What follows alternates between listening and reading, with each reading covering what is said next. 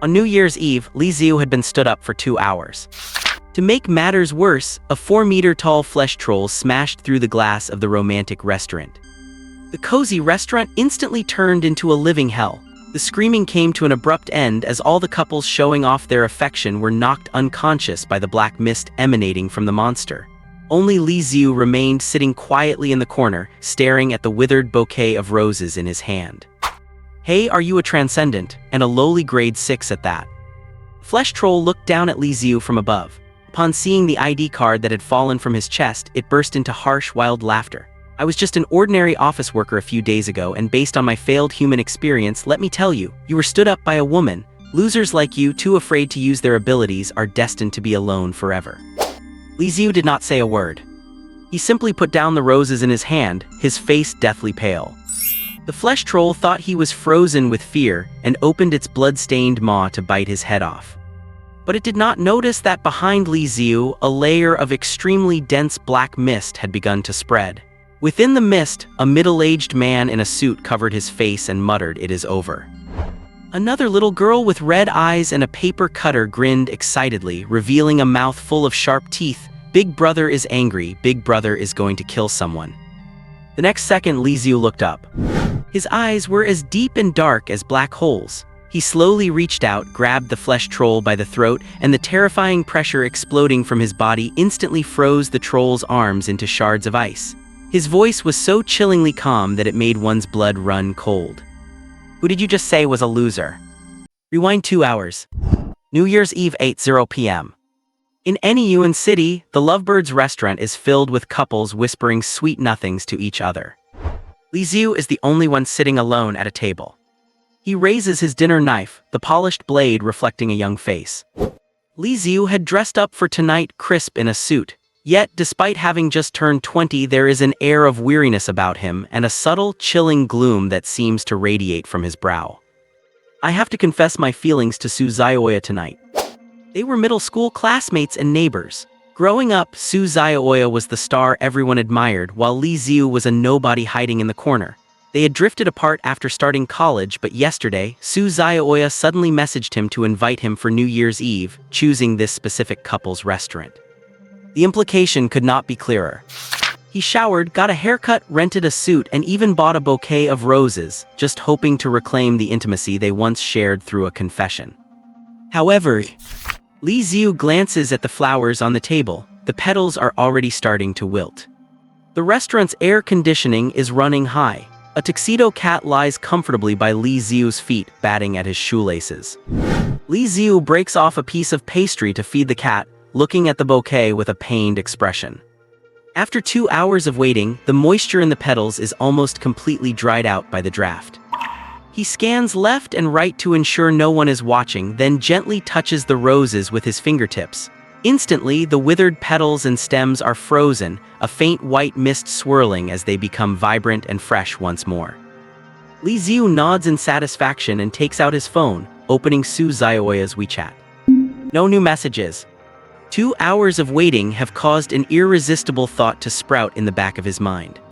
She is not coming. Third uncle's calm voice echoes from behind him. The dinner knife in Li Xiu's hand shifts slightly, reflecting third uncle's weathered face. His younger sister's head pokes out from behind third uncle's back.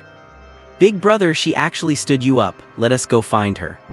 His sister's eyes are curved in a smile, yet they are filled with scarlet bloodshot veins. "Find Sister Xiaoya, cut off her head and keep it at home. That way she will never leave you again."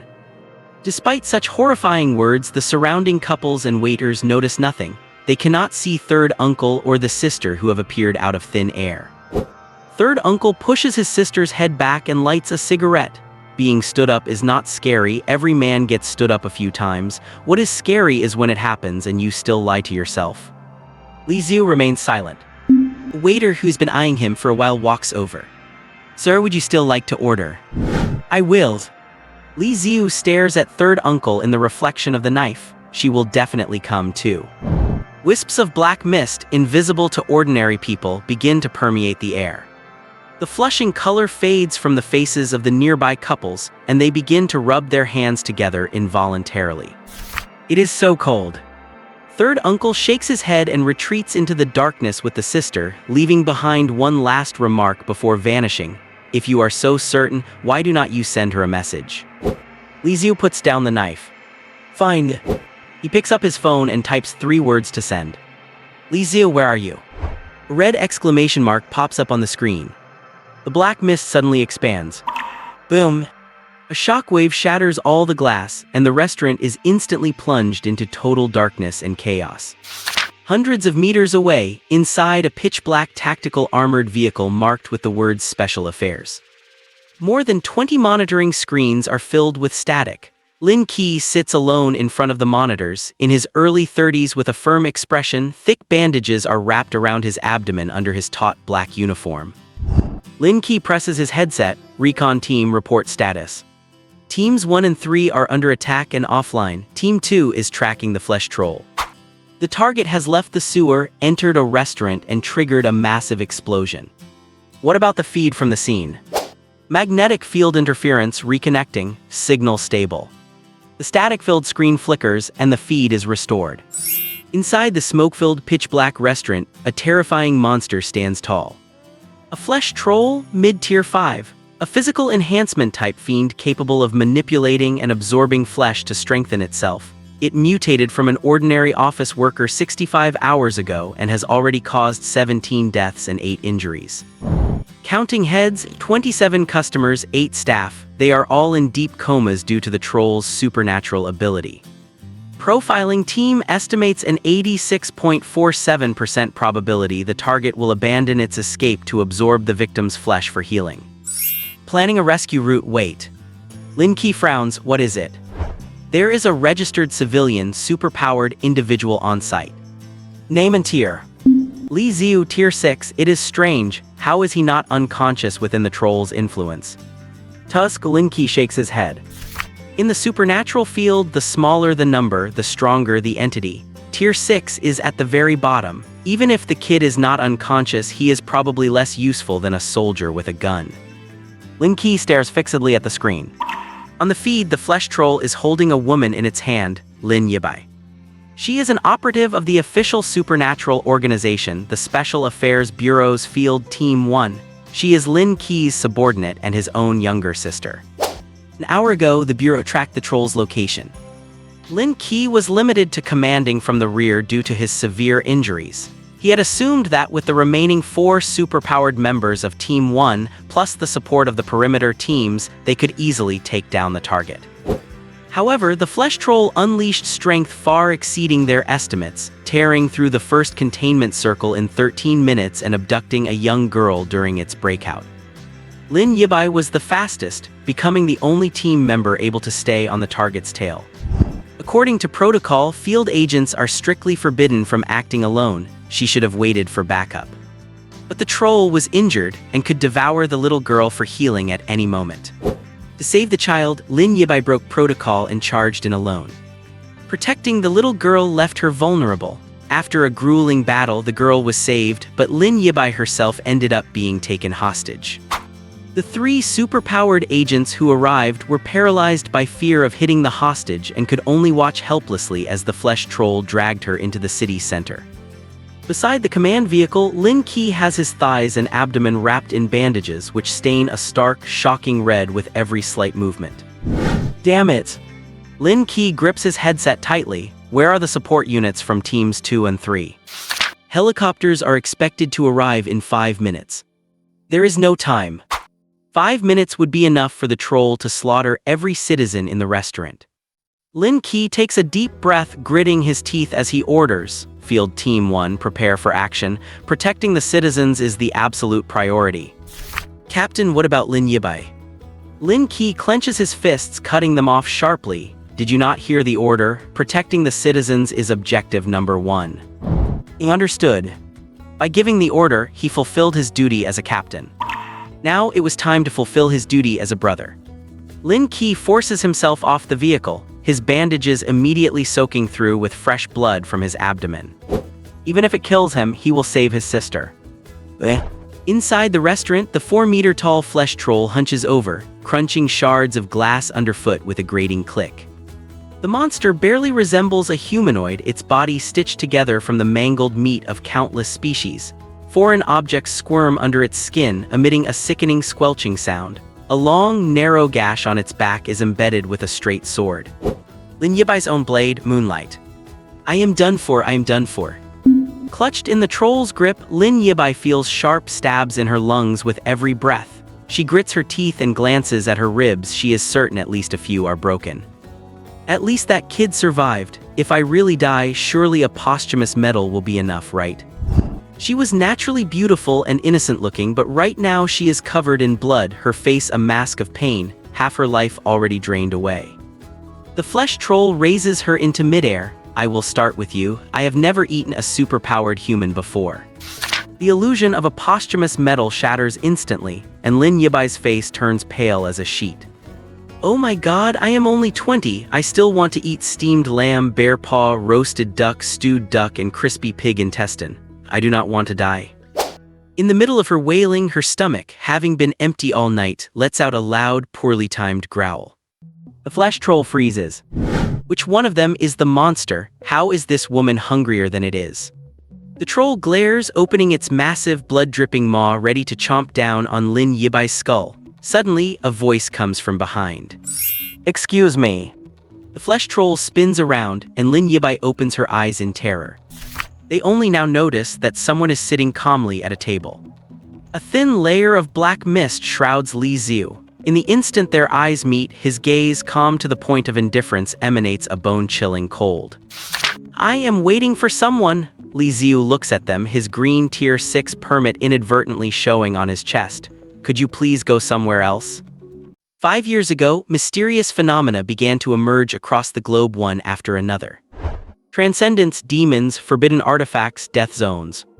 To avoid mass panic, nations established exclusive teams to keep these mysteries hidden from the public. The Japanese Superpower Squad, the American Justice League. As for China, there is the Bureau of Special Affairs, or BSA for short. The BSA recruits military, police, and civilian transcendents, divided into departments like field operations and research. Transcendents who want a peaceful life just need to register and keep their noses clean to live normally. Li Xiu awakened 2.5 years ago, but because his abilities were unique, he did not join the BSA. After forging his rank registration, he had been playing the part of an ordinary person until today. You are transcendent. The flesh troll crouched low, standing in extreme guard. Li Xiu pulled out a green ID card, a registered lawful transcendent. He tucked the card away, his voice trembling slightly. I am waiting for someone very important. Could you please fight somewhere else? Seeing the Tier 6 rank on the card, the flesh troll straightened its hunched back. Scared so bad your voice is shaking. A mere Tier 6, nothing to worry about. It felt like it could crush Li Xiu with one hand. However, Li Xiu was not trembling out of fear. He was filled with anticipation, only to find his friend had deleted him and his rented suit was stained. He had no idea how much he would have to pay for the damages. Li Xiu's patience had reached its limit. The long-suppressed transcendent power inside him was on the verge of collapsing. The surrounding lights and windows shattered. The flesh troll did not notice the dense black mist spreading in the dark, nor the sudden drop in temperature. It looked down at Li Xiu and sneered, waiting for someone. It is almost 9 o'clock. Sharp nails poked Li Xiu in the chest without hesitation. Kid, I was a loser just a few days ago. Based on my failed human experience, you have been stood up. The woman you are waiting for is definitely not coming. The flesh troll roared with laughter. Just days ago, it was an ordinary office worker. After turning into a demon, it killed the boss who oppressed it and violated the goddess who stood high above. With no taboos, it felt better than ever. Li Xiu's face grew paler and paler. The flesh troll noticed, but took it as a breakdown and mocked him even harder. You are clearly a transcendent, yet you insist on acting like a normal person. A loser like you is destined to be alone for the rest of your life. By mocking Li Xiu, the flesh troll vented all the frustration from its time as a human, feeling incredibly satisfied. Li Xiu bowed his head silently, like a withered rose on a dinner table. The flesh troll did not see that in Li Xiu's downcast eyes, the pupils had turned into dark abysses. Endless collapse nearing the limit. About to fully erupt. Uncle, hiding in the shadows, watched the flesh troll dancing on a minefield and covered his forehead. It is over. Beside him, the younger sister's mouth split to her ears, blood oozing from between razor-sharp teeth as she hissed in excitement, "Kill it, kill it." 3 ropes dangled from above the restaurant, and 3 fully armed field team members slid down. Just as they were about to swing into the restaurant. Boom! A terrifying pressure exploded from within the restaurant. A gale mixed with shards of ice sent the 3 field agents flying. What is going on? Lin Qiu, who had just stepped out of the car to rush to the scene, slammed on the brakes. He stared fixedly at the screen, his eyes filled with disbelief. High-risk super-energy reaction detected. The instruments indicated 2 super-energy reactions inside the restaurant. One was the flesh troll they were tracking, but the other, more massive and terrifying pressure came from Li Xiu, a mere tier 6 in the files. The video feed shook violently. When the picture stabilized, Lin Qi's face was full of shock. Holding the flesh troll down just with the pressure from his aura. The scout team's urgent report came through the headset.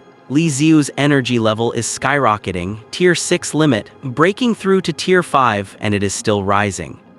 He is not a tier 6 trash at all, he has been hiding his strength. Lin Qiu stared at Li Xiu's back and muttered to himself, "What kind of person are you?" The flesh troll felt like today was its unluckiest day.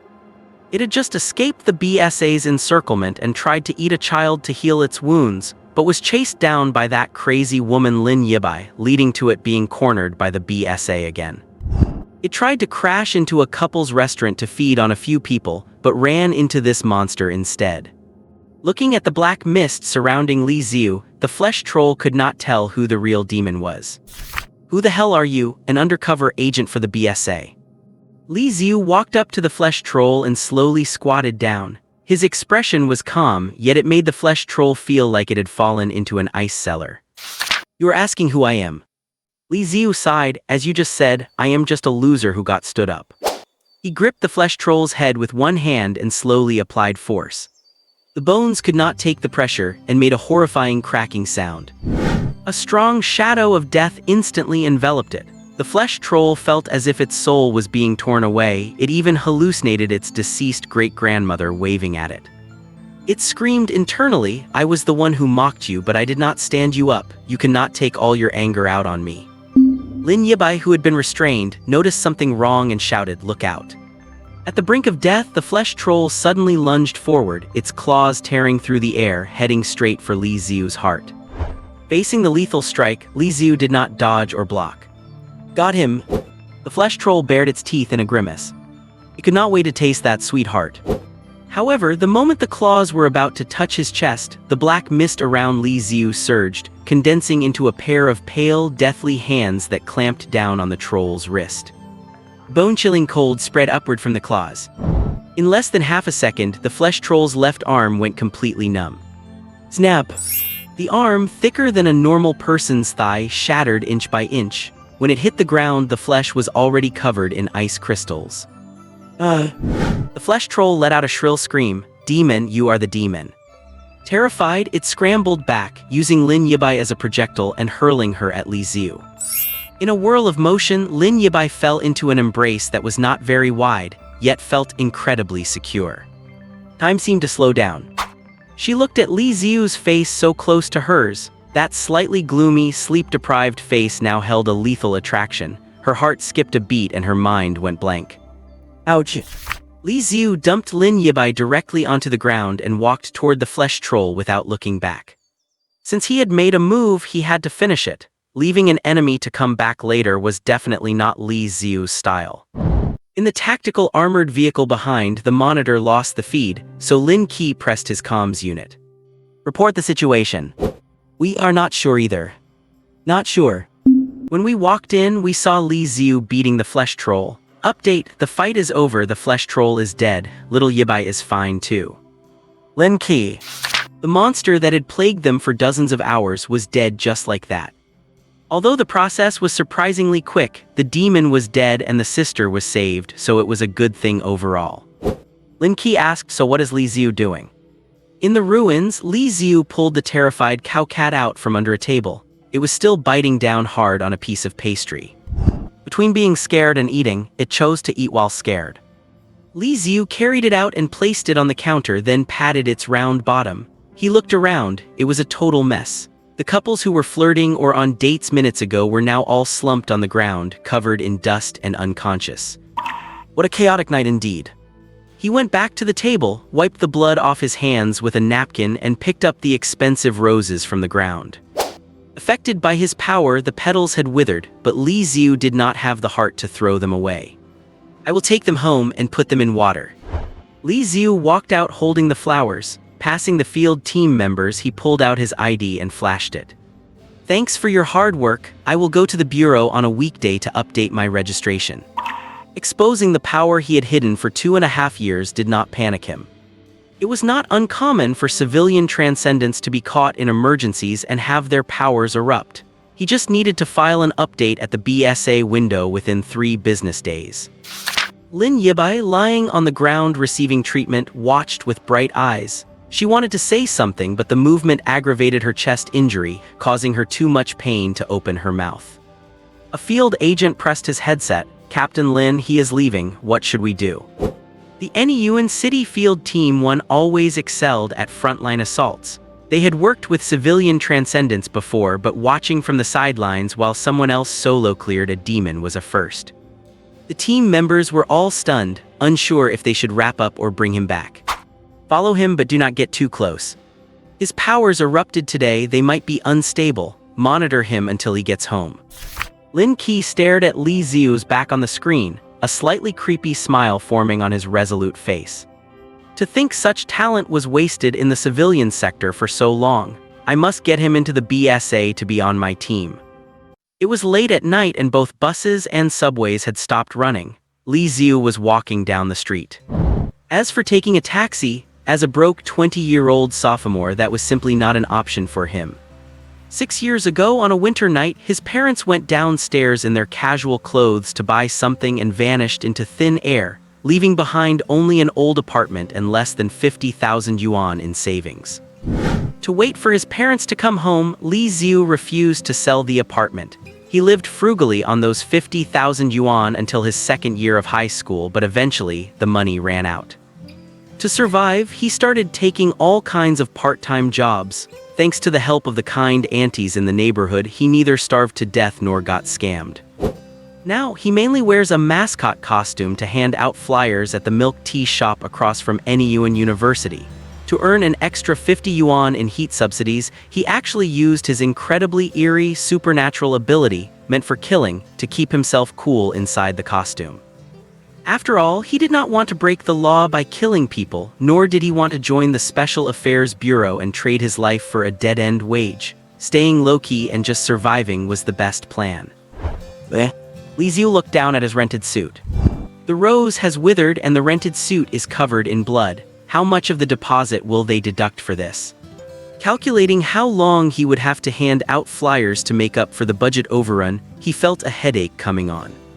In the darkness, third uncle, who had disappeared at the couple's restaurant earlier, walked out quietly and lit a cigarette. Instead of worrying about the deposit, you should worry about yourself. You revealed your true power today, and the Special Affairs Bureau has definitely got their eyes on you. His younger sister, wearing a white dress, emerged from behind third uncle, clutching a paper cutter in her hand. She tilted her face up like an ordinary little girl. Brother, are we really not going to kill Su Xiaoya? We already made a move tonight. Let us just finish the job and kill her too. Third uncle flicked her on the forehead. Stop with the killing and fighting all the time. He turned to look at Li Xiu's gloomy profile. But keeping things bottled up inside will not work either, so I brought you straight to her. Let us ask her clearly in person. Li Xiu suddenly snapped out of it, only to realize the route had changed a long time ago. He was not on his way home. He had stopped in front of a 24-hour self-service restaurant. Just then, the door pushed open. Su Xiaoya, clutching her coat, stepped out with an anxious expression. The two of them bumped into each other at the entrance. 10 minutes ago. Inside the self-service restaurant, 7 or 8 attractive young people were sitting at a table. Su Xiaoya was wearing a pure white turtleneck sweater, her long hair tied back casually with a hairpin. Even without saying a word, she was the undisputed focus of the entire room. Su Zioya held her phone, typing and deleting in the WeChat input box, and finally just sent one sentence: Zia Xiu, Happy New Year. After hesitating for a few seconds, she pressed send. There was no reply for a long time. She clicked on Li Xiu's profile only to see a notification: you have been added to the other person's blacklist. Su Zioya's pupils contracted. She grabbed her roommate Wang Yanheng next to her and asked, what is going on? Only Wang Yanheng knew the password to her phone. Wang Yanheng was stunned, then laughed carelessly. Oh, that I lost at Truth or Dare yesterday, so I just used your phone to send a message to Li Xiu. Haha, I forgot about it. Li Xiu did not actually wait foolishly at that couple's restaurant, did he? The people at the table followed with uproarious laughter. Bang! Su Zioya suddenly pushed her chair back and stood up. The smile on her face vanished completely, and her gaze was as cold as a blade. That is not funny. She grabbed her coat and walked out, dialing Li Xiu's number as she went. I am sorry, the number you have dialed is currently busy. Everyone chased after her to persuade her. He must have gone home long ago. It is too late to go now. Why not stay and celebrate the new year together? Su Zioya stopped in her tracks, turned back, and stared coldly at Wang Yanheng. I am going to the restaurant to find him. If he is not there, I will go to his house and apologize in person. As for you, Wang Yanheng, I was wrong to think of you as a friend. After saying that, she turned and pushed open the restaurant door. She happened to run into Li Xiu outside. Li Xiu paused, then quietly hid the rose behind his back. Su Zioya walked up to him, nervously pursing her lips, then suddenly pressed her hands together and bowed deeply. I am sorry. It was my roommate who used my phone to send that message. I just found out. I wanted to explain to you, but I realized I had been blocked and my calls would not go through. I am sorry, Li Xiu. Li Xiu suddenly understood. Wang Yanheng always acted without thinking. It was not surprising that she would do this. But the calls did not go through. He took out his phone and found there was no signal. It must have been the electromagnetic waves from when he released his power that fried the chip. So that is how it is. The gloom that had weighed on his heart all night dissipated instantly, and light returned to Li Xiu's eyes. The members of the first team in charge of surveillance saw this and teased him over the communication channel. Being young is really nice. I am so jealous. I spent my youth being chased by girls, but I never knew what it felt like to chase one. Get lost, get lost, get lost. Team leader Lin Qi did not stop them. The field team lived on the edge of life and death year-round, so they deserved to relax a bit after an operation. He smiled, shook his head, and closed the channel. Ring ring. The restaurant door was pushed open again, and a girl wearing heavy makeup ran out. It was none other than the culprit who sent the fake message and triggered Li Xiu's power outburst, Wang Yanheng. Zioya, do not walk away. Will not an apology from me do? It is almost the new year. Oh, is not this Li Xiu? Why are you here? Wang Yanheng looked Li Xiu's suit up and down, then suddenly burst out laughing. You did not actually believe it and sit at the couple's restaurant waiting foolishly until now, did you? Su Zioya frowned. This crazy woman did not even notice the atmosphere was wrong. The other students in the restaurant poked their heads out. Wang Yanheng began to broadcast it loudly, causing the crowd to cover their mouths and giggle. She then spotted the wilted rose in Li Xiu's hand. You even bought a bouquet of dead flowers. My God, Li Xiu, you are hilarious. The people around them were all just looking on, whispering and snickering. Li Xiu kept his head down, his fists clenched tight. Wisps of black mist centered around him quietly seeped into the air. In the distance, the entire surveillance team fell silent. That is so fucking bullying. Team leader, can we go over and help him? Lin Qi flatly refused. Article 1 of the operational regulations strictly prohibited from contacting ordinary people. Stay close and keep an eye on him. Unless he attacks an ordinary person, we do not interfere. But team leader Lin. There are no buts. I mean team leader Lin, your sister Lin Yibai has already gone over there. What the hell? The severely injured Lin Qi suddenly bolted upright. On the monitor, Lin Yibai, who had just finished emergency treatment and was covered in bandages, was twisting the throttle of the Special Affairs Bureau's motorcycle, charging straight toward the restaurant as if she meant to run someone over. She had planned to wait until her injuries healed to go thank him, but seeing Li Xiu being humiliated by this crowd, her anger exploded on the spot. Who cares about operational regulations? She dared to take on a flesh and blood monster all by herself. Would she care about this? In front of the restaurant, amidst the harsh laughter, Li Xiu grew increasingly calm. The temperature was dropping sharply. In the darkness, third uncle and his sister stood silently, offering no interference. Whether he chose restraint or eruption, they would support Li Xiu's choice unconditionally. As the black mist neared its critical threshold, "That is enough." Su Xiaoya stood out with a cold face. She took a step forward, grabbed Li Xiu's hand and softened her tone. "Let us go, we are not staying here." Feeling the warmth of her palm, Li Xiu froze, and the manic black mist around him dissipated quietly. Just as he was about to nod, a tall man stepped in his way.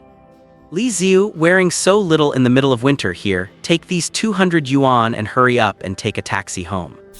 The man was Sun Qiang, who had been chasing Su Xiaoya since their freshman year. He pulled out 200 yuan bills, handed them directly to Li Xiu, and then turned to Su Xiaoya and said, "Xiaoya, it is cold outside. Since the misunderstanding is cleared up, let us go inside." The eyes of everyone in the crowd fell upon the 200 yuan. Wang Yanhong joined in the heckling, "Just take the money and get out of here." Li Xiu looked down at the money, then looked up at Sun Qiang and grinned. He was just about to take a step forward. The screeching of tires tearing through the night sky erupted. A jet-black heavy-duty motorcycle drifted and skidded, coming to a steady stop right in front of Li Xiu. Lin Yibai, wearing a black tight-fitting uniform and wrapped in bandages, planted her long legs on the ground. Click.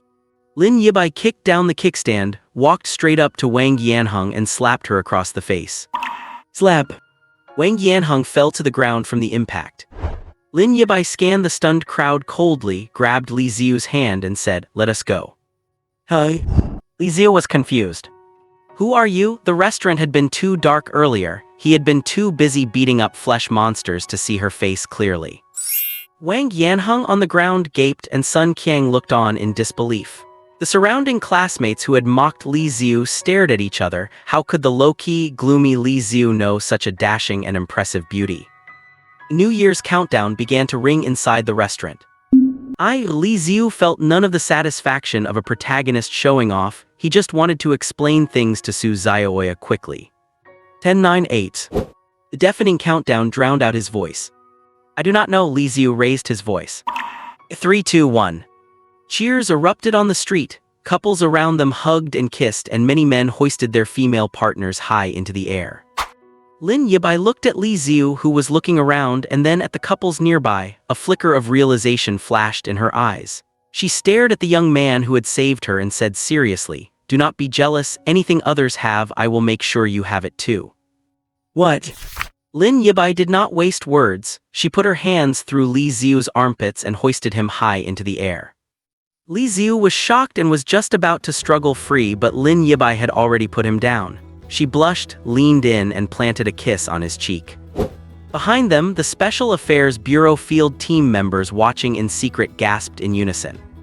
As expected of little Yibai, she easily did what we could not. Bang, bang, bang. Fireworks roared across the sky. Under the firelight, Lin Yibai's cheeks were flushed red. "Happy New Year, my hero." She pulled Li Xiu onto the bike and twisted the throttle, and the motorcycle roared as it vanished into the night, leaving everyone else behind in a state of bewilderment. And Lin Qi in the shadows, smashing his communication headset to pieces. "Damn it. Li Xiu, sitting on the back of the motorcycle, stuttered for a long time, unable to form a complete sentence. The shock he received tonight was simply too much.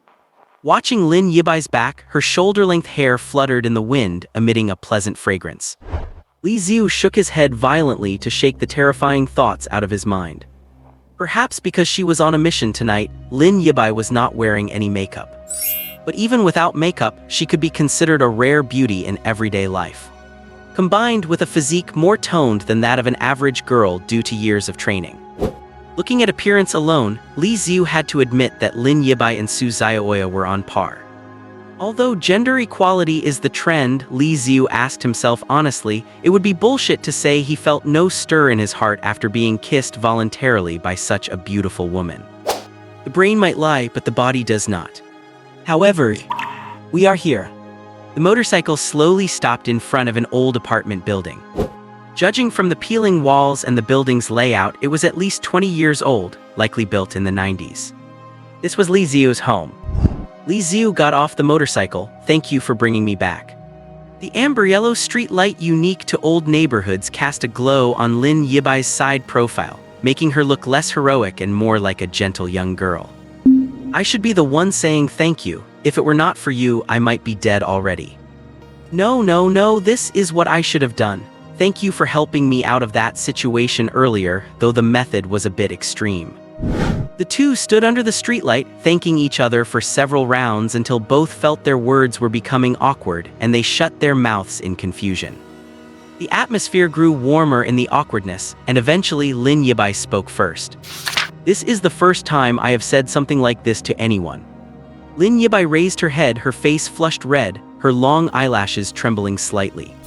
She seemed to have made an important decision, looked straight into Li Xiu's eyes and said earnestly, "Today I thought I was a goner, and when you saved me, I felt the same sense of relief as finding a water source after a 30-kilometer cross-country run with a heavy load." What kind of magical analogy is that? Lin Yibai clenched her fists, her eyes like amber, shining with a light Li Xiu dared not look directly at, and she continued. "I think this is what it feels like to like someone. I want to get to know you. If possible, I hope we can start a formal relationship." If the previous kiss was a bullet, this confession was like a detonating nuclear bomb. Li Xiu had been alive for 20 years, and this was the first time a girl had confessed to him, let alone such a beautiful one. His mouth was half open, and his brain had completely shut down. It was not just Li Xiu, this was also Lin Yibai's first time initiating a confession. Her parents were business people, her brother was a soldier, and she had grown up in a well-off, extremely well-off family. Growing up in such an environment, she was well protected from childhood, and any boy who wanted to get close to her was scared away by her protective brother Lin Qi's intimidating gaze. Being a blank slate in relationships, Lin Yibai had no idea what dating was, nor did she know any tricks to pursuing someone. She simply followed her life philosophy of just doing what she felt like doing, saying exactly what was in her heart. Sincerity is the ultimate trump card. Being suddenly confessed to by a super beauty, it was impossible for Li Xiu not to feel a little moved. But before the stir in his heart could spread, he heard Lin Yibai say, "I do not think Su Xiaoya is interested in you." The smile on Li Xiu's face froze. "After all, you guys have not managed to get together in 6 years, so the probability of you ending up together is very low. I guess it is probably impossible in this lifetime." Li Xiu's head throbbed. "Compared to pursuing a woman who is not interested in you, dating me is clearly more in our mutual interest." Li Xiu clutched his chest. The more sincere Lin Yibai sounded, the more painful it was for Li Xiu. And besides, seeing that Lin Yibai was going to continue, he really wanted to shout, "Great sage, please stop your powers." He hurriedly raised his hand to stop her. "No need to say anything more. You do not need to trouble yourself with my personal business." Lin Yibai perfectly demonstrated what it means to make a man lose interest in 3 sentences. That tiny bit of heartbeat from before had vanished into thin air. Watching Lin Yibai, who did not realize it was sarcasm and was still smiling foolishly while looking down because of the word concern. Li Xiu could tell that this beautiful member of the Special Affairs Bureau was a complete emotional idiot, even worse than himself, the king of straight men. Li Xiu found it both infuriating and amusing. Considering that Lin Yibai had ignored her own injuries to save him from the restaurant entrance on her motorcycle, Li Xiu took a deep breath, his heartbeat subsided and his eyes cleared. "I am sorry, I cannot accept your feelings. Thank you for driving me home. I am going in now, stay safe on your way back." Having said that, he headed up the stairs.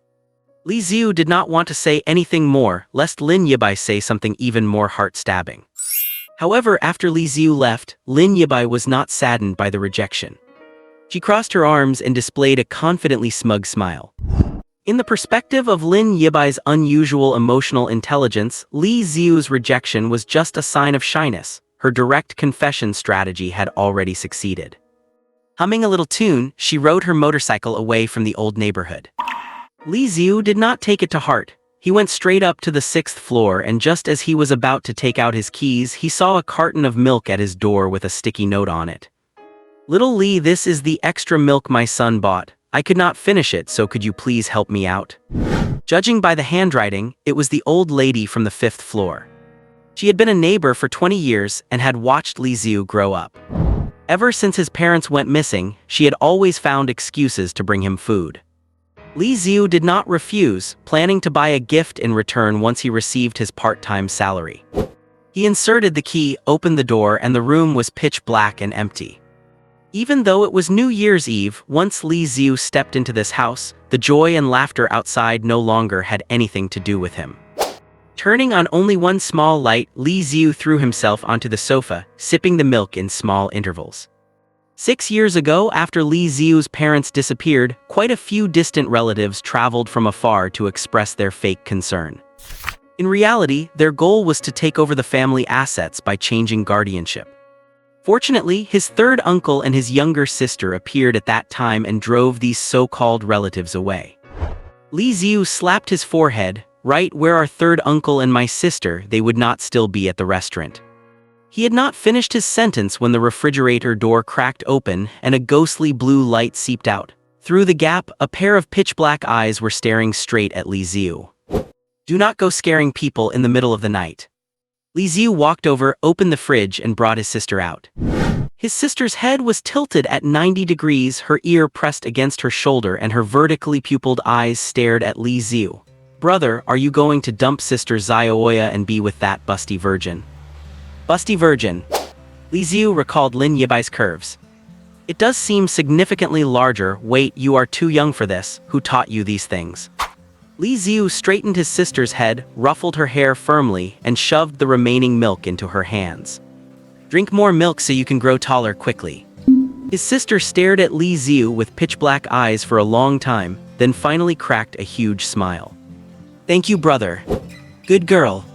Li Xiu stood up and happened to lock eyes with his third uncle, who was smoking by the window. 2.5 years, your suppression of that power is reaching its limit, right? Third uncle asked. "I can still keep going." Third uncle took a puff of his cigarette. The glowing ember was like a distant, scorching star in the darkness. "But blindly suppressing it will not solve the problem." Li Xiu leaned against the wall, gazing at the moon outside the window. "Yeah, blindly suppressing it only makes the pent-up power more violent when it finally erupts. Who told me that my awakening ability is? I am hell." The ability Li Xiu registered at the official office is Type Energy Control. Description: capable of releasing cold air within a small range. Has no lethality and control over the ability is weak. Overall assessment, Tier 6. Tier 6 is at the very bottom of the transcendent hierarchy, characterized by the inability to fully control the power's output and a high likelihood of being non-lethal.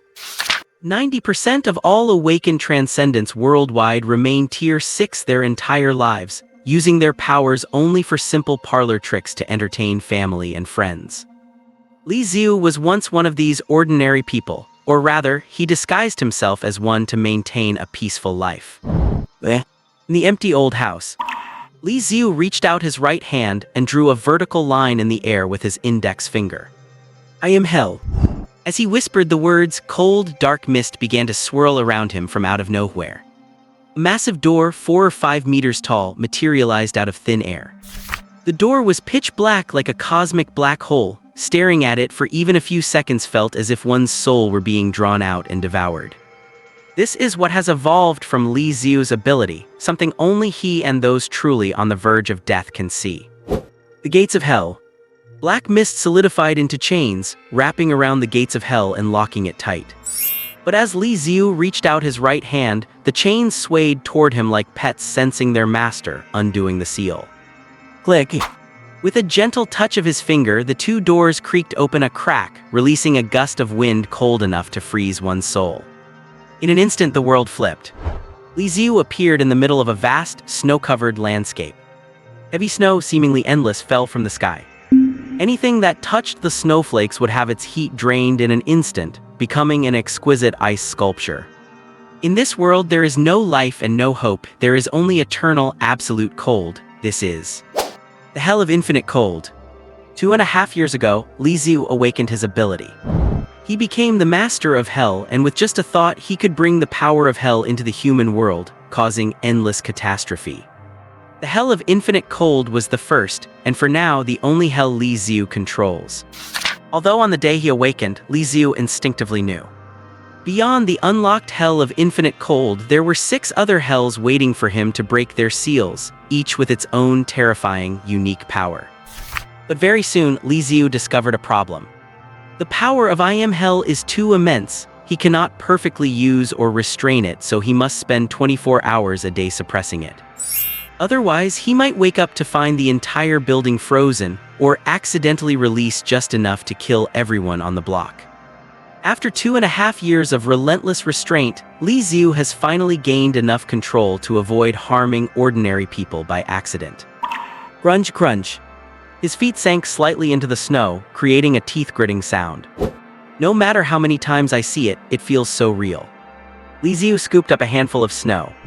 The ice and snow that can freeze everything cannot steal even a fraction of Li Xiu's body heat. Such is the privilege of the Lord of Hell.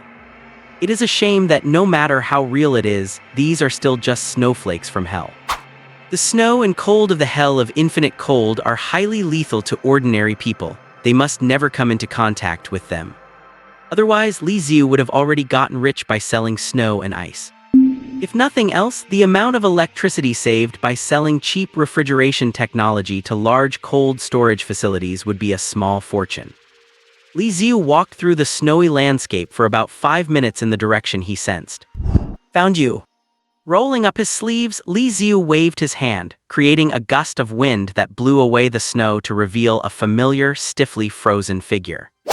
A flesh troll. The first ability of I Am Hell is to bring the power of hell into the mortal world, like the ultra-low temperatures from the hell of infinite cold. The second ability of I Am Hell is: any creature killed by Li Xiu's ability will have its soul fall into the corresponding hell, to be tortured for all eternity. This is another reason why Li Xiu constantly suppresses his own ability.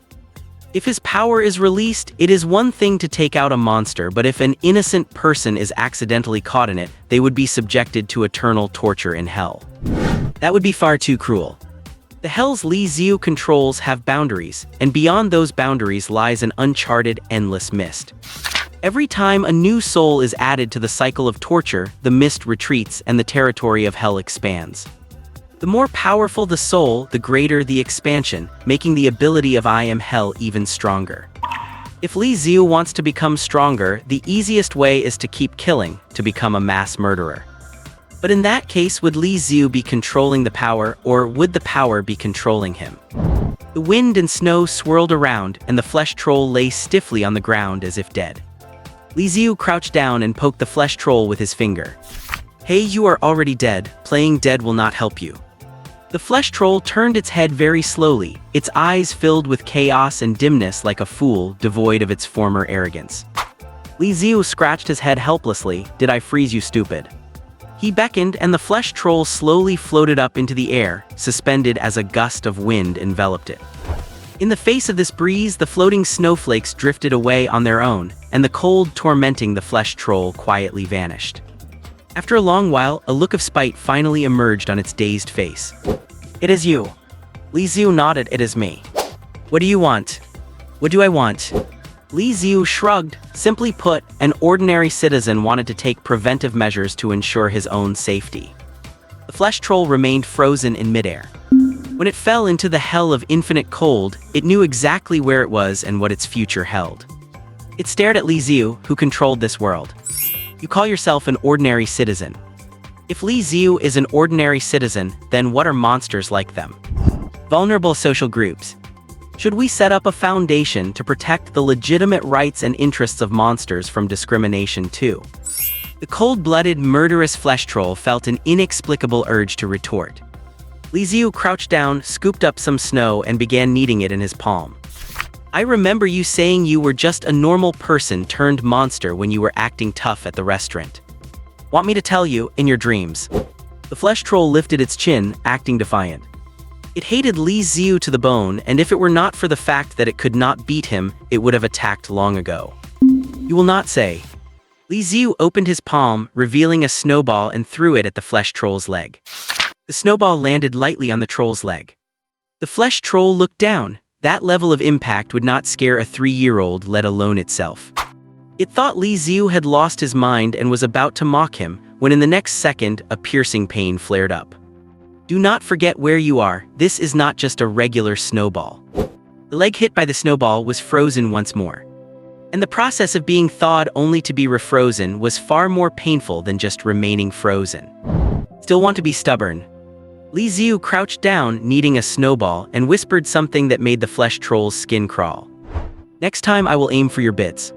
The flesh troll instinctively squeezed its legs together, tucking its chin, and putting on a pained yet sycophantic smile. I will talk, big brother, please call off your power. That is more Leaf, wait, what? Li Xiu, just about to give up on the interrogation, fell into deep thought as he looked at the perfectly spherical snowball in his hand. If I throw it, I am going back on my word. If I do not, it feels like such a waste. It was the first time he had ever packed a snowball this round and this perfect. The flesh troll in midair swallowed hard. After a few seconds of hesitation, "Oh God, you said you would not hit me anymore." The wail of the flesh troll drifted away with the wind. Li Xiu dusted off his hands and looked at the flesh troll, who was clutching its crotch, feeling much more at ease. He had no intention of keeping his word to a murderous monster. All right, playtime is over, tell me everything you need to say. Before it became a monster, the flesh troll was just an ordinary corporate slave. Even after gaining power, it seemed stronger, but its heart remained as fragile as ever. Facing someone stronger, it reverted to its old, subservient self.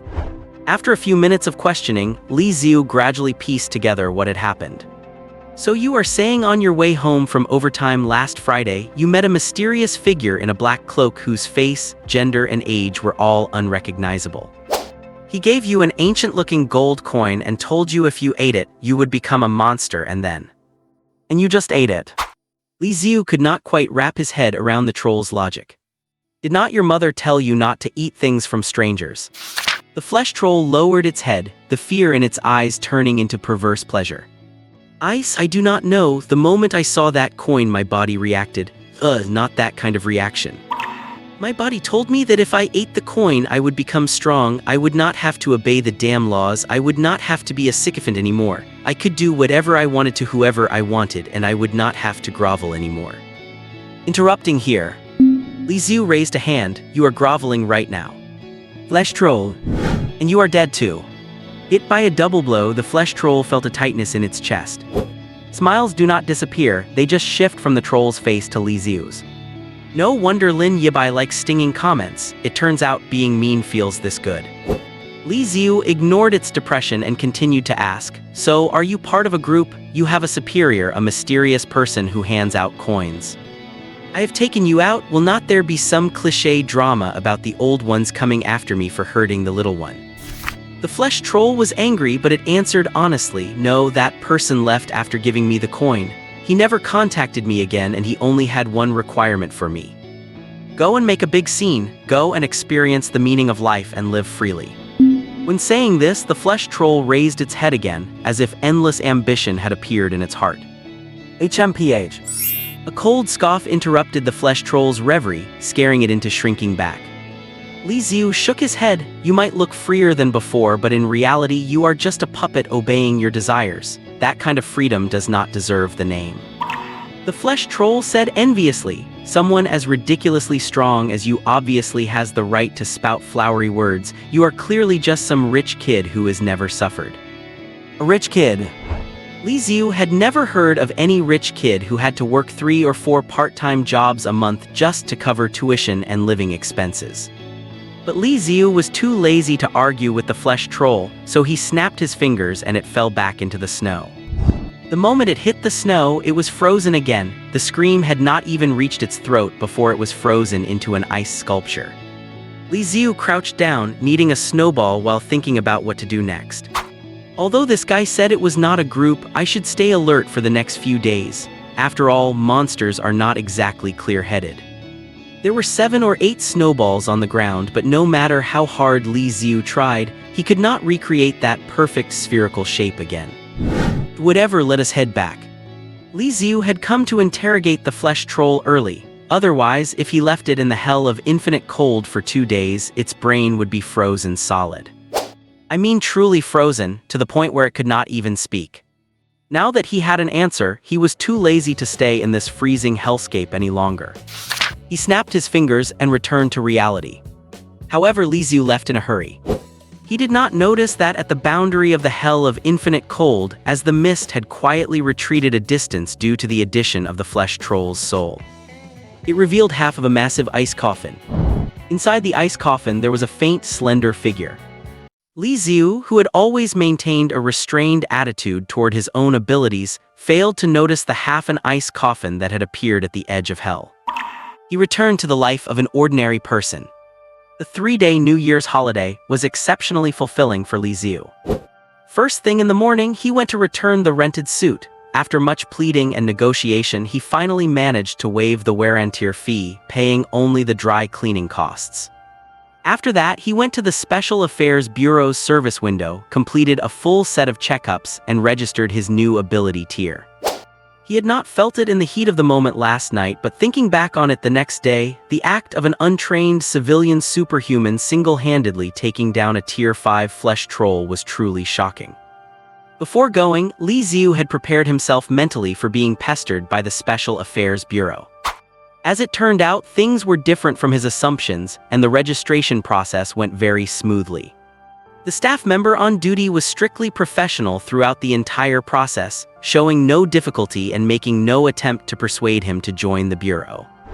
After the full ability test, which took less than 2 hours, Li Xiu received his new credentials. Name: Li Xiu. Tier 5. Superhuman category: energy control, capable of releasing black mist to manipulate the temperature within a 30-meter radius. Adjusted to Tier 5 Huh. This is definitely not good news. Civilian superhumans above Tier 5 are required to unconditionally accept temporary assignment by the Special Affairs Bureau to support the scene when they encounter uncontrollable supernatural events that the Bureau cannot handle. But if they need to specially summon ordinary people as combatants, that must already be a dire situation. Any UN city is not exactly a major metropolis, so I should not run into that kind of situation. Li Xiu's life was a triangle between school, work, and home. Unless he was cursed with extreme bad luck, it was impossible for him to encounter a special summons. I have got my new ID, and the Bureau has not come looking for trouble, so that should be the end of it. Thinking this, Li Xiu put away his credentials and began his afternoon part-time job. Li Xiu's workplace was located opposite NEUN University, where he studied, at a chain milk tea shop. His job was to crawl inside a mascot costume to hand out flyers and occasionally interact or take photos with passing customers. The shift lasted 4 hours, and the pay was 80 yuan. It was exhausting and cold, and 80 yuan was not much, but fortunately it included dinner, which was a fatal attraction for Li Xiu. Using toilet paper, he rolled 2 small paper balls and shoved them into his nose to block out the years of accumulated sweat odor inside the costume before crawling into the snow-white outfit. You love me, I love you, Nexo iced tea is sweet. The milk tea shop's low-quality speakers repeated the theme song over and over again. Li Xiu handed out flyers to passersby, and seeing their smiles and the festive, joyful atmosphere everywhere, his mood lightened quite a bit. Suddenly, a roar came from the shop owner behind him. Little Li, jump around, let the customers see your energy, or I am docking your pay for the day. The mascot doll performed a salute and replied obediently in a loud voice, understood, boss. The employer pays the money, Li Xiu does the work. As long as the employer makes requests within reasonable limits, Li Xiu can accept them without any complaints. His nose was blocked so he could not smell the odor, and with the power of the frozen hell he did not fear the cold. Aside from his feet hurting a bit from standing too long, there was nothing else. A little soreness can be fixed by soaking his feet in hot water when he gets back tonight. Just as Li Xiu was thinking this, a beautiful figure not far away caught his eye. Su Zhaoya was walking toward the milk tea shop. Her outfit today was as elegant and simple as always. A black wool trench coat, dark skinny jeans, and a pair of khaki ankle boots. The entire ensemble highlighted her tall figure, and the jujubread scarf added a touch of New Year's atmosphere to her overall simple style. Just as Li Xiu was about to smile involuntarily, he saw the woman who had mocked him so fiercely last night, Wang Yanheng, rush up and hook her arm around Su Zhaoya's. Wang Yanheng was still heavily made up and noisy all the way, while Su Zhaoya remained expressionless, not responding to her words at all. Wang Yanheng is a very complex person. Although she is not very bright, she is exceptionally good to her friends, especially to Su Zhaoya. Back in freshman year, when Su Zhaoya was targeted by hooligans off campus due to her striking looks and was almost harassed, it was Wang Yanheng who grabbed half a brick and chased 3 hooligans until they never dared to come back. She seems to have no natural sense of boundaries, taking her lack of filter as being straightforward, and she loves to suck up to the powerful while looking down on others, especially when it comes to mocking Li Xiu. As they got closer, Li Xiu overheard their conversation. "I really know I was wrong, I just wanted to make a joke, I did not think. Anyway, I am sorry, I will apologize to Li Xiu Zhaoya, please forgive me." The same excuses spilled out of Wang Yanheng's mouth repeatedly. By the 5th time she said it, Su Zhaoya said calmly, "Last night you exhausted the trust I had in you. Of course my trust is not worth much. But you hurt Li Xiu, and that matters to me. Though you need to seek his forgiveness, not mine. Then I will apologize to him, seriously, a sincere apology, I swear." Su Zhaoya looked at Wang Yanheng seriously and nodded slightly. "Apologize." Li Xiu rolled his eyes. After last night, Su Zhaoya and he had re-added each other on WeChat and the misunderstanding was cleared, but his distaste for that crazy woman had not lessened at all. Li Xiu held up his middle finger at the approaching Wang Yanheng, expressing his dissatisfaction. Wang Yanheng, acting like a fool, saw it and screamed, "Zhaoya, look, that Snow King mascot is waving at us." "Hey, which eye do you see waving with?" Li Xiu just decided to flip her off with both hands. Wang Yanheng, it wants a hug, how cute. Li Xiu, good grief. The 2 girls queued up for their milk tea. Wang Yanheng scrolled through her phone. "Zhaoya, who do you think that girl on the motorcycle last night was? Is she really Li Xiu's girlfriend?" Hearing this question, Su Zhaoya's expression became complicated, her mouth slightly open, lost in thought. Li Xiu, standing to the side, was just thinking of how to explain when Wang Yanheng, who had asked the question, laughed out loud. The laughter contained 30% helplessness, 30% amusement, 30% skepticism, and 91% mockery. Impossible, absolutely impossible. Although the school forum says that the poor Li Xiu was kept by a rich woman on a motorcycle, which rich woman would be so blind? Hearing this, Su Zhaoya's face, which had just slightly relaxed, turned cold again. Li Xiu leaned over to peek. On the campus forum, there was indeed a photo of him looking like a little wifey, being lifted up and pulled onto the motorcycle by Lin Yibai. My god, who the hell took this? Wang Yanheng's nose went up. It must be for some special reason. If she actually liked Li Xiu, I would go streaking on campus. Upon hearing this, all the boys queuing with their girlfriends nearby instinctively turned to look. After seeing Wang Yanheng's flat figure, they turned back away in disappointment. And then, they made eye contact with their own girlfriends. Beatings and cries of pain echoed one after another. After the 2 left, Li Xiu took advantage of his break to take out his phone and look at the content on the campus forum. Because it was the night before New Year's, there were no school activities, so the forum was quiet, and since students were on holiday, they were bored in their dorms. As soon as Li Xiu and Lin Yibai's photo was posted, it immediately caught the attention of these energetic young people. From last night until now, less than a day had passed, and there were already hundreds of comments, with the post's popularity soaring to the very top of the campus forum. Any student at any UN university who logged into the forum would see Li Xiu at the first glance. You could say that Li Xiu, who had kept a low profile on campus for a year and a half, became famous overnight. Although it was a strange kind of fame. My god, the goddess in the photo is too beautiful. She's wearing bandages. Is this cosplay? Who is this guy? School of Economics sophomore Li Xiu. Li Xiu from the north of the city is not as beautiful as me. I do not accept this. I do not accept it either. +1. Take down Li Xiu and get the goddess back. Take down Li Xiu. Kill Li Xiu. Screw Li Xiu. Li Xiu scrolled down. There were already 114 male students who wanted to take him out, and the number was rapidly increasing, with a few disturbing comments mixed in. Although most were just joking, even if only one or two were serious, it was a bit of a headache for Li Xiu, who was pursuing a peaceful life. We are classmates after all. I cannot exactly drag them to the frozen hell to have a snowball fight, right? What on earth are the people at the Special Affairs Bureau doing? In this situation, should not they be deleting the posts, banning accounts, and blocking information? How could they let photos of an field agent from the Bureau circulate like this? Just as Li Xiu was complaining elsewhere, the Special Affairs Bureau was holding an intense meeting regarding him.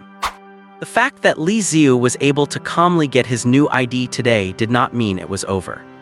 It was completely because the Bureau had not yet decided on the attitude with which to approach Li Xiu. In a simple conference room, a dozen people sat around a table.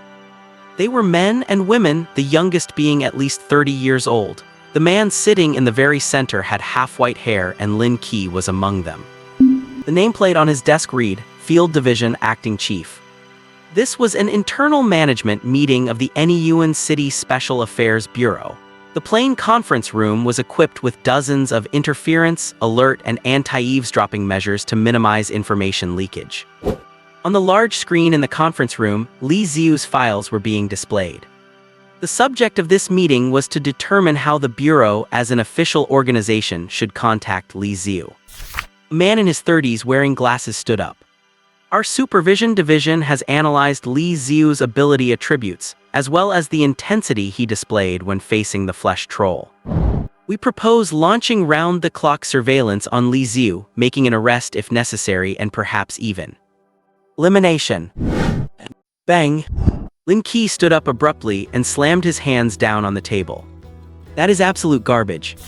Coming from a military background, Lin Qi was not known for having a good temper. Just because a newcomer shows up, you say he is a danger. Section Chief Li Xiu saved my teammates. To the field team, he is a benefactor. On what grounds are you judging him a threat? Lin Qi stared at the person across from him, Section Chief He of the Security Supervision Department. I believe he is a promising talent and should be allowed to join the Anomalies Bureau. A mature woman in a navy uniform and a pencil skirt wearing gold-rimmed glasses pushed them up the bridge of her nose. The Personnel Department supports this proposal. Section Chief He had thin lips, and his very appearance made him look mean-spirited. He scoffed, the Personnel Department should not let just anyone in just to meet the year-end recruitment quota. As for why I have determined him a danger. Section Chief He pulled up the testing data and projected it onto the large screen.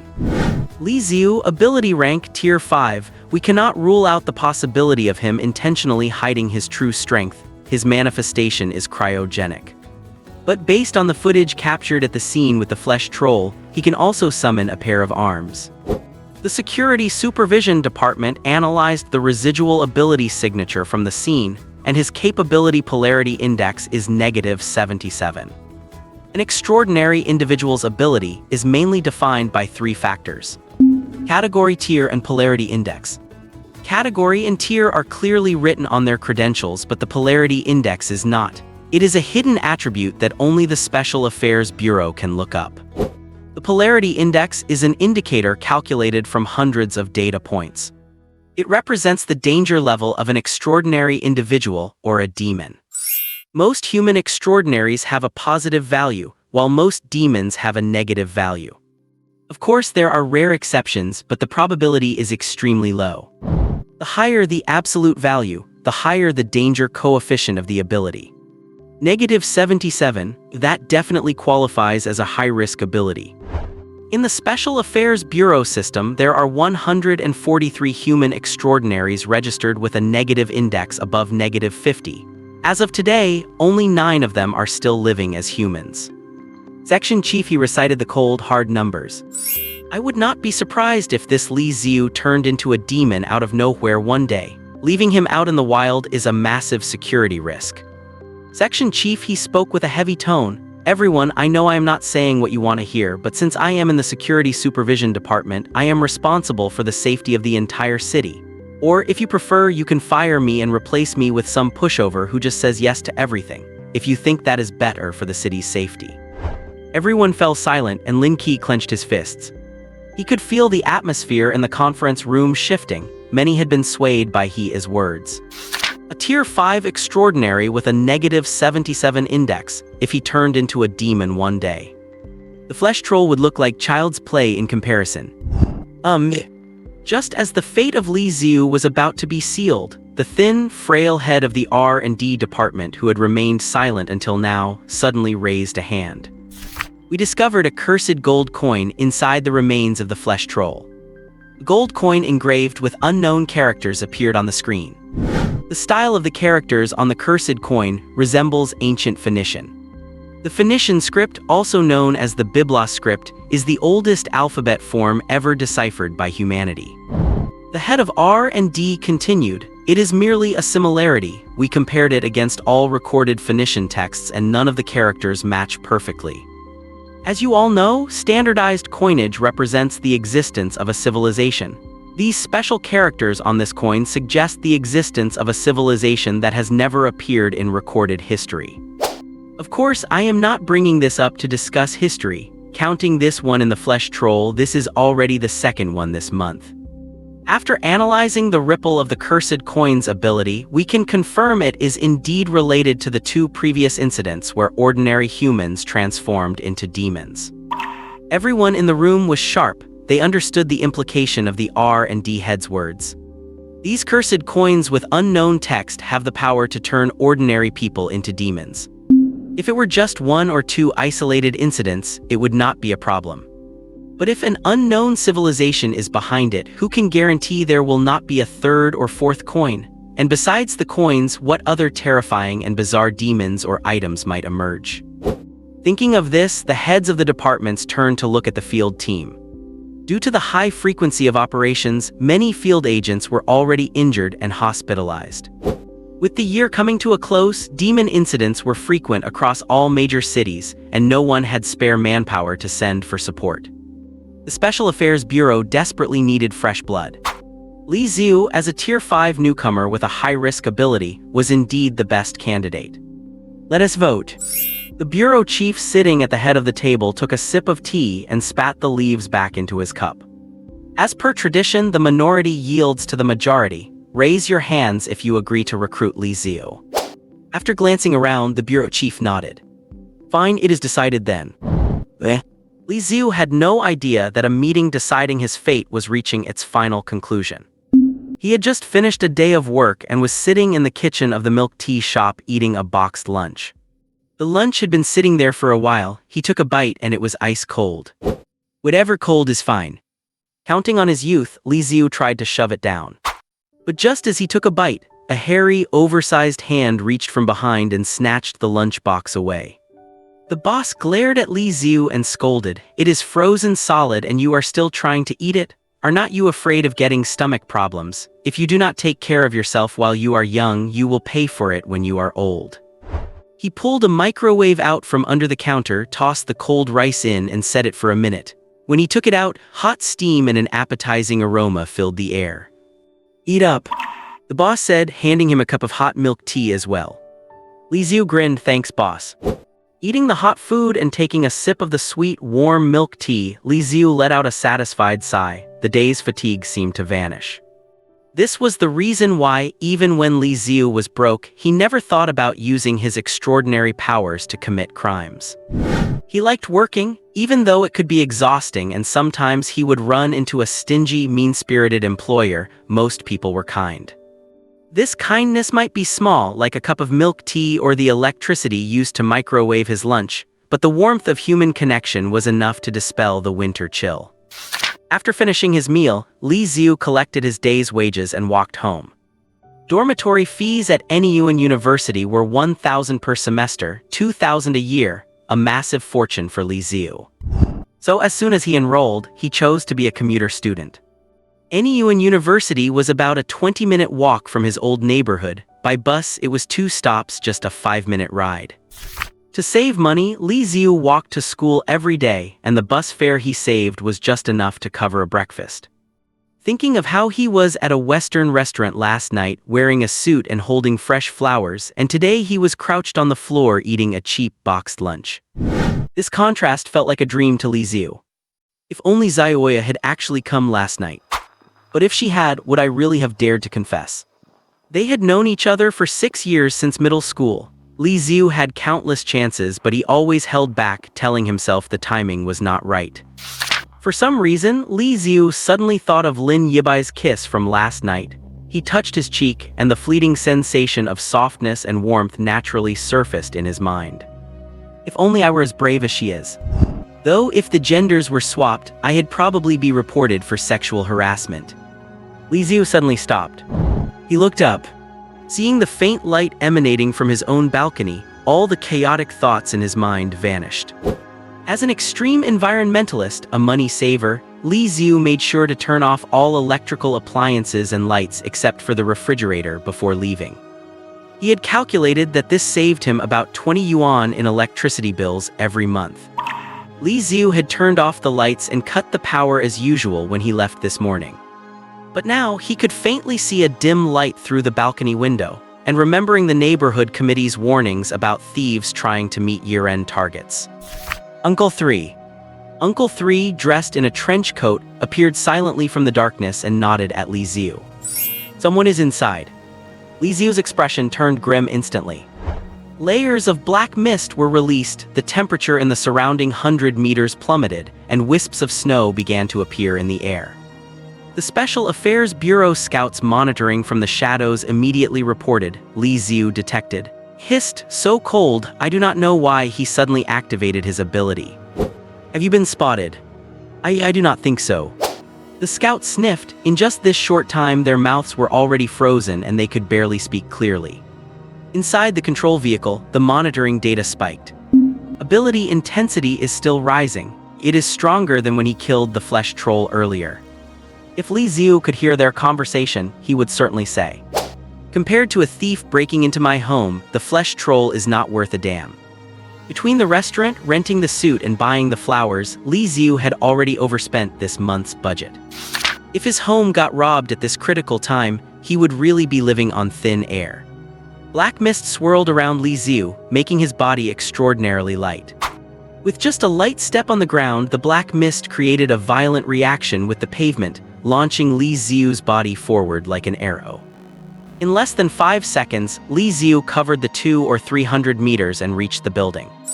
He bent his knees slightly, then sprang upward, occasionally stepping on air conditioner units, leaping several times to reach the 6th floor. The black mist seeped through the window gap and turned the lock. Snap! Li Xiu slapped a hand on the window, frost spreading across the glass. He looked like an executioner from hell, his eyes filled with coldness. Slowly pushing open the window, Li Xiu entered and saw the source of the light. Lin Qi was sitting on the sofa with a desk lamp turned on, holding one of Li Xiu's textbooks and reading it intently. Hearing the footsteps, Lin Qi looked up and smiled. You are here. He closed the book. Sorry, I have been waiting a while, so I read your book for a bit. I joined the army right after high school, so I have always been curious about what you learn in college. Who are you? The black mist released and filled the room. To Lin Qi, the thin wisps looked dangerously sharp, like hundreds of delicate blades.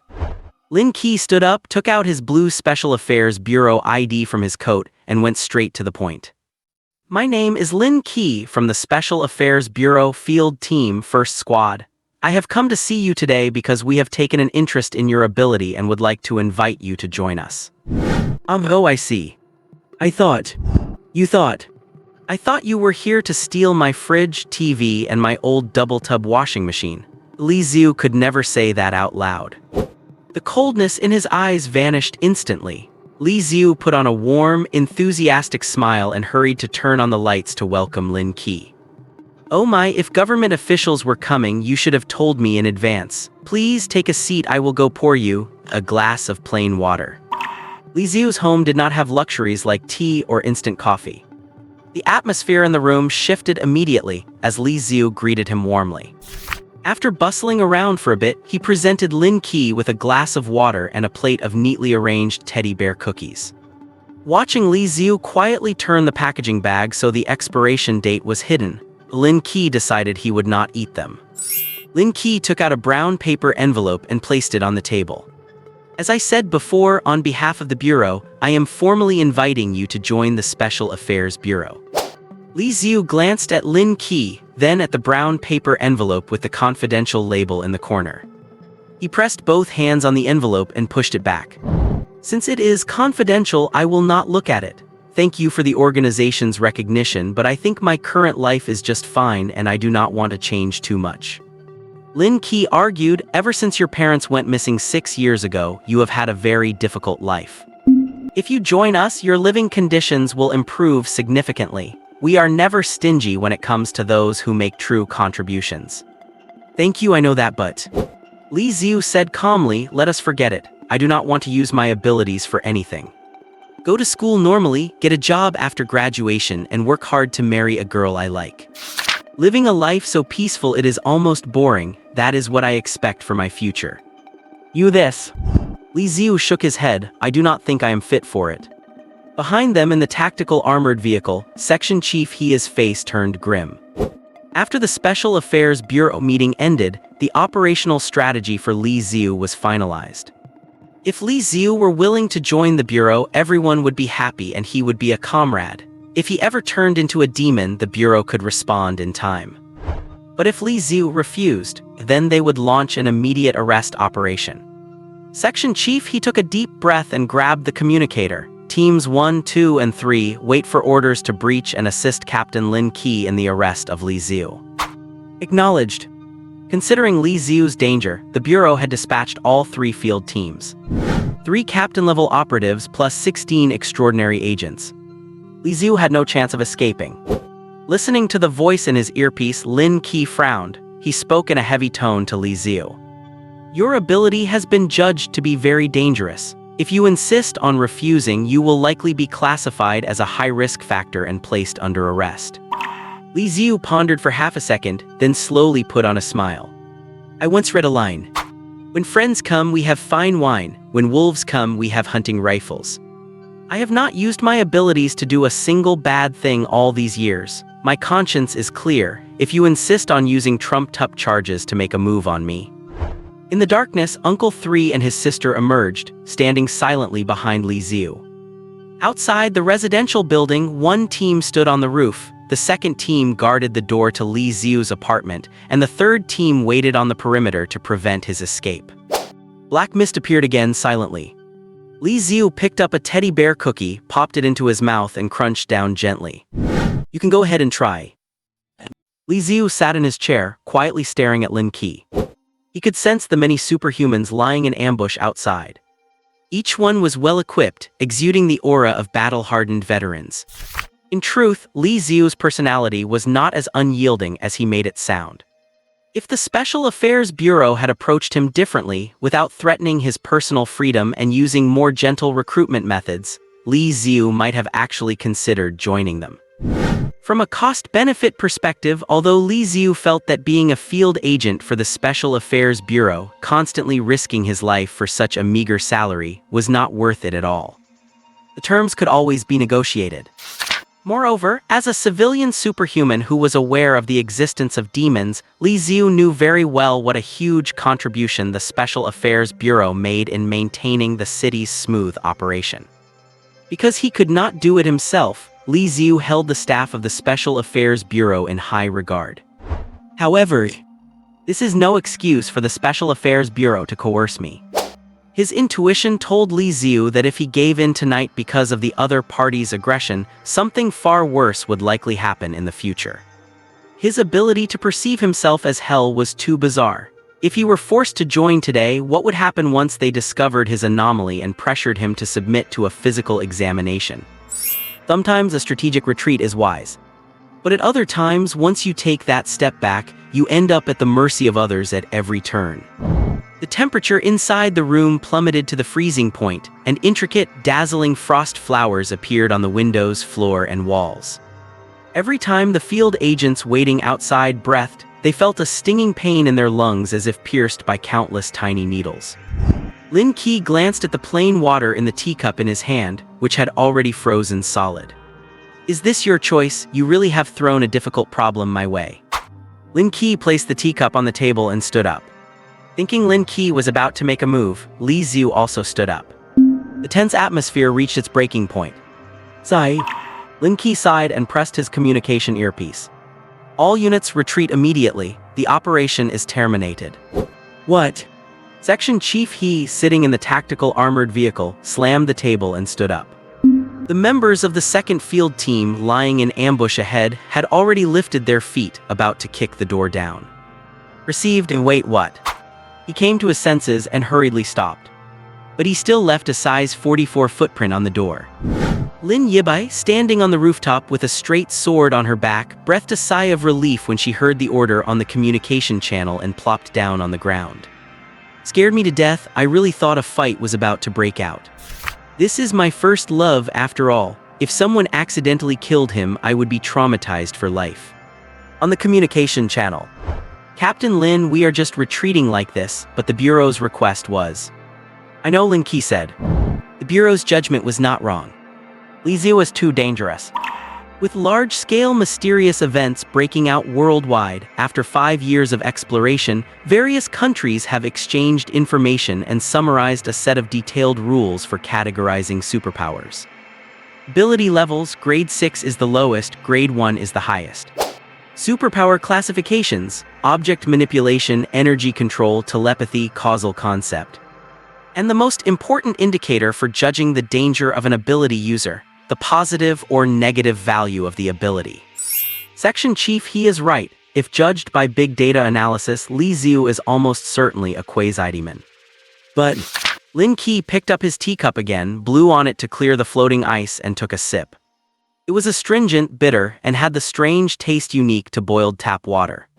Lin Qi looked at Li Xiu and said, "I am ordering the team to withdraw not because you once saved my sister. I did not go to university, so I do not understand the complex data provided by the Security Supervision section. I only know that a person who awakened his supernatural abilities 2.5 years ago would never live in such a damp and dilapidated old house if he truly intended to use his powers for evil. He absolutely would not work 3 part-time jobs every week just for tuition and living expenses.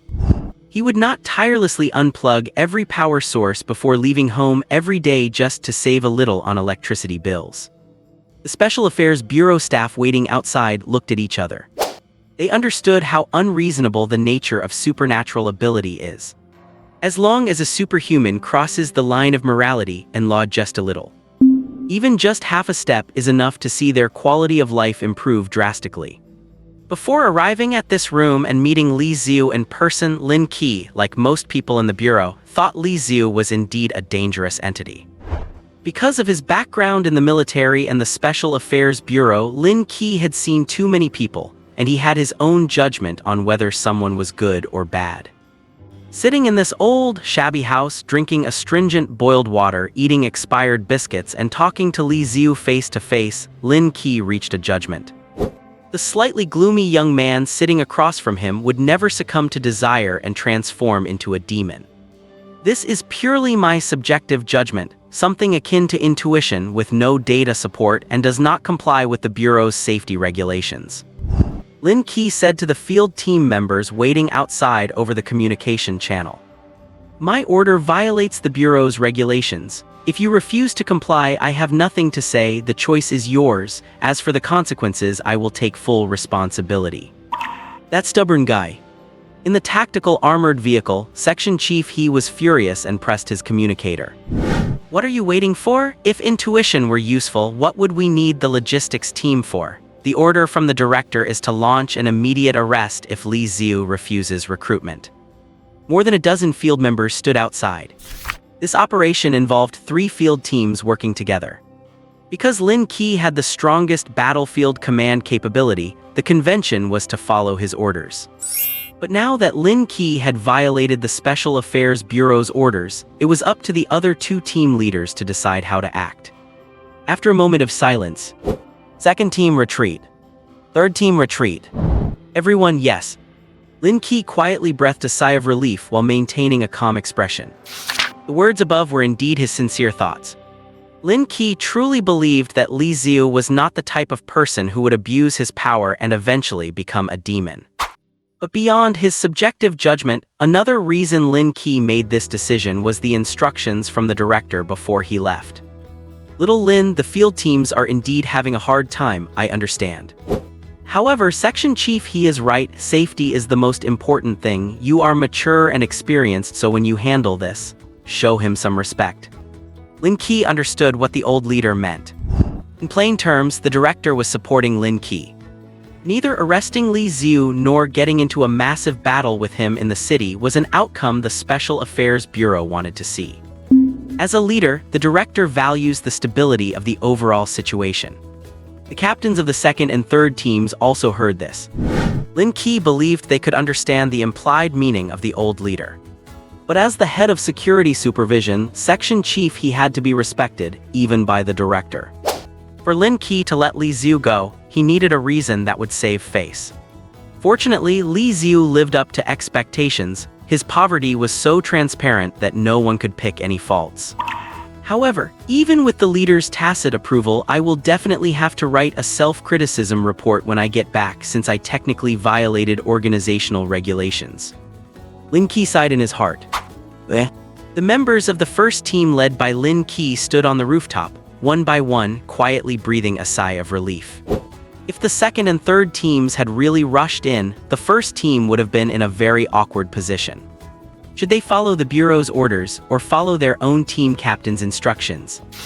Lin Yibai put her hands on her hips, shook her head, and showed a confident smile. I told you my brother was useless. I will go work on Li Xiu later. As his girlfriend, he will definitely agree to join the Special Affairs Bureau. The other three members of the first team silently walked away, putting some distance between themselves and Lin Yibai.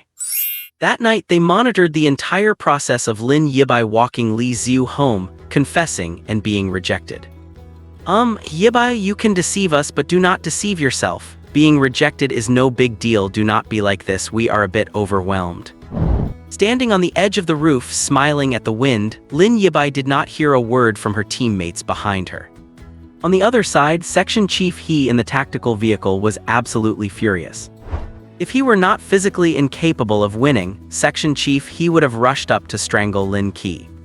The field personnel had withdrawn, and the operation was terminated. As for how Lin Qi would take responsibility, that was a matter for later. Section Chief He, who had no combat ability, could only vent his impotent rage. Retreat, retreat.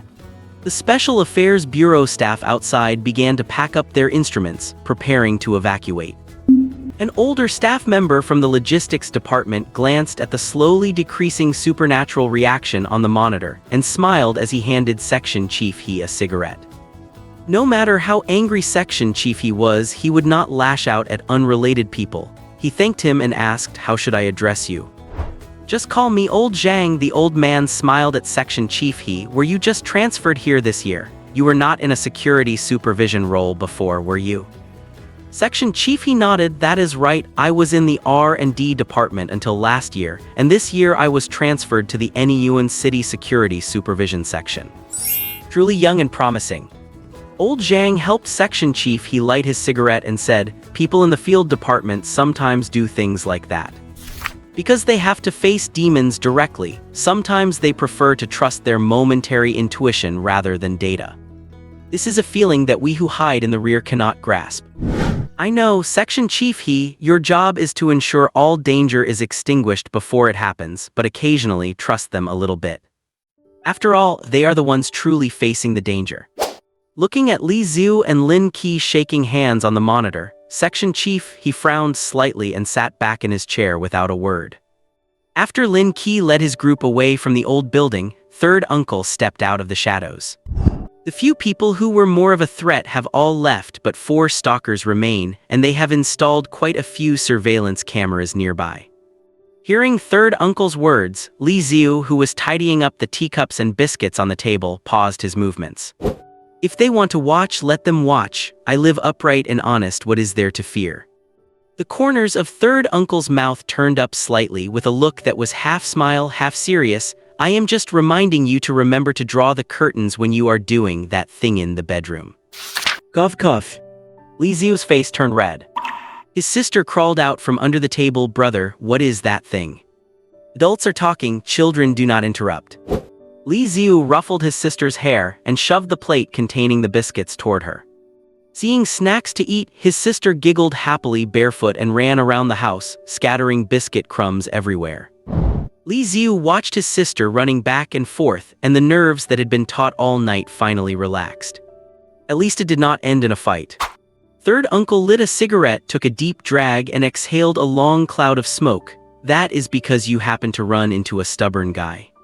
Stubborn Lin Qi. Li Xiu felt that Lin Qi was actually quite easy to talk to. Third uncle nodded and said, his stubbornness lies in holding onto his principles and insisting on procedural justice. If it were someone who believed in justice of the outcome, or someone easily influenced by orders from superiors, trouble would have been unavoidable today. Li Xiu shrugged. Anyway, the problem was solved without a fight, and Li Xiu was very satisfied with this outcome. With the Special Affairs Bureau having abandoned recruitment, Li Xiu's life finally returned to its usual peace. As the vacation ended and classes resumed, the campus bulletin board was once again filled with Chinese letter like various student activities, couples arguing and roommates bickering. Except for the students who knew Li Xiu, not many people remembered the photos of him and Lin Yibai. Li Xiu studied economics, and the male-to-female ratio in his major was a staggering 7-to-1, with fewer than 30 male students among the 200 or so people in the program. Because they were so rare, the male students were exceptionally united. Li Xiu did not live in the dormitory, but he had a good relationship with the boys in his major, and the closest guy was named Jai Zhukun. Li Xiu usually called him Chicken Brother. A week later on that afternoon, Chicken Brother glanced at the linear algebra professor on the podium and nudged Li Xiu beside him. So, what kind of relationship do you really have with the motorcycle cosplay goddess? While taking notes, Li Xiu whispered, I told you, she fell in love with me at first sight, wanted to pursue me, and then I rejected her. Chicken Brother gave him the finger. Go make up stories on Jihu, I am asking you seriously. Li Xiu sighed. No wonder they say the truth is always in the hands of the minority. When you say something that exceeds people's perception, even if it is the truth, they cannot believe it. Li Xiu looked at Chicken Brother with pity in his eyes. Call me Dad and I will tell you. Chicken Brother cupped his hands without hesitation. I have drifted for half my life, only regretting that I have not met my destined master. If you, brother, do not abandon me, I am willing to call you father. Li Xiu rolled his eyes at him. Tell me quickly, Chicken Brother urged. Li Xiu casually made up a lie. I heard Su Xiaoya was spending New Year's Eve with someone else and did not invite me. I was so angry that I wanted to show off in front of them, so I hired a girl to act for me. I knew it as expected. Chicken Brother clapped his hands, flipped through an old I Ching he pulled from his bag and said solemnly. However, a few days ago, I took your date and time of birth and did a reading. The divination shows that this is the first romance phase you have encountered in the 20 years you have been alive, and for the next little while you will be lucky in love. Chicken Brother had no other hobbies. Besides singing, dancing, and playing basketball, he loved tinkering with mysterious and superstitious things. Li Xiu shook his head, pretending not to hear him, and focused on writing down the key points the professor was talking about. The divination also shows that if you miss this round of romance, the next time you will be lucky in love is 50 years from now. 50 years later, Li Xiu would be 70. The luck in love he would get then would probably be with a 60 or 70-year-old grandmother. Snap! The lead of the pencil he was using to take notes snapped. Li Xiu casually switched to another pencil and continued listening to the lecture. Suddenly, there was a bit of commotion in the classroom. A beautiful figure was lingering at the classroom door, looking kind of familiar. Many people turned their gaze, more and more people noticed, and eventually more than half the classroom was looking over. As a young man living alone with no money, Li Xiu was very enthusiastic about studying. Because he firmly believed that the more he learned and the more refined his skills were, the higher his income would be after graduation. The thinking might be utilitarian, but in terms of results, Li Xiu was indeed one of the few students in the classroom who listened carefully and took notes attentively. Now the professor was lecturing on a key point, and the commotion in the classroom made Li Xiu frown slightly, following the student's gaze. Lin Yibai, whom he had not seen for days, was standing at the door. Seeing Li Xiu look over, she revealed a heartfelt smile. A smile like cherry blossoms in March. Seeing Lin Yibai's smiling face, half of the boys in the classroom were mesmerized, while the other half turned their heads and glared at Li Xiu. A week ago, the declaration to go after Li Xiu that spread on the school forum surfaced in their minds once again, in perfect unison. Under all those gazes, Li Xiu actually felt a phantom pain, as if someone were pricking his backside with a needle. Li Xiu lowered his head. Oh boy, Li Xiu just had to say oh boy. Where was the phantom pain? Brother Jai was making a ferocious face, stabbing Li Xiu's backside with a ballpoint pen. Are you sick or something? Li Xiu swatted his hand away. Damn it, I'm so jealous. Brother Jai grabbed Li Xiu by the collar, his eyes slightly red, looking like a total loser at life. Tell me, did you pay for her to come here this time too? Come on, say it. Li Xiu could not be bothered to tangle with Brother Jai, so he used the same pen-stabbing move, making Brother Jai let go in pain. While the professor was turning to look out the window, Li Xiu hunched over and snuck out from the back of the classroom. Once out, Li Xiu hid in a blind spot where the professor could not see him and waved at Lin Yibai. Lin Yibai was not wearing a tight uniform today, just a plain white tracksuit. Because of her extraordinarily proud figure, it looked a bit tight around her chest and hips, while her legs appeared exceptionally long. Lin Yibai trotted over, her shoulder-length hair and the clothes on her chest bouncing with each step, complemented by a bright, sunny smile. Li Xiu considered himself to have good self-control, but under such a terrifying visual impact, he stood stunned for a full 3 seconds before his face turned red and he looked away. A faint scent of cherry blossoms drifted over, and Lin Yibai grabbed Li Xiu's hand with a giggle. Cool soft. Those 2 words popped into Li Xiu's mind. In the classroom, a group of single guys were peeking through the windows, clenching their teeth in frustration. Fortunately, Li Xiu was not the type to be swayed by a pretty face. A wisp of black mist silently appeared behind his head, using supernatural power to forcibly cool down his brain.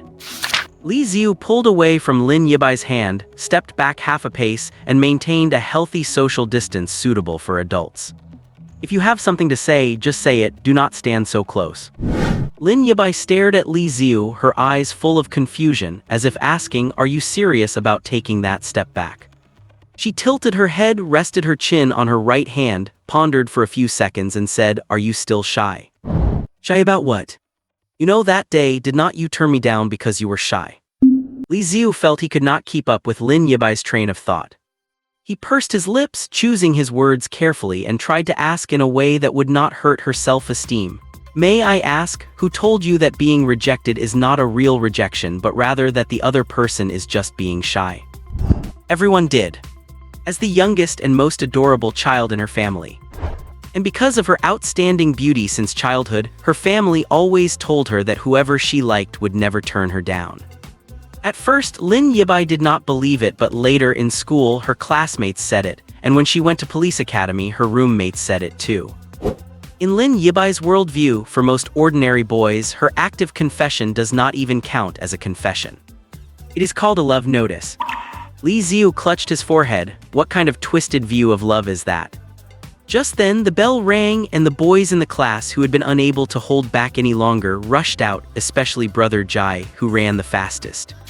He scampered over to Li Xiu, looking at Lin Yibai as if he had dementia. Then let me demonstrate for you. Lin Yibai said to Brother Jai, hello, classmate. Suppose I am just saying suppose I want to be your girlfriend, would you be willing? If this were a manga, steam would probably already be coming out of dazed Brother Jai's head. He lowered his head coyly. How could that be possible? Lin Yibai looked at Li Xiu and continued to press him. Do you mean you are rejecting me? No, of course not. I am just a bit embarrassed. I am shy. I am willing. Clap. Lin Yibai clapped her hands loudly, cutting off what Brother Jai was about to say. Hypothesis ended. Brother Jai looked ashen. Lin Yibai shrugged at Li Xiu. Bold hypothesis, careful verification, the theory has been proven. Li Xiu sighed, decided to go somewhere else to explain things clearly. He glanced at the onlookers, ignored the wailing of the boys behind him, and dragged Lin Yibai away from the teaching building. Finding a secluded corner on campus, Li Xiu finally managed to straighten out the twisted view of love that Lin Yibai had developed over 20 years. Lin Yibai asked, "So you mean, even though you know the probability of you and Su Xiaoya becoming lovers is almost zero, you still do not want to give up? So you really are rejecting me, not because you were embarrassed or shy?" That first part was totally unnecessary. Li Xiu clutched his chest, feeling a stabbing pain. Lin Yibai was drop-dead gorgeous and had a great figure, plus she was a field agent for the Special Affairs Bureau, a position full of mystery. Being liked by her really gave Li Xiu a great sense of validation, and his male ego was satisfied to no end. But setting aside those external factors and thinking about it during a man's solitary moment of clarity, Li Xiu realized he had no romantic feelings for Lin Yibai. From their first conversation, Li Xiu could see that Lin Yibai was a bit naive emotionally. To trick a sweet little girl for the sake of his own vanity and lust. Others might not know, but Li Xiu could not do such a thing. "You are indeed excellent in every way, the type of girlfriend many men dream of. But..." "Oh right," Lin Yibai interrupted him. "My brother said you are having a hard time living, and as it happens, my family is very rich. If you become my boyfriend, you will not go hungry anymore and you will not have to work part-time jobs." Li Xiu's pupils dilated suddenly, his heartbeat speeding up rapidly. Li Xiu, who had not been swayed by beauty, figure, or profession, was now blinded by money. At this moment, a path to being a kept man was right in front of him. "Cannot trick the sweet little girl. Cannot trick the sweet little girl. Cannot trick the sweet little girl." Li Xiu whispered to himself, gritting his teeth and saying, "So what if you are rich? I refuse." After receiving Li Xiu's clear refusal, Lin Yibai's mouth opened wider and wider, and anxiety and fear gradually welled up in her clear eyes. "So you really are?" "In these past few days." Lin Yibai grabbed Li Xiu's hand suddenly, but this time there was not a hint of romance in it. I am so sorry. I was just taking it for granted. My brother yells at me every day for acting on impulse, and this time I acted again without thinking it through. Anyway, I am truly sorry if I have caused you any trouble. I can pay you." Li Xiu waved his hands quickly. It is fine, do not take it to heart." Lin Yibai tilted her head slightly to look up at Li Xiu and asked pitifully, "You will not go to the bureau and report me for sexual harassment, right? The Special Affairs Bureau is, after all, an official organization." If the genders were swapped, all of Lin Yibai's behavior toward Li Xiu would definitely be sexual harassment. "Of course I will not." After getting a positive reply, Lin Yibai said touchingly, "You really are a good person." Receiving a good guy card, Li Xiu did not know whether to laugh or cry. Lin Yibai was like the Trisolarans from the novel The Three-Body Problem, completely devoid of guile, with all her thoughts written clearly on her face. Being around her gave Li Xiu a long-lost sense of relaxation. "So what did you come to find me for today?" Li Xiu asked. "Oh right, I almost forgot." Lin Yibai made a fist with her right hand and tapped it lightly against her palm, remembering the purpose of her visit. Her visit this time was, first, to confirm Li Xiu's intentions. That was confirmed. Second, it was for this. From her fanny pack, Lin Yibai handed over an old-fashioned flip phone without a brand logo. "For me." Lin Yibai nodded and explained. "I originally wanted to use the name of being your girlfriend to convince you to join the Special Affairs Bureau, but I did not expect." She smiled awkwardly and skipped that topic. "This phone is custom-made by the R&D group. It has strong anti-interference effects, so even if you release your powers on a large scale, you will not lose signal.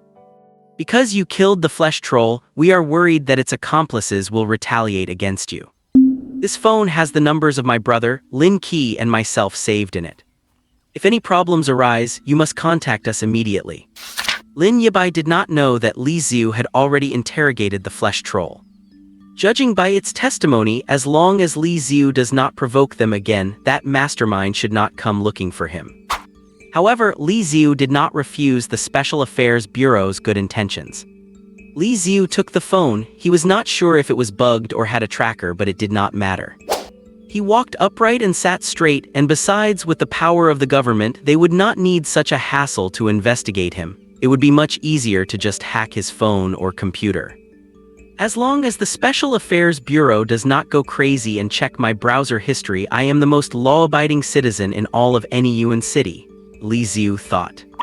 From the perspective of self-interest, having one more point of contact with the Special Affairs Bureau might be a good thing. If he encounters something difficult in the future, Li Xiu will have someone high up to rely on. The item has been delivered, so I will head back now. Leaving already.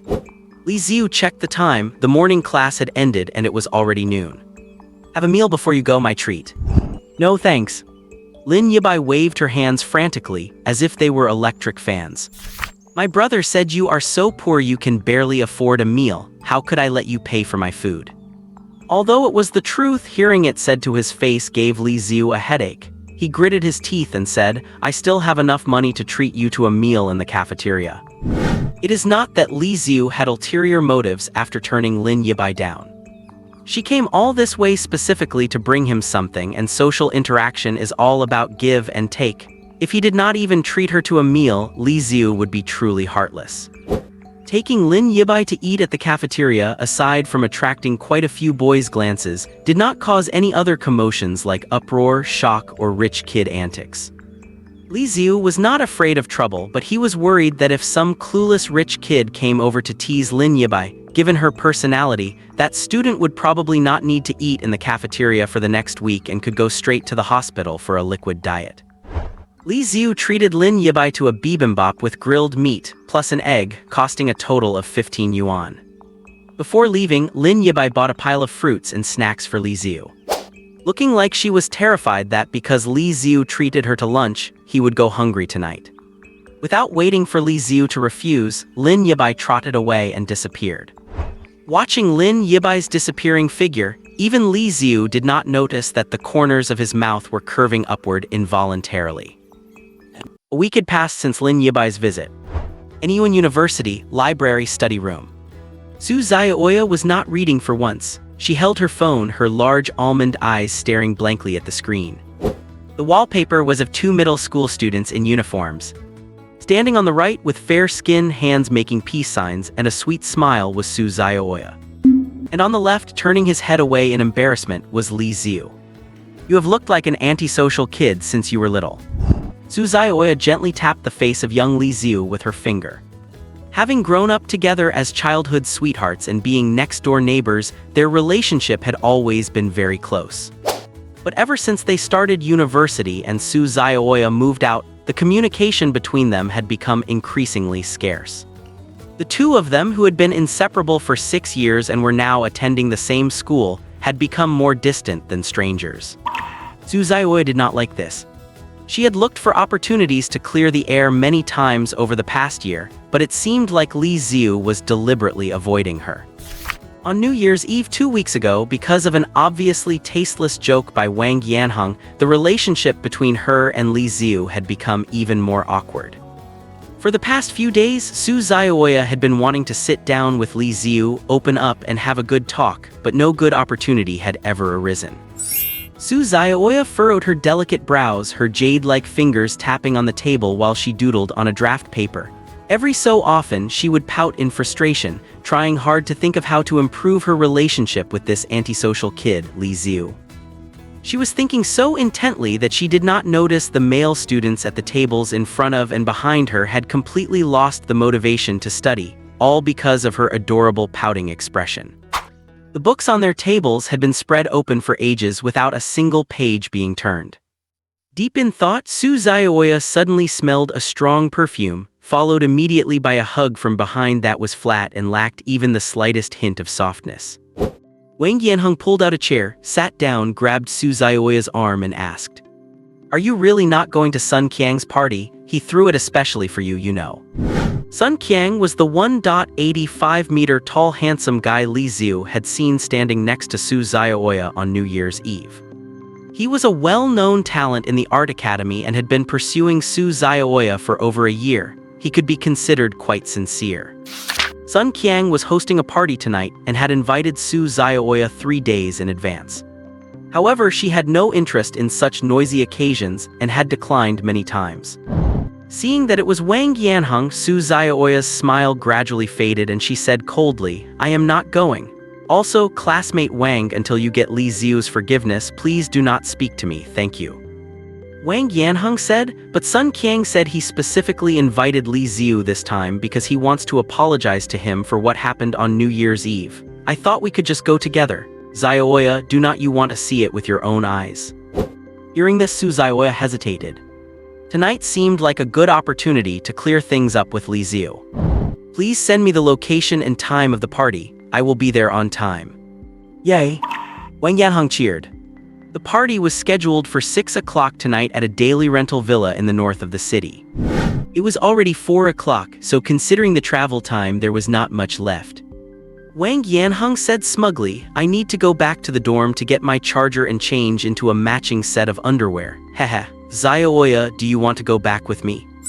"No, I have to go out. I will head there directly later." "Where are you going?"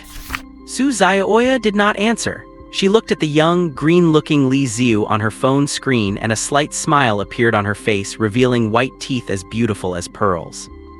An hour later, Su Xiaoya walked out of a cake shop. She was carrying a box of strawberry cake.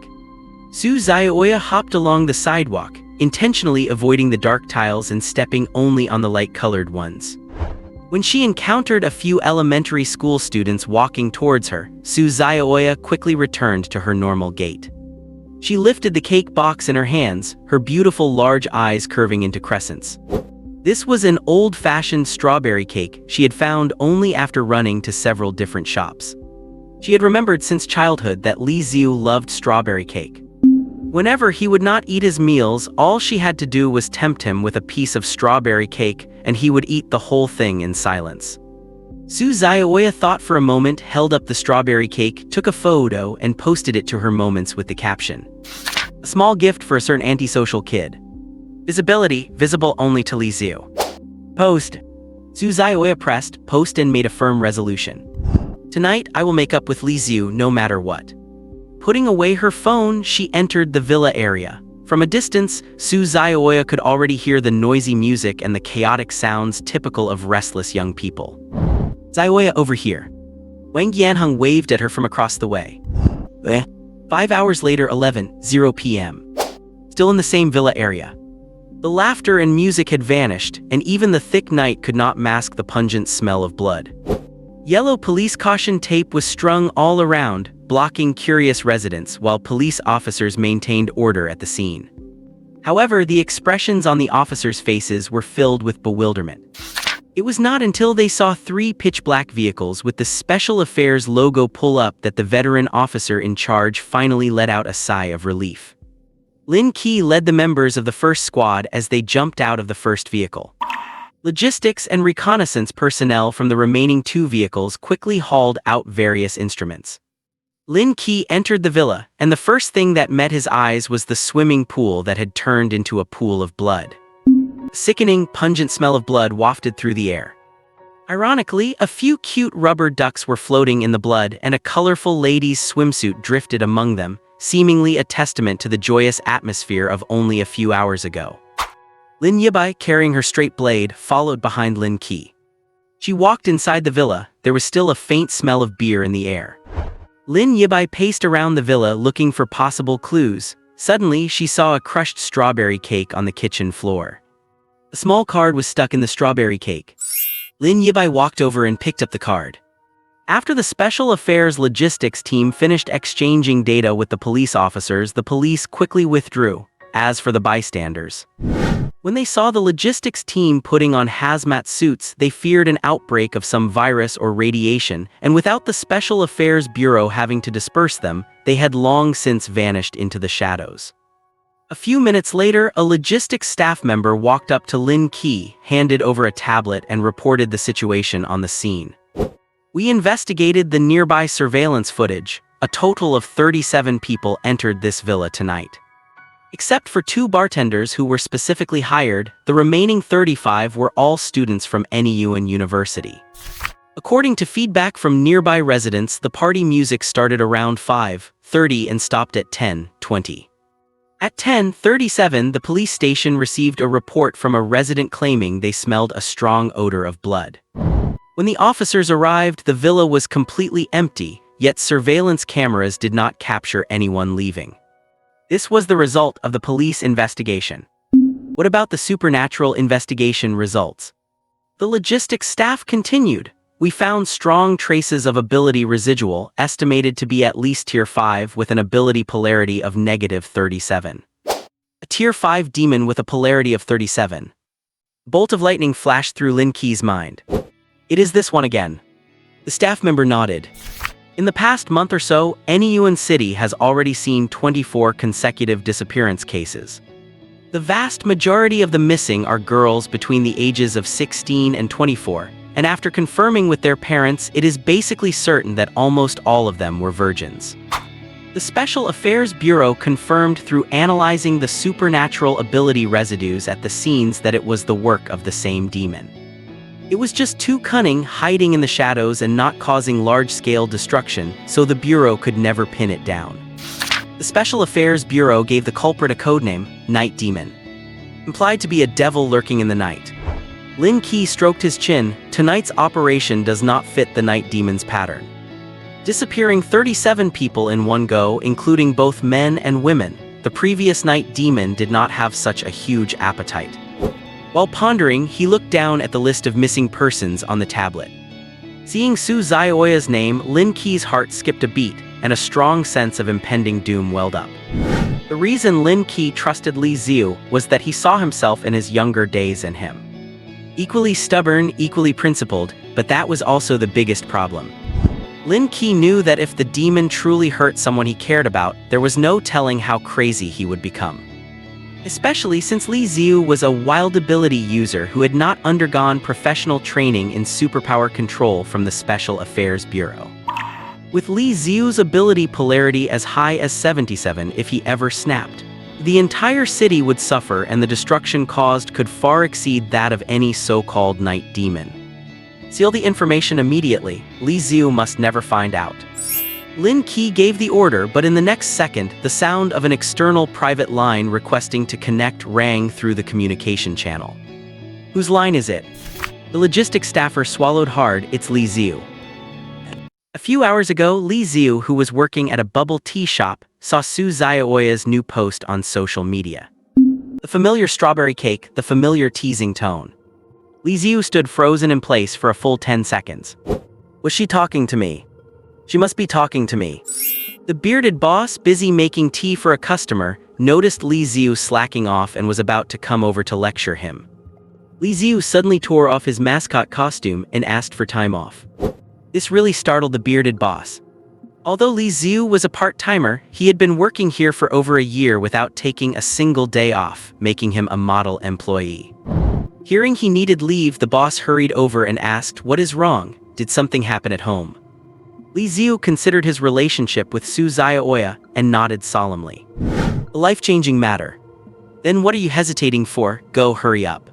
The boss urged him while packing Li Xiu's pre-ordered boxed meal into a plastic bag, telling him not to forget it. The boss knew Li Xiu's personality too well. If he forgot to bring it, the kid would starve himself all night just to save money.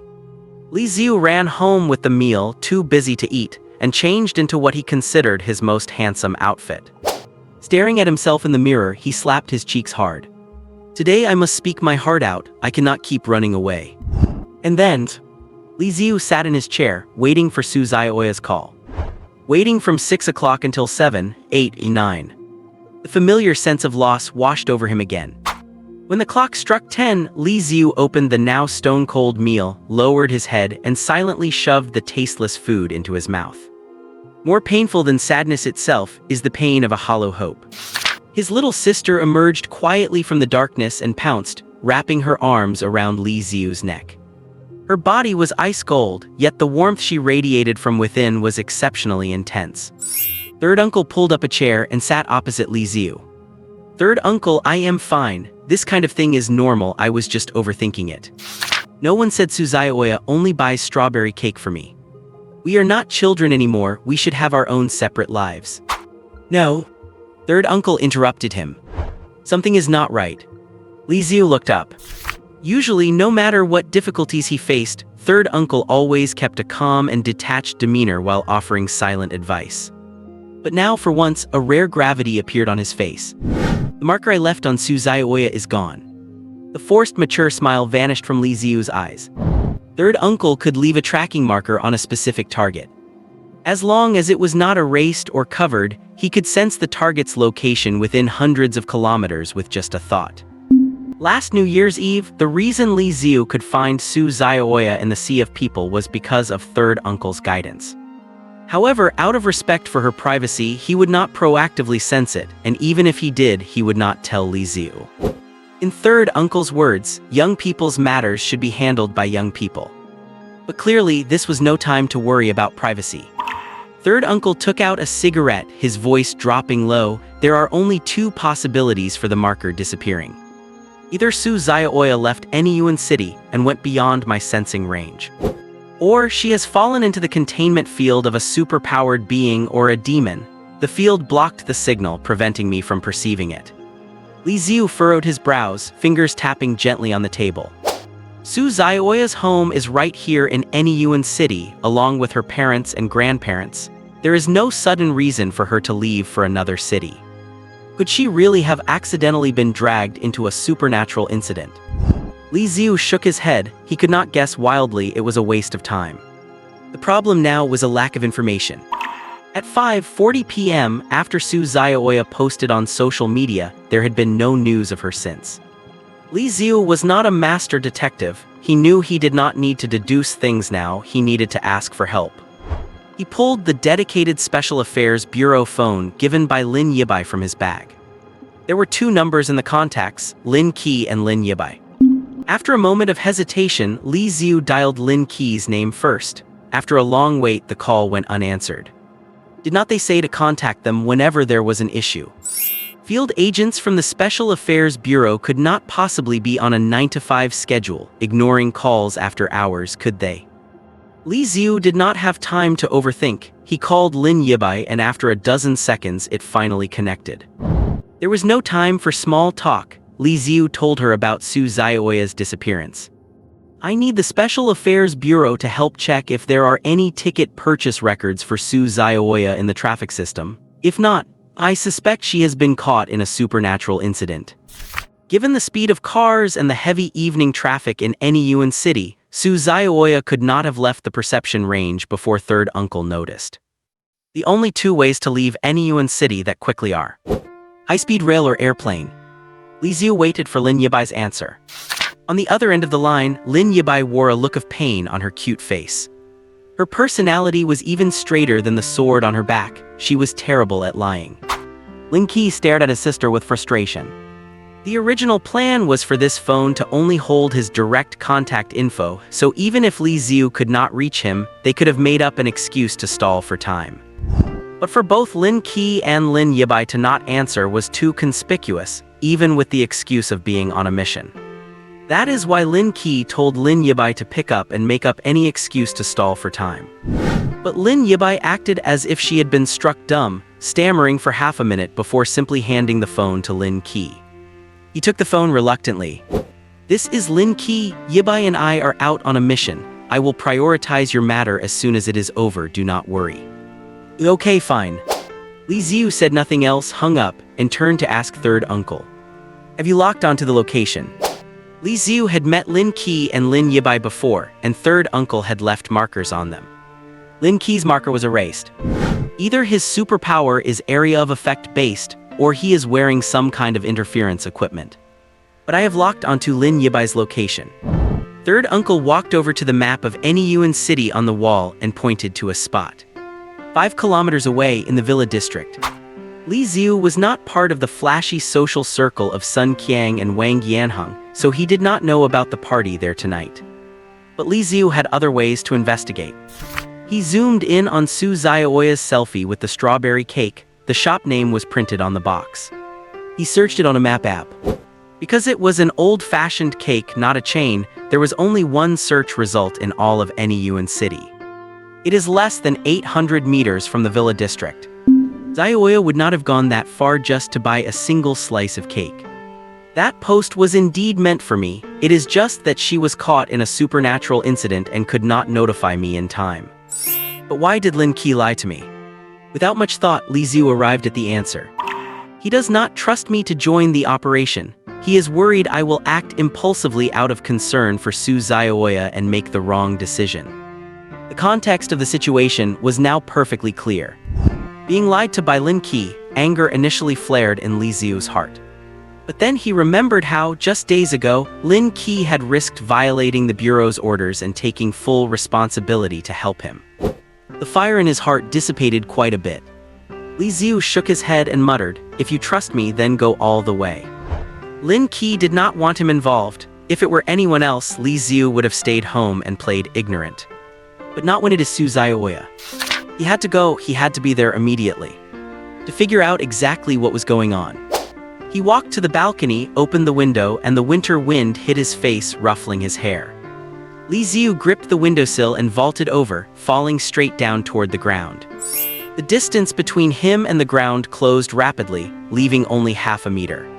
Just as it looked like Li Xiu would break his legs, wisps of black mist appeared out of thin air. Like countless gentle arms, they caught Li Xiu, stopping his fall. Li Xiu landed softly on the ground. Whoosh! With a gust of wind in a single step, Li Xiu covered dozens of meters. In the blink of an eye, he vanished into the night. Did something just happen? The two scouts assigned to monitor Li Xiu's daily activities felt that something was wrong. Li Xiu's speed was so fast that even their hidden micro-cameras could not capture it.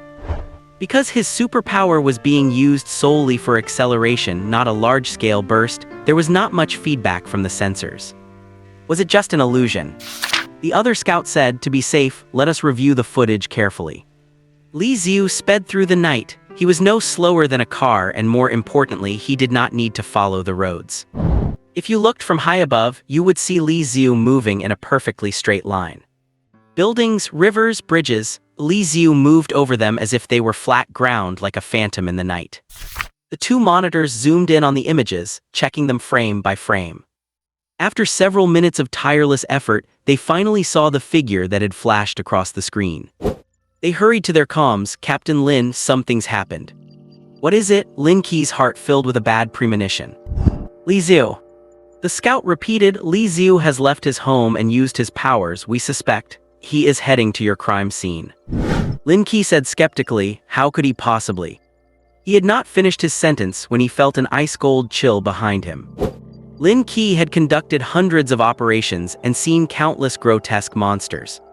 But none of them had ever given him this feeling. Profound, heavy, and chilling to the bone. The sight seemed as if a pause button had been pressed. All staff stopped working and the silence was absolute. Lin Qi took his finger off his earpiece and asked Lin Yibai, who was in front of him. "Is there someone standing behind me who looks absolutely furious?" Lin Yibai nodded, then quickly shook her head. Lin Qi sighed. In order to recruit Li Xiu into the Bureau, Lin Qi had performed a detailed background investigation. It is safe to say Lin Qi was one of the people who understood Li Xiu best in the world. Lin Qi knew better than anyone what Su Xiaoya meant to Li Xiu. But the more that was the case, the less he wanted an emotionally volatile user involved. This was for the safety of everyone in the operation and for the success of the mission. Lin Qi thought this, preparing to persuade Li Xiu to back down. But when he turned around and saw Li Xiu's state, he hesitated. Li Xiu was gasping for air, sweat beads all over his forehead. Lin Qi knew how powerful Li Xiu was. When they confronted him last time, although Li Xiu was only rank 5, the terrifying aura he gave off was not inferior to some support-type rank 4s. If Li Xiu had released his power fully, he would not feel the slightest bit tired after such a short distance. The kid has not had systematic training. He must be afraid that releasing his power broadly would harm innocent people along the way. Did concentrating the release of power within his own body create such a heavy burden on his physiology? Lin Qi met Li Xiu's eyes and saw anxiety, anger, and unease, but there was no sign of a breakdown. Slap. Li Xiu grabbed a bottle of water from a logistics staffer, ignoring the warning that it might be evidence, and downed more than half of it. He shoved the rest back, wiped his mouth, and pointed at Lin Qi, letting out what he had held back the whole way. "Stop looking down on me. I am not some little kid who cries on the ground whenever something happens. Other things might be fine, but when it comes to Su Zhaoya, I would not do anything reckless that would compromise her safety." Besides, Li Xiu's gaze swept over the thick bandages around Lin Qi's waist. "Are you guys really capable of doing this without me?" Lin Qi is injured. Severely injured. As a captain-level field operative, Lin Qi is at least rank 5 and very likely rank 4. At rank 4, one has such fine control over their own abilities that others cannot tell if they are supernatural unless they actively release their power. Li Xiu noticed this last time when Lin Qi brought people to surround his house to invite him to join the Special Affairs Bureau. Lin Qi's supernatural field would occasionally flicker. The range of the fluctuation was tiny and the intensity was very subtle, but Li Xiu still managed to perceive it. Considering that Lin Qi, as her brother, could not intervene when the flesh troll captured Lin Yibai, Li Xiu was basically certain of one thing. On New Year's Eve, your injuries were so severe that you could not use your abilities properly. Otherwise, you could not have just stood by while Lin Yibai was in danger. It has been less than half a month since New Year's Eve, so even if you have recovered some combat strength, you must still be far from your peak state.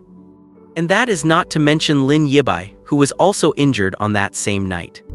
Li Xiu calmly analyzed the first squad has 5 members total, 2 of whom are wounded, one of whom is the team's strongest captain. "You need my help." It is not that Li Xiu likes to volunteer himself, but he knows his own strengths and weaknesses very clearly. I Am Hell is an extremely powerful ability, eerie and unpredictable, capable of killing monsters of the same rank with ease. That is Li Xiu's strength, but his weaknesses are just as obvious. He is only one person. Just as the Special Affairs Bureau needs Li Xiu's power, Li Xiu also needs the Bureau's systematic teams for reconnaissance, research, development, and analysis. He was indeed annoyed by Lin Qi's deception, and given Li Xiu's strength, he could have easily caused a scene to vent his frustration. But children talk about emotions, adults only care about results. Ever since Li Xiu's parents disappeared 6 years ago, he was no longer a child. No one was there to take care of his feelings, so he had to be responsible for every decision he made. Lin Qi read that resolve in Li Xiu's eyes. As a former soldier and now a field captain, Lin Qi had seen this look in many people's eyes. And those who had this look were, without exception, comrades in arms whom one could trust with their life. "I understand." Lin Qi pressed his comms earpiece and requested, "This is Field Squad 1 Captain Lin Qi, requesting authorization for Special Regulation 3 to temporarily deputize a civilian supernatural individual to assist in the operation." A flurry of keyboard typing came through the earpiece, followed by a gentle, melodic female voice. "Request received. Please provide the name and ID number of the civilian supernatural." Li Xiu ID number AY. The sound of typing paused for half a second. In the system, Li Xiu is classified as a high-risk individual. "Captain Lin, your current clearance level allows you to authorize his inclusion, but afterwards this process will be reviewed by the Bureau Chief. Do you wish to proceed with the Special Regulation?" "Proceed." Special Regulation 3 executed successfully. Li Xiu, ID number AY, has been temporarily added to the Night Demon Elimination Operation. The gentle female voice took a deep breath and said sincerely, "I wish you a successful operation." "Thank you. That is it." Li Xiu had expected it to be much more troublesome, given that he almost came into conflict with the Bureau just a few days ago. Lin Qi nodded and took a small, button-sized yellow badge from a pocket on his tactical vest. With a flick of his thumb, he tossed it to Li Xiu. "Wear this, and you can come and go from the site freely until the operation concludes." "Got it." As the captain and lead of the operation, Lin Qi had too many things on his mind. After telling Li Xiu not to disturb the crime scene and to wait for further instructions, Lin Qi briskly went off to attend to other matters. Li Xiu picked up the badge, which was engraved with crossed swords and guns, with a silhouette of the city beneath them, representing the Bureau's vision of guarding the city with force. Not just him, everyone present, Lin Qi, Lin Yibai, and the reconnaissance and monitoring staff all wore badges of different colors on their chests. Does yellow mean a temp worker? Li Xiu had been looking at it for a while. He was the only one wearing a yellow badge. The yellow badge is a special item that only a captain-level officer can temporarily issue in a crisis situation. Lin Yibai walked over to explain. She pointed to Lin Qi not far away, who was frowning and checking field detection data with the reconnaissance team, and whispered to Li Xiu. Do not think my brother gave that out easily. It is only because his position is not just captain but acting section chief of the Nyuan City Field Office, so he can bypass most of the red tape. But after the operation ends, he will still have to file a mountain of paperwork. My brother is not afraid of fighting monsters, but he hates that kind of complex paperwork. Though all that brisk efficiency was just a facade. At the thought of the burly Lin Qi hunched over a keyboard, typing up files one character at a time, Li Xiu could not help but smile. Li Xiu turned to Lin Yibai and said, "You do not have to keep me company, just go do your job." Lin Yibai tilted her head slightly. "I am not specifically keeping you company." But they, Li Xiu looked at the busy staff at the scene. "Oh, that," Lin Yibai gave a bright smile. "I am not good at on-site investigation or cross-departmental coordination. I have tried a few times, but it just does not suit me. I want to help too, but everyone just says, 'Little Yibai, save your energy, exerting your full power when we fight the monsters is the biggest help you can provide,' so I usually have nothing to do at the scene." Lin Yibai smiled and raised a small fist, saying proudly, "After all, I am the squad member best at frontal combat." If this were a manga, 3 black lines would have appeared over Li Xiu's head. That was not a compliment, it was clearly telling her to get out of the way and just focus on being a meat shield. As for being best at frontal combat, considering she was captured by such a pathetic monster last time, that claim was definitely up for debate. "Oh right, this is for you." Lin Yibai handed over a card stained with cream. "I found it on the kitchen floor, I am guessing it was written for you." Li Xiu took the card, which had a line of text written on it. "I hope a certain brooding kid can be happy every day." Li Xiu was all too familiar with the handwriting on the card, elegant and graceful with restrained strokes. Just like Su Zioya's personality, gentle and considerate. Lin Yibai stood quietly beside Li Xiu. Having been so well protected since she was a child, she really did not understand social nuances, and sometimes her words and actions seemed a bit naive or dim-witted. But precisely because of that, she was like a piece of pure white film, and sometimes she could perceive the emotions others kept hidden in their hearts more clearly. At that moment, Lin Yibai could clearly feel the deep anxiety in Li Xiu's heart. "You really care about her, do not you?" Lin Yibai asked. Li Xiu stared into the night, silent for a long time. Just when Lin Yibai thought he would refuse to answer, Li Xiu suddenly spoke. "Su Zioya is very important to me. 6 years ago, when my parents went missing, I was in 8th grade. You know, middle schoolers can sometimes encounter some inexplicable bullying. Back then, I was bullied by quite a few people. At first, it was mocking behind my back, saying my parents found me a burden and abandoned me. Later, it became blatant ridicule. Some school bullies heard I had inherited the old house and savings account, so they started extorting me for money." Li Xiu's expression grew reminiscent. "I had not awakened my abilities back then, just a skinny, weak, foolish kid. I did not know how to fight back, nor did I know how to seek help from the outside world. Parents missing, school bullying, and distant relatives trying to grab the house. I was exhausted. I started refusing to go to school, refusing to eat, locking the doors, and lying in bed wanting to starve myself to death. If I died, I would not have to suffer anymore." Lin Yibai listened silently. She seemed to see a scrawny boy lying alone in bed, his face gaunt, his lips chapped, waiting for death in despair. She really wanted to reach out and hold Li Xiu's hand, but as her hand moved forward, she remembered his previous refusal and pulled it back silently. "So what happened then?" Lin Yibai asked. "Then, I do not know how many days passed. Just as I thought I was about to die, I heard a knock at the door." As if recalling that scene, the corner of Li Xiu's mouth tilted slightly upward. "Someone kept knocking at the door for so long that even I, in my state of wanting to die, found it annoying. Eventually, I crawled out of bed and went to open the door with a fierce expression, ready to use the last bit of my strength to tell whoever was out there to get lost. But when I opened the door, I saw Su Zioya smiling, holding a strawberry cake, saying she wanted me to have some. Maybe because I had been hungry for so long, that was the best thing I have ever eaten in my life. Li Xiu picked up the card and carefully wiped the cream off it. Looking at the elegant handwriting, he could almost see Su Xiaoya's smiling face. Su Xiaoya is not just some girl I fell for casually because she is pretty. She was the one who pulled me out of the darkness and helped me regain hope for living. After my parents disappeared, it was her who took care of me, helped me drive away bullies and stood up for me in front of classmates. Without her, I probably would have died long ago or just survived by scraping by, only to become a scourge of a monster after awakening my powers. Catching a glimpse of Lin Yibai's complex expression, Li Xiu stopped talking. Lin Yibai had confessed to him before, after all. To talk about how important Su Xiaoya was right in front of her was perhaps a bit too much. Li Xiu thought Lin Yibai would be angry or dissatisfied. However, her reaction was the exact opposite of what he had guessed.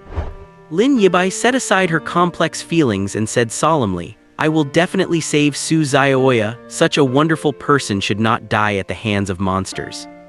"Oh, okay." Infinite energy seemed to burst forth from Lin Yibai's clear eyes. After saying that, she balled up her little fists and kept hitting her palm, as if she could not wait to fight the monsters immediately. Finally, the overenergetic Lin Yibai ran to a corner to do some stretches, warming up for the upcoming fight. Looking at Lin Yibai warming up seriously, Li Xiu felt a pure, authentic passion radiating from her. She was genuinely moved by the experience he had described, and had a heartfelt desire to rescue Su Xiaoya. She really is a pure and lovable girl, Li Xiu thought, feeling touched. While Lin Yibai was warming up, Li Xiu could not waste time, so he opened his right hand and gathered wisps of black mist into his palm. Since awakening I Am Hell, this was the first time he had seriously practiced control over his ability. Just as Lin Qi said earlier, the night demon had caused too much trouble tonight. Not just the first field squad led by Lin Qi, but the second and third squads also received assistance orders. Besides the field teams, the logistics, R&D, security monitoring, and reconnaissance teams. It could be said that the entire Neun City Special Affairs Bureau, from top to bottom, hundreds of people were mobilized. With 37 people missing simultaneously and so many tangled causes involved, the reconnaissance team's causality-based power users were gradually narrowing down the scope. Locked on. We have found the suspected hideout of the night demon. Found it. Hearing this news, everyone on the scene felt a surge of energy, and the exhaustion of working through the night seemed to vanish. They had been tracking the night demon, the monster wandering through the city, for a full month. The field teams had it slightly better. They could at least rest and regroup when not on active duty. But those in logistics, reconnaissance, safety supervision, and R&D were practically living at the Special Operations Bureau. To capture the night demon as soon as possible, the investigation team members averaged less than 4 hours of sleep a day. After countless days and nights of what seemed like futile searching and data processing, they had finally found a breakthrough tonight. The Bureau has deployed the ace from the Reconnaissance Division. Lin Yibai walked over after finishing her warm-up. There were fine beads of sweat on her forehead and her cheeks were slightly flushed, making her look full of youthful energy and vitality. Li Xiu caught the key point in her words. An ace. Lin Yibai picked up her blade and strapped it to her back. Exactly. Most awakened ones in the Reconnaissance Division lack direct combat power, but they are extremely skilled in concealment, analysis, and tracking.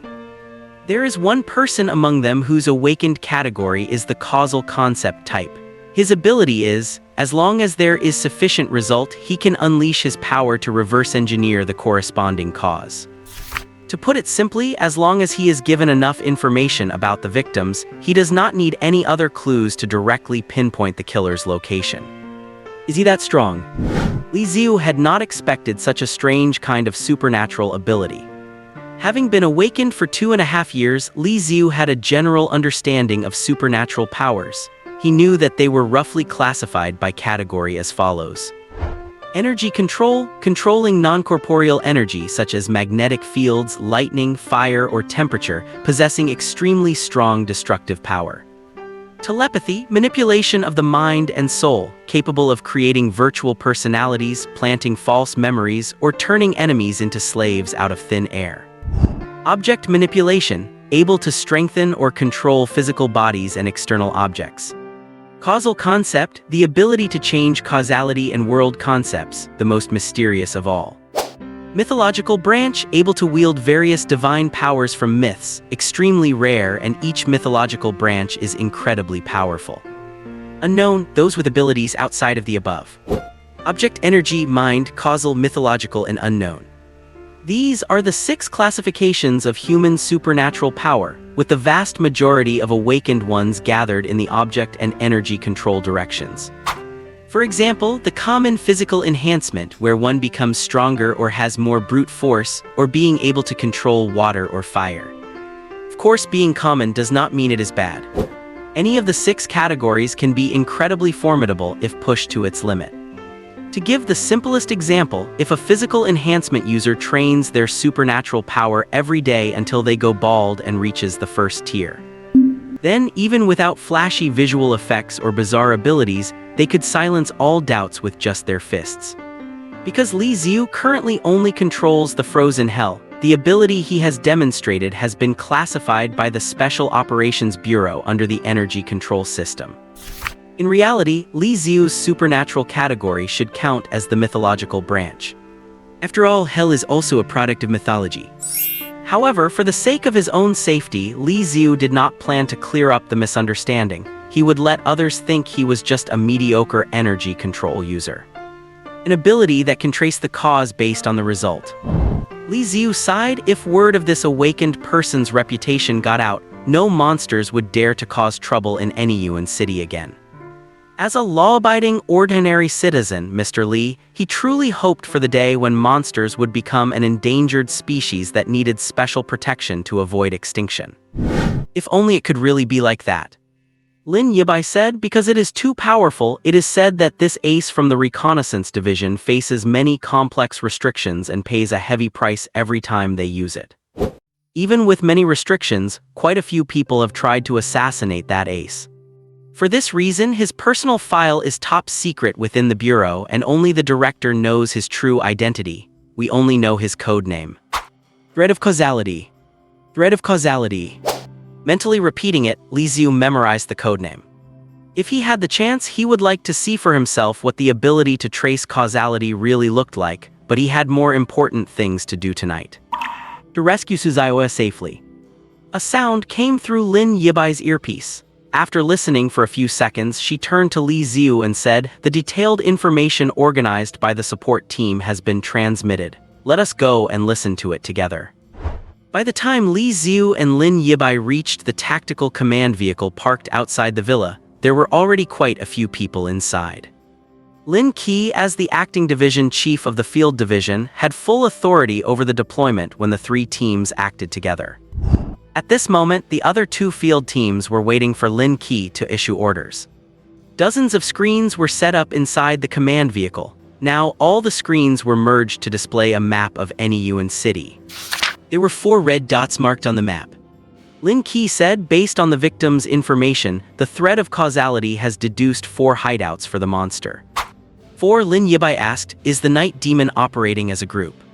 Lin Qi shook his head and said no, the thread of causality confirmed there is only 1 night demon. 3 of the 4 hideouts are likely decoys, and only 1 is real. The reconnaissance division tried to use drones to sneak in, but upon approaching, they found that all 4 suspicious locations had strong supernatural field energy. The R&D group has not yet created drones that can independently withstand the supernatural field, so we cannot know the situation inside the 4 hideouts. But one thing is certain. Lin Qi paused and delivered a piece of bad news. The night demon is likely not just a martial arts type monster. It probably acquired some knowledge unique to monsters upon awakening. Knowledge. Li Xiu looked at Lin Yibai. It was his first time hearing that awakening could bring knowledge. Lin Yibai whispered, a very small number of lucky ones among humans and monsters find that, in addition to awakening an ability, they also gain extra knowledge in their minds. Monsters with this innate knowledge are far more troublesome than ordinary ones that only know how to kill. Lin Qi glared at Lin Yibai, signaling her not to rustle and whisper during the tactical meeting. Lin Qi continued.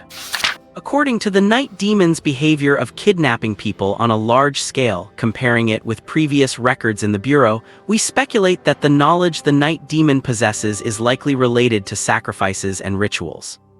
It is using the blood and lives of the living to exchange for power. Hearing this, Li Xiu thought of Su Xiaoya, who was still in danger and could not help but ask. You mean that right now, the night demon might be setting up an altar and killing the people it kidnapped? Lin Qi looked at Li Xiu and nodded solemnly. Li Xiu's breathing quickened. He stared at the 4 red dots on the map, wishing he could rush over there right now. But the 4 red dots were far apart, located in the southeast, west, and north corners of any Yuan city. The idea of rushing in to check each one to see which was the true hideout was unrealistic in terms of time. Calm down, Li Xiu, calm down. You cannot be controlled by your emotions. Su Xiaoya is in danger. A single wrong step could lead to an irreversible result. Li Xiu took a deep breath, suppressing all his chaotic emotions. Lin Qi gave Li Xiu an approving look and continued. According to the supernatural remnants left when the night demon used its power, we can deduce that it was roughly at the 5th tier, but this is data from half a month ago. If our deduction is correct, its power must have increased significantly through killings and sacrifices. Conservatively estimated, the night demon is at the middle to high level of the 5th tier. To kill it while protecting potential hostages, it would take at least a captain-level operative. Hearing this, everyone was stunned. The field division of any Yuan city only had 3 captains, yet there were 4 potential hideouts for the night demon on the map. From the field agents and scouts attending the meeting, to the bureau chief and deputy chief listening in from the Special Affairs Bureau headquarters. Every face was written with grim seriousness. 4 hideouts, 3 team captains. How should they be distributed? No matter how they are allocated, the one place without a captain will be in grave danger the moment they encounter a night demon. The Special Affairs Bureau is different from other official government departments. Biding one's time for promotion, relying on seniority. Setting aside the fact that the Bureau has only been established for 5 years, just look at the demons and supernatural criminals they face every single day. Demons and criminals never hold back. They despise the Bureau, especially the field division, and when the 2 sides meet, it is essentially a fight to the death. As the head of a field team, the captain's own combat strength must be higher than that of their members, by at least an entire grade. Do not be fooled by Lin Qi's injured state. It only means he cannot sustain a long battle. After half a month of recuperation, he is already capable of forcefully suppressing his injuries to unleash captain-level combat power for a short time. 4 hideouts, we cannot afford to let any of them go. Lin Qi set the direction for the operation. The night demon does not know we found these 4 suspicious locations by tracing causality in reverse. This is our greatest advantage, and we must not let a single one slip through. The captains of the 1st, 2nd, and 3rd teams will each take 2 or 3 members of their own teams to head to the suspicious locations in the east, south, and west. As for the northern location, we will form a temporary team consisting of 1 or 2 of the strongest frontline fighters drawn from each of the 3 squads to carry out the exploration. Although the 4 target locations are spread across the 4 corners of any Yuan city, the city itself has a narrow, elongated terrain, resembling an irregular oval. The northern location is relatively close to both the eastern and western sites. If the north is indeed where the night demon is, the temporary team composed of the strongest frontline fighters from each squad has a high chance of holding out until the captains from the east or west can come to support them. With the operation plan set, the next steps are detailed duty assignments and equipment preparation. Logistics personnel who arrived early are discreetly clearing the area to prevent the night demon from attacking innocent civilians in desperation once it comes under fire. Everyone is methodically going about their duties, and Li Xiu pushes through the crowd to find Lin Qi. Assign me to the northern team. Lin Qi does not ask why. He knows clearly that Li Xiu is worried that if the temporary team without a captain actually runs into the night demon, they will have no energy left to save civilians. Are you sure? Your abilities are strong, but you have never participated in an official operation and have no training. It will be very dangerous, Lin Qi asked. The response Lin Qi received was a pair of unwavering eyes. I understand. Lin Qi handed over a portable communication earpiece. When used by supernaturals, it automatically resists signal interference and will not be affected by a demon's domain. The Northern Team's communication channel is 115. Thank you. Li Xiu took the earpiece. As soon as he inserted it, he felt as if a tiny bug was crawling into his ear, which startled him so much he almost pulled it out. The moment his hand touched his ear, the crawling sensation stopped. Immediately after, there was a faint sound of flowing water, and something inside his ear began to expand slightly, perfectly filling the entire ear canal. Did I give you a scare? Lin Yibai walked over with her sword on her back, a playful, mischievous smile on her face. Did you think a little bug was crawling into your ear? This is an earpiece specially developed by the Bureau. It will never fall out unless your head gets bitten off by a demon. Li Xiu tugged at the earpiece and felt a clear sense of blockage. It would take a lot of force to pull it out. The environment on site is complex, and this design is to ensure the communicator is not lost during intense combat. He adjusted the frequency to 115, and after less than half a second of faint electronic static. Whoosh! In an instant, a flood of information rushed in like a gale. Li Xiu narrowed his eyes slightly. The Reconnaissance Division's analysis of the site data is as follows. The Medical Division is in position and ready to. Site lockdown is complete. The evacuation of nearby citizens is expected to be finished in 15 minutes. Information stream after information stream appeared methodically on the communication channel. The field agents charging into the battlefield are the face of the Special Affairs Bureau, but this tiny earpiece and the support from every single department is the Bureau's true strength.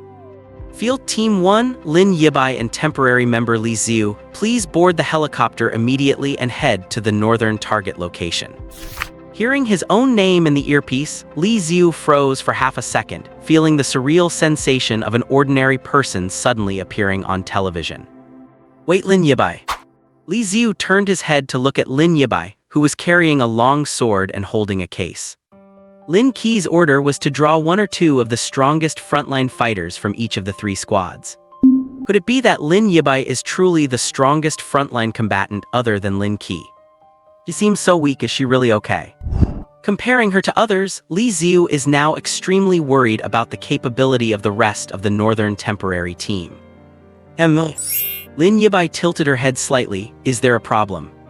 Li Xiu looked away to hide his anxiety. No, nothing. The sound of helicopter rotors roared from the sky, and the violent wind whipped up ripples in the blood pool inside the villa. Li Xiu looked up and saw a helicopter marked with Special Affairs hovering in midair. The helicopter did not land. Instead, it opened its side door and dropped a rope ladder. It was time to depart. Lin Yibai gave Li Xiu a look to follow, shouldered her equipment, and began climbing the rope ladder. Li Xiu did not want to waste any time and prepared to follow right behind. Lin Qi's voice came from behind. Lin Qi walked over. I am heading to the eastern target. If the night demon is really at the northern location where you are headed, I will be there as soon as I can. Also, while I am away, please take care of Lin Yibai. Lin Qi knew his sister's personality well. When her temper flared, she would do impulsive things. It was fine when he was there to keep her in check, but now that he had to go to another location, he could only rely on Li Xiu. Li Xiu nodded in agreement. If Su Xiaoya is in your direction, rest assured I will definitely protect her. The 2 men shook hands firmly, and with that promise they went their separate ways. Let us go. Li Xiu grabbed the rope ladder and started to climb. But after climbing for a bit, he felt something was slightly off. He looked up slightly and caught a glimpse of Lin Yibai's rounded, voluptuous. Li Xiu hurriedly lowered his head and focused on climbing. Though this Special Affairs Bureau uniform is really form-fitting. Li Xiu sighed to himself unconsciously and could not help but want to look up again. But the moment he started to look, he remembered that Lin Qi was still watching from below. With sheer willpower, he lowered his head once more. Standing on the ground and secretly watching Li Xiu, Lin Qi saw this and nodded with satisfaction. Do not let Lin Qi's iron-blooded, tough guy exterior fool you. As an older brother 10 years her senior, he was a massive doting brother who would never allow any man to take advantage of his sister. The helicopter door closed, the body tilted slightly, and it suddenly gained altitude, flying toward the north of Nyun City. Li Xiu looked down at the passing city below. They would arrive at the scene in 15 minutes. 20 minutes later, the operation would officially begin. Deducing the location of the villa area, arriving as quickly as possible, and joining the investigation as a temporary member. He had done everything within his power. Now, there was only one thing left for Li Xiu to do. Pray that Su Zioya is still alive. Are you worried about Su Zioya? Sitting beside him, Lin Yibai caught the shift in Li Xiu's mood. Li Xiu did not hide it and nodded honestly. Lin Yibai patted his shoulder, gave a thumbs up, and flashed a heartwarming smile. My intuition tells me that we will definitely be able to save her this time. My intuition is very accurate. Li Xiu could not help but be infected by her optimism. I will take your word for it. Oh right. Lin Yibai clapped her hands together. You do not have a weapon you are comfortable with yet. Since we still have a little time, do you want to pick one out temporarily? Weapons. Li Xiu gestured toward the straight blade strapped to Lin Yibai's back. The kind you have. No, this Yuehua blade of mine is a bloodline weapon. It was developed by the Bureau's research team using my own blood mixed with special materials. Lin Yibai unsheathed the Yuehua blade, and it was as if a bright lamp had been lit in the dim helicopter cabin. There were no unnecessary decorations. The blade was clean, pure, and straight. Just like Lin Yibai herself. A sliver of moonlight cast from the window onto the blade, making it shimmer with a brilliant glow. My ability is in the object manipulation category. The full name is Metal Frenzy. I can comprehensively enhance the capabilities of any metal object I touch. For example, the same Yuehua blade will be sharper and more durable in my hands than it would be in yours. And if I were flying this helicopter, its speed and handling would be improved. Though, because the helicopter is so large, the enhancement would not be very significant.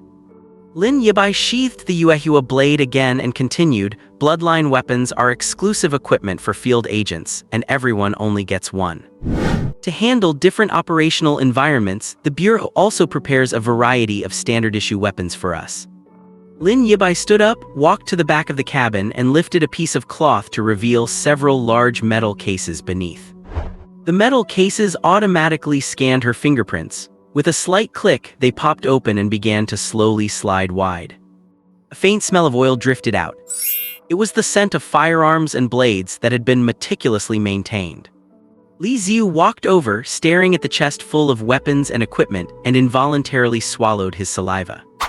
From cold weapons like swords, spears, and staves to firearms like pistols, rifles, and snipers, there were even fragmentation grenades, thermite grenades, and smoke grenades. As expected of an official organization, this logistical support is truly over the top. Just this single box would be enough to sustain a small military conflict in some war-torn foreign region. Li Xiu gazed at the assorted weapons in the box, his eyes shining involuntarily. What man could resist this kind of temptation? Would a man even be considered a man if he could resist it? As a former middle schooler who could play with a single wooden stick for an entire day, Li Xiu longed to strap on a full loadout of guns and go out to test the recoil one by one. He had forced his way into this Special Affairs Bureau mission, and he had no idea when he would get another chance to pick and choose gear like this again. However, Li Xiu kept his head. He touched a gun longingly, then turned and reached to the very bottom of the box, picking up a string of grenades like a bunch of grapes. Li Xiu had never trained with firearms, and in the chaos of a battlefield, he might make a mistake and hit his own allies. Guns pass. As for blades or swords, without specialized training, swinging them around wildly would probably be less effective than just using his own abilities barehanded. Blades and staves pass. Only these grenades. Even if Li Xiu had not been trained, he was more than capable of throwing a grenade right. In any case, this was just a support method. His true trump card remained the I am hell ability. After humbly learning how to use grenades from the veteran Lin Yibai on the helicopter, Li Xiu easily unlocked a sub-profession. Goblin thrower. Both of you get ready, we will be there in a minute, the pilot reminded them. Lin Yibai pulled open the cabin door, and the winter wind messed up her hair. Li Xiu, now wearing his Special Affairs Bureau uniform, stood beside her, looking down at the city below. The target location north of Anyuan City was inside a wetland park, adjacent to a medium-sized lake called Liuwu Lake. Worried about alarming the target and alerting the enemy, the helicopter hovered 1 kilometer away from the wetland park. They would have to cover the final kilometer on foot. The pilot said, "Good luck with the operation, you two." "Yeah." Li Xiu nodded at the pilot and jumped out of the helicopter with Lin Yibai. Black mist appeared wrapping around him, and Li Xiu drifted gracefully to the ground. Unlike Li Xiu's relaxed and elegant landing, Lin Yibai's method was much wilder. She fell straight from the sky without slowing down, slamming into the paved ground with a bang, creating a web of spiderweb-like cracks. Lin Yibai simply bent her knees slightly to absorb the impact of the fall and stood back up. To withstand the impact of a high-altitude fall through sheer physical strength alone, Li Xiu's eyelids twitched slightly, yet he felt it fit Lin Yibai's persona perfectly. "You guys are the last ones here." Li Xiu had just been about to ask about Lin Yibai's ability type when he heard an unfriendly voice come from the darkness nearby. He followed the sound. 3 people also wearing Special Affairs Bureau uniforms walked out, 2 men and 1 woman. The man leading them had extremely short hair and a fierce look. Despite it being late at night, he was still wearing brown sunglasses. Behind him was a young boy, clearly a minor, holding a compass in his hand. Bringing up the rear was a woman who looked about 30, with a curly big-wave hairstyle and hourglass figure accentuated by her tight uniform and an overall Kardashian-esque vibe. The group exchanged brief self-introductions. However, Li Xiu was so preoccupied with saving Su Xiaoya that, to be impolite, he genuinely did not remember their names.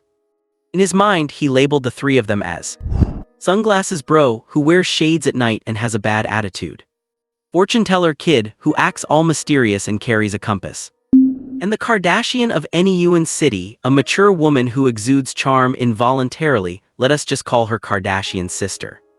These 3, plus the hot-blooded Lin Yibai and temp worker Li Xiu, made up the Northern Temporary Team. Apart from me, why does everyone on this Northern team seem so unreliable? Li Xiu thought to himself. But he forgot that in the eyes of the other professionals, he was the most unreliable unknown factor in the group. Sunglasses Bro walked over, his face etched with suspicion and hostility. "Kid, I do not know what kind of relationship you have with Section Chief Lin to get you shoved in here, but let me warn you. Once we enter the site, do not touch anything, do not use your abilities recklessly. There are hostages inside. I am not expecting an amateur to help out, just do not drag us down, you get me. As for your own safety, watch yourself. We are not your parents and nobody's going to protect you. If you manage to get yourself killed in there, that is your own bad luck, understand?" Sunglasses Bro spoke with a sharp tone, projecting an arrogant, holier-than-thou attitude. Before Li Xiu could say a word, Lin Yibai, standing nearby, charged over like a mother hen protecting her chick and shoved Sunglasses Bro aside. "Do you want to have a fight before the mission even starts?" Sunglasses Bro spread his hands. "Why are you so angry? I am just giving him some friendly advice. Oh, by the way, I heard you even confessed your feelings to him, and you got rejected by this kid." Sunglasses Bro mocked. The interpersonal dynamics in your team are really messy. If you ask me, the title of the strongest team in Anyuan City should belong to Team 2. You guys should just stick to playing house in your own team." Lin Yibai's straightforward temper was completely set off by the snide, sarcastic look on Sunglasses Bro's face. At that moment, with no section chief there to keep the peace, she nearly drew her sword to beat him up. Li Xiu grabbed Lin Yibai's hand as she was about to draw her blade and shook his head, signaling her not to waste energy before the mission. Having worked for years, Li Xiu had seen all kinds of people and every variety of passive-aggressive person there was. Sunglasses Bro's current level was only enough to annoy someone as blunt as Lin Yibai. Li Xiu said calmly, "Thanks for the advice. Although you said you would not protect me, rest assured, since we are in the same team, if you are in danger, I will definitely protect you." As soon as he said this, Sunglasses Bro's face darkened. Being passive-aggressive to annoy others is just petty. Li Xiu's calm expression of strength, tolerance, and kindness created a personality contrast that was the true righteous way to win an argument. With Li Xiu's words as a comparison, Sunglasses Bro just looked like a petty man who nitpicked. Sunglasses Bro's mocking smile faded, his blood pressure spiked, and his expression turned even uglier. Who the hell needs you to protect them? Li Xiu pressed quickly, and what if you actually end up needing my protection? Sunglasses Bro was so angry he blurted out, then I am your son. Alright, it is a deal. In 2 or 3 sentences, he had tricked Sunglasses Bro into falling right into a trap. If Sunglasses Bro did not need Li Xiu's protection during the mission, then Li Xiu would not lose anything. But if things were unlucky and he did end up needing Li Xiu's help then, Sunglasses Bro would get a double win. Not only would he save his life, but he would gain a new father. Everyone present was sharp, and they immediately grasped the critical point. Kardashian's sister and fortune teller kid could not help but cover their mouths and laugh. Sunglasses Bro, realizing what happened, had the expression of someone who had just eaten unwashed intestines. Just as he was about to say something, a reminder that the mission was about to start came through his earpiece, leaving him no choice but to swallow his pride and suffer in silence. They grabbed their respective weapons and gear and arrived at the outer gate of the wetland park. Without needing any instruments, as superhumans, they could see with their naked eyes a dark purple dome enveloping the sky over the wetland park. All teams prepare, mission begins in 10 seconds. 5, 4, 3, 2, 1. Move out. The 4 teams entered the 4 demon domains simultaneously. Fortune teller kid held a vintage-style bronze compass. The ladle on top swung wildly left and right for a moment before pointing in a specific direction. Follow me, everyone. The 5 moved quickly. 10 minutes later, they found a deep pit hidden in the grass. Lin Yibai looked at the pit. Is this the night demon's nest? Kardashian's sister took a glow stick from her backpack, snapped it, and tossed it in. The hole was not very deep, but they could see several tunnels leading in different directions. This must be it, fortune teller kid said. The previously thwarted Sunglasses Bro stood up and said, watch closely, I will go down first and set an example for you all. He was trying to use this as a way to regain his face. Sunglasses Bro's bloodline weapon was a pair of knuckle dusters. He jumped into the entrance easily and waved at the group above, signaling that it was all clear. However, he did not notice what the group crouching at the edge of the pit could see clearly. A giant snake with a human head and a snake's body had been lying in wait on the ground the whole time. Because the giant snake's scales were almost identical in color to the rocks, this natural camouflage meant Sunglasses Bro never noticed the giant snake behind him. The giant snake slowly opened its mouth, ready to launch an attack on Sunglasses Bro. The group at the pit entrance could not help but look at Li Xiu with strange expressions. Is he going to become a dad so soon? Seeing the human-faced snake-bodied monster about to pounce and bite the sunglasses-wearing guy's neck from behind, Li Xiu raised his hand, about to use his ability. Suddenly, the sunglasses guy snorted. It was as if he had eyes in the back of his head. He twisted around abruptly and punched the human-faced snake-bodied monster in its weak spot. His fist looked like it had been enhanced by some low-quality browser game's special effects, bursting with colorful light. The power naturally matched the game's theme, landing a blow that felt like a 99,999-point critical hit. With just that one punch, the monster was blown into 4 or 5 pieces, its flesh and blood splattering onto the ground. It was dead as a doornail. Is that it? Is that really it? Even with the monster already dead, the sunglasses guy did not forget to taunt it. With just this little bit of skill, you dare to come and scam me, come and sneak attack me, HMPH. Li Xiu and the others jumped down into the deep pit to examine the monster's corpse. Just by taking a look, Sister Kazi swayed her waist slightly, shook her head and said, not a night demon. It should be a derivative creature created based on knowledge it awakened. The Special Affairs Bureau badge had a camera, which could transmit live footage back to headquarters. A message came through the headset from the support team. Facial verification shows that the face of this monster belongs to a victim who went missing 17 days ago. Counting the 37 people who were throwing a party in the villa tonight, the total number of missing persons in the night demon incident has reached 61.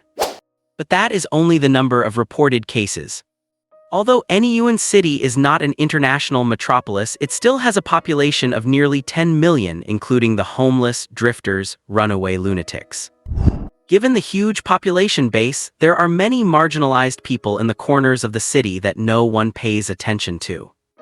The number of people snatched by the night demon is only going to be higher than what the Special Affairs Bureau has counted. Li Xiu squatted down to observe.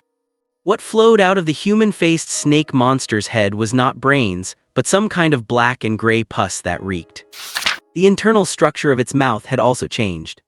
Its teeth were sharp and its tongue had turned into a venomous snake's forked tongue.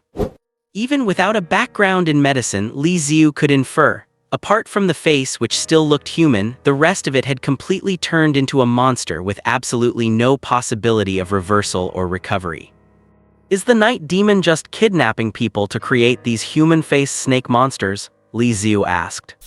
The fortune-teller sidekick cupped his chin and said it should not be that simple. These synthetic monsters look intimidating, but they are only good for scaring ordinary people.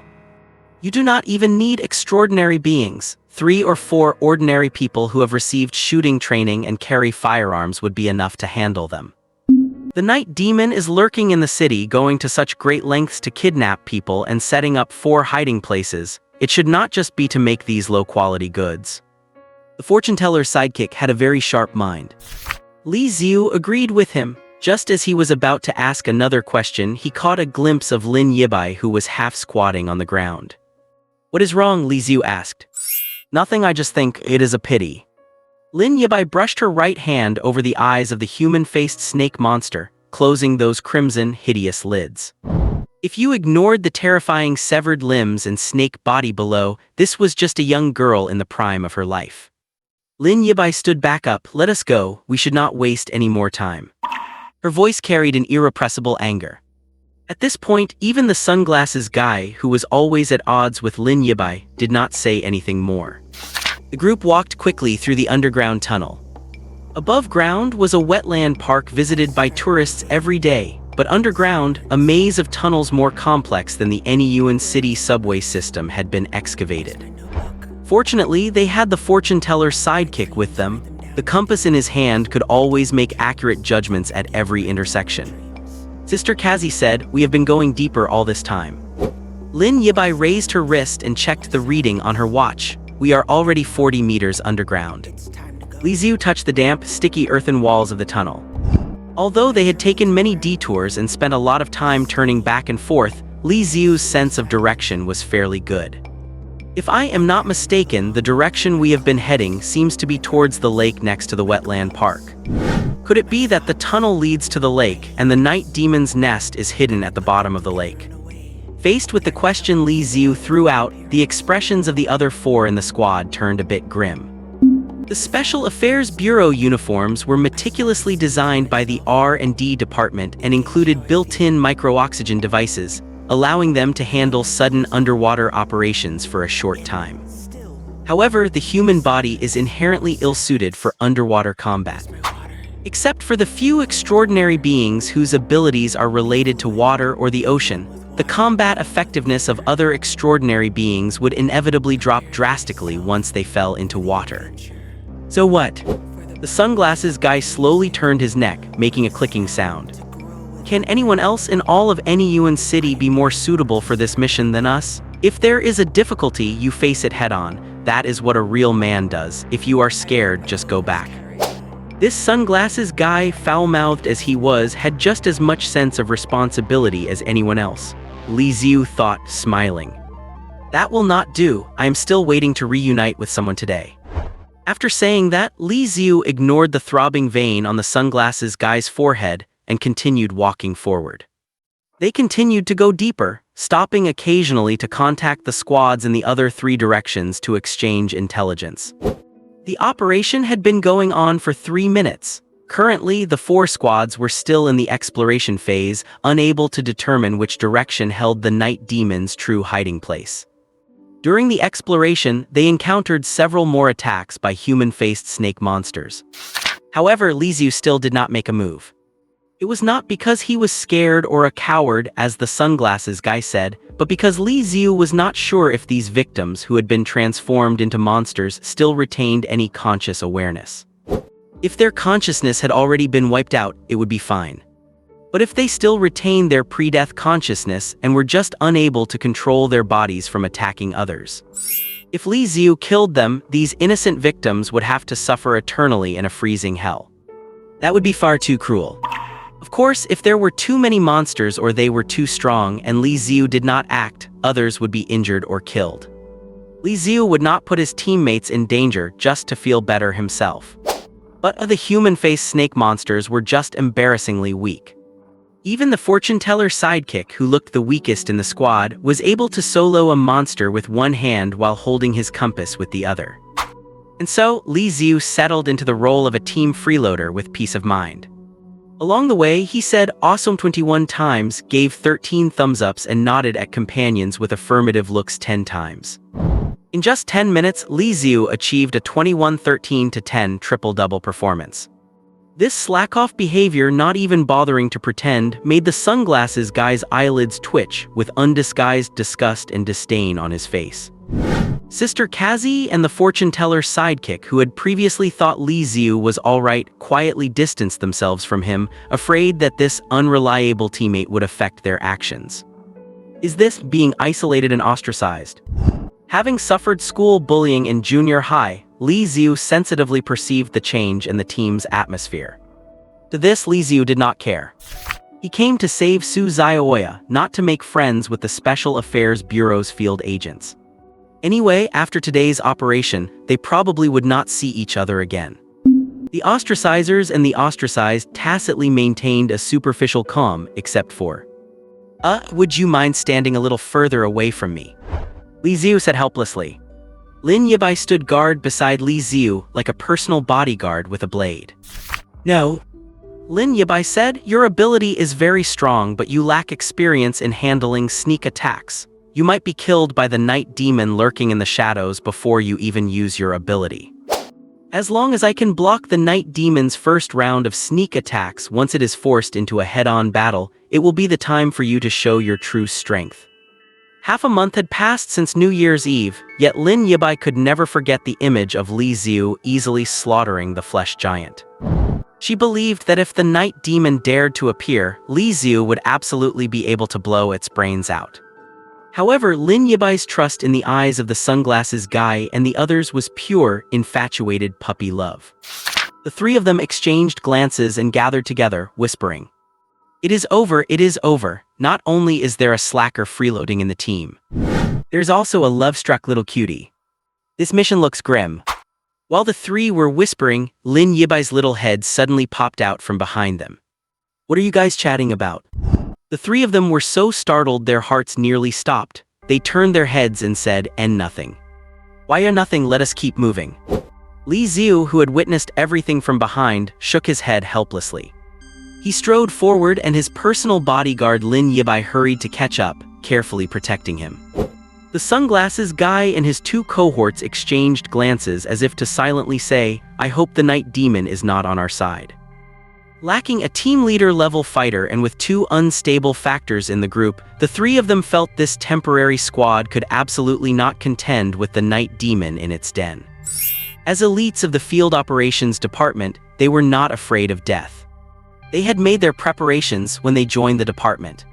But that preparation meant, in critical moments, rushing forward to be the hero who saves the world. Not dying pointlessly because of unreliable teammates when facing monsters. It might not go wrong. Even if the night demon really is on our side, as long as we hold on until the team leaders get here, it will be fine, the fortune-teller sidekick said. "Yeah, that is right. Yes, exactly." The three of them let out slightly awkward laughs, then fell silent again, watching the back of Li Xiu, who was about to disappear around a corner of the tunnel. They gripped their bloodline weapons tightly and followed him with heavy footsteps. But when they rounded the corner, they nearly crashed into Li Xiu's back. "Why did you stop?" Sister Kazi asked. Li Xiu raised his hand, pointing ahead. "We have arrived." Before them was a giant, excavated open space, about 5 meters high and covering nearly 300 square meters. and in the direction Li Xiu was pointing, they could clearly see something drawn with coagulated blood and placed with unspeakable fleshy organs. A bloody sacrificial altar. Bloody, cruel, and disgusting. The blood altar stood 10 centimeters above the ground, with thick, pitch-black blood trickling down and pooling at Li Xiu's feet. The altar was covered in complex, illogical, and erratic lines drawn with blood mixed with some unknown, viscous liquid. It looked as if a madman had severed his own arm and used the bleeding limb to paint the visions he saw during a psychotic episode. Sister Ka gulped. The invisible, dark, supernatural energy field radiating from the bloody altar gave her goosebumps on her exposed arms. Crackle, crackle. The communication headset was being interfered with by the supernatural field, emitting a faint buzzing sound. Through a micro camera, the support team reconstructed the altar on their computers, converted it into a data model, and sent it to the R&D department at the rear. Researchers would compare the modeling data against the Special Affairs Bureau's database to deduce the true purpose of the blood altar. This process would not take long. Li Xiu crouched down, observing the blood, flesh, and organs scattered on the altar. The blood is still wet and the organs are fresh, as if a live sacrifice had taken place just minutes ago. This underground altar was the end of the passage. The flesh was fresh, yet they had encountered no night demon, nor had they found the victims who had been abducted. Enduring the stench, they checked the area and found no secret doors or hidden passages, confirming that the night demon was not in their current location. Sunglasses Guy, Sister Ka, and the fortune-telling sidekick quietly let out a sigh of relief. But for Li Xiu, this was not good news. It was not that he did not trust the other three teams, but in battles between supernaturals and demons, it was inevitable that bystanders would be caught in the crossfire. To give a simple example, if you could only save either Su Zhaoya or another innocent citizen caught in the same incident. Li Xiu would not need to choose, he would only save Su Zhaoya. But others might choose to save the other citizen, leaving Su Zhaoya with a 50% chance of being abandoned. It might sound selfish, but human nature is naturally biased toward those we are close to. The so-called trolley problem is no problem at all when it comes to someone truly important. Confirming the night demon was not here, Li Xiu turned and strode out while listening closely to the headset for replies from the other three teams. Because Li Xiu had specifically instructed the support team in the communications channel to notify him immediately if they found Su Zhaoya among the slain human-faced snake monsters. So far, none of the four teams had encountered a monster with Su Zhaoya's face, which meant there was a high probability she was still alive. Li Xiu needed to return to the surface as soon as possible, board the helicopter, and rush to save her the moment the night demon's location was confirmed. Lin Yibai was definitely going to act with Li Xiu. She looked back at the three of them still at the altar and asked, "We are heading up, are you not coming?" Seeing Li Xiu was leaving, the three of them were overjoyed and waved their hands, making excuses. "We are going to check the scene a bit longer." "Yeah, exactly, maybe there are more clues." "You go on up first, do not worry about us." Even as oblivious as Lin Yibai was, she could still feel their hostility. She wanted to confront them, but seeing Li Xiu walking away, she gave the three of them an annoyed look and turned to follow him. Just as Li Xiu left the altar and was about to re-enter the passage, news came through the headset from the other teams. The southern team also found a blood altar, no trace of the night demon. The western team found one too, no night demon here either. Wait, what is this? Boom! A violent explosion sounded in the headset. Southern team, watch out, it is boom. A second explosion occurred. What is going on? Li Xiu pressed his headset. There was no response from the southern and western teams. The support team who witnessed everything through the micro cameras shouted in the channel, "Leave, northern team, get out now, it is the altar."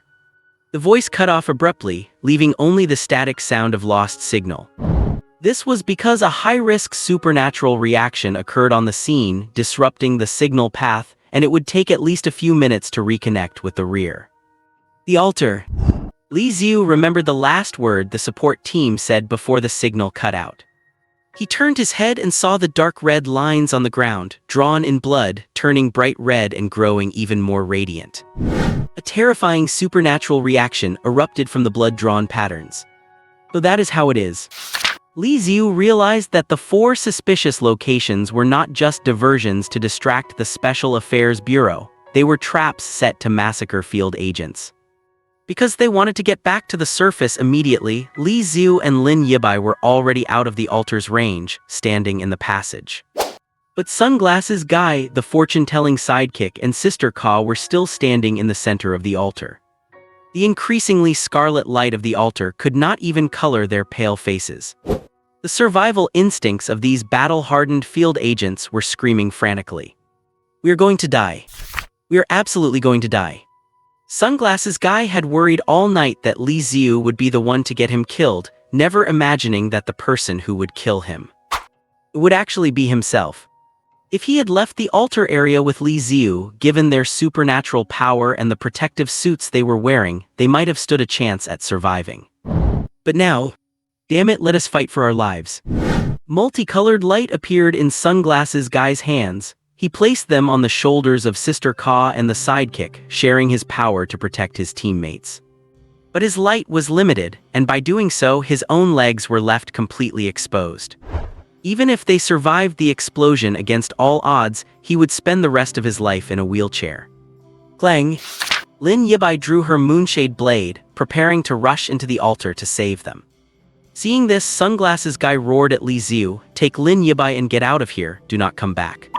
The blood patterns had turned blood red to the extreme, and the rolling heat waves were curling their hair. The 3 of them closed their eyes in despair, while Lin Yibai gritted her teeth, wanting to rush forward, but deep down she already had the answer. It is too late. Suddenly a hand grabbed Lin Yibai's wrist. "I finally understand why Section Chief Lin entrusted me to keep an eye on you." If Li Xiu did not stop her, Lin Yibai would have truly rushed into the center of the explosion to her death. "With me here they will not die." The calm, plain words carried a weight of authority that somehow convinced Lin Yibai immediately. Li Xiu raised his hand and wisps of black mist appeared out of thin air, coiling around Sunglasses Guy and the other 2 in the center of the altar. As Li Xiu made a gentle pulling motion, the 3 of them, encased in black mist, lifted into the air and flew toward him. The 3 of them felt a moment of joy, but the very next second, boom! Before the 3 of them in midair could clear the center of the explosion, the violent blast occurred. The ground shook and everything in sight felt like the end of the world. If they were still in contact with the support team, they would have known that the trap's explosion was equivalent to 200 kilograms of TNT. That kind of power is enough to level a building. Not to mention that on top of the explosion, it was laced with the corrupt and vicious power unique to demons. The 3 of them huddled together, bending over to protect their vitals and heads from the shockwave. However, the expected impact and intense heat never came. All the force of the explosion was blocked by a thin layer of black mist. Li Xiu gave a sharp tug, and the black mist tumbled the 3 of them behind him. They rolled onto the ground looking disheveled, their faces and clothes covered in dirt. But after surviving an explosion of that magnitude, what more could they ask for? They lifted their heads from the mud and looked at Li Xiu, who had silently shielded them from the entire blast, thinking back to their biases against him just minutes ago. They were filled with complex emotions and could not help but reflect. Was that guy slacking off? Was he just coasting? No, that is just a master who does not feel the need to show off. They did not even know the truth before they had ostracized and alienated him. And when they were in mortal danger, not only did he hold no grudge, but he returned evil with kindness and saved them all. Thinking of this, Li Xiu's back, which did not look particularly broad, suddenly seemed incredibly tall, and comparing that to their own petty thoughts. Sister Ka and the fortune-telling sidekick were so ashamed they wanted to curl up and vanish into the ground. Especially Sister Ka, who suddenly understood why Lin Yibai felt so favorably toward him. As a mature and alluring woman, Sister Ka had long outgrown the coyness and pride of a young girl. When a woman waits for a man to pursue her, she often ends up with someone she does not even like. When you encounter a quality man like Li Xiu, someone capable, responsible, and magnanimous, you have to make the first move and strike while the iron is hot. Sister Ka's gaze toward Li Xiu shifted from initial disdain to shame, and now it was slowly drifting in a more adult direction. Li Xiu had no idea that in those few seconds, the three of them had gone through such a wild mental roller coaster. In truth, Li Xiu had not saved them out of some noble moral high ground. For one, saving them was a trivial effort. He would never have risked his life to save three people who had been ostracizing him just minutes prior. Secondly, if he had not stepped in, the hot-headed Lin Yibai might really have rushed into the heart of the explosion. Li Xiu had promised Section Chief Lin, and he could not let Lin Yibai get hurt. Thirdly, and most importantly, Li Xiu walked over to Sunglasses Guy. "Speak up." Everyone was stunned for a half-second before they remembered the bet between Li Xiu and Sunglasses Guy before the operation. If Li Xiu saved him during the mission, he would have to acknowledge Li Xiu as his father. Sunglasses Guy's lips twitched as he took a half-step back, his face filled with dread, like a freshman being cornered by a senior for a body check. He had been arrogant his whole life and, except for the second team captain, had never cowed to anyone.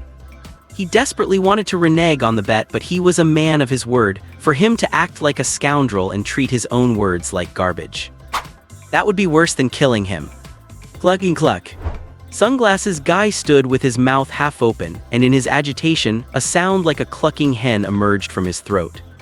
Just as he was about to grit his teeth and say the two words, "Hiss hiss," streams of water began spraying from the top of the tunnel, and chunks of mud and rock started to fall. "It is the lake water." Everyone suddenly remembered they were directly underneath Lake Liu. The explosion had not just destroyed the altar, it had triggered ground tremors, causing the lake water to pour in. It would not be long before this entire complex of tunnels collapsed. Move. If they did not leave now, they had be buried alive underground. They had only run a few meters when they turned back to see that Li Xiu had not followed. "Hurry, Li Xiu, it will be too late if we do not go now," Lin Yibai said, running back to grab Li Xiu's hand. "Who?" As she ran, Lin Yibai suddenly noticed that the air she was breathing out had turned into white mist. The surrounding temperature plummeted, and the seeping water was already freezing into ice. Li Xiu had one hand gently pressed against the tunnel wall, and the cold was spreading upward, centered on him. If it were a normal collapse, Li Xiu really would have had no choice but to run with the others. But with the lake water seeping in, he could easily freeze the infiltrating water and transform the tunnel into a much sturdier layer of permafrost.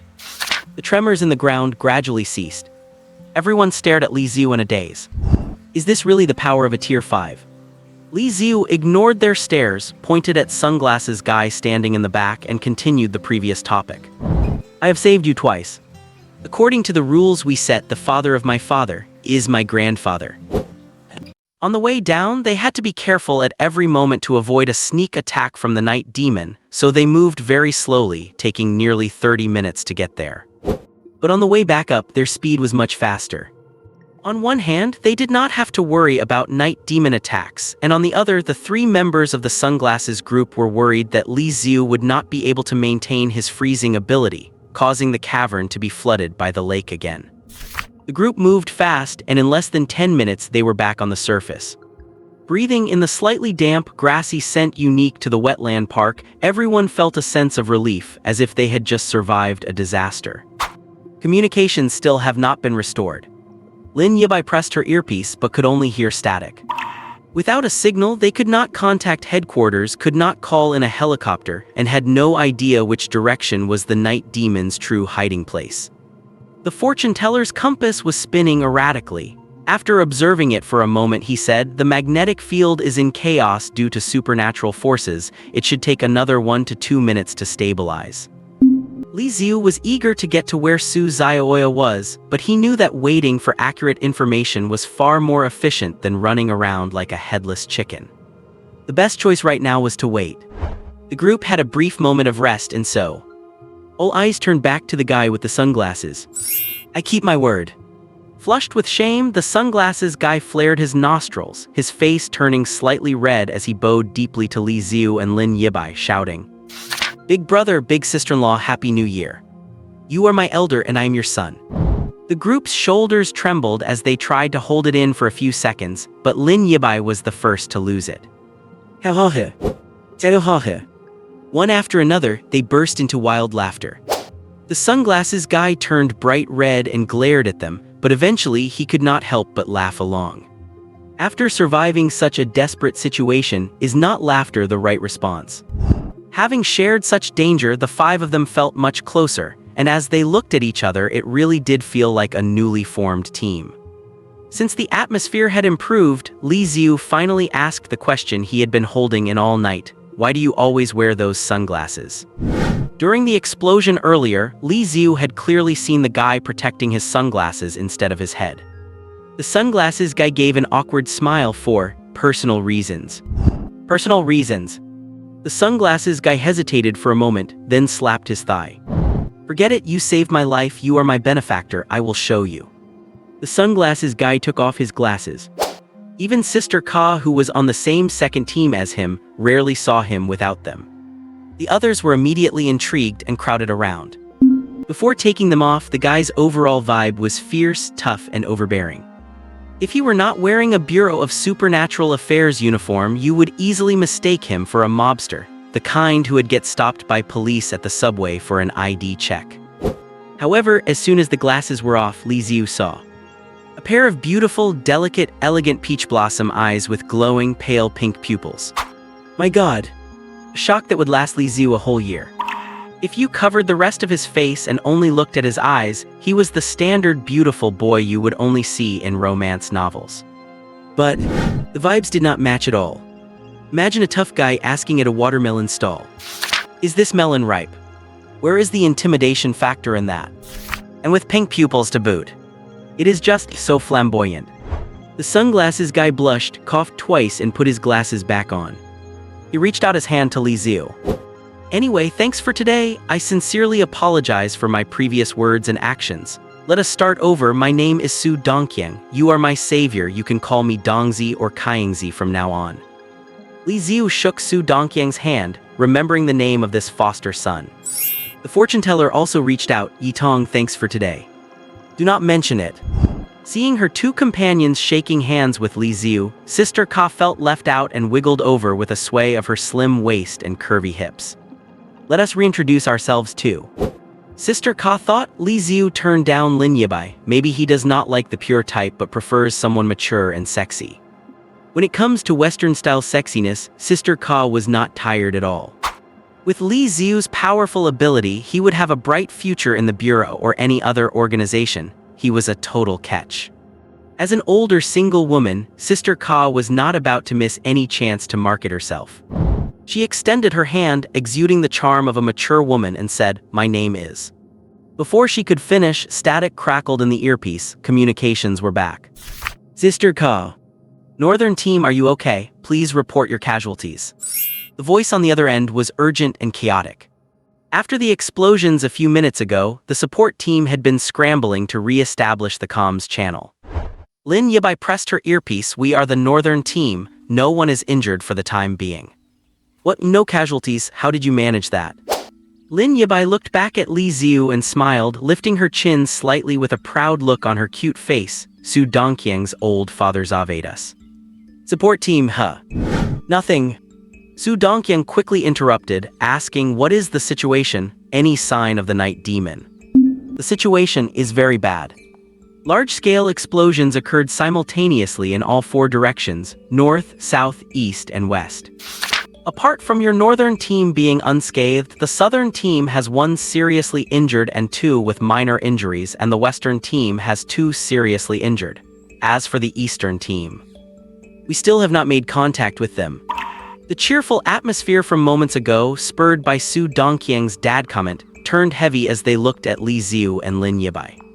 The eastern team was the first team led by Lin Qi, the scout's ace, whose causal line ability could bypass heavy interference to connect directly with causality and lock onto the night demon's location. This meant that among the four suspicious locations, one of them had to be the night demon's real hiding place. The northern, southern, and western teams had found neither the night demon nor the innocent people who were abducted. And the eastern team, led by Lin Qi, had lost contact.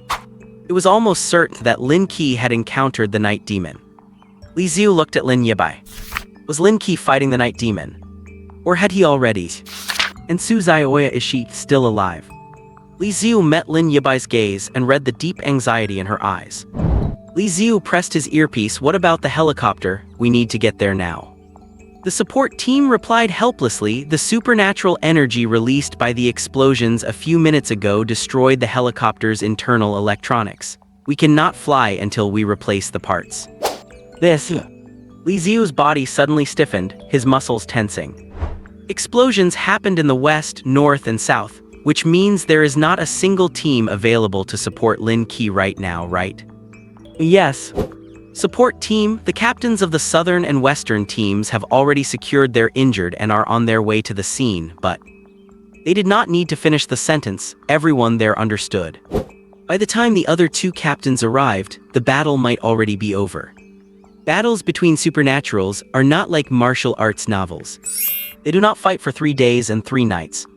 Whether for humans or demons, compared to the various terrifying effects of their abilities, the physical body's defense is always fragile.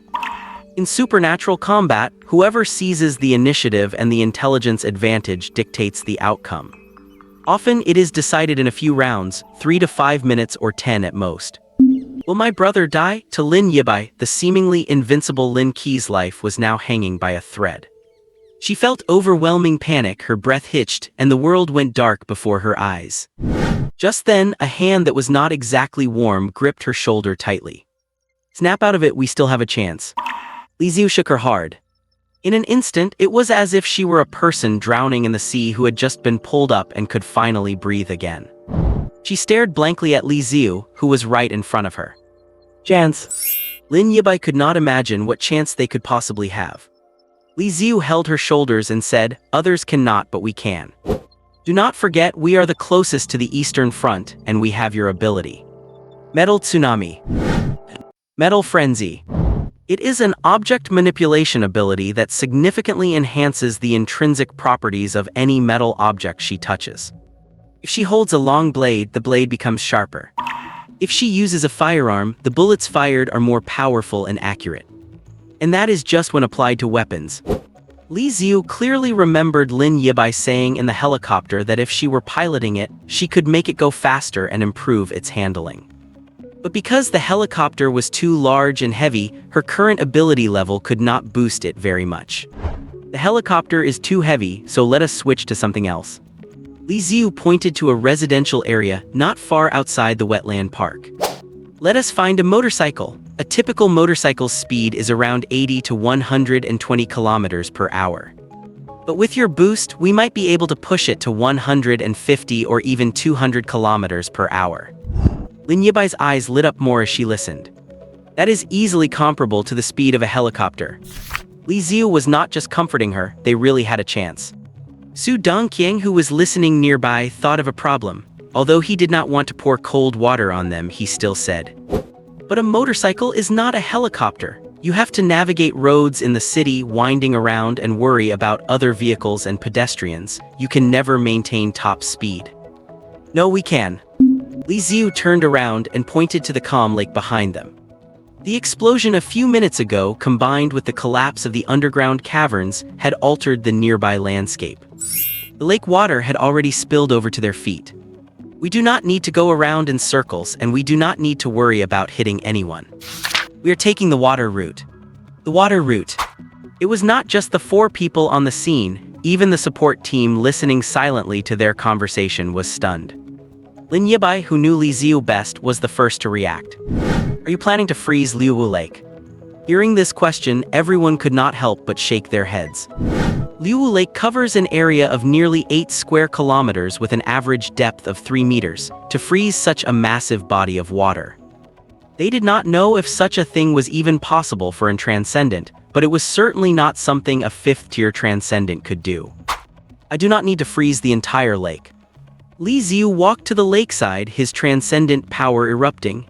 An icy chill from hell spread out and frost covered the grass within 100 meters. He stepped out onto the surface of the lake. Before his soul could get wet, the water beneath his feet had already turned to ice. Li Xiu stood firmly on the lake. Starting from him, a 5-meter-wide path of ice rapidly solidified, extending into the depths of Liuwu Lake. He turned back to the others and said, I only need to create a path capable of supporting the motorcycle and the weight of Lin Yibai and myself. Whether it was Su Dongqiang and the others on the scene, or the support team observing this scene through micro cameras. Everyone went silent the moment they saw that ice path. Is this an transcendent ability with a rating of 77? He is only at the 5th tier, yet his ability can drastically alter the natural environment.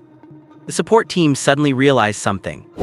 The field agents' uniforms had special sensors that recorded status like impacts, burns, and stabs, transmitting them back to provide medical assistance. They then noticed that despite the previous explosion, not only was no one in the northern team severely injured, they did not even have a single scratch. If Su Dongqiang and the others' uniforms had not been covered in mud, the support team would have thought they were slacking off. Because communication was interrupted, the support team had not seen Li Xiu saving them. They had assumed the northern team was just lucky and avoided the blast, but now it appeared. It was Li Xiu, this temp worker, who had saved everyone. Found it. Cheers came from the support team through the headsets. There is a motorcycle in the underground garage 470 meters away from you. Li Xiu was busy freezing the lake, and Lin Yibai needed to save her strength. Su Dongqiang and Sister Ka did not hesitate to run out. Less than 2 minutes later, a motorcycle with a sharp, futuristic look, entirely black with hints of dark green on the curved parts, rode up.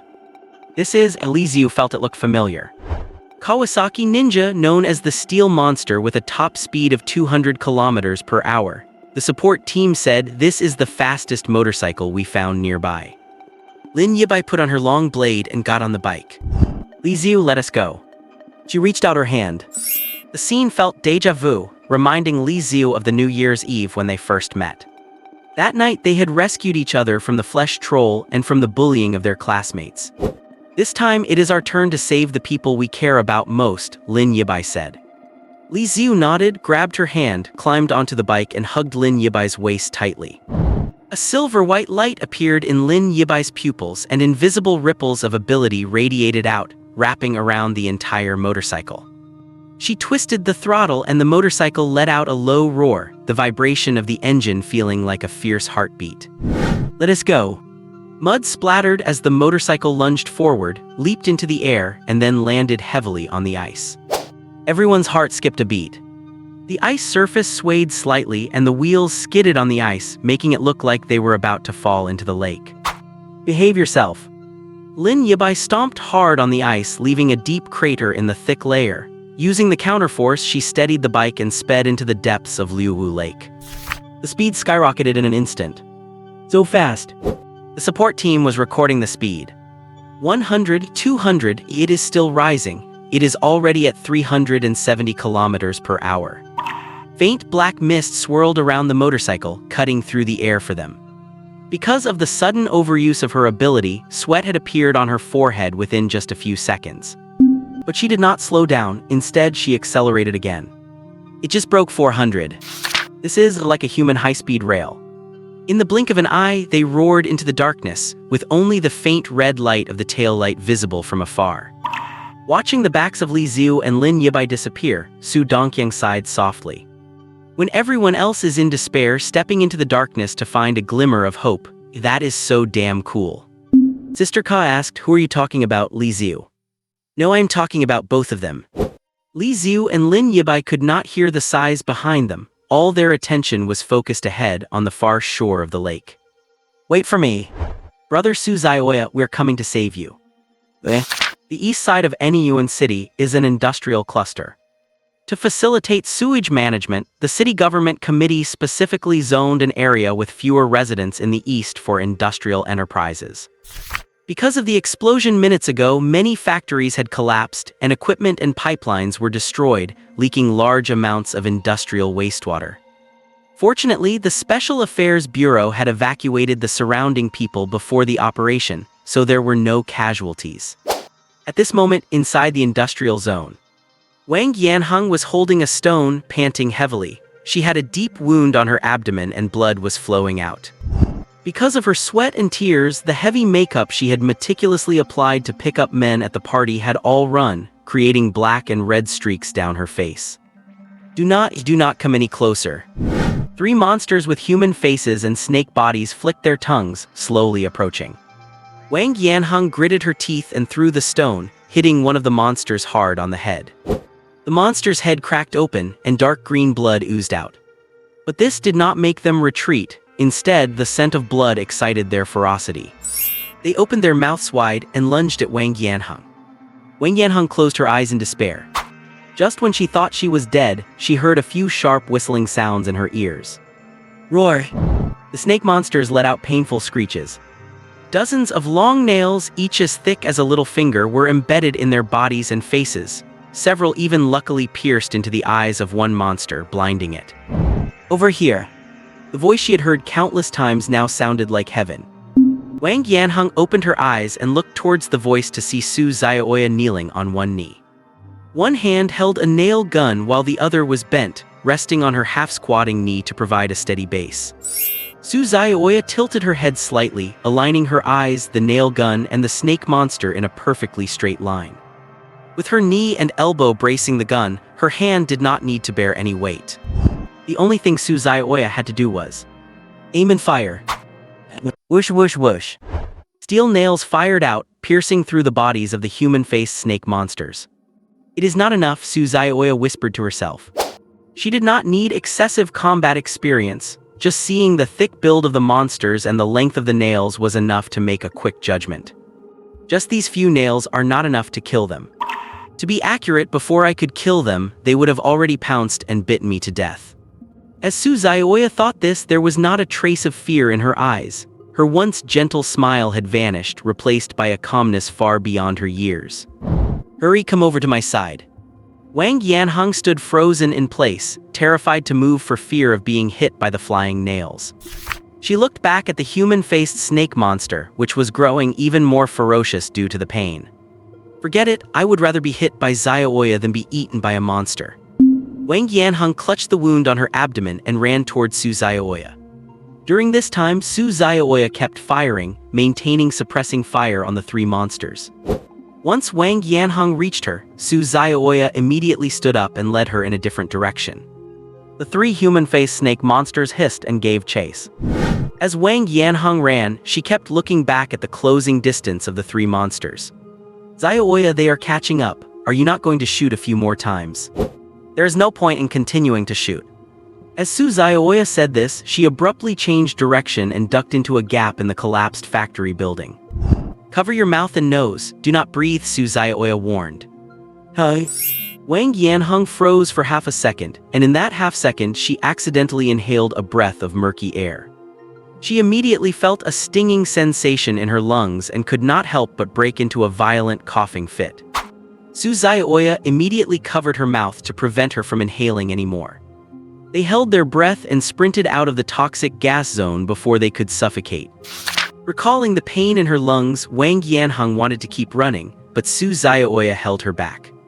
Give me your phone, Su Xiaoya said. My phone. Wang Yanheng obediently handed over her phone. She turned her head to look behind her and could not help but ask. What do you want this for? I checked earlier, there is no signal. Are we not running anymore? Those monsters are going to be here any second. Oh, I understand. Wang Yanheng's eyes lit up. You are planning to poison those three chasing monsters. No, poison alone probably will not be enough. Talking about toxicity without mentioning dosage is nonsense. Not to mention whether these human-faced snake monsters, which do not belong to any known species, would even be susceptible to poison. Even if it still maintained biological characteristics, given its massive size and weight, poisoning it would be impossible unless you created an absolutely sealed environment. Su Xiaoya tore a strip of cloth from her clothes and tied back her messy hair. She pointed in the direction they had just run from. A huge silver-white metal tank lay on the ground. Because of the previous explosion, steel bars from the roof had fallen and punched a hole in it. CH. Wang Yanheng read the letters on the metal tank. Su Xiaoya could already hear the three human-faced snake monsters crowding and shoving each other as they crawled closer. CH. Propane. When the human body comes into contact with high concentrations of propane, it causes anesthesia and loss of consciousness. Extremely high concentrations can lead to death by asphyxiation. Su Xiaoya raised her hand and threw Wang Yanheng's phone toward it. The three human-faced snake monsters just happened to crawl out of the collapsed gap. The phone bounced once on the ground and landed right in front of the three monsters. And it has one more characteristic. Suzuoya raised the nail gun and aimed at the phone on the ground. Once it mixes with air, it forms an extremely dangerous explosive mixture. Whoosh! The trigger was pulled and a long nail crossed the 10+ meter distance, striking the phone on the ground with precision. The nail pierced through the screen and punctured the phone battery. The three monsters lowered their heads, staring at the phone. Wisps of white smoke began to pour out of the phone, coming into contact with the thick, viscous propane in the air, and then... boom! The light from the explosion illuminated the dark night. Wang Yanheng, hiding in the corner, stared at the scene before her, her mouth hanging open in shock. Suzuoya, how did you do that? Suzuoya stood up and brushed a few strands of hair from her forehead behind her ears.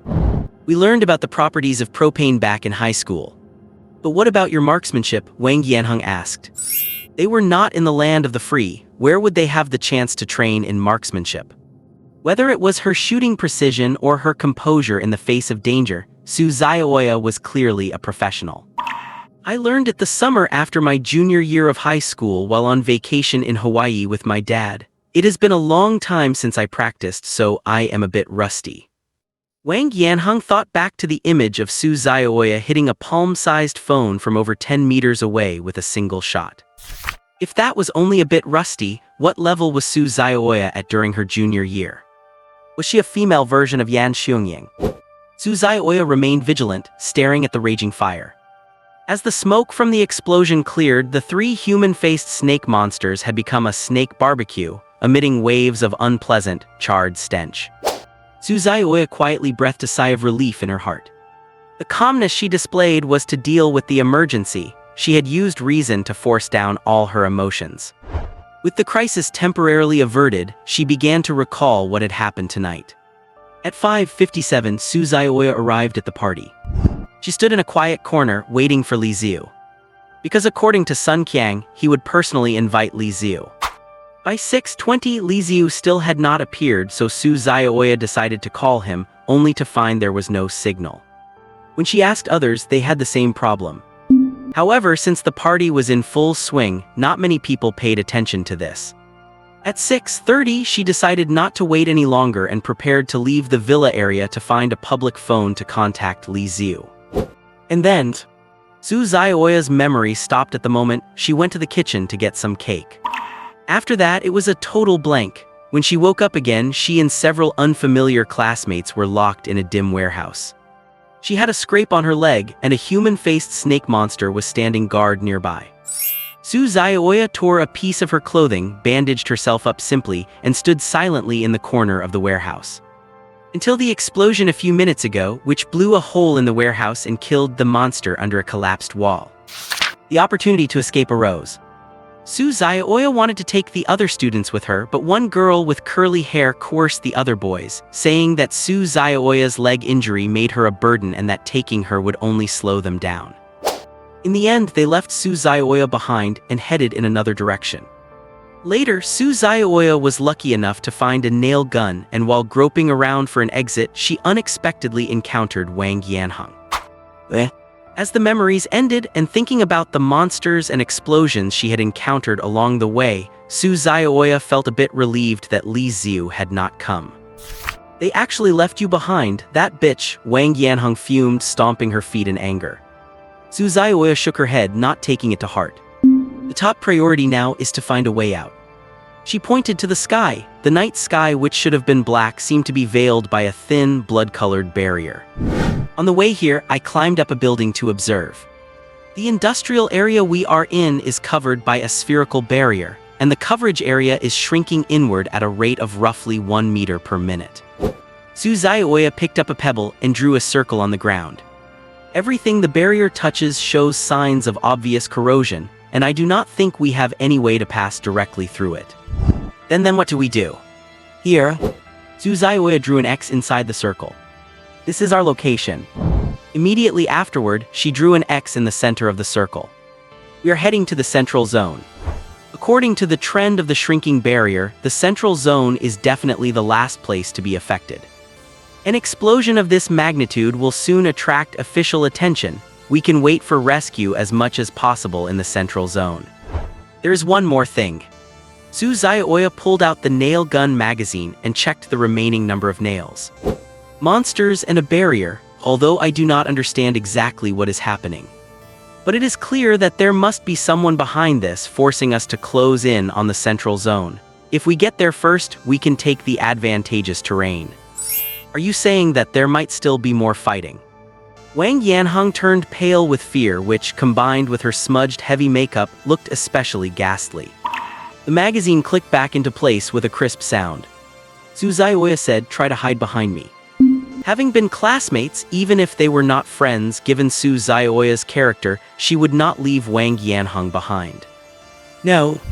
Wang Yanheng wiped her tears hard, which made her makeup even messier. She looked like a soldier wearing camouflage.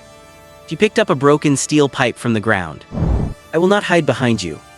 I am strong, so I will take the lead to protect you. You can leave my back to me." Su Zhaoya looked at her deeply and nodded slightly. "Okay."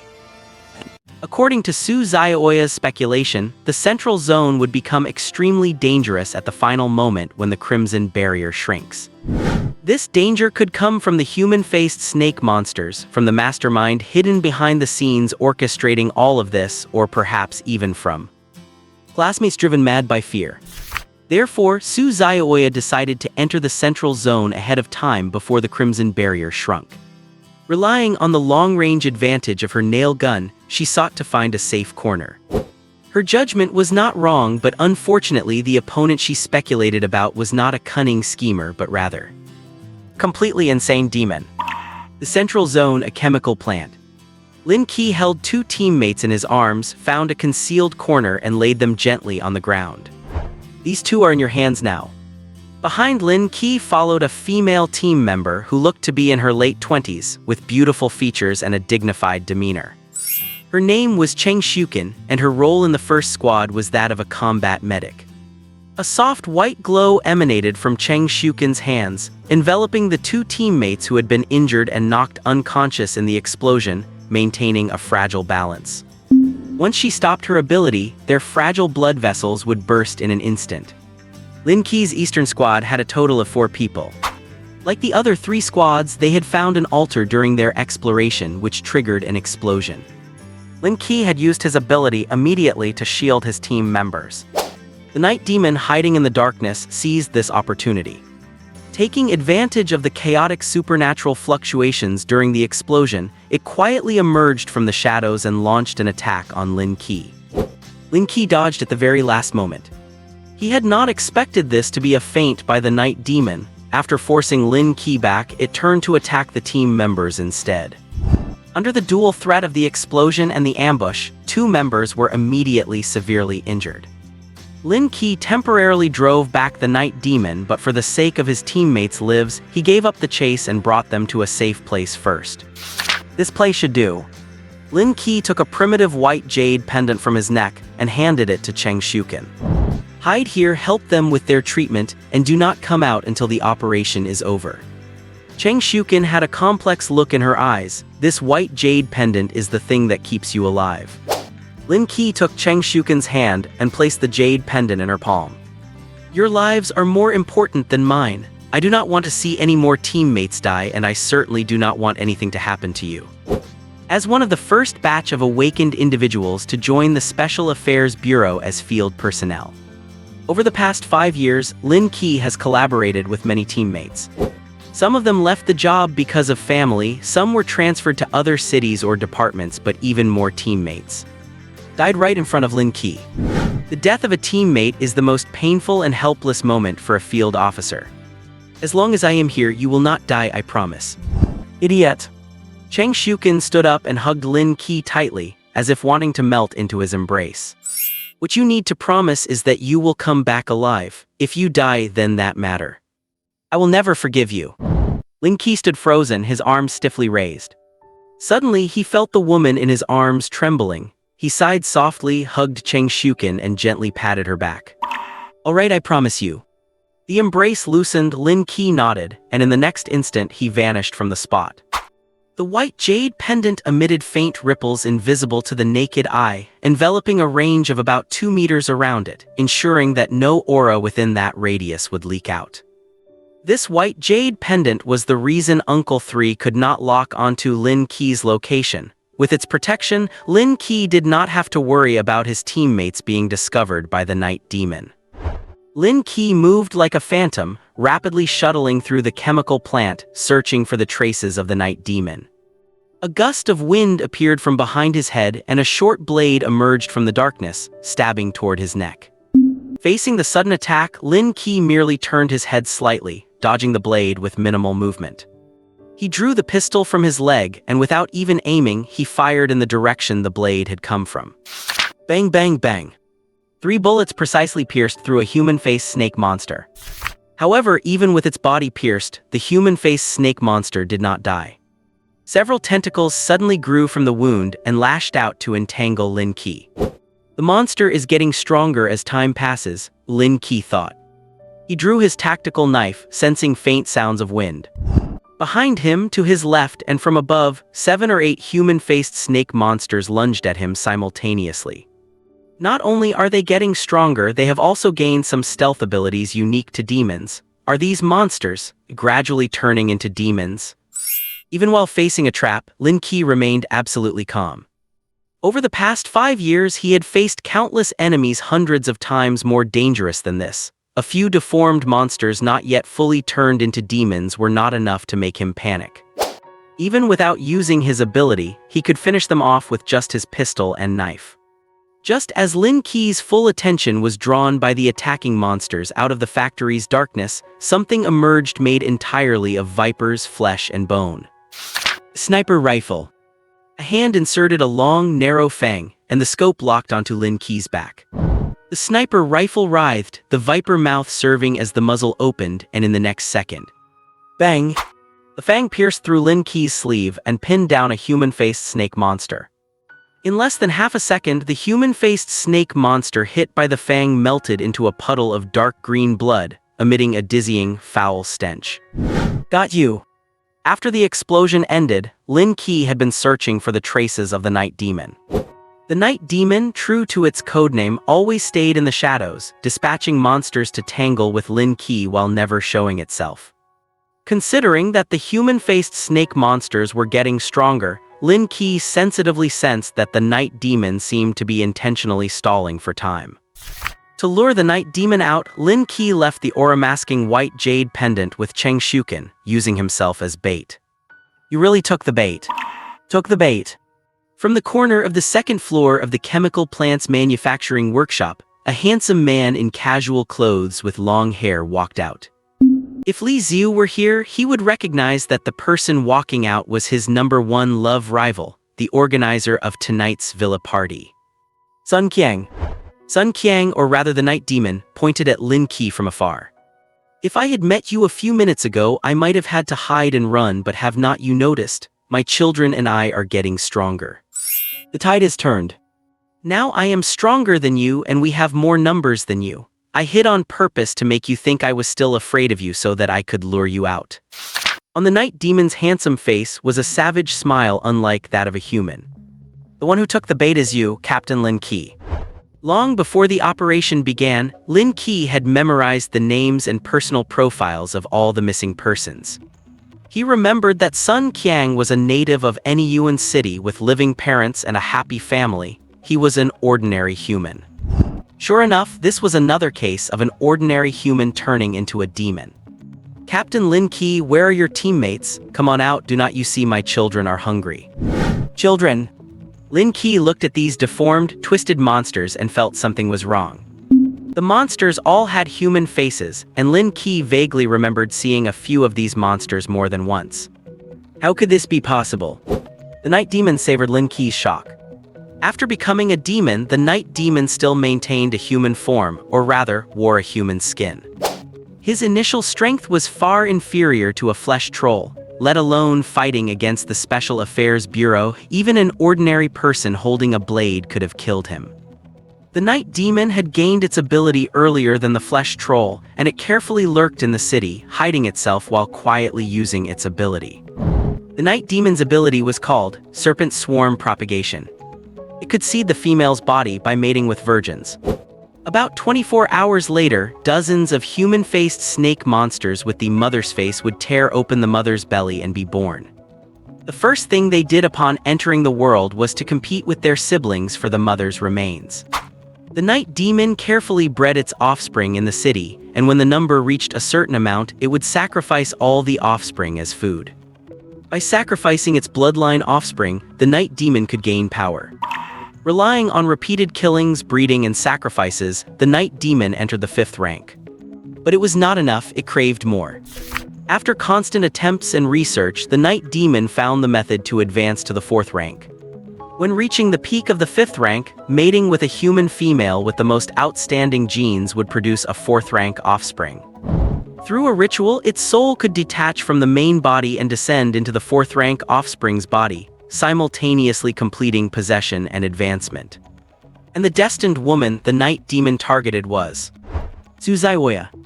It captured over 30 people today with the plan to use the women to produce offspring and the men as food to feed them. Once the human-faced snake monsters grew up, it would sacrifice them all, pushing its strength to the peak of the 5th rank in a short time. Finally, by mating with Suzaiwoya, it would give birth to a 4th rank offspring. In the night demon's plan, the entire process would take no more than 48 hours. To buy time, it had also prepared countless misleading clues and 3 other suspicious nests. In the night demon's view, with such complex clues, even with the highest efficiency of the Special Affairs Bureau, it would take at least a week to find its true hiding place. A week later, it would have long since advanced to the 4th rank and left Anyuan City. The night demon did not expect the Special Affairs Bureau to have the thread of causality, a bug-level supernatural ability that ignored all its preparations and locked directly onto its location. But it does not matter anymore. The night demon's eyes turned into vertical pupils similar to a snake's. You destroyed my other 3 strongholds and killed my offspring, but you did not expect that this was also part of the sacrifice. The more you kill, the stronger I and the remaining children will become. Captain Lin, as long as I kill you, for me, everything can start over. Throughout the plan, the night demon only paid the cost of time, but for the Special Affairs Bureau, what was paid was not just time, but real human lives. Through the pheromone feedback before the offspring's death, the night demon learned the general situation of the other 3 places. Other captain-level personnel will not be able to make it in time. I have at least 20 minutes of safe time to kill you and then leisurely leave. Hundreds of huge, terrifying human-faced snake monsters emerged from the darkness. The night demon pointed at Lin Qi and grinned maliciously. More than enough. The human-faced snake monsters got stronger again. If it only took 1 soldier with a gun to solve them at the beginning, now it would take at least a 4-man squad to barely handle 1. Lin Qi's eyes quickly locked onto the attacking monsters. I cannot solve them with just a pistol and a tactical knife. This is your goal, is not it, night demon, forcing me to exhaust my strength and helping you kill the offspring, accelerating the ritual process. Since you want to see it so much, I will let you see what it means to be captain level. Lin Qi straightened his posture, ignoring the nearly 100 human-faced snake monsters about to pounce, reached out his right hand and chanted softly. Return, my comrades in arms. A wind that seemed to come from the underworld blew by. The shadow at his feet suddenly expanded, and phantom-like images with poor signal appeared above it. The phantom images quickly solidified, and in an instant, 6 field officers in Special Affairs Bureau uniforms appeared beside Lin Qi. Cough. Lin Qi clutched his abdomen and coughed slightly. Of the 6 people transformed from shadows, 3 suddenly became blurry and dissipated, ultimately leaving only 3. At this moment, hundreds of human-faced snake monsters had already pounced, with the closest one less than half a meter away from Lin Qi. What kind of disgusting trash dares to approach me? Among the remaining 3 figures, a tall man with long hair snorted coldly, and a violent gust of wind swept around him as the center, blowing all the pouncing human-faced snake monsters away. With just 1 strike, half of the human-faced snake monsters were torn to pieces by the gale, and the rest were either wounded, disabled, or dying, with only a very few able to crawl back up. What? The night demon stared at the scene in disbelief. Lin Qi is strong, the night demon was very clear about that. But Lin Qi was seriously injured. In the night demon's eyes, he should have been the weakest of the three captains. Your ability, what exactly is it? The night demon stared fixedly at the three people who had suddenly appeared. They did not look like living people, but each one of them invisibly displayed 5th-rank mid-tier supernatural power. The previous explosion had sidelined all of Lin Qi's teammates, and coupled with Lin Qi's own serious injuries, this was the source of the night demon's confidence. Now, with a wave of his hand, Lin Qi summoned 3 5th-rank teammates. The veins on the night demon's forehead throbbed. Lin Qi's supernatural ability is called War Commander.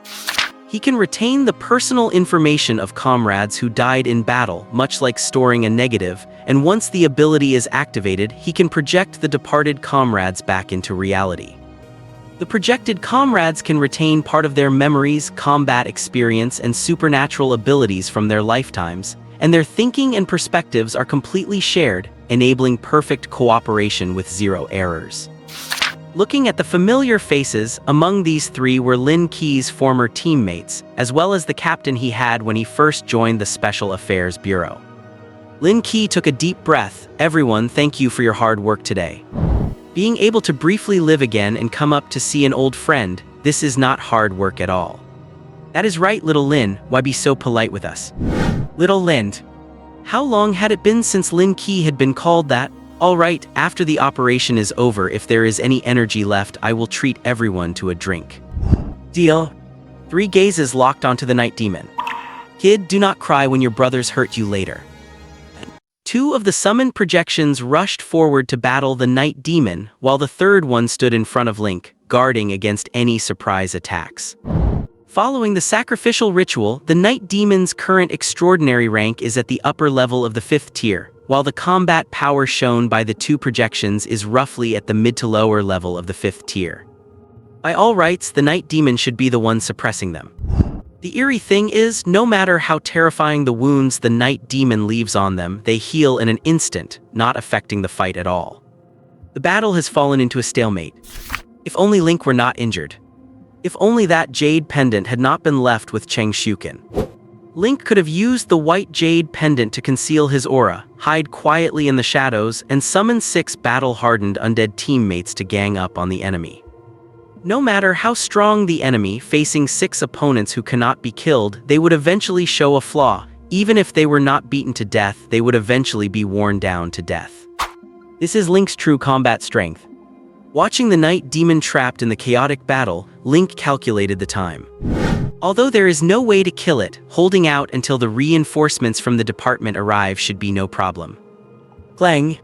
Just as Link breathed a sigh of relief, the gates of the chemical plant were smashed open, and 7 or 8 young people filed in. Leading them was a tall and sturdy young man holding a crowbar. A woman dressed skimpily, with permed curly hair, was clinging to his arm. If Su Zioya were here, she would recognize them. The curly-haired woman was the very bitch who touted that Su Zioya was a burden and called for everyone to abandon her. They also noticed the shrinking blood-red barrier and had arrived early at the chemical plant in the center. The curly-haired woman thought she had arrived in a safe zone ahead of time, and then she saw the corpses of hundreds of human-faced snake monsters on the ground.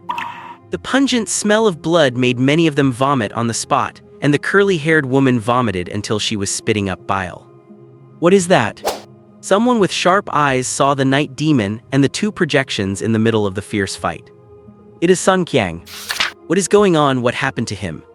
They were all in a daze. They had fallen unconscious before being captured and had no idea that Sun Qiang was the mastermind. After experiencing a nightmarish night, seeing a familiar face and seeing Sun Qiang display superhuman strength, these people naturally assumed the 2 projections fighting Sun Qiang were the villains and moved toward the direction of the battle. The curly-haired woman ran the fastest.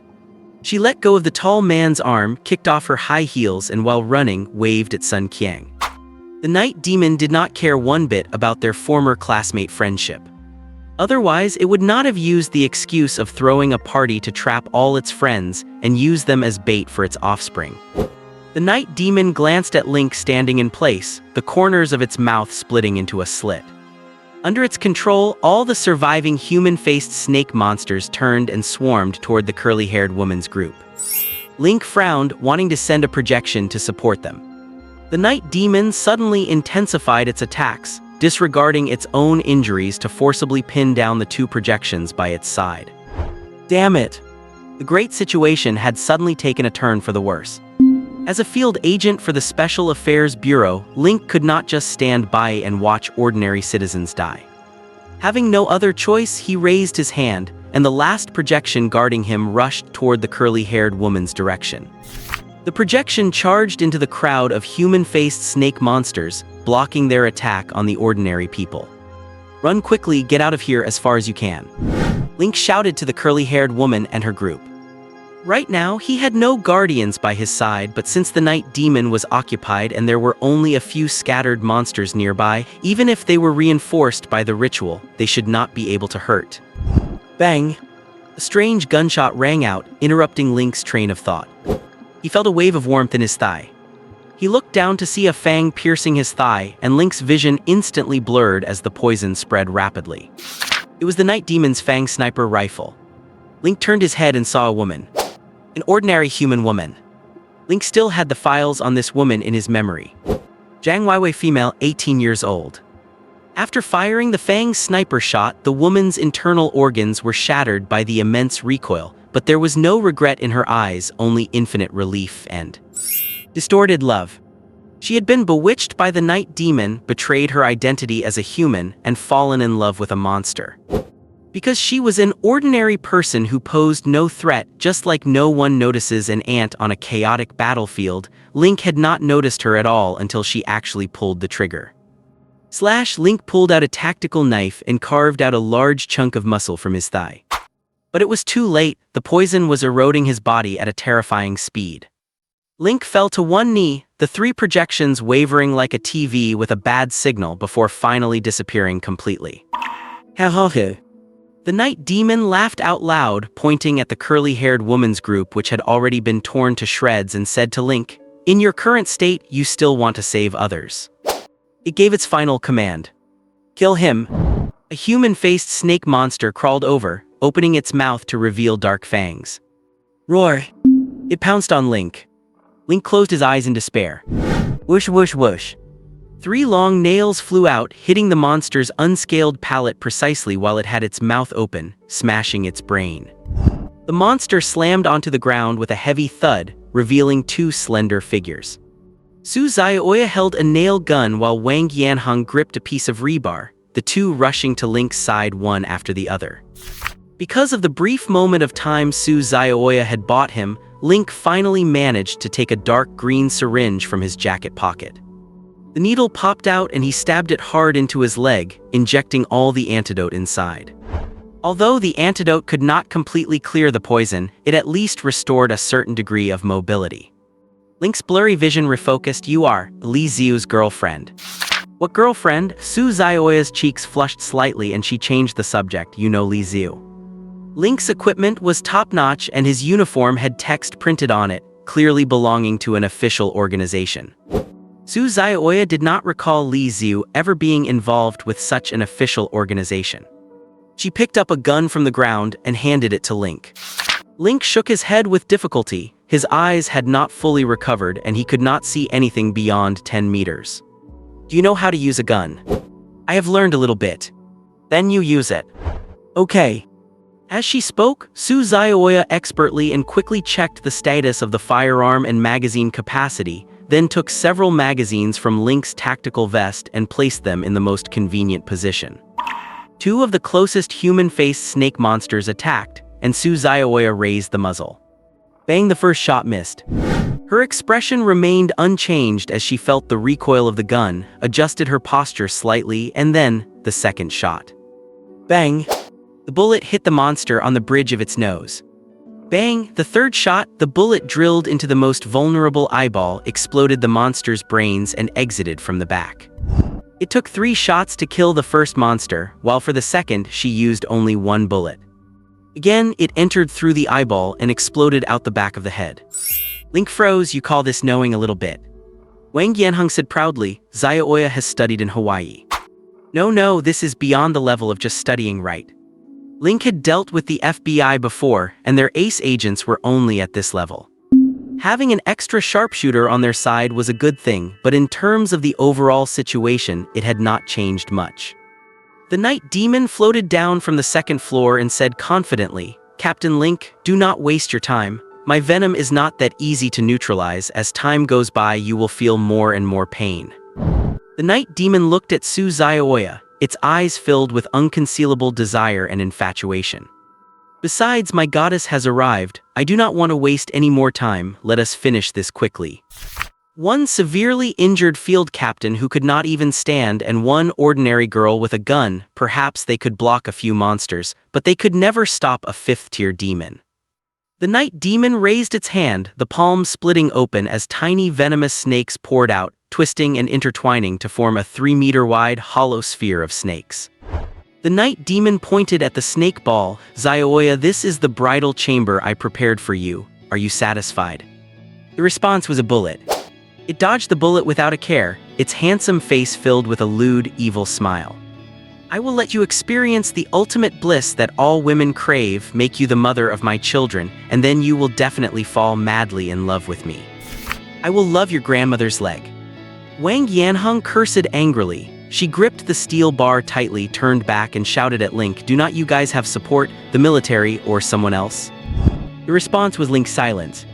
No one could come. The only one who could was Cheng Shuken, but her coming would be meaningless. It would just be sending her to her death. Furthermore, Link had worried she might do something foolish, so before he left, he had activated the jade pendant's double insulation effect. Unless Cheng Shuken took off the pendant, she could not perceive what was happening inside the chemical plant. So no one would come. Their fate had been doomed from the moment Link was hit by the Fang's sniper rifle. Wang Yanheng clutched her abdominal wound and gritted her teeth, while Link looked down in silence. Only Suzaoya kept shooting bullet after bullet. When she ran out, she would reload. The more bullets she fired, the thicker the despair became. It was useless. This monster wearing a human skin is invincible. The night demon admired Suzaoya's beautiful face, especially those eyes that still radiated a reassuring warmth in the desperate night. "It is truly beautiful." The night demon's crotch writhed unnaturally, its eyes narrowing as it seemed to fantasize about something. "I really cannot wait to see you, so stubborn now, slowly turning into my slave. What would that look like?" As it spoke, its figure flickered, and in an instant it appeared in front of Suzaoya, reaching out a hand toward her. "Do not touch her." The steel bar smashed heavily onto the night demon's back. It did not budge, slowly turning its head to look at Wang Yanheng, grinning as it asked, "Are you always this brave?" The next second, Wang Yanheng was sent flying, crashing into a piece of chemical equipment. The gunfire stopped. The night demon looked at Suzaoya again, only to hear her say, "Sorry, you are going to be disappointed." Suzaoya stopped shooting. Just when everyone thought she was going to give up, Suzaoya suddenly turned the muzzle. Due to excessive firing, the scorching hot muzzle was pressed against her chin. She was preparing to commit suicide. If she could not beat it, then she would end her own life, not giving the enemy a chance to humiliate her.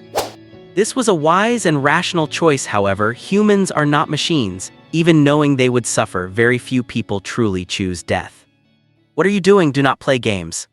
The night demon roared. It was only a step away from Suzaoya, but no matter how fast it was, it could not be faster than a finger pulling a trigger.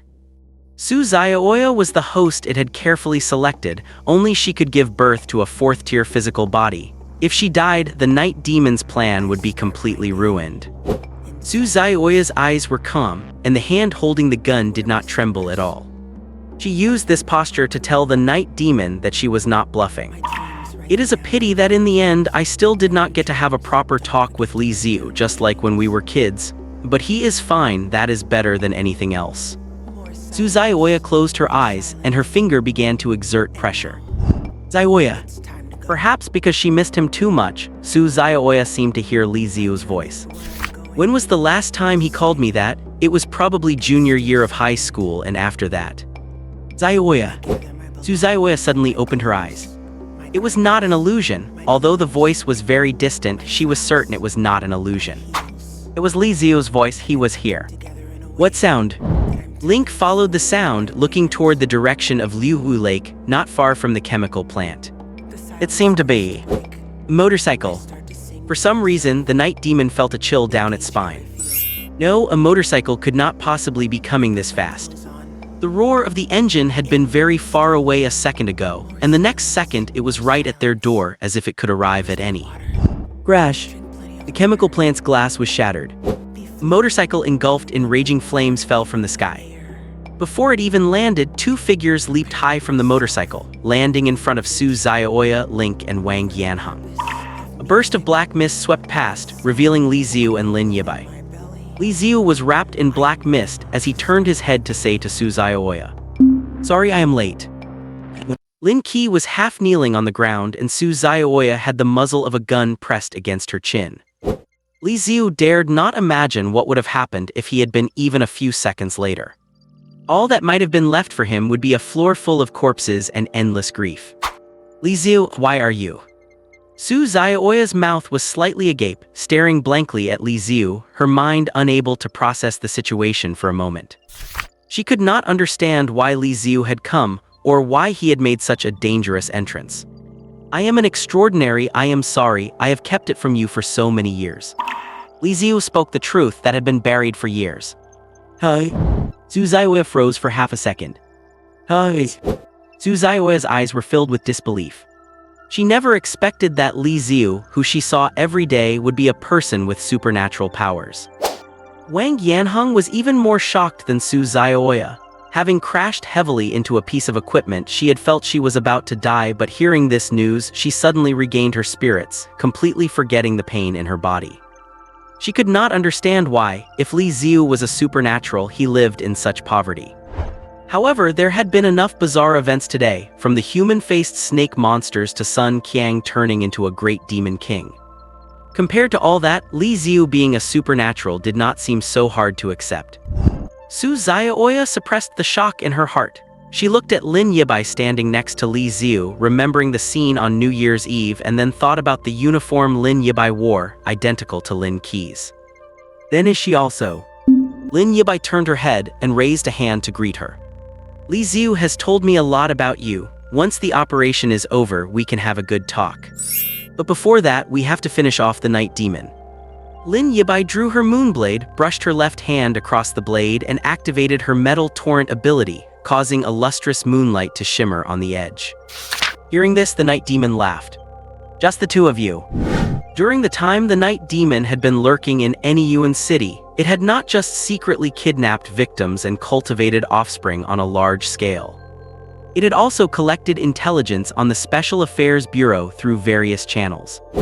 Knowing that there were only 3 captains in all of any Yuan city, it had set up 4 hiding spots. Knowing the Special Affairs Bureau had a reconnaissance team, it acted with extreme restraint and caution, leaving few clues behind. Beyond that, the night demon had a certain understanding of the Bureau's operational standards and procedures. It glanced at the yellow badge on Li Xiu's collar, representing a temporary conscript, and then at Lin Yibai's uniform and bloodline weapon. The night demon sneered. Li Xiu, I did not expect you to be an extraordinary as well. You have hidden it well. But a temp worker and a regular member want to play hero in front of me. It was not just the night demon who felt this way. After Li Xiu and Lin Yibai rode their motorcycle through the blood-red barrier, the support team took advantage of the gap torn in the supernatural field to seize the fleeting opportunity and re-establish the signal link. Through the micro camera on the badge, everyone in the Special Affairs Bureau was watching their every move. Li Xiu heard the voice of the support team in his earpiece. Just hold off the night demon for 15 minutes. The captains of the 2nd and 3rd teams are already on their way. No one thought they could win. As the signal link was restored, Lin Qi transmitted intelligence about the night demon to the rear, revealing that it could gain power and constantly grow stronger by sacrificing the human-faced snake monsters. Now that almost all the human-faced snake monsters had been killed, detection instruments judged that the night demon's supernatural reaction was infinitely approaching the peak of Tier 5. Li Xiu and Lin Yibai alone could not possibly be the night demon's match. Even delaying for time might be. No, others might not be able to, but I believe Li Xiu can definitely do it. Zhu Dongqiang and the others who remained at Wetland Park said. But they were the only ones. The night demon twisted its neck, the force causing the skin to tear, revealing colorful snake scales underneath. It seems this skin has reached its limit, which means it is time for me to molt. Li Xiu, I have disliked you for a long time. I am taller than you, better looking than you, have a better family background than you, and I am better at charming women, yet that foolish woman Su Xiaoya keeps talking about you every day. The night demon's smile was terrifying, with the corners of its mouth splitting to its ears. As its power increased, it became more and more like a true venomous snake. Rippy rip. Pieces of human skin fell off, and the dead human-faced snake monsters melted into pools of blood that flowed to the night demon's feet. The night demon's body expanded silently, and as the moonlight fell, it cast a massive shadow on the ground. When the transformation ended, Sun Qiang had disappeared. Appearing before Li Xiu was a giant snake dozens of meters long with a head the size of a truck. This is the real me. Do not worry, Li Xiu, after I kill you, I will let Su Xiaoya experience what a woman's pleasure truly is. Snakes are inherently lecherous. Having returned to its original state, the obscenity in the night demon's slit pupils was undisguised. Desire gradually swallowed its human reason, and it did not want to wait even a moment. The night demon even wanted to mate with Su Xiaoya right in front of Li Xiu, and perhaps even include Lin Yibai, who had come along with him. It thought Li Xiu's expression would be very interesting then. The night demon coiled its body, and then, like a spring, suddenly shot towards Li Xiu. Lin Yibai was standing at the very front. At her speed, she could have easily dodged and then calmly struck back with her blade. But no, Lin Qi was still behind, and so was Su Xiaoya. The night demon closed in rapidly, its maw opening to reveal fangs as long as an adult's arm, and a stench of putrid, poisonous gas rushed up, making one feel suffocated. Lin Yibai shifted her grip on her blade, her aura soaring, her eyes filled with fearless determination. In the past, my brother was always protecting me, but now it is my turn to protect you. Wait. A hand grabbed Lin Yibai by the collar like a kitten and threw her behind him. What are you doing? Thrown to the rear, Lin Yibai shouted, staring blankly at Li Xiu's back, only to hear him say, "You cannot handle this one, let me." Li Xiu took a step forward and stood alone at the very front. It is over. Because of those things the night demon said, Li Xiu acted on impulse. Lin Qi reached out his hand towards the front, trying to summon his former comrades once more to help Li Xiu block the night demon. The air shimmered slightly, but just as a projection was about to coalesce, Lin Qi suddenly spat out a mouthful of black blood and the projection dissipated again. Li Xiu. The night demon's excited slit pupils contracted, and its snake tail thrashed violently. It could almost foresee the future of tearing Li Xiu apart, leaving only his head intact, keeping his consciousness alive and tormenting him forever. At this moment, everyone watching this battle could not help but clench their fists. Many women sensitive at heart had already silently lowered their heads and closed their eyes, unable to bear seeing what would happen next. Facing the night demon just inches away, Li Xiu did not dodge or parry. The incoming gale ruffled Li Xiu's hair. He had one hand in his pocket while the other pointed at the night demon's ugly, serpentine face. Dai Li. The momentum of the night demon's charge was brought to an abrupt halt, as if someone had hit a pause button. A pair of slender, pale arms had condensed out of thin air. The heavy impact, like that of a train, was blocked by just such a pair of slender arms. Under the influence of momentum, the night demon's serpentine body collided unnaturally, and scales the size of tabletops shattered, flying like darts into every corner of the chemical plant. Only the area behind Li Xiu remained unaffected. It had stopped it. The support team watching from the rear swallowed hard. Where those hands touched it, the night demon felt a chill that was enough to freeze its soul. It violently shook its head, breaking free from the grip of the arms. The slender arms faded away again. But they had not disappeared. Pad. The night demon's massive body provided it with terrifying vitality and immense destructive power, but the cost was a drastically increased surface area for attacks. Now palm prints were appearing all over its snake body. The palm prints were snowy white at first, but quickly turned pitch black as the flesh underneath froze. Accompanying the appearance of the palm prints was a force squeezing inwards. It seemed as if countless hands were pressing down on the night demon's body, intent on crushing it alive. What on earth? The night demon, who had not panicked when ambushed by the Special Affairs Bureau and had not panicked even when facing Lin Qi's terrifying shadow clone ability and had always felt victory was within its grasp. Panic for the first time tonight. From beginning to end, Li Xiu had not even moved, he just calmly pointed at it. But an invisible pressure, just like the cold he felt now, instantly engulfed it, hurtling it towards an end called death. Impossible. Anyone else I could understand, but Li Xiu, you insignificant Li Xiu, how is this possible? Li Xiu just kept looking at it quietly, that calm gaze as if he had already witnessed its final day. This made the night demon feel unprecedented humiliation. Back when it was human, the night demon was the pride of the heavens. After becoming a demon, it was even less like the idiots who only knew destruction and slaughter. It possessed a pride beyond what ordinary people could imagine. And Li Xiu, whom it had mocked for over a year, never held in any regard, and who seemed so shabby, actually possessed such terrifying power. This contrast caused endless anger to well up in the heart of the night demon. It no longer cared about being Tier 4 or the future. It just wanted to kill Li Xiu right now.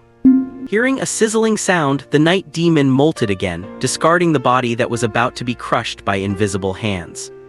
I originally wanted to spare Su Zhaoya's life, but now I cannot. This is all your fault. It suddenly leapt into the air, its giant maw opening to 180 degrees. I want you all to die. Jets of ink-green venom sprayed into the air. A portion of the venom corroded large holes in the chemical plant's roof, and the rest fell as a poisonous rain.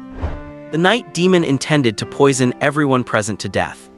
Such wide-area poison rain was impossible to resist. Even if Lin Qi could return to his peak state, facing an attack that meant death upon contact, the best he could do would be to escape with all his might. Because of the molting, the night demon was covered in blood, with many wounds still bleeding. But it did not care about the pain at all. The night demon looked down, its snake eyes fixed on Li Xiu, hissing lowly. Now what are you going to do? The night demon is spitting out no ordinary venom. Its terror lies not only in its toxicity and corrosiveness, but also in the supernatural power unique to demons, which no ordinary metal can withstand. Unless a giant shield-style bloodline weapon suddenly appears on the scene, human strength alone is completely incapable of blocking this rain of poison. Li Xiu, what are you going to do? This question flashed through everyone's mind simultaneously. Li Xiu's answer was, he tilted his head slightly, gazing at the venom falling through the air, and asked Lin Qi, whatever I do today, the Bureau of Special Affairs will cover the damages, right? Lin Qi was stunned. Because of the poisoning, his thoughts were slower than usual, and he did not grasp what Li Xiu meant. A brief pause, and the rain of poison was about to fall. That is right. Go ahead and do what you want today, the whole scene. The Bureau of Special Affairs will pick up the tab. Lin Yibai shouted aloud. She looked at Li Xiu's back, her clear eyes shimmering with brilliance. It is exactly this feeling. Even though Li Xiu had clearly rejected her, and even though Su Zhaoya was standing right beside her, her heart would still race whenever she looked at Li Xiu's back. Good. Li Xiu gazed at the sky, his eyes piercing through the dense rain of poison to meet the gaze of the grinning night demon, and said in a low voice, "Then we'll descend." Frozen hell. A pitch-black door appeared behind Li Xiu. This was the first time he had formally summoned the gate of hell in front of others. No one could see this door, and the cameras could not capture it. All they could see was a rapidly soaring supernatural field reaction. Black mist condensed into chains, coiling around the gate of hell. Following Li Xiu's will, the chains unraveled on their own, and the pitch-black door opened a tiny crack. Whoosh! A gust of cold wind emerged, freezing everything between heaven and earth. Patter, patter, patter. The rain of poison was frozen in an instant, turning into tiny hailstones that fell to the ground. Because they remained in a frozen state, the poison did not have time to release. Even if they hit someone, you could just brush them off without suffering any harm. Is it snowing? Su Zhaoya looked at the sky, where tiny snowflakes were falling through the gaps corroded by the night demon's venom. It was not just the chemical plant. Tiny snowflakes had appeared within a 1-kilometer radius centered on Li Xiu. The snowflakes drifted down, freezing cracks into the ground, shattering walls, and causing hardened mechanical equipment to burst from within due to the sudden ultra-low temperature. It could be said that everything within a 1-kilometer radius of Li Xiu had been reduced to ruins. Fortunately, Li Xiu maintained enough control to keep the snowflakes away from living people, allowing the logistics personnel of the Bureau of Special Affairs on the periphery to evacuate safely. The night demon, like a frozen fish just taken out of a freezer, slammed into the ground and shattered into pieces. Only its head barely maintained any signs of life. The night demon stared at the approaching Li Xiu and asked with resentment, "Is this your true power? Have you been playing the pig to eat the tiger all along, pretending to be an ordinary person while secretly enhancing your supernatural power?" Enhancing. Playing the pig to eat the tiger? Have you been watching too many TV shows? Li Xiu walked up to it and said, "I have been like this since I awakened. I have been suppressing it for over 2 years just to make my ability less dangerous." What he said was the truth. He had to suppress his supernatural power every single moment to avoid hurting others while worrying about his ability getting stronger on its own every day. The hardships of this are not something for outsiders to understand. But to the night demon who had killed and schemed for the sake of evolution, these words were an incredibly humiliating mockery. "You..." The night demon wanted to say something else, but Li Xiu cut it off bluntly. "Stop acting."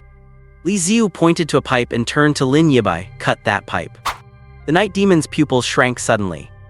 Lin Yibai did not understand why, but for all her simple-mindedness, she had unconditional trust in Li Xiu. She aimed at the direction Li Xiu pointed and threw the moon blade with all her might.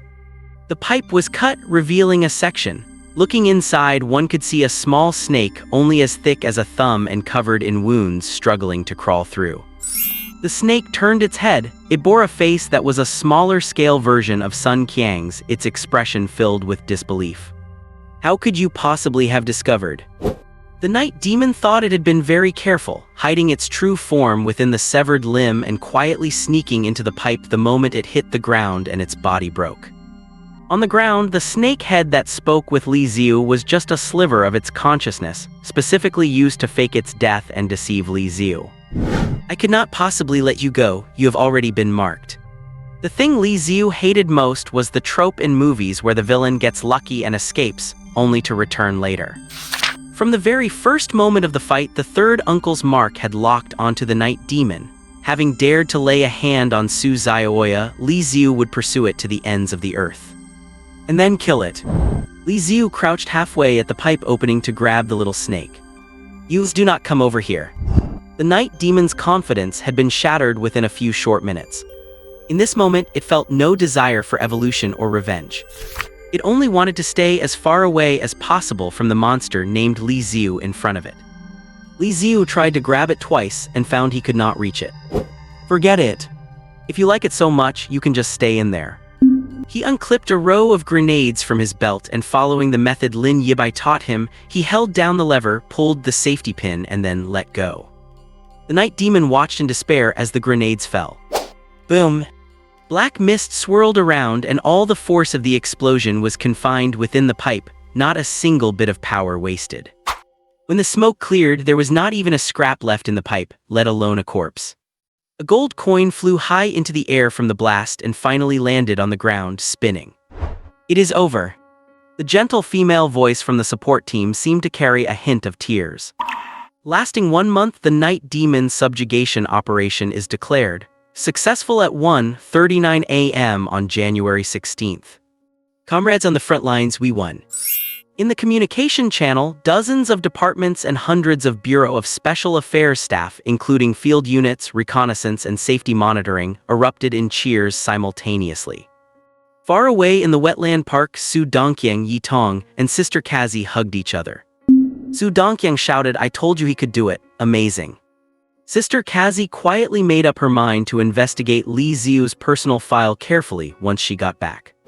As a mature lady, reeling in a naive boy like Li Xiu would be a piece of cake. Inside the ruins of the chemical plant, Cheng Shuken was busy treating Lin Qi, her eyes full of urgency and worry. The Bureau of Special Affairs medical team entered the scene, searching for survivors who still had a breath left, but The hope was slim. The blood-red barrier was a supernatural field generated by the night demon's ritual, and ordinary people would die just by coming into contact with it. In order to survive, they could only move toward the center, but the further in they went, the more human-faced snake monsters there were. Not everyone had Su Zhaoya's marksmanship.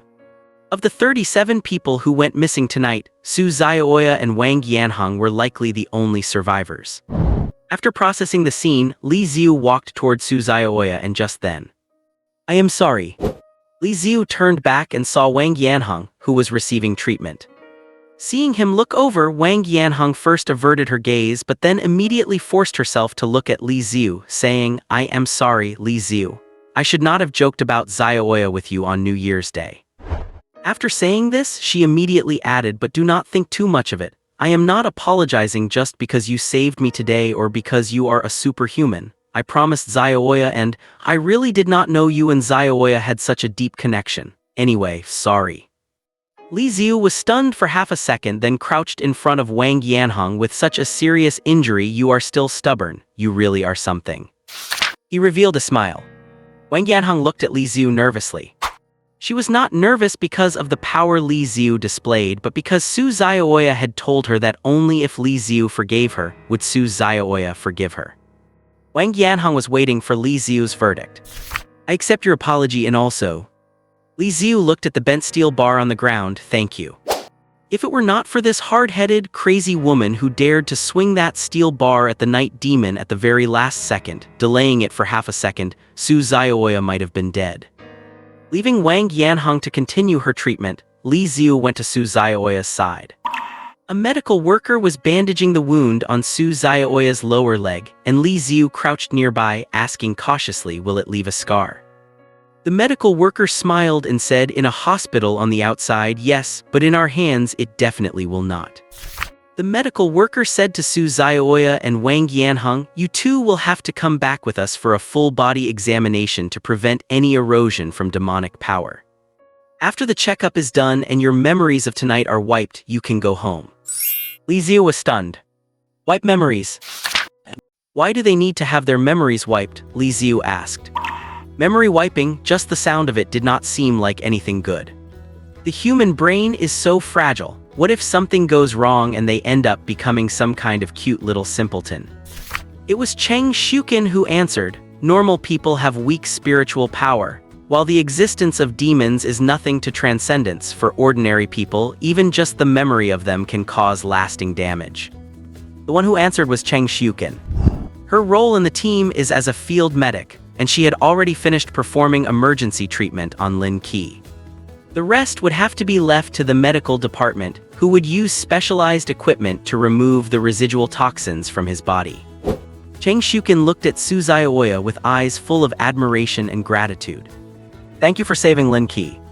She continued to explain.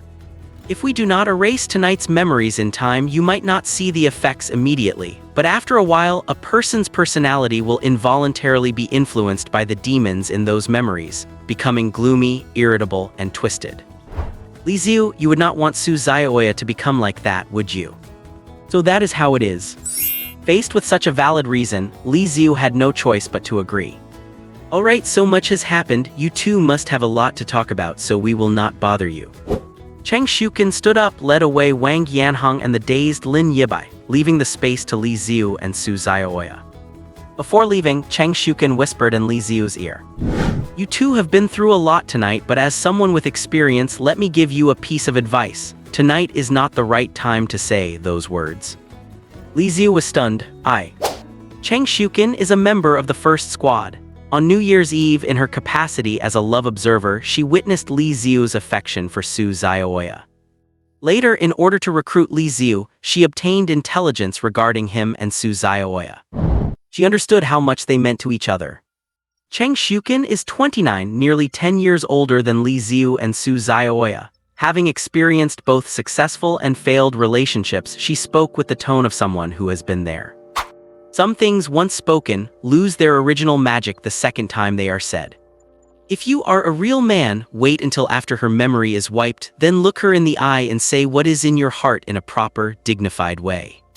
Cheng Shukin's gaze was calm, In the moment he met her eyes, Li Xiu understood what she meant. Thank you, I understand. Watching Cheng Shuken's retreating figure, Li Xiu suddenly felt a gentle gaze upon him. He turned his head. Su Zhaoya was sitting beside him, not saying a word, just watching him quietly. Her gaze was full of curiosity, like a kitten seeing something new, carefully observing Li Xiu's eyebrows, eyes, nose, mouth. Li Xiu had the illusion of a delicate feather brushing against his cheek. He flusteredly waved his hand to block Su Zhaoya's view. Why are you looking at me like that all of a sudden? Su Zhaoya did not answer, she just grabbed Li Xiu's hands and held them down. Her soft body leaned slightly forward, a pretty face came closer, accompanied by a pleasant floral fragrance. So close. Long eyelashes, a high nose bridge, pink moist lips, and skin that looked like it would break at the slightest touch. Li Xiu did not know where to look.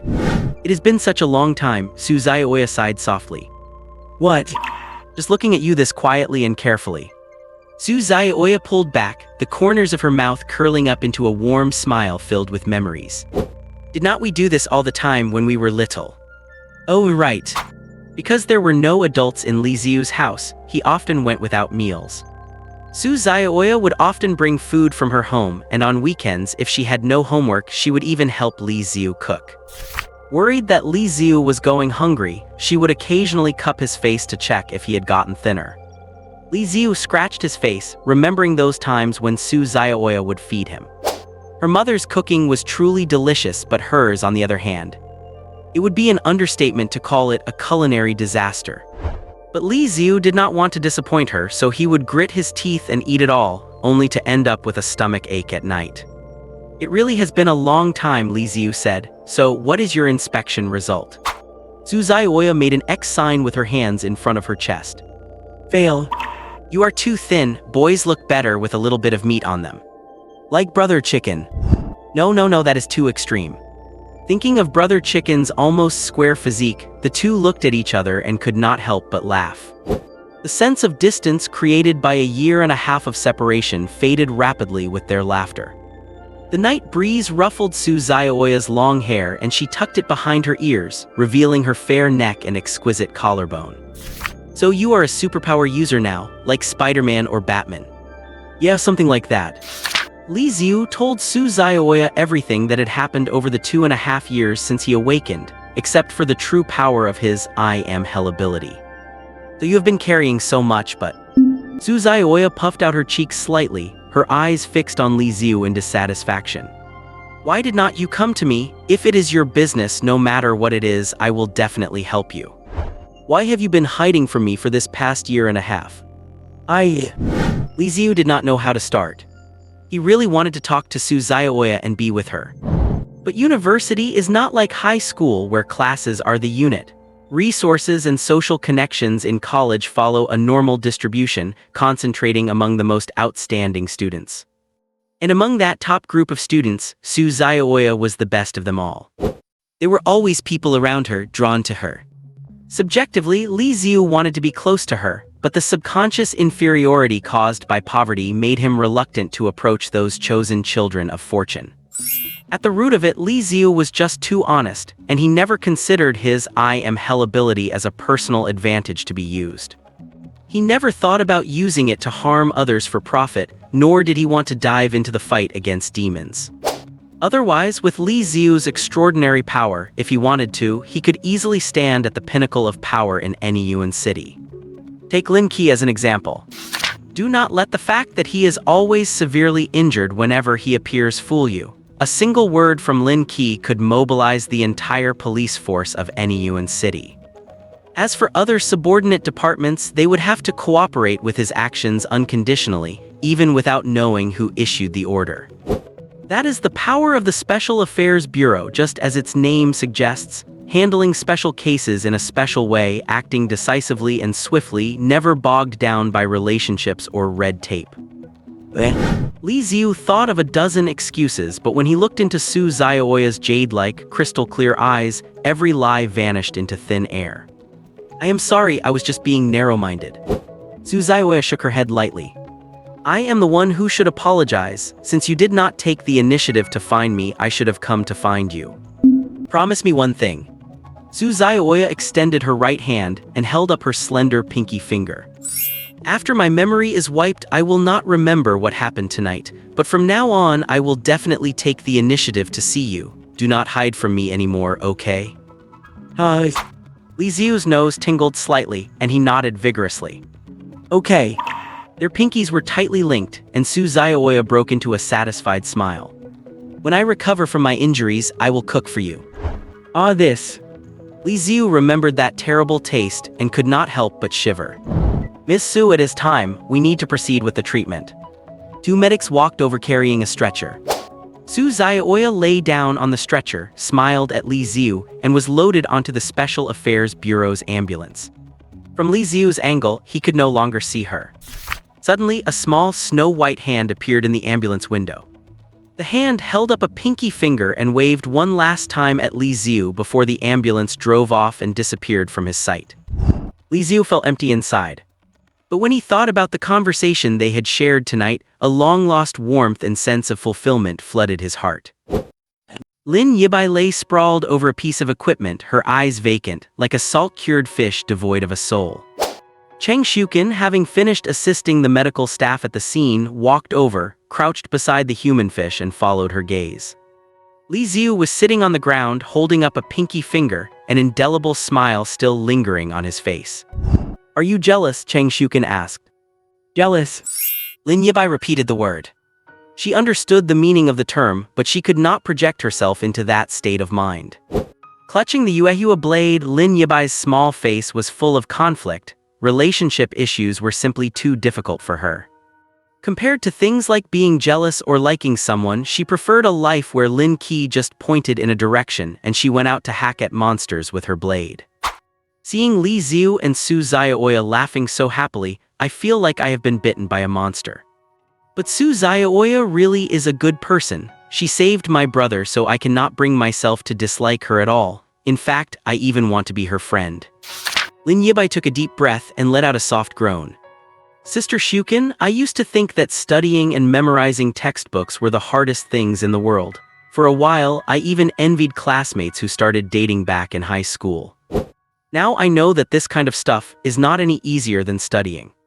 Cheng Shukin felt that Lin Yibai's perspective on romance seemed to be veering from one extreme to another. She contemplated some comforting words in her mind.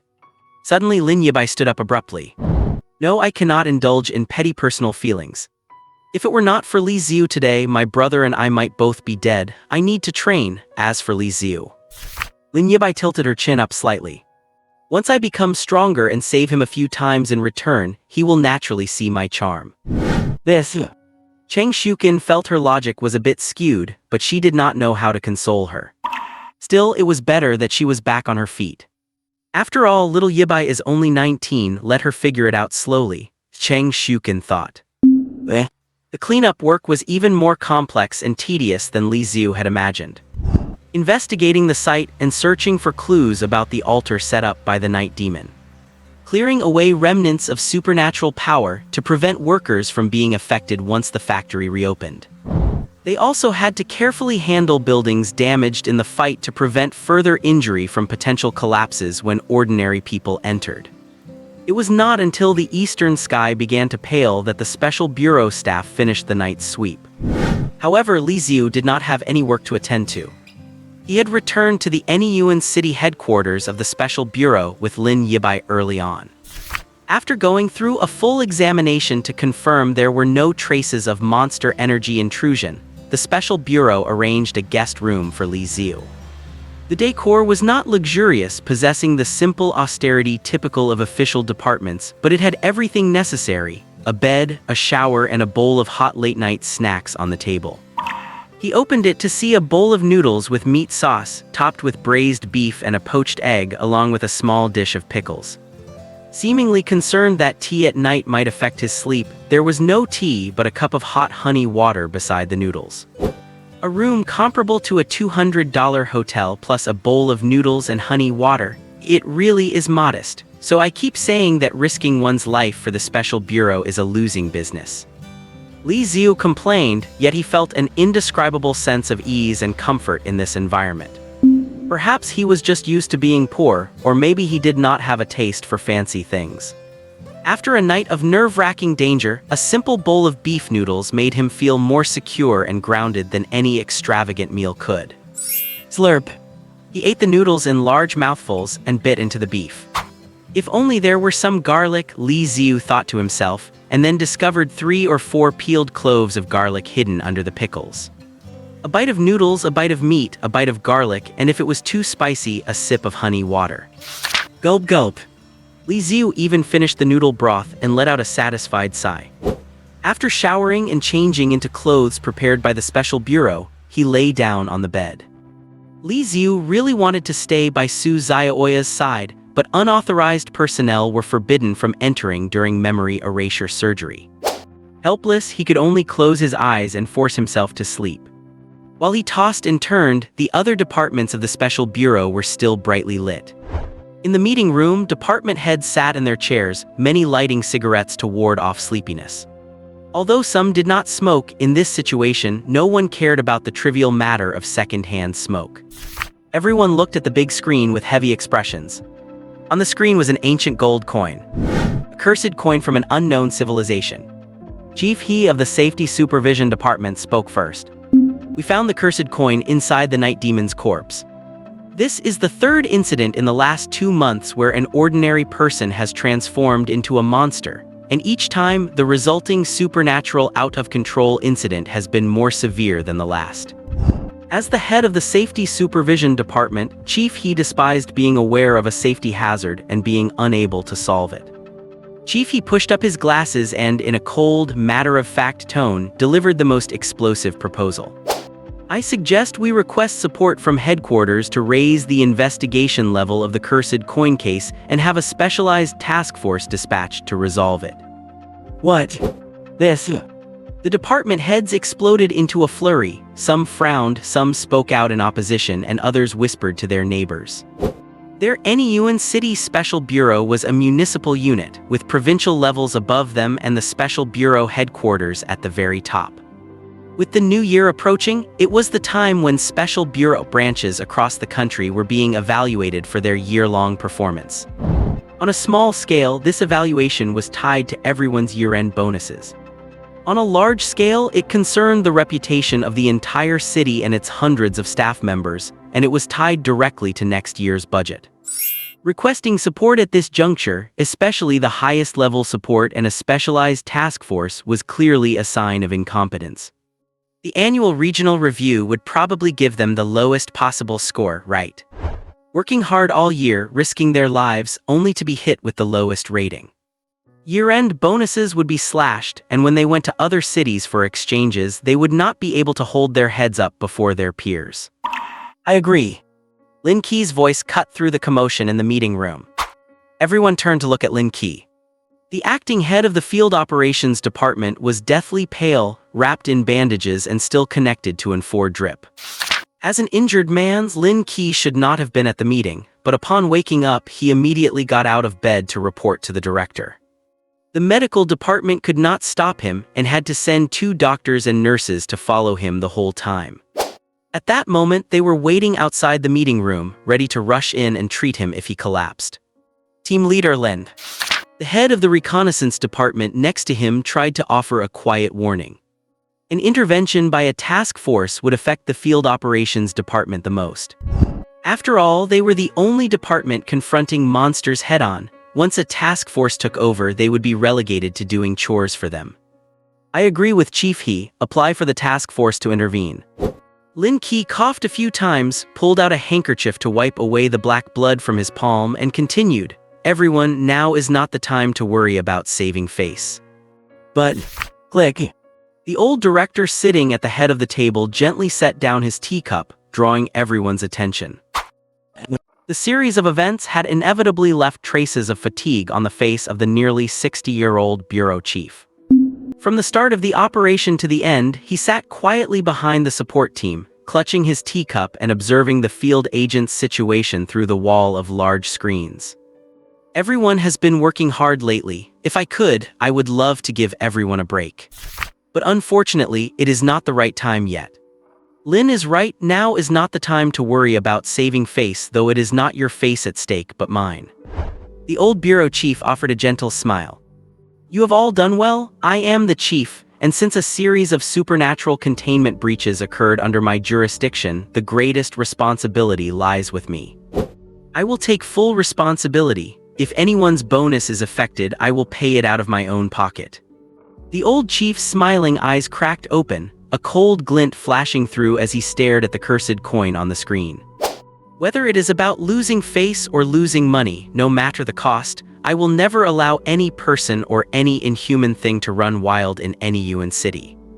Sensing the old chief's resolve, everyone straightened their backs in unison and shouted yes.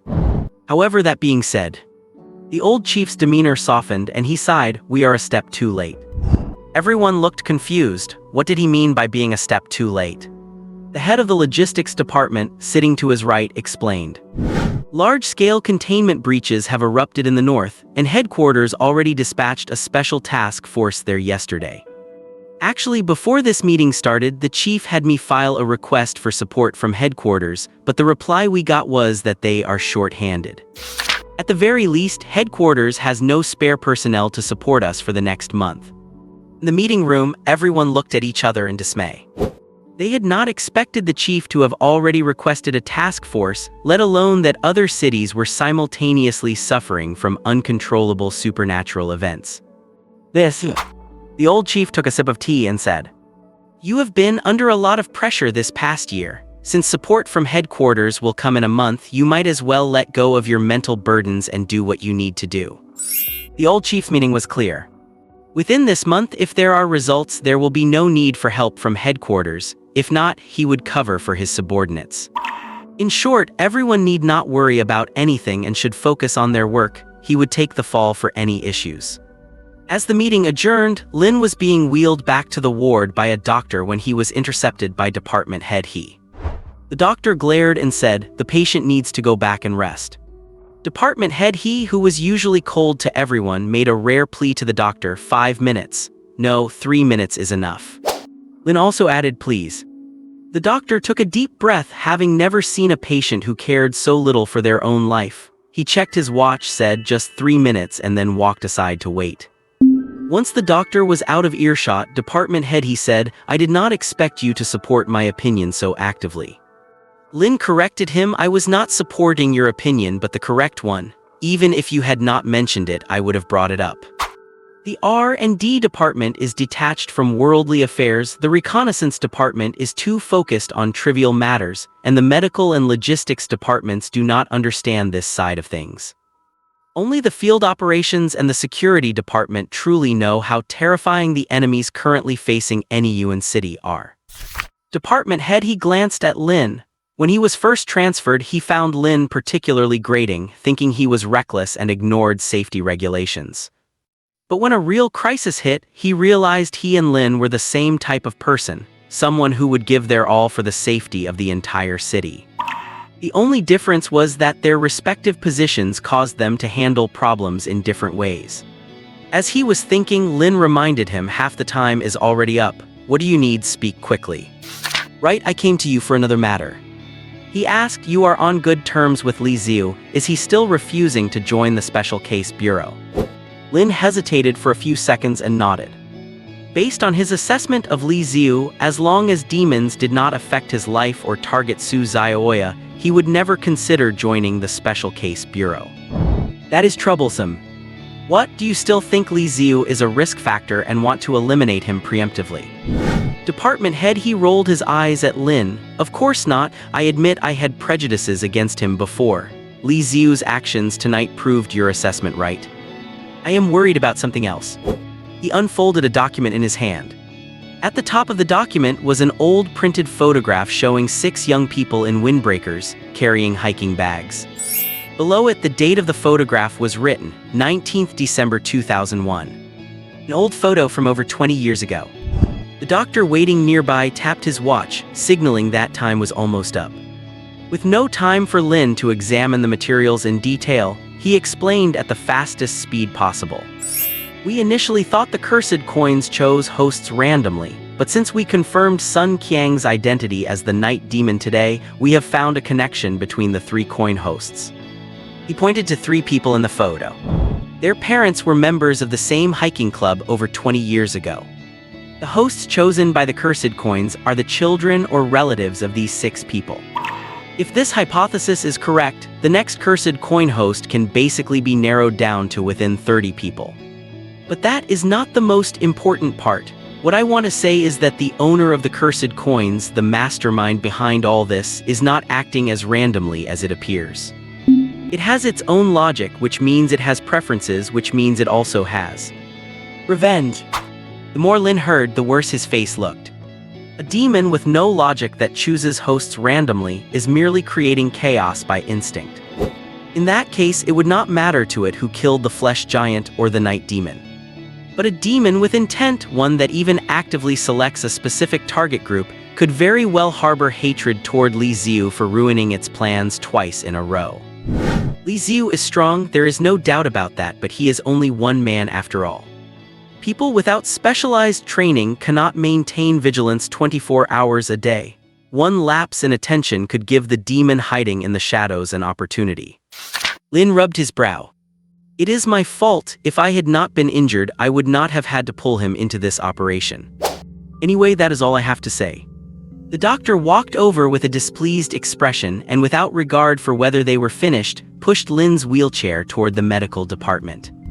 Department head, he threw the folder onto Lin's lap. If you need any help concerning Li Xiu, come to me anytime. I misjudged him last time, so I owe him one.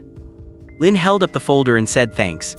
Once back in the ward and covered in dozens of monitoring devices, Lin closed his eyes. He thought of Li Xiu sleeping in the reception room. Within the Special Case Bureau's perimeter, he did not have to worry about retaliation from the mastermind, but once he left and returned home, no one could guarantee what might happen. This is probably the last peaceful sleep he will get, Lin thought. But in fact, Li Xiu was not asleep. Because of poverty, he had never lived in a dormitory and had never been away traveling, so Li Xiu discovered for the first time today.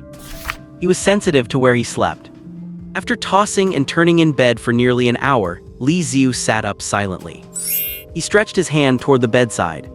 I am hell, he whispered, and a gate of hell appeared quietly. Since he could not sleep, Li Xiu decided to go to the frozen hell to have a chat with Sun Qiang. As his fingers touched the gate of hell, the world flipped in an instant. Li Xiu arrived once again in the boundless snowy fields. Almost the moment he landed in hell, he sensed something was wrong. The snowflakes drifting in the air were moving rhythmically in one direction, as if something were drawing the cold toward it. Because I am the hell itself, I have the trait of growing stronger even without actively training. The frozen hell changes subtly every single day. Every time Li Xiu enters, he notices slight differences, but generally speaking, it is nothing more than heavier snow or lower temperatures. Today's change is a bit different. As the master of the frozen hell, Li Xiu can easily control everything within this world.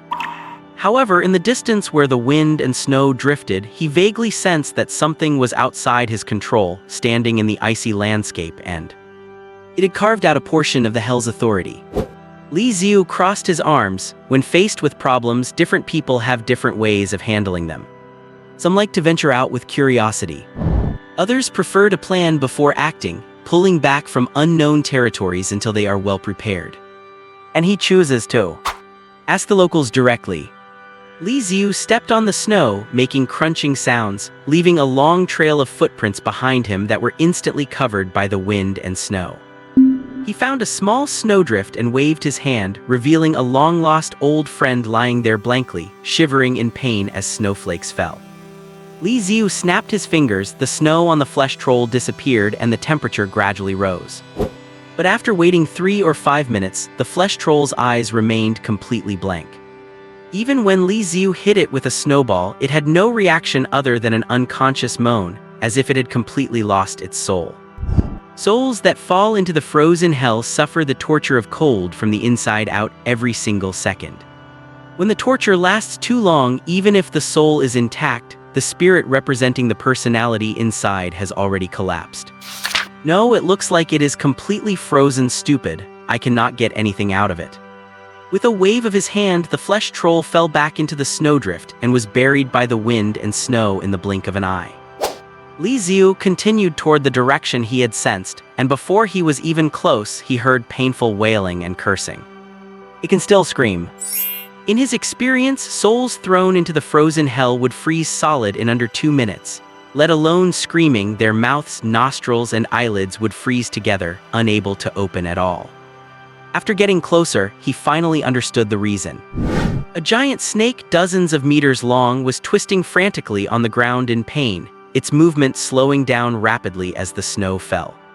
Seeming to realize the fate of being frozen, the giant snake turned its head and began to gnaw at its own skin. It tore open a rift, and a slightly shrunken giant snake crawled out from the gap. The shed snake skin left on the ground froze instantly, and the giant snake hurriedly swallowed it, its body expanding slightly to return to its original size. Just like that, by shedding its skin over and over again, it resisted the cold. Or to be precise, it was just clinging to life. Furthermore, because the new skin produced by shedding is more sensitive, the pain it suffers is actually far greater than just lying there frozen.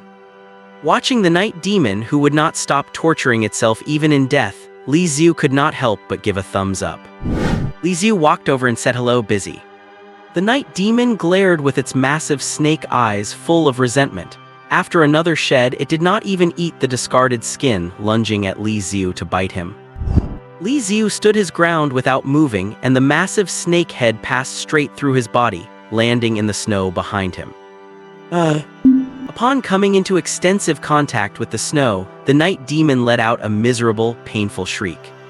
But thinking of the innocent people it had harmed and the kidnapping of Su Zhaoya, Li Xiu felt not a shred of compassion.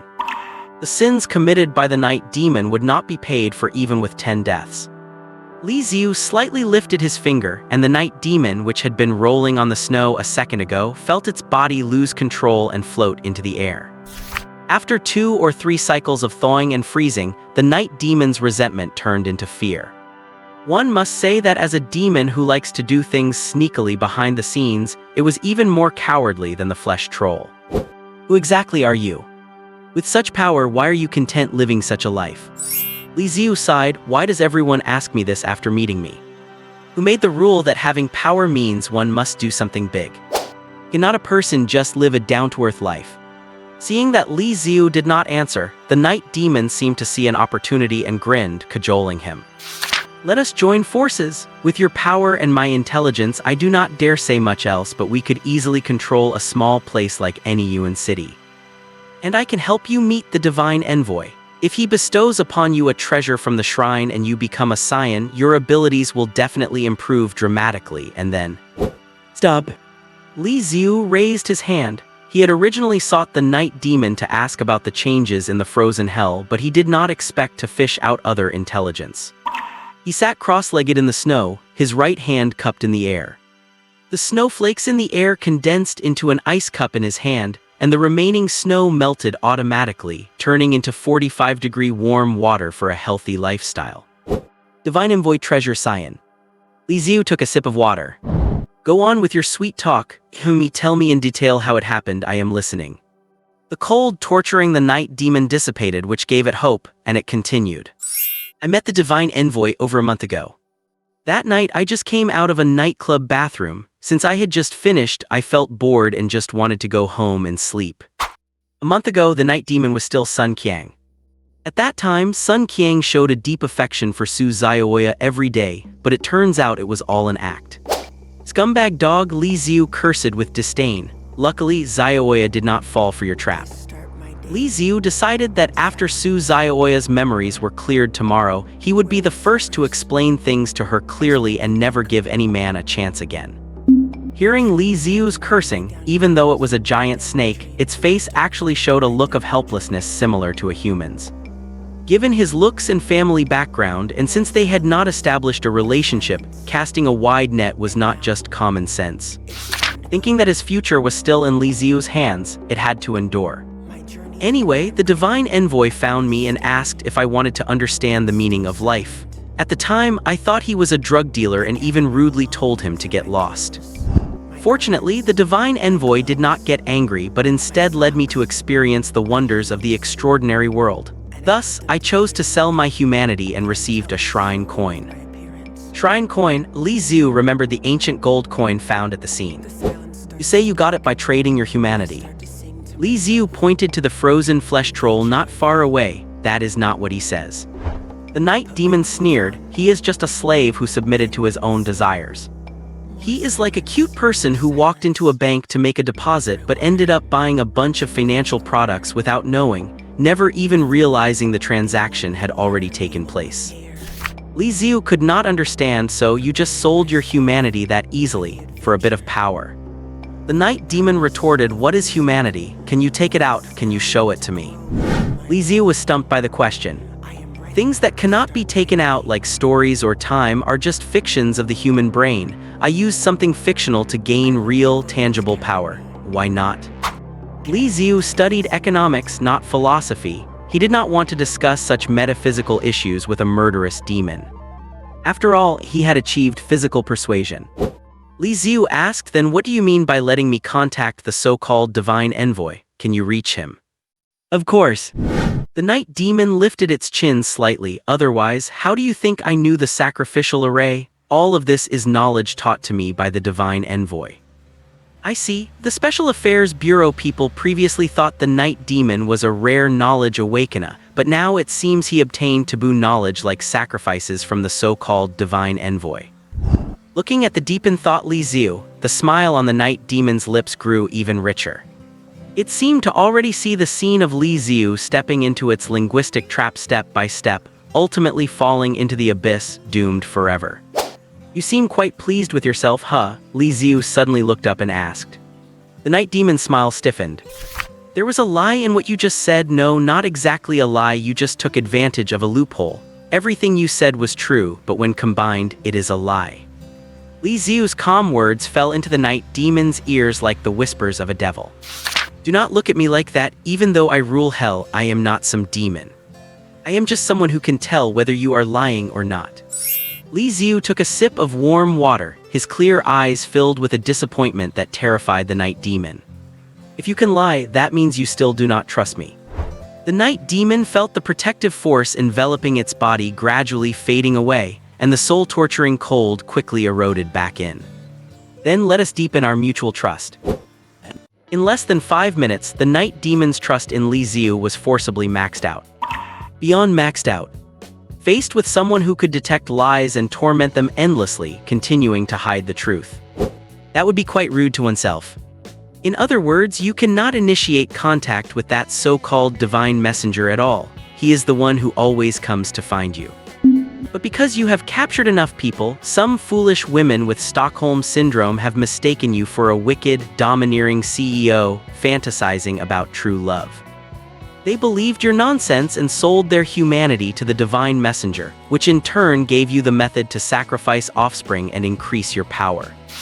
This is the real reason why the night demon could cause such a massive-scale runaway incident. Without the sacrifice method, the night demon could at most create a few hundred human-faced snake monsters. Any one of the 3 field teams could easily hang the night demon up and beat it to a pulp. You understand the power of the divine messenger now, do not you? Just a bit of the knowledge he threw my way was enough to make me stronger. If you cooperate with him, forget about Su Xiaoya, every woman in any Yuan city could be yours. Li Xiu was speechless. He was not some kind of stud. Why would he want so many women? What if I do not cooperate with it? He will kill you. Not a lie. Li Xiu nodded. If possible, he really hoped that so-called divine messenger would show up sooner rather than later. The two of them could just go to an open space by the river and have a fight instead of hiding in the shadows, sneakily creating monsters and disrupting his life. One last question. Since arriving in the frozen hell, have you felt any changes? Changes. The night demon pondered for a long time, its snake tail pointing toward the direction where the wind and snow were swirling. I heard someone calling me. Calling. Since awakening his transcendent ability, Li Xiu had always actively suppressed the power of I Am Hell, and his exploration of the frozen hell had been extremely shallow.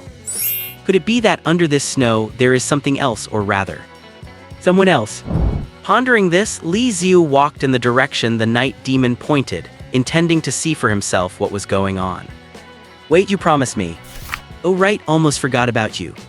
Li Xiu waved his hand, and the night demon fell back into the snow. "Li Xiu, you lied to me." Li Xiu asked with surprise, "I cannot believe you are such a naive person. You did not actually think I would let you go, did you?" "No way you did not, did you?" "Good heavens." The night demon's cursing was drowned out by screams. To avoid being completely frozen solid, it began repeating its endless cycle of molting. Hopefully, it can hold out for a while longer. That way, the pain can last a little longer too. Leaving the night demon behind, Li Xiu walked along the direction of the drifting wind and snow. Time became blurry in this snowy wasteland. He felt as though he had been walking for a very long time. As time passed, the howling wind grew stronger.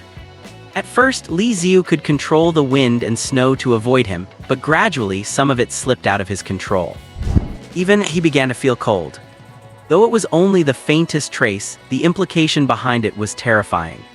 Whatever was hidden at the end of the snowstorm could influence Li Xiu's control over the frozen hell. What to do? Should he keep moving forward? Or go back today and plan for the long term? After thinking for 3 seconds, Li Xiu made his decision. Keep walking. Since he had already started, he would see it through to the end. Whether in work or life, that was Li Xiu's way of doing things. Not to mention that this hidden danger had appeared within his very own frozen hell. If left ignored, it would be dangerous if his power were to suddenly lose control while he was using it one day. This matter must be resolved tonight. At the very least, I need to figure out the cause. Li Xiu leaned forward, hunching his upper body to shield himself against the biting wind. His body temperature plummeted. If there were a mirror, Li Xiu would see his lips turning blue and his skin showing unnatural, swollen frostbite. The cold inflicted on the soul level was also being reflected in the real world. Sitting on the bed in the Special Affairs Bureau's reception room, Li Xiu's skin was now breaking out in fine, swollen welts, some of which had cracked and were bleeding. Wiping away a nosebleed and brushing it off into the snow, Li Xiu gritted his teeth and pushed forward. After walking for an unknown amount of time, he had to stop. His eyebrows were covered in frost and the wind and snow pushed hard against him. Every step he took, the wind pushed him back just as hard. He had reached his limit. It was true that Li Xiu was the master of the frozen hell, but in this specific area, that unknown mysterious entity could go toe-to-toe with him. In fact, as he moved deeper, the mysterious entity was actually suppressing his power. Li Xiu narrowed his eyes. At the edge of his vision, where the wind and snow were thickest, he could vaguely make out a massive shadow as vast as a mountain. The distance between him and that shadow was less than 100 meters, yet those 100 meters felt like an unbridgeable chasm. At least, just let me see what exactly that thing is. Li Xiu extended his right hand. A layer of frost instantly condensed on his exposed arm. He took a deep breath, gathering his power and releasing it all in one go. The wind whipped up the snow, clearing a path ahead, while a hurricane from behind pushed him forward, allowing him to seize his last chance to sprint. This was a clever, albeit risky maneuver. His previous struggle with the mysterious entity was like 2 ocean currents crashing head-on. But now, Li Xiu had gathered all his strength into a single blade, cutting a narrow passage through. This technique could not be sustained for long. The wind direction was already shifting and the resistance to his progress was skyrocketing. Li Xiu seized the final seconds to dash forward. 80 meters, 60 meters, 50 meters.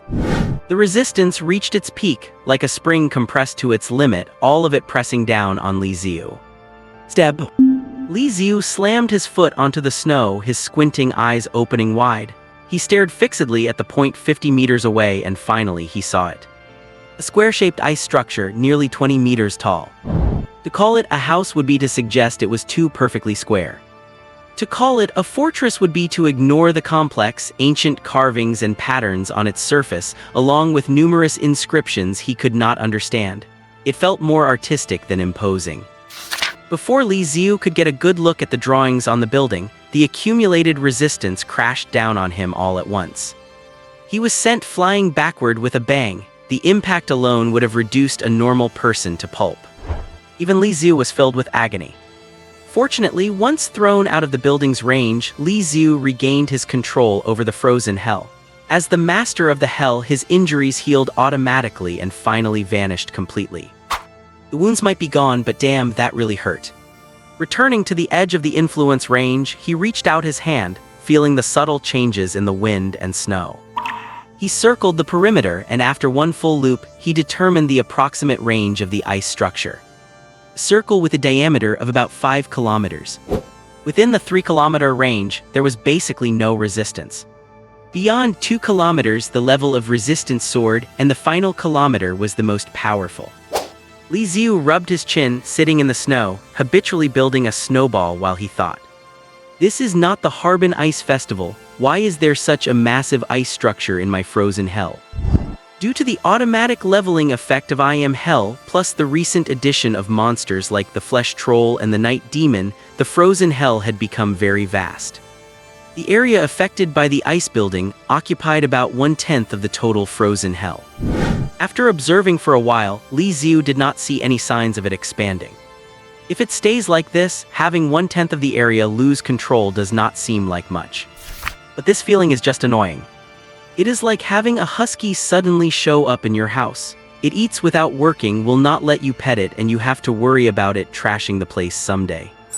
Li Xiu stared into the void, his gaze seemingly piercing through layers of wind and frost, landing on the mysterious ice building. If I could exert more power, would I be able to touch it? The area controlled by the ice building seems fixed. The larger the frozen hell grows, the stronger Li Xiu's power becomes. As long as I keep training, killing monsters, and tossing them into the hell, I will keep getting stronger. Someday, I will be able to suppress the building's power in turn, touch it directly, and figure out its origin. Li Xiu abruptly threw a snowball. What kind of generic protagonist shonen manga plot is this? The power of I Am Hell was too difficult to control, so for 2.5 years, Li Xiu had deliberately suppressed it.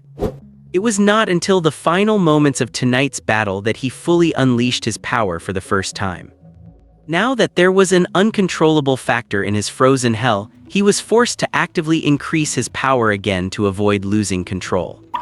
Li Xiu scratched his face in frustration and sighed softly, saying with complete sincerity something that would sound arrogant and infuriating to most other transcendents.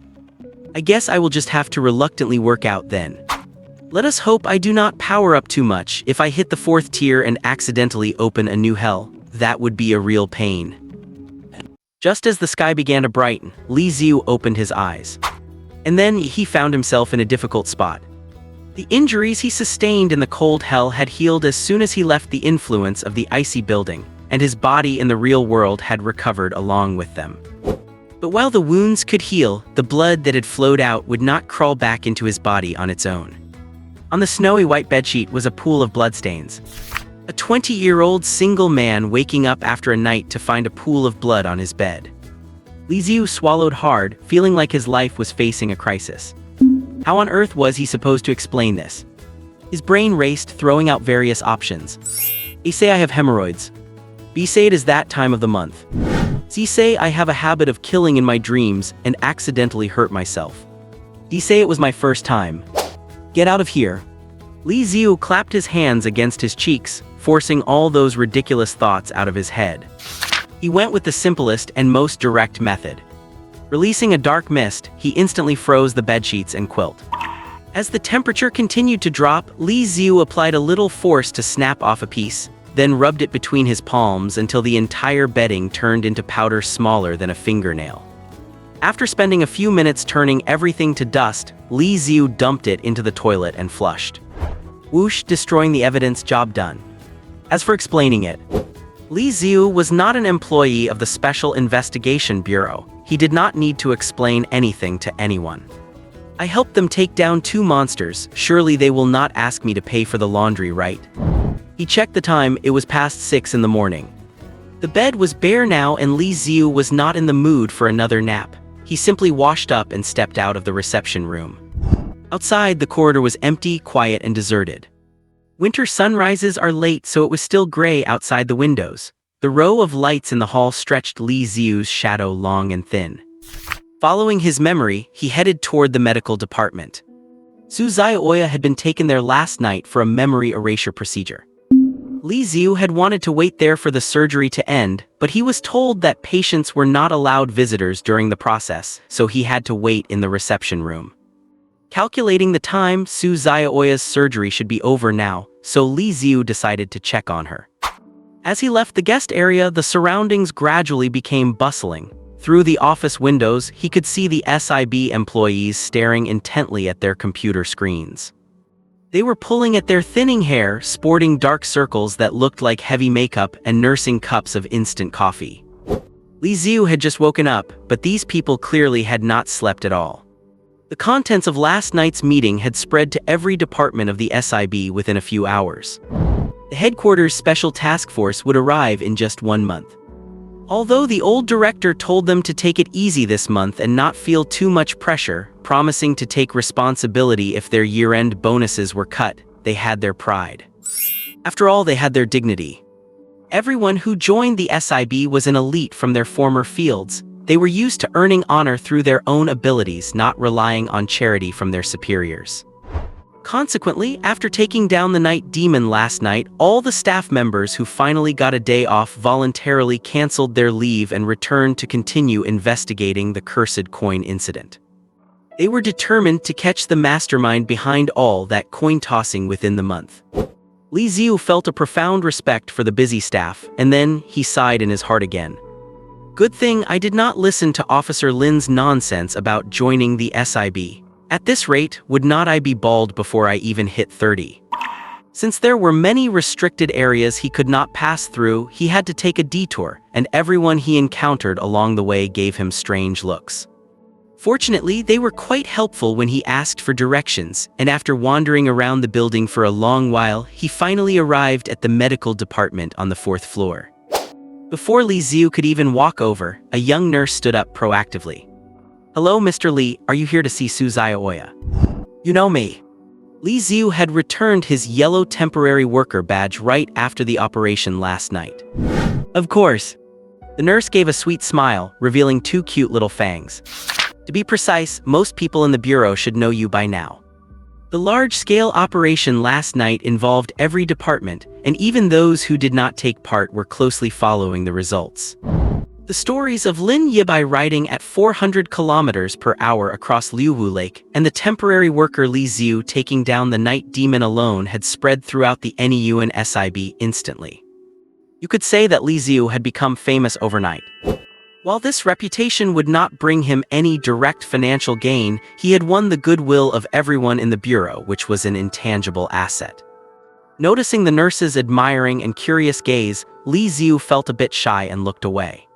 So that is what those strange looks were about all along, he finally understood.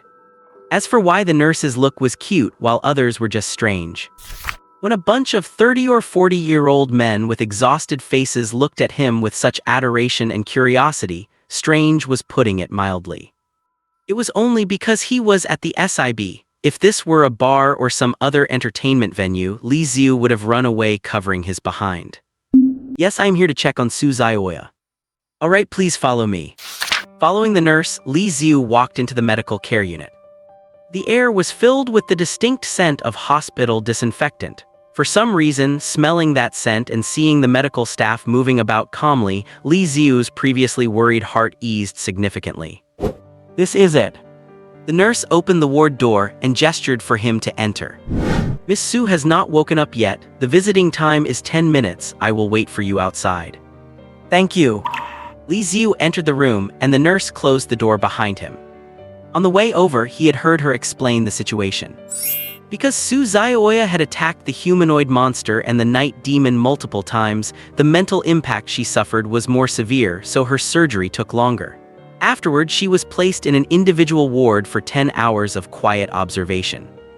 At this moment, a device similar to a helmet was placed on Su Zhaoya's head, with a dozen wires extending from it to a machine the size of a person sitting next to the bed. Waves and data streams appeared on the monitor.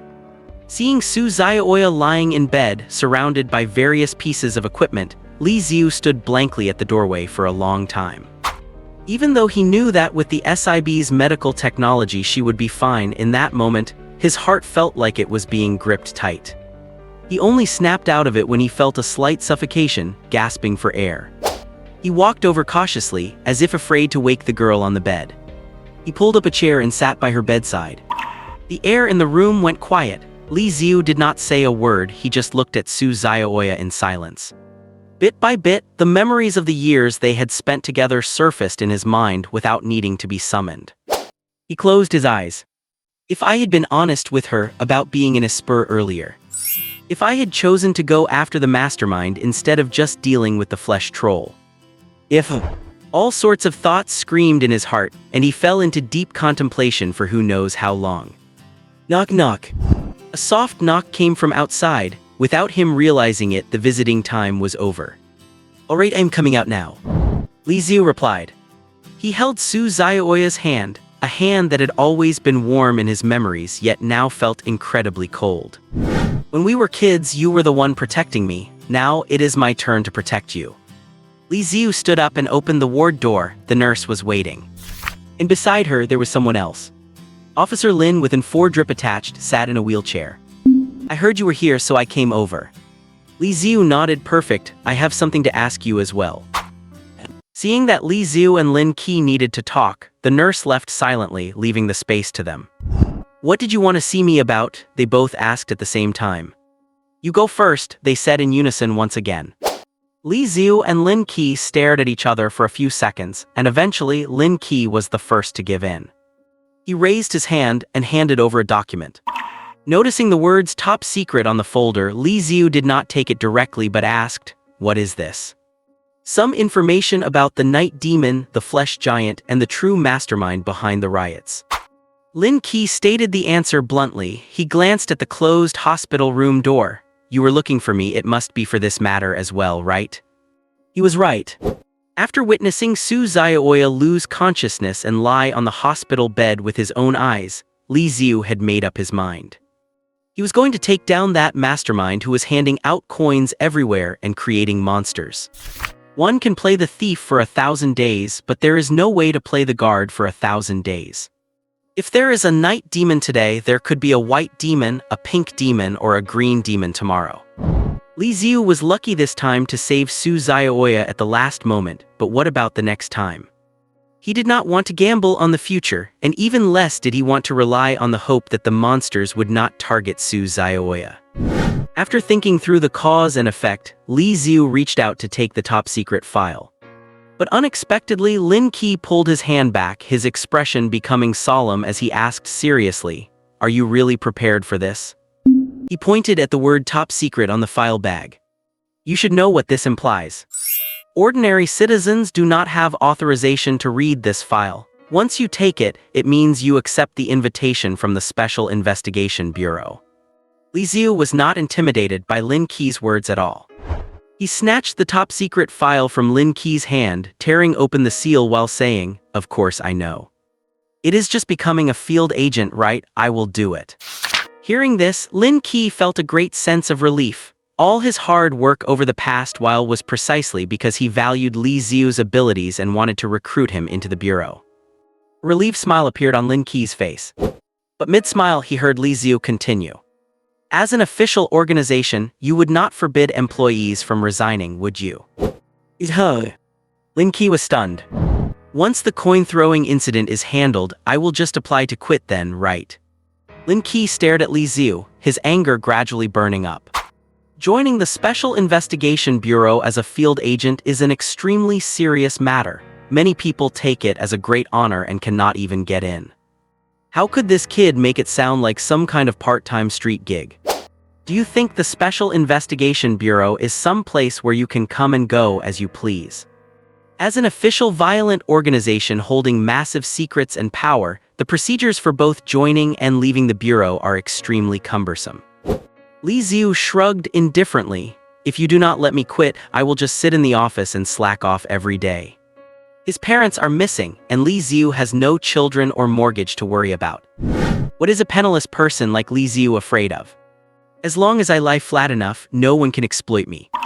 Even now, Li Xiu stuck to his original intention and had no plans to stay at the bureau for the long haul. Lin Qi's blood pressure soared from Li Xiu's attitude. Because his heart rate increased too rapidly, the health monitoring equipment he was wearing triggered an alarm and several nearby doctors rushed over. Good grief, a dignified acting director of the field division of the Special Investigation Bureau, who did not die on the battlefield fighting monsters, was almost angered to death by Li Xiu. Lin Qi glared viciously at Li Xiu, the rookie he had once recruited. Usually they were either full of ambition, ready to join the Bureau to achieve great things. Or they were full of passion, ready to sacrifice their lives to protect citizens in the darkness. Lin Qi waved his hand to signal to the approaching doctors that he was fine. Taking a few deep breaths to calm his emotions, he spoke with earnest persuasion. You are only 20 years old. Do not you have any dreams? Should not young people at your age be dreaming of saving the world every day? Saving the world. Li Xiu turned his head, looking through the hospital window at Su Xiaoya lying on the bed. The world did not save me back then, it was she who saved me. The fantasies and expectations belonging to a young person had vanished the moment his parents went missing. There is only one kind of heroism in the world, to love life even after seeing its truth and to hold onto pure illusions about the world. Li Xiu is not a hero and he does not want to be one. Heroes are short-lived. All he wants to be is an ordinary person capable of protecting those he cherishes. Lin Qi understood the look in Li Xiu's eyes, shook his head, and gave up the idea of trying to persuade him further. By the way, the gloom in Li Xiu's eyes vanished. He rubbed his hands and asked with a grin, but if we have part-time work here and the pay is decent, I am willing to help out. Get lost. The matter of Li Xiu joining the Special Investigation Bureau came to a temporary pause. The two had argued for a while and were hungry. Under Lin Qi's guidance, Li Xiu pushed him to the cafeteria. Seeing Li Xiu using his meal card to order a whole table of breakfast, Lin Qi's eyelid twitched. Are you planning to finish all 3 meals for the day right now? Li Xiu took a big bite of a bun with no psychological burden. I helped you handle monster incidents twice in a row, not asking for a cent, and now you will not even let me eat. The bun skin was thin and full of stuffing. One bite, the meat juice was piping hot and the fragrance filled his mouth, making his appetite soar. He took a sip of the tofu pudding, the spicy flavor combined with the smooth, tender texture. Li Xiu raised his eyebrows. The cook at the Special Investigation Bureau's cafeteria was actually quite skilled. Hearing Li Xiu's complaint, Lin Qi said, "The Bureau will not let you work for nothing. The bonus for assisting in the operations will be deposited into your account this month." There is a bonus, Li Xiu's eyes lit up instantly. Of course there is, external personnel always get bonuses for assistance. Combined, the 2 operations amount to about 30,000 yuan. 30,000 yuan, considering the danger posed by monsters, it really was not that much. Not to mention anything else, even hiring a killer, no, a professional mercenary would cost more than that, let alone the fact that Li Xiu is a supernatural being. However, considering the official status of the Special Investigation Bureau, this was already a handsome bonus. Thinking that his savings were about to increase by a significant amount, Li Xiu was very satisfied. It was still early and there were not many people in the cafeteria. Li Xiu discussed the cursed coins with Lin Qi while eating breakfast. You have looked through the file once, what are your thoughts? Lin Qi asked. Most of it is about the night demon and the flesh giant, as well as the introductions to monsters from the first case of a human turning into a monster. As for actual intel on the God's messenger, the Special Investigation Bureau found a diary at Sun Qiang's home.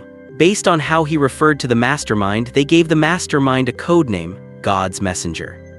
Li Xiu bit into a scallion pancake. Intel on the God's Messenger is almost zero. The God's Messenger always hides in the background, merely selecting appropriate people and bestowing cursed coins upon them. It did not actively plot anything, nor did it order the monsters transformed into creatures to do anything, leaving behind very little cause and effect. Even that mysterious thread of causality could not trace the location of the God's Messenger based on this little evidence. In the field of criminal investigation, the hardest things to crack are not the intricate plots set up by killers. So-called locked-room murders or fabricated alibis are almost always easily caught with modern investigative techniques. What is truly hardest to investigate in reality is indiscriminate crime. Finding a place with no surveillance, stabbing a stranger to death, ignoring the body, and leaving immediately. Such cases where there is no social connection between the victim and the killer and no extra clues are almost always destined to be cold cases. The God's messenger hiding behind the scenes uses this type of indiscriminate method. It is as if it has no objective, and the only reason it keeps turning living people into monsters is just for kicks. It is just a pure troll, Li Xiu said. Many people in the bureau thought so too a few days ago until we confirmed the true identity of the night demon last night, and we found this. Lin Qi placed the photo section chief he had given him onto the table. The photo was taken 21 years ago. We have investigated the backgrounds of the 6 people in it. Link took out a pen and drew a circle around the heads of the 3 people in the photo. There have been 3 cases of humans transforming into demons so far, and the subjects of these 3 cases are all relatives of these 3 people in the photo. Li Xiu looked up. You suspect that the messenger is one of these 6 people in the photo? No, we have tracked down these 6 and have already made initial contact with them. They are still alive, and after checking, these 6 individuals and their relatives in any Yuan city are currently all ordinary people. Li Xiu glanced at the time. It was not even 7 o'clock yet, and they had only learned the identity of the night demon early yesterday morning. In other words, in just a few hours, the Special Bureau had completed the entire process of identifying them, finding their shared social circle, determining the potential risk group, visiting them, and finishing the checkups. Do not you guys ever sleep? Li Xiu could not help but ask. Link rolled his eyes at him, ignored the question, and took another photo out of his pocket. In the photo was a woman with a high ponytail and a bright smile. We discovered something else during our investigation. There was another member in the climbing club 21 years ago named Kminglin. During a climbing expedition, Kminglin mysteriously disappeared, and her remains have never been found. Li Xiu picked up the photo. You suspect that the messenger is related to the missing Kminglin, a female rock climber who went missing 21 years ago. 21 years later, the relatives of her former climbing partners are turning into demons one by one. That seems to fit the tropes of a mystery movie. According to the typical domestic suspense film, the ending would probably be that after Kminglin died, her boyfriend, father, or brother discovered that her death was linked to these 6 people in the photo, and through some twist of fate, gained the ability to transform living people into demons, so he decided to take revenge on them.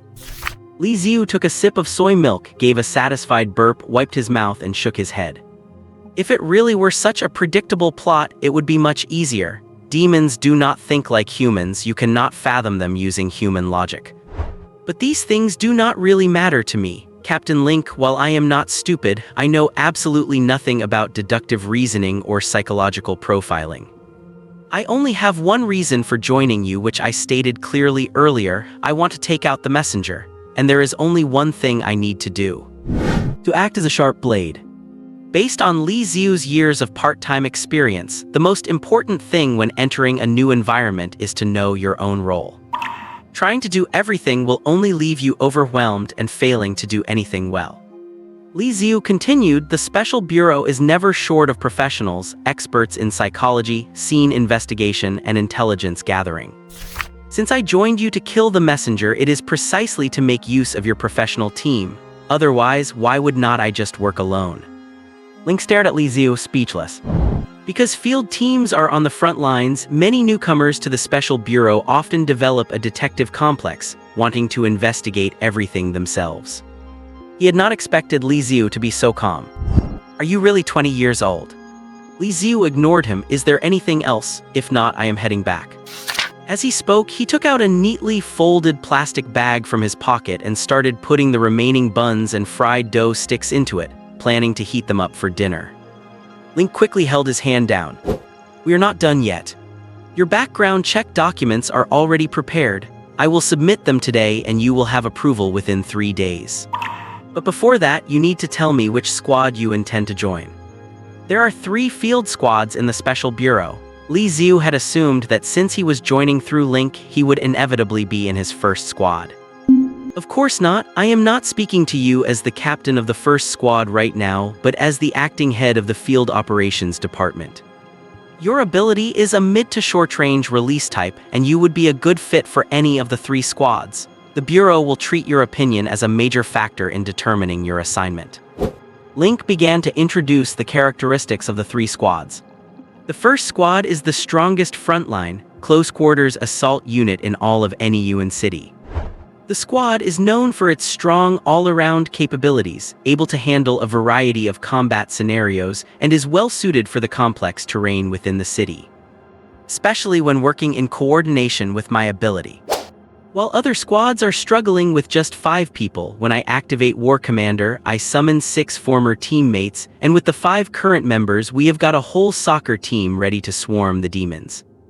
Link continued.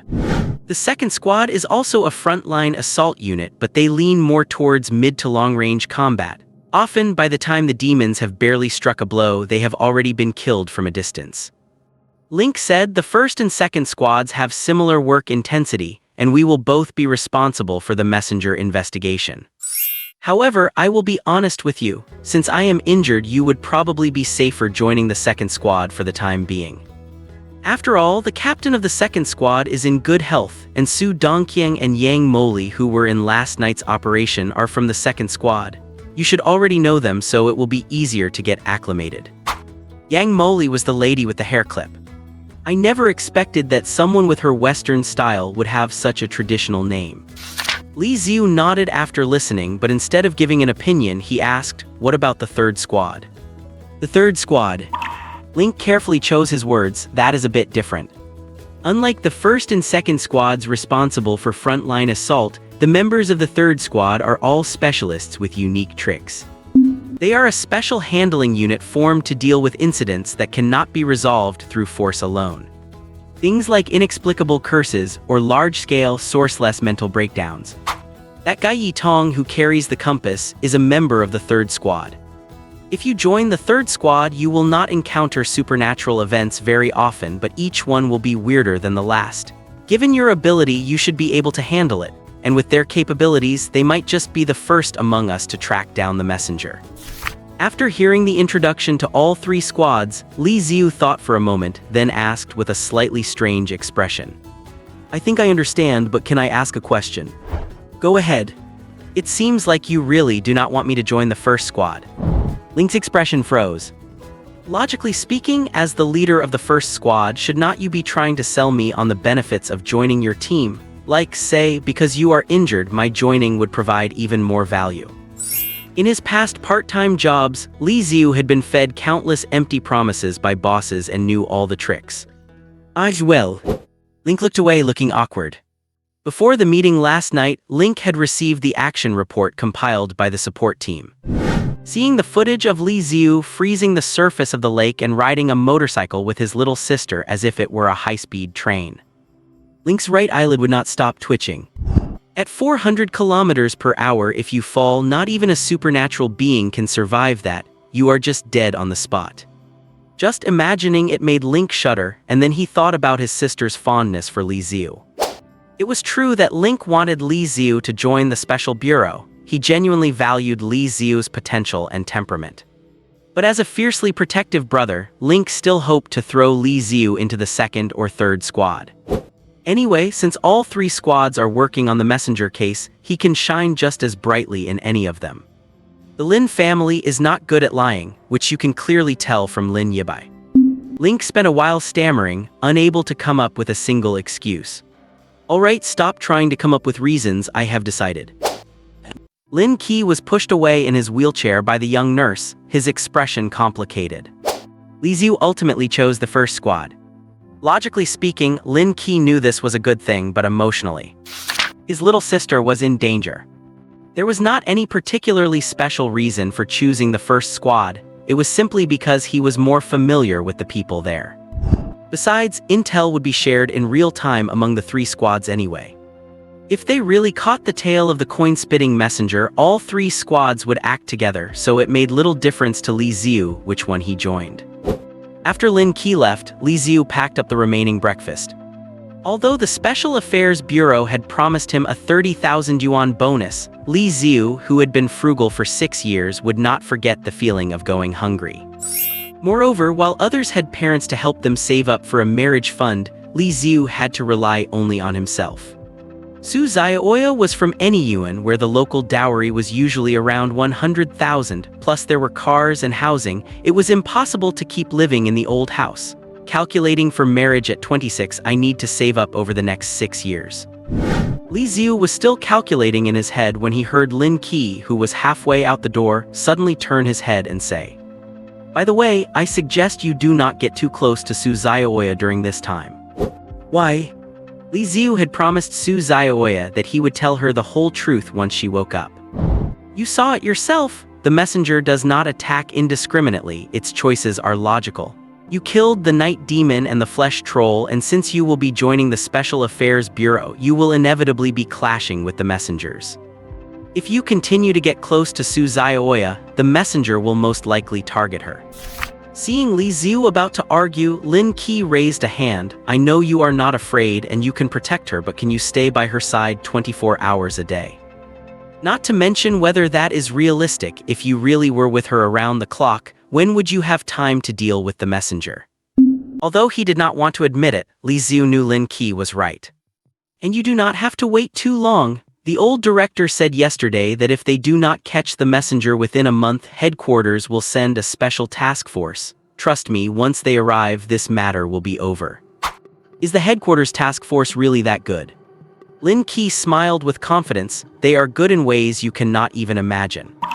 In the entire Anyuan City Special Affairs Bureau, the only Tier 4 superhumans are Lin Qi, the second squad captain, and perhaps that mysterious causality thread. But for the headquarters task force, Tier 4 is the minimum level, and the team leader is at least Tier 3. How strong is a Tier 3 superhuman?" A Tier 5 Li Xiu can create an ice path across Liu Wu Lake, lower the temperature within a 1-kilometer radius, summon snow from thin air, and influence the weather on a small scale. A Tier 3 superhuman, however, can change the climate within a range of nearly 100 kilometers. If deployed to a battlefield, they could win a medium-scale regional conflict alone without suffering a single scratch. Once a Tier 3 superhuman event goes out of control, half a city would be directly affected, with death tolls potentially reaching tens of thousands. From Tier 3 on, superhumans formally transcend the human category and evolve into walking natural disasters. Li Xiu was successfully convinced. He had been in this awkward state with Su Zhaoya for a year and a half. For her safety, enduring another month or two was not difficult. After saying goodbye to Lin Qi, the workaholic captain of the first squad was wheeled back for further treatment. Li Xiu had originally intended to wait for Su Zhaoya to wake up and go back to school with her, but after thinking about Lin Qi's words, he had to give up and head home alone. He walked out of the Special Affairs Bureau building and looked back.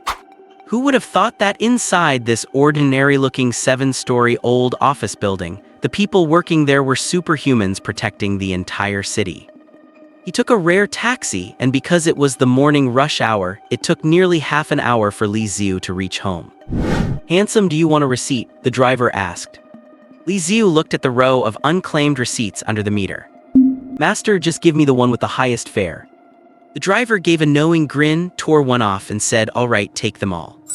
Li Xiu had stayed behind to help the Special Affairs Bureau, so he could get reimbursed for the transport costs by giving the receipts to Lin Qi. Li Xiu had mastered the art of squeezing extra benefits like this by the time he was 18. Back home, third uncle was sitting by the window, reading a book and smoking. The black smoke he exhaled carried away the warmth of the sun. Stepping inside felt like falling into a freezer. His little sister was hanging from the ceiling with her head rotated 180 degrees, cosplaying Spider-Man and letting out a cackling laugh. Li Xiu took a deep breath and could not help but smile. It is good to be home. Since that day, he returned to a life no different from the usual. Go to school every day, work part-time at the bubble tea shop after school, and exercise at home in his spare time, slowly expanding the territory of his freezing hell domain. Over 30 people mysteriously disappeared at the party, and Su Zhaoya and Wang Yanheng were the only ones who returned alive. This topic trended on the school forum for a long time. The official explanation from the Special Affairs Bureau was that a vicious explosion had occurred and the students had unfortunately died. Su Xiaoya and Wang Yanhong's memories had been altered, adjusted to the story that because of some trifles, they had not attended the party that night and had luckily escaped catastrophe. Because of this incident, many people called Su Xiaoya the goddess of luck. As exam week approached, whenever Su Xiaoya studied in the library, people would occasionally come over with snacks, quietly put their hands together to pray to her, hoping for smooth exams. The snacks were left as offerings on her desk. By the time she noticed, her desk would be piled high with all kinds of snacks and pastries. Li Xiu, as always, kept hiding in the corner, watching her from afar. Whenever Su Xiaoya looked over, he would deliberately look away. 2 months at most, Li Xiu told himself. But after waiting a week, Li Xiu still had not received an official recruitment notice from the Special Affairs Bureau. What is going on? A verbal offer but no formal paperwork. He tried calling Lin Qi but could not get through at all, so he had to contact Lin Yibai. Li Xiu originally wanted to ask about the situation over the phone, but Lin Yibai said she happened to be on duty nearby and suggested they meet at a cafe near the school.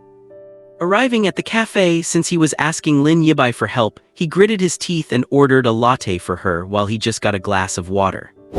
After waiting less than 10 minutes, he heard the buzzing roar of an engine approaching. It was the same Kawasaki Ninja motorcycle as last time, parked outside the cafe. Lin Yibai took off her helmet and ran her right hand back through her messy shoulder-length hair. Combined with her black leather jacket, she looked exceptionally valiant. Li Xiu noticed a black case strapped to the side of the motorcycle. Judging by the length, it must be her moonlit blade. Even before Lin Yibai walked in, just her getting off the bike and taking off her helmet outside the window attracted a crowd of gazes. Once she pushed the door open and walked in, the eyes of every man present popped out, much to the visible irritation of their girlfriends sitting across from them. Li Xiu waved at her. Lin Yibai, who usually dressed in a somewhat cold and aloof manner, broke into a brilliant smile, hurried over impatiently, and sat across from Li Xiu. I ordered coffee for you. As Lin Yibai reached for the coffee, she suddenly noticed the clear water in Li Xiu's glass. Are you only drinking water? I do not really like coffee. Lin Yibai puffed out her cheeks slightly. You sound like an old mother giving the fish meat to her child while eating only the tail yourself. Without any debate, she snatched Li Xiu's water. Ah, wait a second, Li Xiu tried to stop her. Lin Yibai moved quickly, gulping it all down before pouring half of her own coffee into his glass. Comrades should share their fortune and hardship. There is no way I am going to have the good stuff, coffee, while watching you drink water. I meant to say, I already drank from that glass. Li Xiu pointed at the rim, where 2 faintly visible overlapping lip prints could be seen. Lin Yibai's fair face instantly turned bright red. That eyes you. Looking at the stuttering Lin Yibai, Li Xiu could not help but laugh, and his mood became much lighter. He seemed to have some kind of magical charm. The slight awkwardness that had built up from not seeing each other for a week vanished within 10 seconds and a few words. Lifting his glass to thank her, Li Xiu got down to business and asked about his joining the Special Affairs Bureau. Regarding that, I have heard some rumors lately. My brother and the old director both approved your application, but it got stuck when it was submitted for higher-level review. They seem to have a bit of hostility toward you. Hostility. Li Xiu thought of a possibility. Is it because of my positive and negative ability score? Lin Yibai nodded.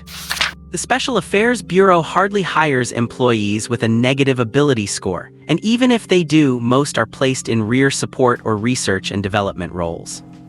Although transcendents are not as fragile as ordinary people, they still need their memories wiped after witnessing demons, but if they experience too much, they will eventually be affected.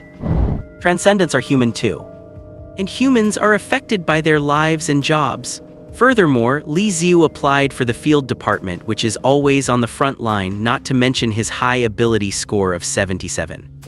The higher-ups believe that letting you join the bureau is like inviting a wolf into the house, so they decided to reject your application. Lin Yibai protested on his behalf. Those guys who sit in offices all day do not understand at all how capable you are.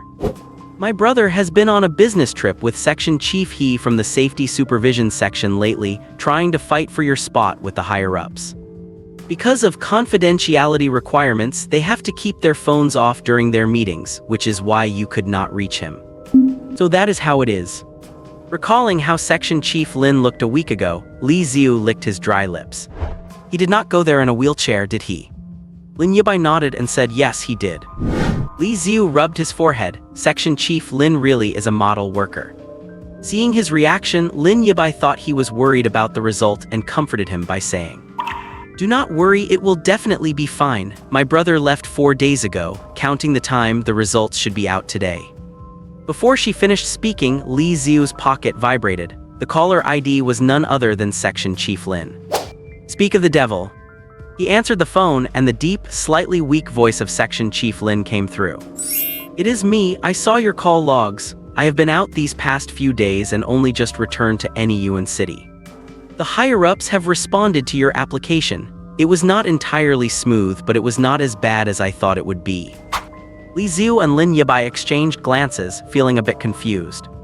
Due to his military background, Section Chief Lin usually spoke very straightforwardly and rarely used such ambiguous language. It seems things are a bit complicated, Li Xiu thought. He heard Section Chief Lin on the other end continue, "Anyway, come to the bureau. I will explain the details to you. Also, your bonus has been approved. Take a taxi, we will reimburse you." "All right." Just as Li Xiu was about to agree, Lin Yibai leaned in and spoke to the phone on the table. "No need, I will go back with Li Xiu in a bit." "Lin Yibai." Section Chief Lin's tone rose sharply. "Why are you with Li Xiu? He had something to talk to me about and it just so happened." "Talk to you." Li Xiu felt that if they kept talking, Section Chief Lin might just stand up from his wheelchair and pull off a medical miracle. He picked up the phone and quickly said, "I will be there soon," then hung up immediately without waiting for the other side to respond. He picked up the half-finished cup of coffee and downed it. Li Xiu looked a bit pained, then glanced at the bit of coffee left in the cup. "Just this. It costs over 30, but the bubble tea shop where I work part-time sells tea for only 6 and it tastes much better than this." Stepping out of the coffee shop, Li Xiu got on the motorcycle amidst the envious gazes of all the men around. Lin Yibai put on her helmet. "Let us go." The motorcycle suddenly accelerated and Li Xiu almost flew off, so he had to quickly wrap his arms around Lin Yibai's waist. Her cheeks burned uncontrollably and the corners of her mouth curled up slightly. Fortunately, she was wearing a helmet so no one could see. When Li Xiu and Lin Yibai arrived at the Special Affairs Bureau, Section Chief Lin was sitting in his wheelchair by the entrance, waiting for them quietly. Seeing Li Xiu's hand on Lin Yibai's waist, Section Chief Lin's face darkened by 3 shades. When Lin Yibai took off her helmet and revealed her peach blossom red, delicate face, Section Chief Lin looked like he wanted to kill someone. Fortunately, Section Chief Lin was already 30, he knew how to separate work from his emotions. He glared at Li Xiu and wheeled himself toward the office. Section Chief Lin's office was very clean and simple, with only the most basic office equipment and no unnecessary decorations. He took a craft paper file bag from the drawer and tossed it on the table. "This is the final result of the approval process, see for yourself." Li Xiu picked up the file bag and tore it open. There was not much inside. An approval document, a certificate, a badge, and a bank card. He picked up the approval document first and Lin Yibai leaned in to look with him. The front was all bureaucratic review content, not worth looking at, so they went straight to the end to read the handwritten comments. Li Xiu has passed the political vetting and has a clean family history, meeting the Bureau's standards. However, due to his ability score of -77, his application for admission is rejected for security risks. Rejected. No, that cannot be right. They would not have issued a certificate and badge if I were rejected. He kept reading. However, given that Li Xiu has assisted the Special Affairs Bureau on multiple occasions and has a warm personality and a spirit of dedication, Li Xiu thought, is this really talking about me? After comprehensive consideration, it is decided to approve the recruitment of Li Xiu as an external personnel for the Yuan City Special Affairs Bureau to assist in missions. Below were rows of signatures and stamps. Li Xiu read it over a few times, looked up and said, "So I have.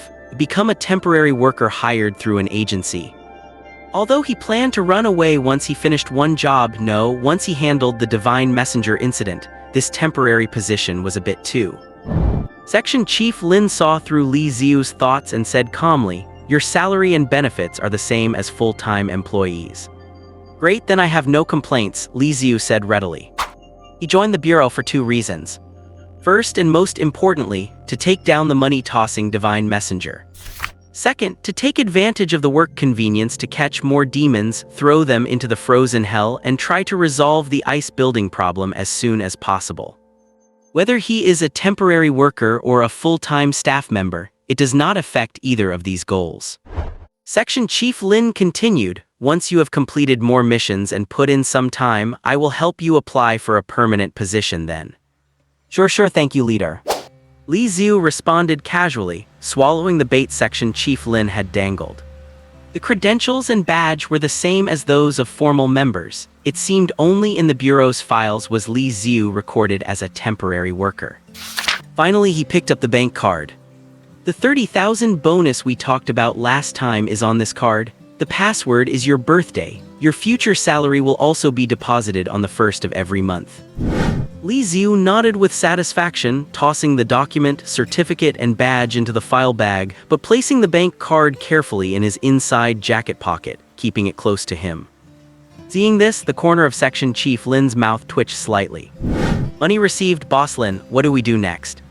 Li Xiu's shift in demeanor was so fast that Section Chief Lin did not even react.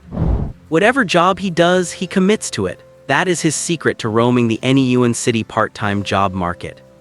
None of the bosses who have worked with him ever fail to give him a thumbs up.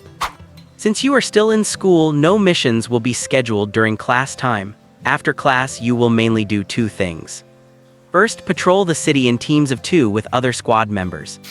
Second, find time to attend new recruit training and complete your onboarding as soon as possible. As for your training mentor, Lin Yibai, standing behind him, raised her hand swiftly. Her large eyes shone with anticipation, her face practically screaming, "Pick me, pick me." Lin Qi pretended not to notice, while mentally considering a few names. After a long deliberation, he finally let out a sigh. If he had any other options, Lin Qi would absolutely never choose to have his own sister serve as Li Xiu's training mentor. But after the night demon suppression battle, he and 2 other team members were injured, leaving only Lin Yibai and Cheng Shukin as the relatively healthy members of the first squad. Cheng Shukin's abilities are primarily support and healing. While general guidance would be fine, she would be of very limited help when it comes to training for direct combat. Do not let Lin Yibai's silly appearance fool you. She achieved a respectable 9th place nationally when she participated in the national rookie competition. With Li Xiu following Lin Yibai, he should at least be able to get up to speed quickly in terms of work. "All right, Yibai it is." Gritting his teeth, Lin Qi wrote Lin Yibai's name in the mentor column of the rookie employment form. Yay! Seeing his sister's happy expression, Lin Qi was about to tell her to keep some distance from him. But Li Xiu seemed to have guessed what Lin Qi was about to say, picked up his folder and said, "If there is nothing else, I will head out now." "Wait you! Captain Lin, is there any other work-related business?" Li Xiu emphasized the word work. Lin Qi glared at him in anger. "No, now all of you get out." Seeing Lin Qi about to stand up from his wheelchair in a fit of rage, Lin Yibai quickly pushed Li Xiu out of the office. "That scared me. Why did brother suddenly get so angry?" Lin Yibai said, patting her chest. Li Xiu glanced at the tightly shut office door, smiled, and did not answer Lin Yibai's question. "So the onboarding process is over, right? Anything else? If not, I should be heading back." "Not for today, I suppose." "Oh, it is so early. I still wanted to show you around in detail." "Maybe another day. I have a bit of business to take care of today." Lin Yibai recalled the process of when she joined the Special Affairs Bureau. The logistics department will arrange a detailed class schedule later this evening, and the specific information will be sent to your email. It will include some online training courses, mainly covering rules and regulations, demon classification, and precautions during operations. Lin Yibai added, as if recalling a painful memory, "You have to clock in the hours for these. As for offline training, there are firearms, combat, and physical conditioning. Depending on each person's talent, you can finish the training as soon as you meet the corresponding standards. Li Xiu considered a possibility. Do not I need to be sent to a specific location for centralized training? It depends. Lin Yibai held up 2 fingers. If you are a transcendent awakened from the military or police force, you will be gathered for 6 months of centralized training. But for civilian transcendents, due to differences in age, education, and lifestyle, centralized training is rarely arranged. It is usually just as I said, online courses plus offline training. Lin Yibai shrugged. This has also split the Special Affairs Bureau into 2 factions, the academic faction and the liberal faction. So, are you part of the academic faction? Li Xiu remembered she once attended the police academy. I am part of the liberal faction. Lin Yibai said, I awakened my transcendent powers in my freshman year and was drafted early, so I did not participate in the collective training. My brother is from the academic faction, and he was even invited to serve as an instructor last year. Li Xiu nodded, feeling that he had picked up a lot of useless trivia. Besides the training courses, what else do I need to do? Besides training, there are 2 other things. One is daily patrolling. Since transcendent runaway incidents do not happen every day, the Security Monitoring Department uses data from detectors placed around any UN city to design routes where incidents might occur, and we patrol them in pairs. The other is team operations when a transcendent incident occurs. You have experienced this once before. The process is similar to the Night Demon suppression battle. Li Xiu nodded and took note of everything. By the way, there is one more important thing. Lin Yibai turned around and tapped the moonshade blade she was carrying. You can start the process of forging your bloodline weapon now. Bloodline weapons are exclusive to field operatives and are a benefit, customized based on each individual's combat habits and ability characteristics. Every time Li Xiu saw Lin Yibai's moonshade blade, he was drawn to its beauty. It would be impossible not to be envious. Do I need to write an application report? Lin Yibai shook her head. No, but you need to give a blood sample. The sample will be sent to headquarters for the R&D team to design. After waiting about a month or 2, the finished product will be mailed to you.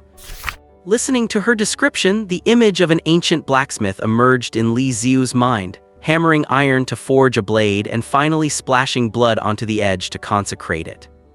It could not be that primitive, right? After arriving at the medical department on the 4th floor for a blood draw, all the work for the first day of onboarding was complete. The 2 returned to the 1st floor lobby. Shall I drop you off? Lin Yibai asked. No thanks. Li Xiu felt awkward having a girl drive him home every time. If anyone saw, they might actually think he was being kept by a wealthy woman. Besides, he did have things to take care of today.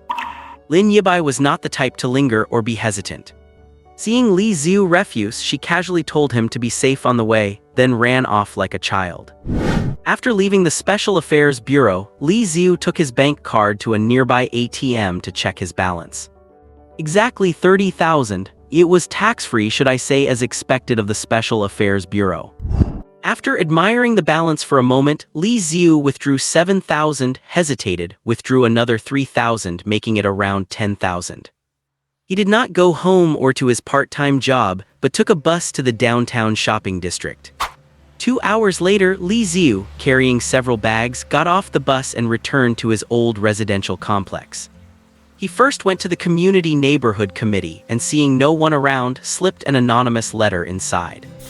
The old air conditioner at the community center had long since stopped working, and every winter the ants at the community center would be miserably cold.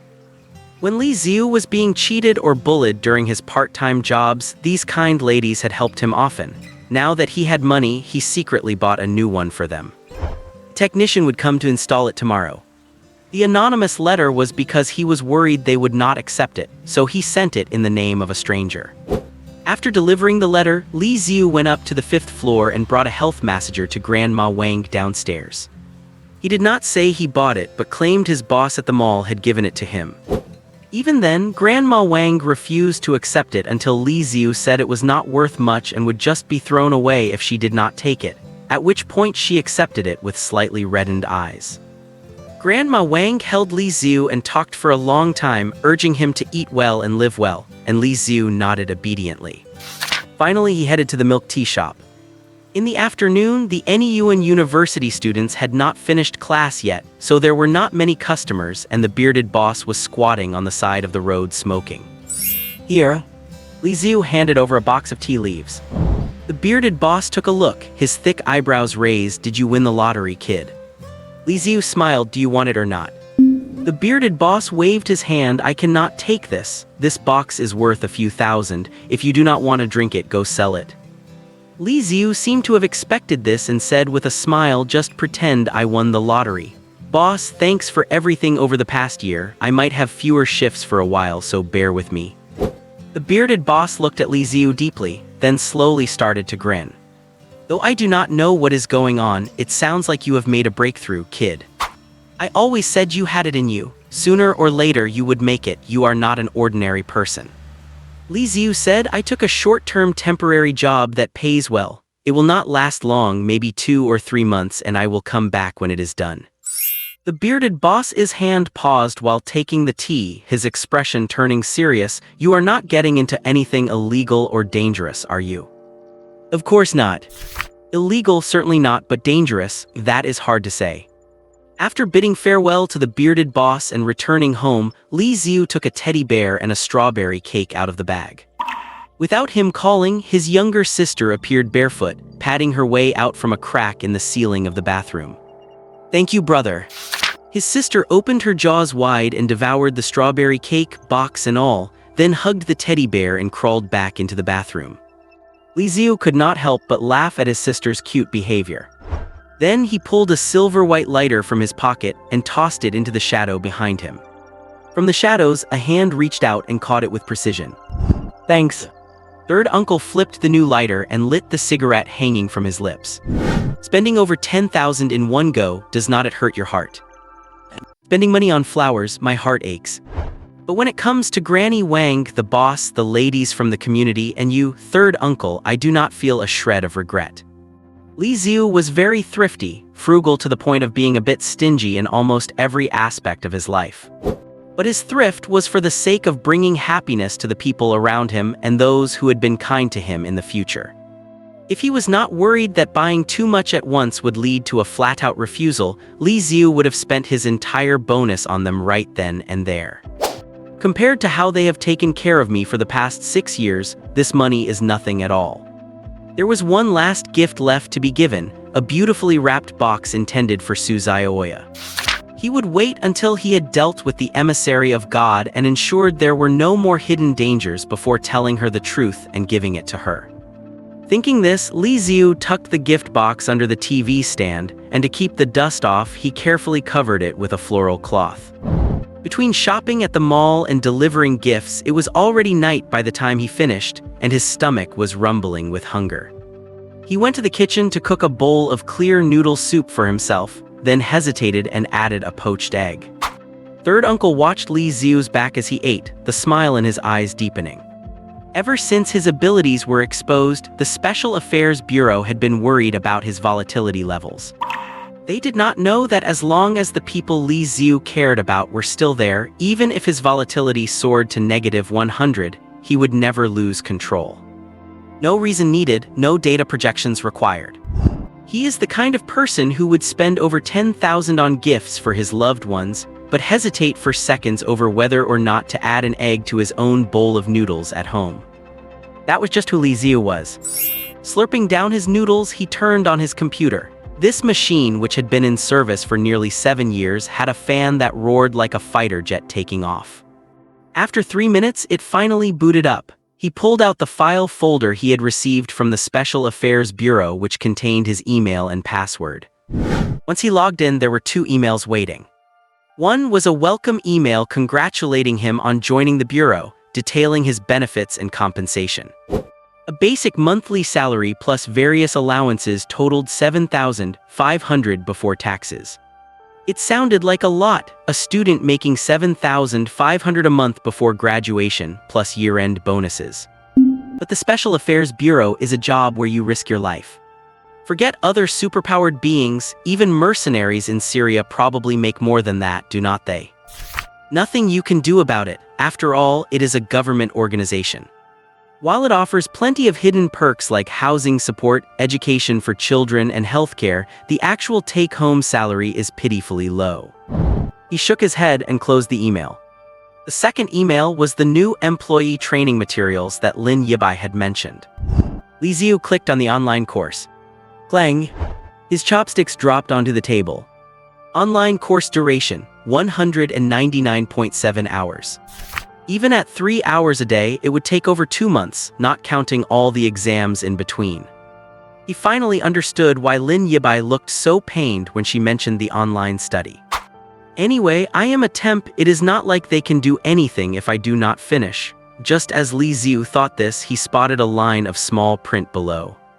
Complete the online new hire training within a month and a half to receive a 5,000 yuan incentive bonus. Li Xiu's spine straightened instantly, a powerful aura surged from his body and his eyes turned incredibly sharp. The scene startled third uncle and his younger sister, who both rushed out. What is wrong? Big brother, who are we killing? Killing? No one is killing anyone. Li Xiu finished the last of his noodles, drank the soup in one go and set the bowl down with a thud. Studying. For the next few days, his life was incredibly full. Waking up at 6:30 every day and going to bed at 11:30. Besides his school courses, he spent his time grinding through the Bureau's online training, taking exams, and squeezing in physical and marksmanship training. Tonight was his first patrol, yet even now, he used his break to review his notes, acting just like a high school senior preparing for the entrance exams. Pitter-patter.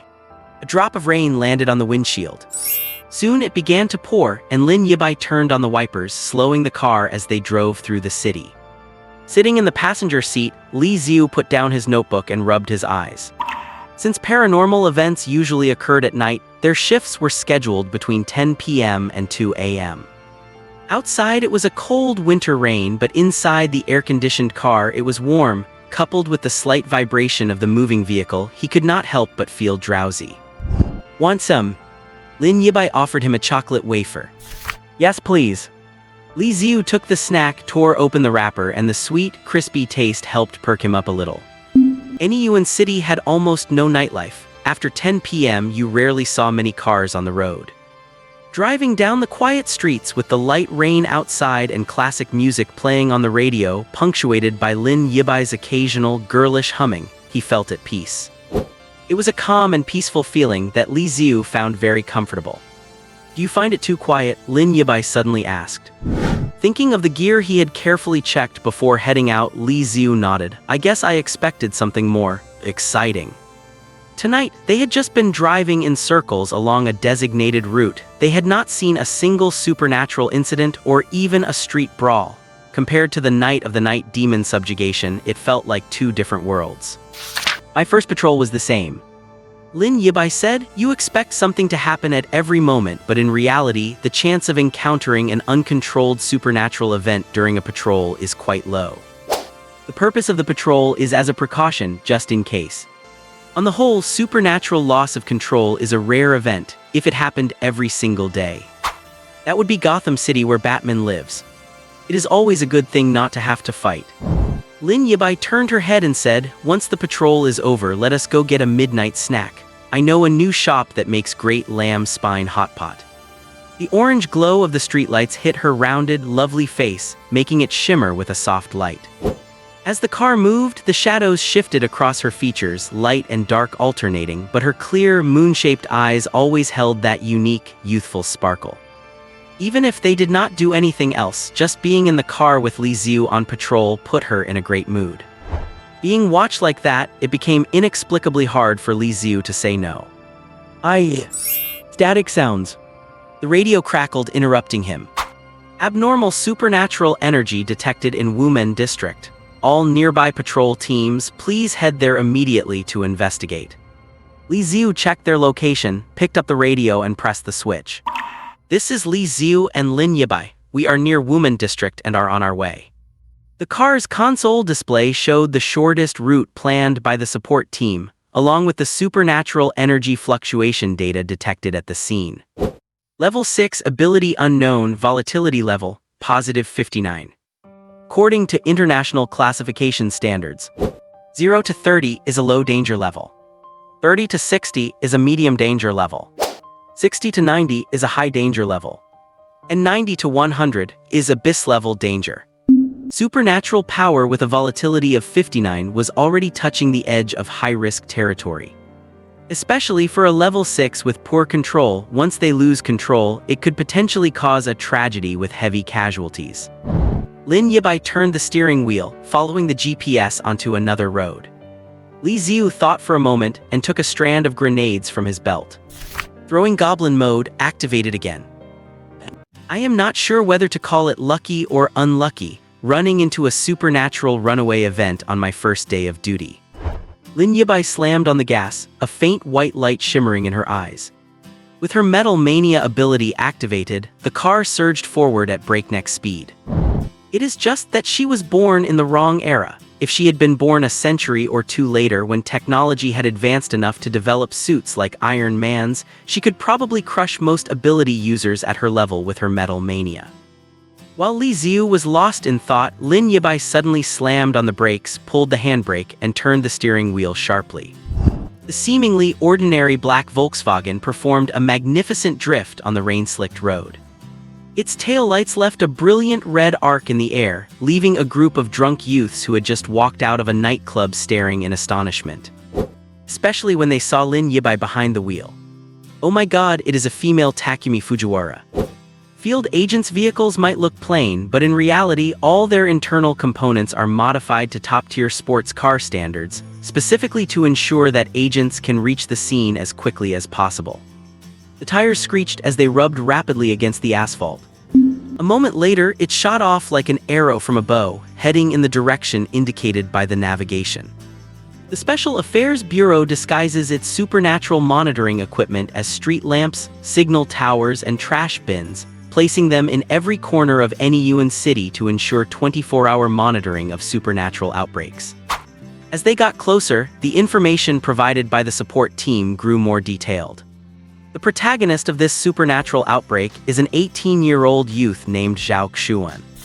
Tonight, he got into an argument with his family over some trivial matter. Due to his extreme emotional agitation, his psychic power surged to a critical point, awakening his supernatural abilities.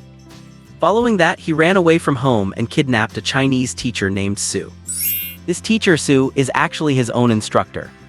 I can understand running away from home, but why did he kidnap his teacher? Li Xiu asked. A photo that had just been taken appeared on the car's central console screen. Because of the rain and the darkness of the night, the photo was very blurry. You could only barely make out a boy in a hoodie carrying a woman and flying through the air. Lin Yibai guessed maybe he was being mentally manipulated or pressured by the teacher at school, so after awakening his powers, he could not help but want revenge. 18 is right at the tail end of adolescence. A boy at this age is capable of anything. Suddenly, she pointed toward the air. Found him. Li Xiu squinted and looked up. In the night sky, Zhao Xuan was holding teacher Su, leaping continuously through the rain. He just awakened and he is already daring to fly. He really does not fear death. The characteristic of the 6th tier is that ability usage is unstable.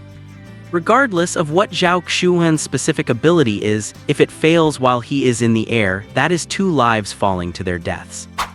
Lin Yibai picked up the communicator, pressed the speaker button, and shouted upward, Zhao Xuan, please come down immediately. We can talk about whatever is bothering you once you are on the ground. If it were a demon or an adult suffering a supernatural runaway, we would have already taken them out with a sniper rifle. But Zhao Xuan is still just a kid. If possible, Lin Yibai did not want to resort to force. Zhao Xuan in the sky clearly heard the shouting from below, but whether it was out of blind rage or the arrogance of having just acquired power, he ignored them completely and sped off into the distance. Lin Yibai was so angry she slammed the steering wheel. Let me handle it, Li Xiu said as he opened the car door. As he sped along, the rain lashed against him. He pulled up his rain hood, the shadow of the brim masking most of his face. I Am Hell does not grant flight abilities yet, but bolstered by the hellish black mist, Li Xiu was able to leap continuously between buildings, gaining altitude. After a few agile movements, Li Xiu leaped behind Zhao Xuan. He thought for a moment, then gave a friendly smile, intending to persuade him. Zhao Xuan, running through the air with Teacher Su, faintly heard wind behind him. He turned his head and saw Li Xiu wreathed in black mist, appearing out of nowhere like a ghost from a horror movie, looking at him with a sinister grin. Teacher Su screamed in terror on the spot. And Zhao Xuan was so frightened that his ability failed completely. His body wobbled and he plummeted down while clutching the teacher. Li Xiu touched his face, feeling awkward. It was his first day on the job and he wanted to be gentle, so why did everyone look at him like they had just seen a ghost? Saving lives was more important. Li Xiu had no time to think and activated his ability.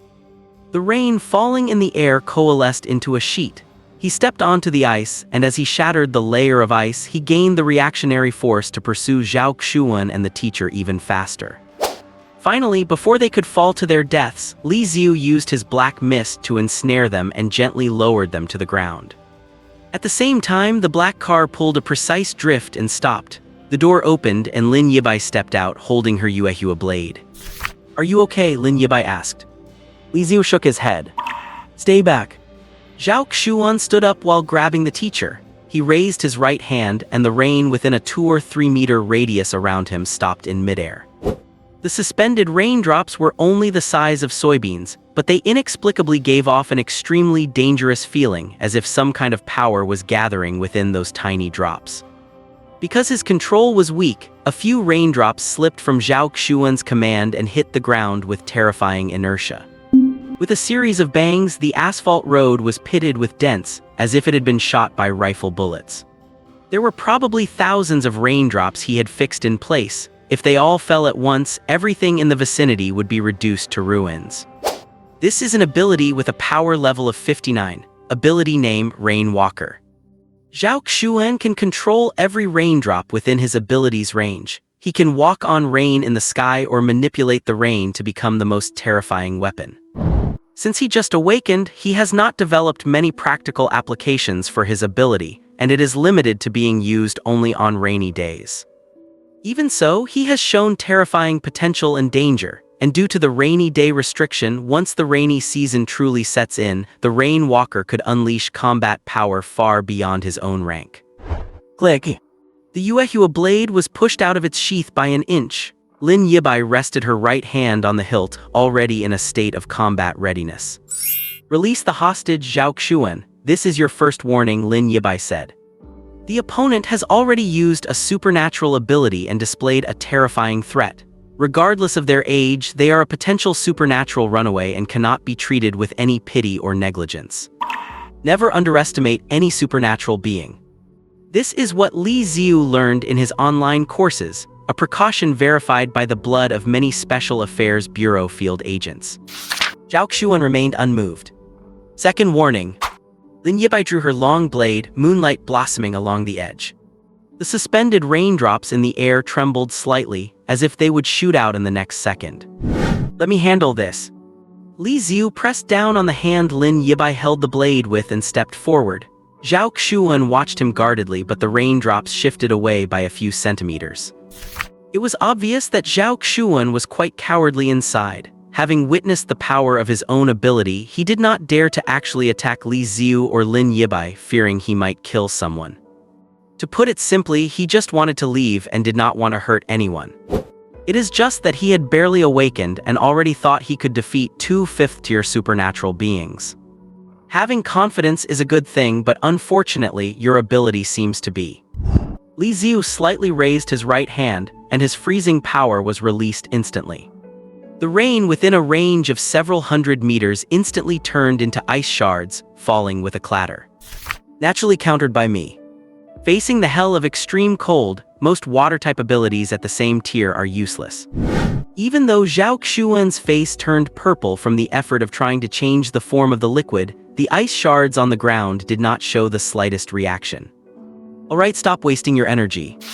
Li Xiu manipulated the black mist to entangle Zhao Xuan, exerted a little force, and the mist tightened, hoisting him into the air. He took a roll of black tape from his uniform vest. The tape was imprinted with special symbols and talismans. This is a restraint band for supernatural beings designed by the R&D department. As long as it binds the limbs, it can suppress the user's supernatural power. Of course, it can only suppress up to the lower level of the 5th tier. For supernatural beings at the mid-5th tier and above, these mass-produced items are useless. This thing is mainly used to deal with newly awakened supernatural beings who do not yet know the rules. Li Xiu tore open the tape and walked toward Zhao Xuan, who was kicking and struggling in midair, planning to take him back and call it a day. Suddenly someone stopped him. Standing before him was the kidnapped teacher Su. "I do not know who you are, but please do not hurt Zhao Xuan, it is all my fault." Li Xiu shook his head. It is normal for a teacher to be strict with a student, but no matter how angry a student is, they should not kidnap. "No, it is all my fault. I am the one who promised Zhao Xuan." Teacher Su looked up, her delicate face covered in tears. "I should not have fallen in love with Zhao Xuan, and I definitely should not have agreed to elope with him. Everything is my fault." Li Xiu and Lin Yibai froze at the same time. As Teacher Su spoke, she brushed aside the hair on her forehead that had been dampened by the rain, revealing a beautiful, youthful face. She could not have been more than 23 or 24. She was clearly a young teacher who had just graduated not long ago.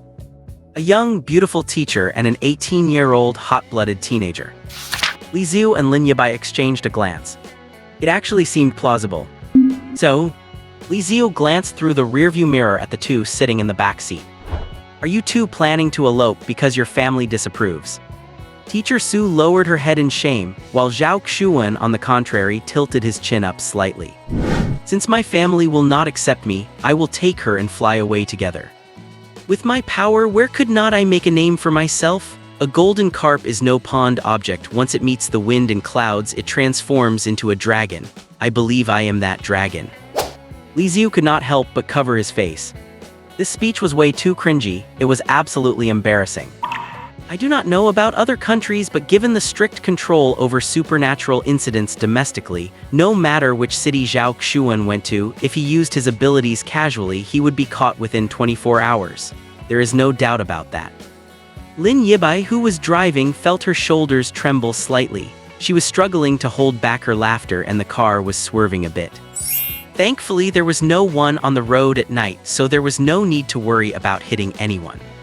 By the time he delivered Zhao Xuan and the teacher to the Bureau of Special Affairs, his parents had already been waiting in the reception room for over an hour.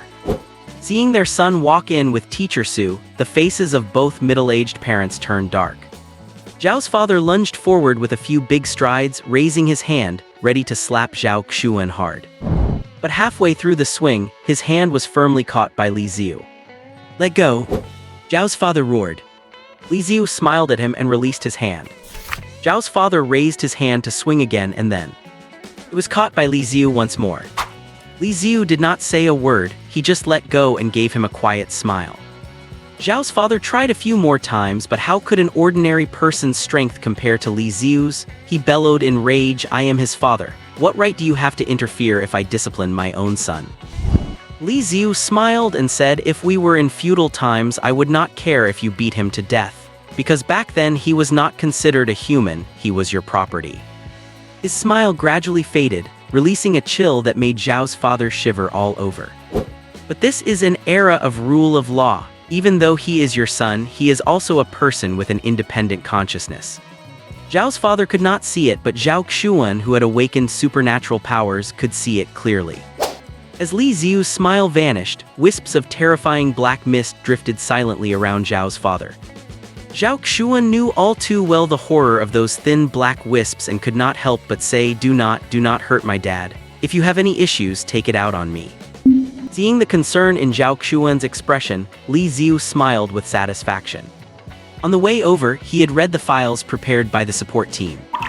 Zhao Xuan's father was an ordinary worker, and because his wife was in poor health and could only be a homemaker, the burden of the entire family rested solely on the father. Zhao's father worked from dawn till dusk, saving every penny to pay for his son's tutoring and education, hoping he would get ahead in life and not have to do manual labor.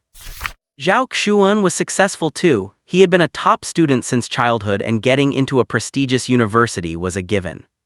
Unexpectedly, at this critical moment, his father discovered his son's relationship with a school teacher and immediately flew into a rage. That was what led to everything that happened tonight. Ignoring Zhao Xuan, who was standing in front of him, Li Xiu asked the father directly. Zhao Xuan's relationship with his teacher has lasted for half a year. Has his academic performance declined during these 6 months? Zhao's father said reluctantly no. Zhao's mother chimed in. It seems his Chinese grades have even improved. Zhao's father glared at his wife. I know you are a working-class family, so let us not talk about anything abstract and look at this from the most utilitarian perspective. Li Xiu pointed at Zhao Xuan and Teacher Su. Do you think that if you break them up now, Zhao Xuan's grades will go up or down? Zhao's parents looked at each other, their lips moving slightly, but neither said a word. Let us look at this from an even more utilitarian perspective. Zhao Xuan is 18 and Teacher Su is 24. There is a 6-year age gap, leaving aside whether they can make it to the end. Teacher Su is a tenured teacher with multiple properties in any Yuan city and comes from a wealthy background. Aside from the age gap, the probability of Zhao Xuan finding a girlfriend of the same caliber after graduating from university is almost zero.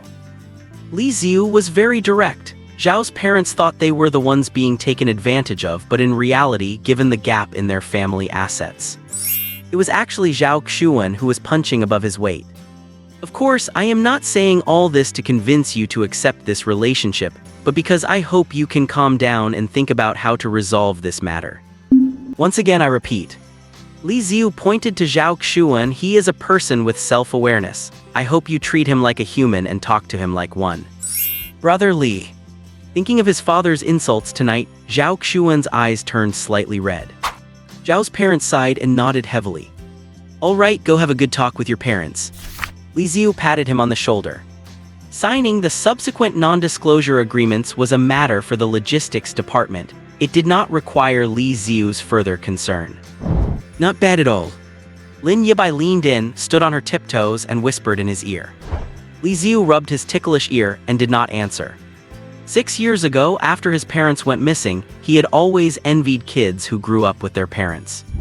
Every time he saw families like Zhao Xuan's, whether it was the parents or the children, they clearly cared for each other, yet they hid that care deep down due to trivial things like pride or temper, while saying things that hurt each other. Every time he saw that, Li Xiu would get angry and want to grab them by the collar and tell them to cherish the people who were still by their side. Otherwise, when they were gone forever, you would not even know who to cry to.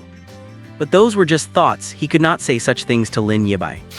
When the night's patrol ended and Lin Yibai dropped Li Xiu back near his old residential complex, it was nearly 5 in the morning. On the street, you could see elderly people sweeping the road, and some breakfast stalls were starting to set up. Although it was not dawn yet, the atmosphere of daily life was gradually growing stronger. The time for a midnight snack has passed. Would you like to have breakfast together? Li Xiu suggested. Lin Yibai agreed without hesitation. Li Xiu got out of the car with her and after taking a few turns, found a breakfast stall nestled inside the old residential complex. Oh, little Li, you're up early. Yes, I have work. The uncle and auntie at the breakfast stall greeted Li Xiu warmly. They had been setting up their stall here for nearly 10 years. They could be considered elders who had watched Li Xiu grow up. In no time, pan-fried egg pancakes, soy milk, and 2 steamer baskets of mini soup dumplings were served. Li Xiu looked at the tea egg. Uncle Sun, I did not order this. It is on the house. As he spoke, Uncle Sun winked at Li Xiu in the direction of Lin Yibai, hinting that he should take the opportunity to peel the egg for the girl and strengthen their relationship. Seeing the old couple's misunderstanding, Li Xiu chuckled, though he did not explain much. The egg pancake is fried just right, and these soup dumplings, they are hand-wrapped with leavened dough, very delicious. Lin Yibai was eating with great relish, or rather, this girl always had a magical talent for making any food look delicious. She tore a piece of the pancake and stuffed it into her mouth piece by piece, just like a cute little hamster. Recalling tonight's experiences, Li Xiu sighed. I never expected that my first patrol would lead to a supernatural containment event, and even less that it would have this romantic flavor. Looking at what you said to Zhao's parents, are you supporting Zhao Xuan? Lin Yibai asked. Using supernatural powers recklessly is definitely wrong. What about a student dating a teacher? A spark of gossip flickered in Lin Yibai's eyes. From the perspective of an adult, it is inherently wrong for a teacher to date a student who is not yet emotionally mature. However, from the perspective of a man, Li Xiu smiled. I would tell Zhao Xuan, impressive brother. Lin Yibai gazed at Li Xiu, pouting as if demanding to know why he had said something so absurd. But as she watched him, she could not help but burst into laughter. Seeing her laugh, Li Xiu laughed along with her. Bathing in the morning light of dawn, they felt a sense of ease they had never experienced before. After they finished laughing, Lin Yibai asked, "How does your first day of duty feel?" "It is a bit different from what I imagined." In Li Xiu's mind, field agents of the Special Affairs Bureau were always synonymous with mystery and power, flying around in helicopters, acting like superheroes as they dealt with one incident after another that threatened the city. Before, the actions of the Night Demon and the Flesh Giant had given him that exact impression. He had assumed that if he did not run into a supernatural runaway event, fine, but if he did, it would surely be earth-shattering. I did not expect it to be such down-to-earth trivial stuff, Li Xiu answered. He had even worked part-time as a family mediator. Lin Yibai was peeling a tea egg. The egg just taken out of the pot was a bit too hot to handle. However, with her physical strength, she was not afraid of the temperature, but she did not want to waste the dripping sauce, so she peeled and licked the sauce off her fingertips.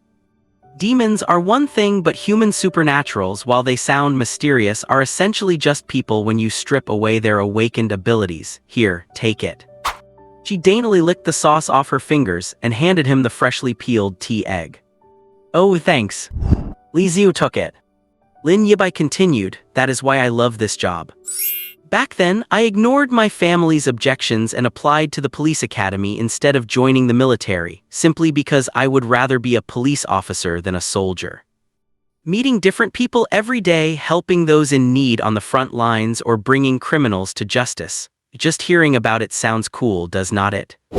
As she said this, the corners of Lin Yibai's mouth turned up, radiating a glow called idealism. Even the rising sun seemed to become her backdrop. Li Xiu nodded. So, when I realized I had awakened supernatural powers and could join the Special Affairs Bureau to silently protect everyone living in the city, I signed up without hesitation. As a police officer, she might only be able to help a few people, maybe a few dozen, each year.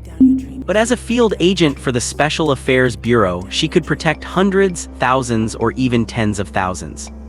Looking at Lin Yibai's silly smile, Li Xiu felt a bit envious of her simplicity and purity. Oh right. Lin Yibai clapped her hands and asked with a mischievous grin, tell me, do they have that thing? Fda. Li Xiu spat out all the soy milk he had in his mouth. He coughed violently, scaring Lin Yibai into patting his back until he finally caught his breath. You are a young girl, how could you ask a question like that? Huh, Lin Yibai said, you sound just like my brother. When I was still at the police academy, my roommate would often give us little talks about this. Are girls' dormitories really that wild? Li Xiu suddenly thought of a question. Did you join the Special Affairs Bureau right after you awakened your powers in your freshman year? Lin Yibai nodded obediently. Then how old are you now? 19. She is actually younger than me. Because of Lin Yibai's somewhat mature facial features and figure, Li Xiu had always assumed she was around 21 or 22. If she is only 19, the clear stupidity in her eyes now made perfect sense. After breakfast, Lin Yibai needed to go back to catch up on sleep, and Li Xiu said goodbye before they parted ways. I will not be able to make it to training for the next few days, and duty might be a bit difficult too. Noticing the seriousness in Li Xiu's eyes, Lin Yibai also put on a stern face. Did something happen? Something very important. Li Xiu was facing the same predicament that millions of college students across the country were dealing with. Final exams.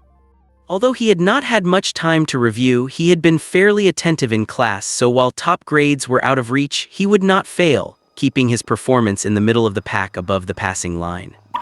After finishing the last exam, Li Xiu breathed a sigh of relief. Compared to fighting monsters, filling out a whole exam paper on microeconomics was clearly more of a headache.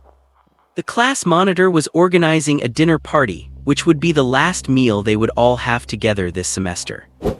Li Xiu originally did not want to go, wanting to go home to continue grinding through the Special Affairs Bureau's online courses to make the most of the 5,000 yuan bonus. But Chicken Brother clung to him stubbornly, looking as if he would jump off a building if Li Xiu did not show up. With no choice, Li Xiu agreed.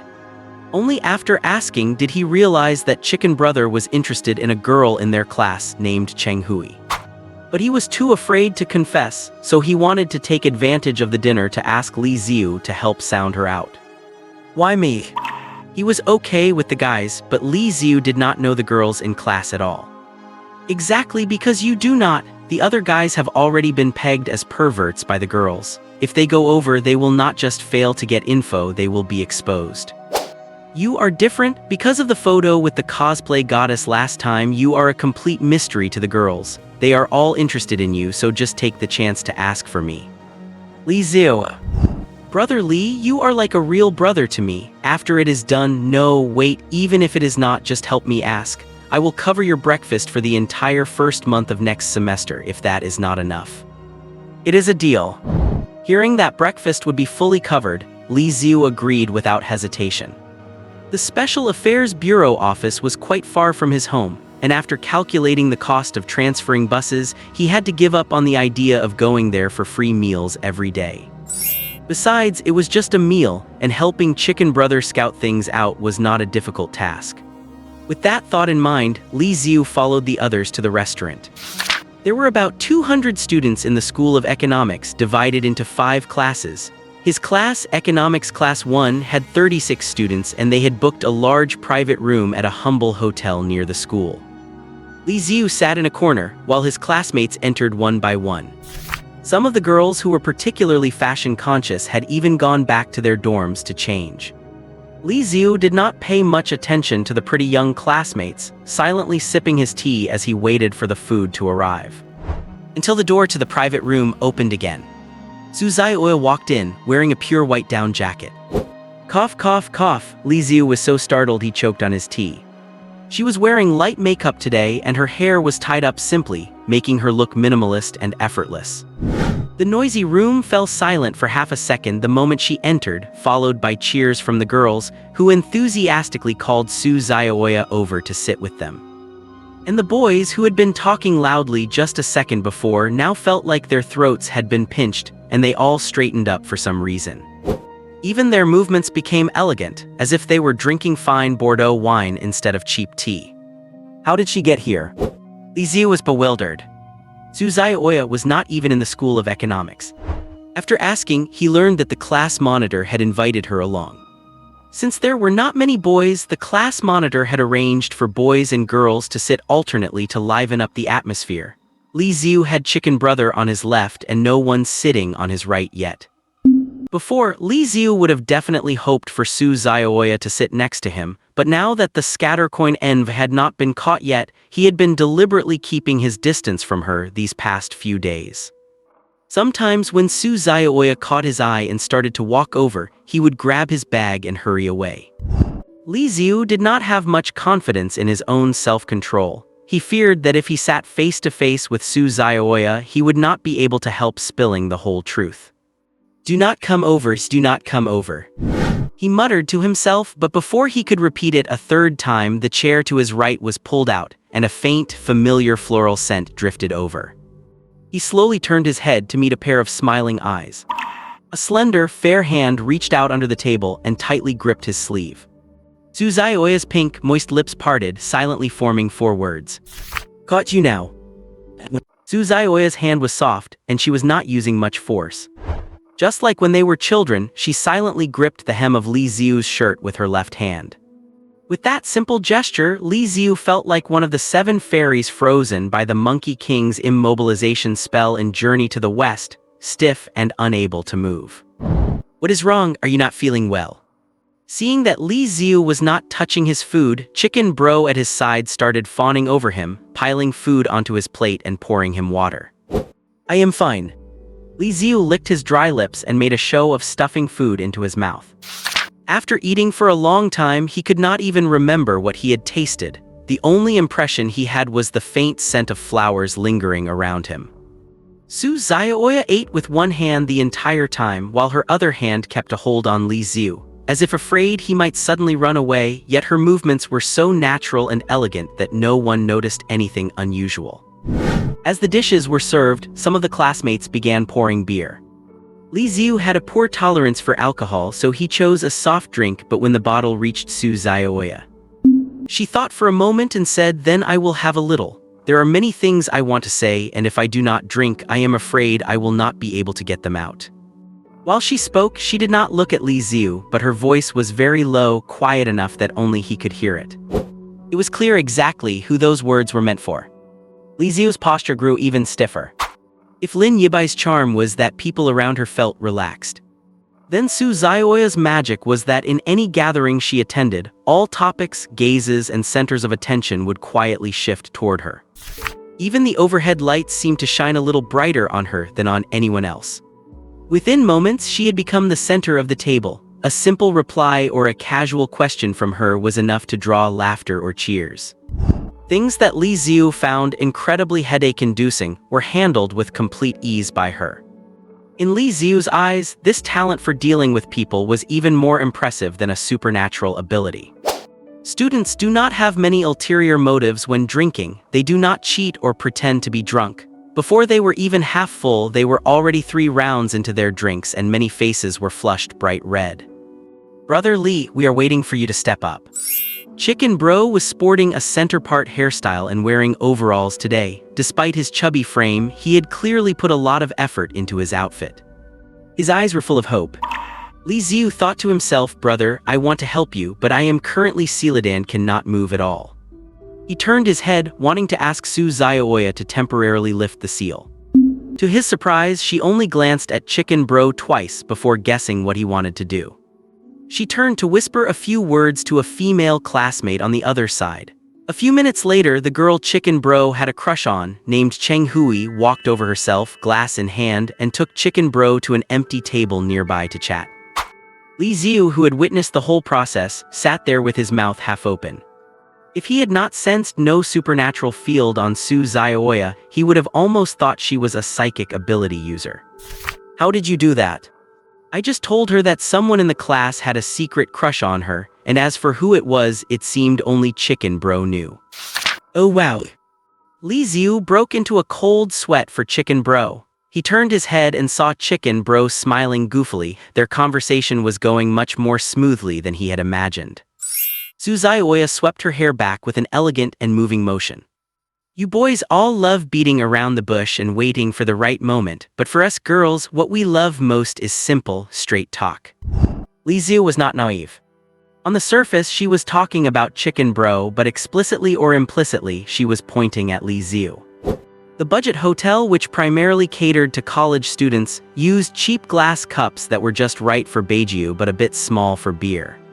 Su Xiaoya picked up her glass with her thumb and middle finger. Seeing Li Xiu pretending not to understand her previous comment, she stopped beating around the bush and asked directly, "Why are you avoiding me?" As she spoke, she looked straight into Li Xiu's eyes. There was no blame in her gaze, only a faint sense of loss. Because she had been drinking, her cheeks and lips were more flushed than usual. Li Xiu thought the ancient description of a face like peach blossoms and eyes like spring water probably meant exactly this. In fact, before today, he had prepared many excuses, but when he truly met Su Xiaoya's gaze, he could not bring himself to say a single one. "I am sorry, No, I am the one who should be apologizing." Su Xiaoya gripped Li Xiu's hem tightly. "I should have come to find you sooner instead of waiting until now to say these things to you." Strong sense of deja vu washed over him. Li Xiu clearly remembered that on the night of the Night Demon Crusade, before Su Xiaoya had her memory erased, those were exactly the words she had said. He desperately wanted to just get it over with, to tell her the whole truth in one go, to get it off his chest. But thinking of the god's messenger hiding in the shadows, he could not do that for Su Xiaoya's safety. Of course, he could tell her everything and then try to distance himself from her. But Li Xiu was not a robot. Once many things begin, it becomes very difficult to stop them. He would want to call her, want to meet her, want to share the troubles of his life with her. There are no absolute secrets in this world. As long as you do something, no matter how well you hide it, it will leave traces. Even if the probability was 1 in 10,000, Li Xiu was unwilling to gamble with her safety. As he pondered, Li Xiu felt something warm and soft touch the back of his hand. Su Xiaoya, the school goddess who was secretly admired by countless boys at Nyuan University, had quietly taken Li Xiu's hand under the table. If this scene were to get out, Li Xiu would probably instantly become the public enemy of every boy on campus. Yet there was not the slightest romantic atmosphere between them. It was as if they had returned to their childhood. Su Xiaoya said, "I can tell you have been under a lot of pressure lately. Is it because of money? Is there anything I can help you with?" Just as Li Xiu had been silently watching over Su Xiaoya, she had also been silently caring for him. Li Xiu took a deep breath, suppressing all the complicated voices in his heart. "There are indeed some things, though not about money, but do not worry, it will all be resolved soon. Once everything is finished, if you do not mind my nagging, I will tell you the whole story in detail." "Okay." Under the table, Li Xiu's pinky was wrapped by a slender finger. Su Xiaoya tilted her head slightly and smiled. "It is a promise then." He really wanted to say that they had already made this promise before, but in the end, he said nothing and just nodded heavily. Satisfied with the answer, Su Xiaoya smiled happily. She gently clinked her glass against the one Li Xiu had left on the table and whispered, "Since there are many things you cannot talk about, how about today, just for the duration of this meal, you talk to me? Anything is fine, I just want to talk to you." "Of course." Li Xiu was halfway through his sentence when he heard a buzzing sound from his bag. He took out his phone, saw there were no calls, and searched his bag again until he found an old-fashioned flip phone. Special phone from the Bureau of Special Affairs. This was the first time he had ever received a call on this phone. The caller ID displayed 6 zeros. During his online training for the Bureau of Special Affairs, Li Xiu had learned that different numbers carried different meanings. 6 zeros meant an urgent supernatural containment breach had occurred nearby, and field agents in the vicinity were required to set aside non-essential tasks and head there immediately to handle it. Of all times, it had to be now. Li Xiu glanced at the curious Su Xiaoya and answered the call, helpless. "Hello, Li Xiu, sorry to disturb your party, but the situation is urgent. There is an acute supernatural breach erupting 3.6 kilometers from your location. If not handled well, it could potentially lead to a mystery leak." Upon hearing the words mystery leak, Li Xiu stood up abruptly. "Give me the details." Supernatural runaway refers to monsters or superhuman individuals using their abilities recklessly, causing large-scale casualties or destruction. Mystery leakage is a secondary event stemming from supernatural runaways. It occurs when such events are filmed or recorded and spread online, exposing the mysterious side to the general public. If it were just a matter of satisfying public curiosity, it would be fine. At worst, our cyber police would have to work late to delete posts and ban accounts. The trouble is that some supernatural abilities carry mimetic hazard effects. Once someone sees, hears, or knows of the corresponding entity, they are harmed by the supernatural ability. Whether it is mental insanity or physical mutation, in today's highly informatized world, this could cause widespread casualties within minutes or even seconds. "Is mimetic contamination involved?" Li Xiu asked. "Not yet certain. What we do know is that the entire building where the target is located has shown abnormal reactions. The medical team is on standby below, waiting to follow the field agents into the scene." "Understood, I am heading there now." The logistics department has already arrived downstairs at the hotel with the equipment you requested. "Good." The crime scene is less than 4 kilometers from Nyuan University. That distance is negligible for both a supernatural runaway event and mimetic contamination. Once it truly goes out of control, it will spread in an instant. Li Xiu did not want to waste any more time and was just about to turn and leave when he realized Su Xiaoya was standing behind him. Li Xiu stood frozen, not knowing how to start the conversation. She did not ask questions like "Are you leaving?" or "Where are you going?" but instead handed him his backpack and jacket with a smile. Since Li Xiu could not say, she would not ask. "Thank you." Li Xiu put on his jacket, grabbed his backpack, and strode out of the private room. When he reached the first floor, he was walking so fast that he accidentally bumped into a middle-aged man who was drunk. Li Xiu was fine, but the other man, already drunk, had weak legs and nearly fell to the ground. Fortunately, Li Xiu was quick-witted and caught him, helping him up while offering an apology. Both were men, and since there was no real fall, Li Xiu assumed the apology would end the matter, but the drunken man would not let it go. He grabbed Li Xiu's clothes and started cursing, looking ready to start a fight. Jiaji and Cheng Hui had reached the first floor at some point, holding hands and chatting, and when they saw this, they stood up, intending to help. Just then the hotel doors swung open, letting in a gust of cold wind. 3 men in matching black jackets, tall and muscular, strode in with an aggressive air. Their presence was clearly different from ordinary people. Even without saying a word, just standing there, they commanded a heavy sense of authority. The last time Jiaji felt something like this was when he went to Qingjing City for the morning flag-raising ceremony. After entering, the 3 men did not look around but marched straight toward Li Xiu. One of them simply grabbed the drunken man, hauled him up, and pushed him into a corner despite his shouting. The other 2 walked up to Li Xiu, nodded slightly, took the backpack from his hand, and handed him a small, black, elongated object the size of a pinky finger. It was not until he saw Li Xiu put the object into his ear that Jiaji realized it was an earpiece. The 2 of them watched blankly as Li Xiu, escorted by the 2 men, got into a black jeep. Jiaji knew a bit about cars, and judging by the exterior and details, he could tell it was a heavily and specially modified vehicle. After the jeep drove off and disappeared from sight, they finally snapped out of it, looking at each other in confusion. Cheng Hui asked, could it be that Li Xiu is a hidden billionaire? Was he just pretending to be poor to experience life? Jiaji recalled their time with Li Xiu and said with a strange expression, if it were fake, I hope it were true. If it is true, is not he acting a bit too realistically? Sorry, according to regulations, we should not go inside, the 2 logistics staff said apologetic.ly.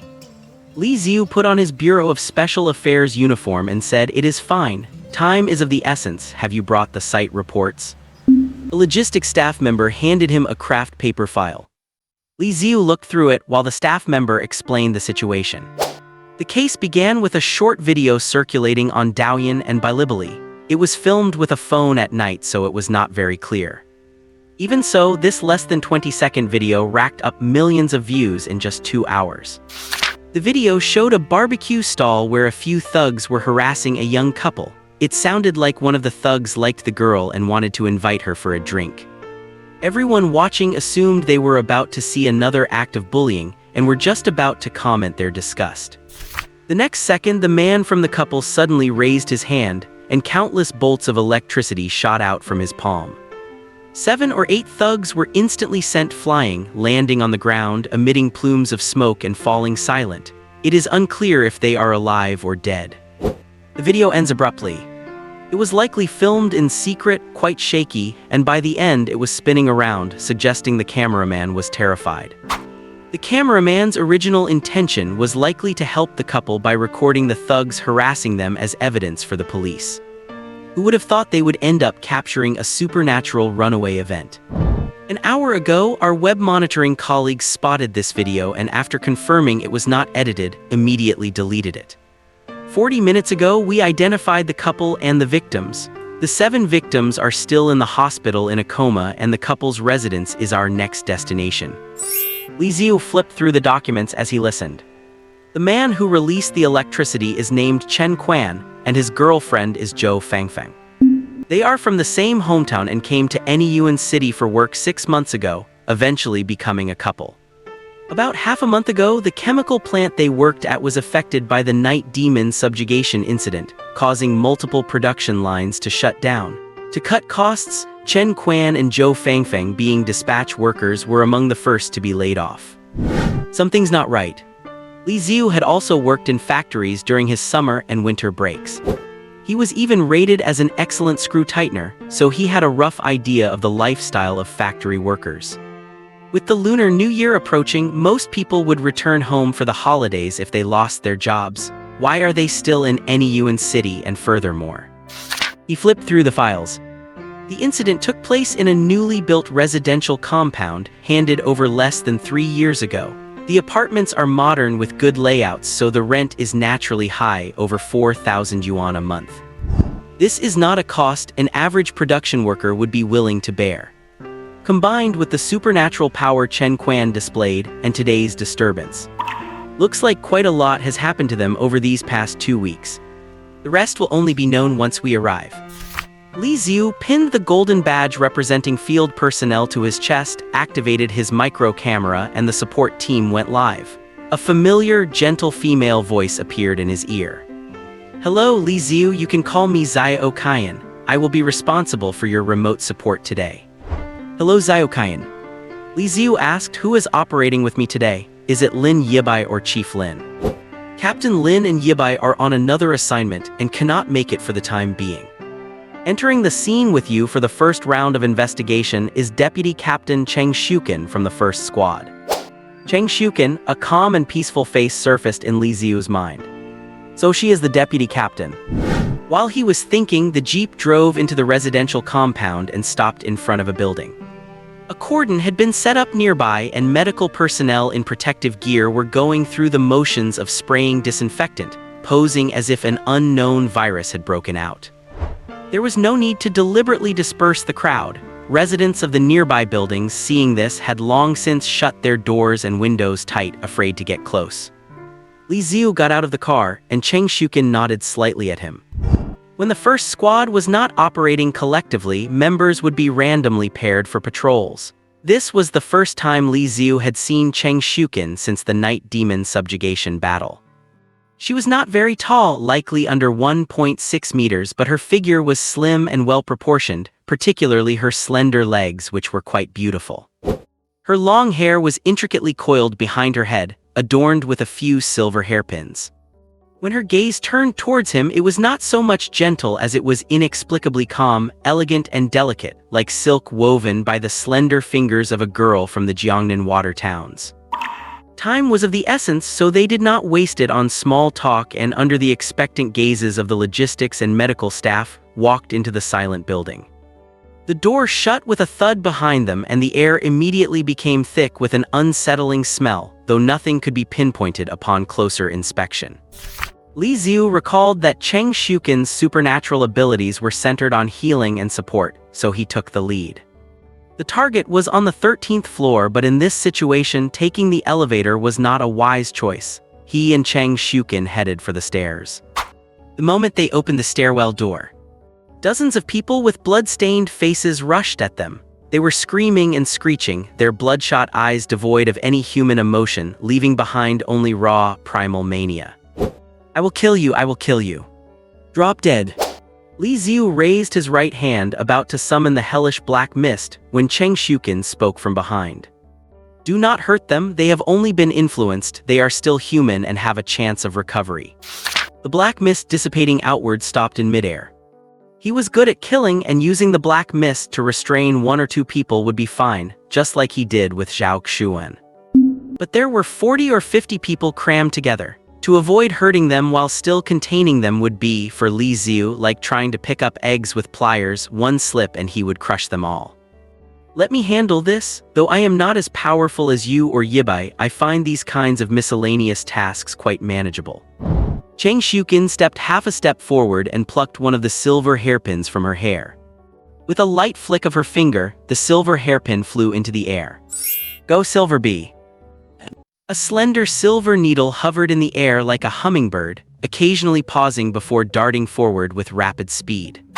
In the blink of an eye, it pierced through the hearts of the frantic residents one by one. Li Xiu watched this scene, dumbstruck, and glanced sideways at Cheng Shuken. "Did not you tell me not to hurt them? How come you are the one doing it, killing them all? Is this your way of saying I was not being efficient enough?" However, this thought lasted only half a second in Li Xiu's mind before it was cut short by what he saw before him. The residents pierced through the heart by the silver needles had not died. The madness on their faces faded within a few breaths, leaving them as calm as psychiatric patients who had been sedated. Not only that, the wounds of all sizes on their bodies, which had been bleeding profusely, were changing. Driven by the adrenaline spike from their rage, they had previously ignored the pain. But now, a faint blue light was emerging from those very wounds. Li Xiu clearly saw that on the wound of one person's head, the blue light congealed into something resembling jelly, sealing the wound and instantly stopping the bleeding. Another person had a severed finger and the blue jelly had solidified into the shape of a finger, replacing it entirely. The hummingbird-like silver needle flew back automatically without a single drop of blood on it, as clean as if it had just been carefully wiped with a soft goose-down towel. It gracefully tucked itself into Cheng Shuken's braided hair, returning to the appearance of a hairpin. Only then did Li Xiu notice there were 8 more just like it. 9 silver needles in total. He could imagine that if she used her ability at full strength, all 9 needles dancing in the air at once, ordinary monsters would likely be skewered before they could even get close. Is this your first time seeing me use my ability? Noticing Li Xiu looking over, Cheng Shuken said, "My ability is in the energy control category, officially called virtual cells. I can generate virtual cells and use them to create flesh, skin, and organs, allowing for rapid hemostasis and wound healing. Creating flesh and organs out of thin air." Li Xiu never expected such an ability. Would not the team be invincible as long as Cheng Shuken was with them? Of course there are various limitations. Cheng Shuken explained carefully and patiently. As the field medic of the first squad, she needed to ensure her teammates understood her ability and its limits. This way, they could fight on the battlefield without worry, knowing the injuries they sustained were within the range of her ability to save them. The medical department can achieve 100% organ reconstruction with equipment and transcendent assistance. But the organs or flesh I generate can only exist for at most 3 hours, and I can only use my ability once on the same person until their injury heals. In gaming terms, if a teammate takes damage as long as they are not dead, Cheng Shuken can ignore the severity and force their health bar back up. But that recovered health is fake. If they do not get to the medical department for proper treatment within 3 hours once the ability expires, their health will drop back down to its injured state. For example, if Li Xiu had his kidneys removed, Cheng Shuken could help him temporarily grow 2 new ones. But if the time runs out before he gets proper medical treatment, he would be permanently losing those kidneys. Due to the restriction of only being able to use it once on the same person before the injury heals, she is only suitable for emergency treatment on the battlefield. Otherwise, Lin Qi would not still be in a wheelchair. He could have just had Cheng Shuken continuously apply her ability. Even with these many limitations, having such a field medic in the team significantly improves survival odds. The two of them walked upward while talking. Almost all the residents of the building had fallen into madness. They first attacked each other, but upon discovering the normal-looking Li Xiu and Cheng Shuken, they all rushed toward them as if summoned. Needles flew like hummingbirds, then returned to their nest in a rhythmic, comforting way. While subduing the insane residents, Cheng Shuken said to Li Xiu, "By the way, about what happened last time, let me apologize on behalf of Lin Qi. Last time, he promised you he would protect Su Xiaoya, but he ended up being saved by her instead. Lin Qi cares about his image. He did not say it out loud, but he definitely feels guilty toward you." Li Xiu recalled Lin Qi pushing his wheelchair to headquarters to request a spot for him to join the Special Affairs Bureau. Li Xiu nodded and said, "I understand. You can tell him there is no need to take it to heart. The outcome was good anyway. You and Lin Qi seem very close. Have you been working together for many years?" Cheng Shuken paused her climb, turned back, and asked with slight surprise, "Did not Lin Qi or Xia Yibai tell you?" "Tell me what?" "I am Lin Qi's ex-wife." "Hi." Li Xiu almost lost his footing. When he first met Su Dongqiang, he had mentioned that the relationships in the first squad were too messy, but Li Xiu had not taken it seriously. He had assumed Su Dongqiang was just being sarcastic because of the conflict between the first and second squads. Now it seems, even late-night soap operas would not have such a plot, right? Li Xiu muttered to himself. The two fell into a brief silence. A moment later, Cheng Shuken suddenly turned back and asked, "Are not you going to ask why, or perhaps ask why we do not get back together?" Li Xiu thought for a moment and said, "Although I have not known him long, I can feel that Lin Qi is a reliable person, and as for the wife he chose, you are likely one as well." When two reliable people make such a choice, there must be reliable reasons for it. Even if I pried and got an answer, I would probably just respond with a casual, "Oh, I see," and that would be it. Li Xiu looked up at the floor. They had reached the 12th floor, one more up and they would be on Chen Quan's floor. Such a reaction would not be appropriate in this situation. Cheng Shuken looked at Li Xiu with interest, her gaze seemingly trying to pierce through skin, chest muscles, and ribs to peer directly into his heart. "You are very different. No wonder Xia Yibai is interested in you." Li Xiu twitched his lips and looked away, pretending not to hear. Reaching the 13th floor, the reminder from Xioxi of the support group came through his earpiece. "Please be careful, there is a very chaotic transcendent field on this floor. The ability level is mid-6th tier, but the positive and negative values are impossible to judge. I have never seen such messy data, it is simply..." Xioxi pondered her phrasing, and a few seconds later she reached a conclusion. "It is like hundreds of extremely weak monsters are all releasing their power at the same time. The value is not high, but it is very chaotic." As he walked, Li Xiu steadied himself against the wall, his palm feeling a sticky, moist texture. He opened his hand to look, and just from that brief touch, black, mold-like stuff that was slowly squirming had appeared on his palm. Black mist wrapped around it automatically, the mold froze and fell off in flakes. He and Cheng Shuken looked at each other, and a thought occurred to both of them simultaneously. Could this be another transformation event triggered by a cursed coin? They adjusted their formation with Li Xiu, who had stronger frontal combat capabilities, taking the lead and Cheng Shuken covering the rear. Black mist was quietly released, and the temperature dropped sharply. "We are here." They stood before door 1314. Cheng Shuken took a micro-detonator from her bag, preparing to blow the door open, but Li Xiu waved his hand. The black mist automatically slipped into the door crack. A moment later, a slight click sounded and the security door opened on its own. Li Xiu walked in first. Kitchen, bedroom, living room, no one.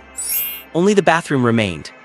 Rich, chaotic, and frenzied transcendent energy permeated from the thin wooden door of the bathroom. Without any instruments, just standing in front of the door made one feel extremely uncomfortable. Li Xiu closed his eyes slightly, as if he could see a monster behind the door, formed from the severed limbs of countless demons. He did not hesitate, pushed the door open, walked in half a step, and froze in place. "What is it?" Cheng Shuken asked. "Threat neutralized." Li Xiu pointed to the bathtub. Chen Quan is already dead. In the tub was a pale pink liquid formed by the melting of human flesh. Chen Quan's facial skin floated on top like a small boat, rocking and swaying. For some reason, Li Xiu felt that those empty eye sockets were staring right at him. Chen Quan, the same man who was throwing his weight around last night and single-handedly beat up 7 thugs. Less than 12 hours later, he is dead in his own bathtub. And in such a bizarre and gruesome way. It is just like a melted candle. Once the alert was lifted, logistics and medical teams entered the cordoned area to move the wounded out of the building and begin treatment as soon as possible. Thanks to Cheng Shuken's ability, most of the crazed residents were kept alive, but a small number had already been killed by their own crazed neighbors or family members before they arrived. No matter how powerful the ability is, it cannot bring the dead back to life. The reason for the residents' madness has been found, Cheng Shuken said, handing over a bottle of water. Thanks, Li Xiu replied. After Chen Quan melted, he corroded the drain plug. Part of his liquefied body got into the plumbing, flowing all the way down from the 13th floor and affecting everyone in the building.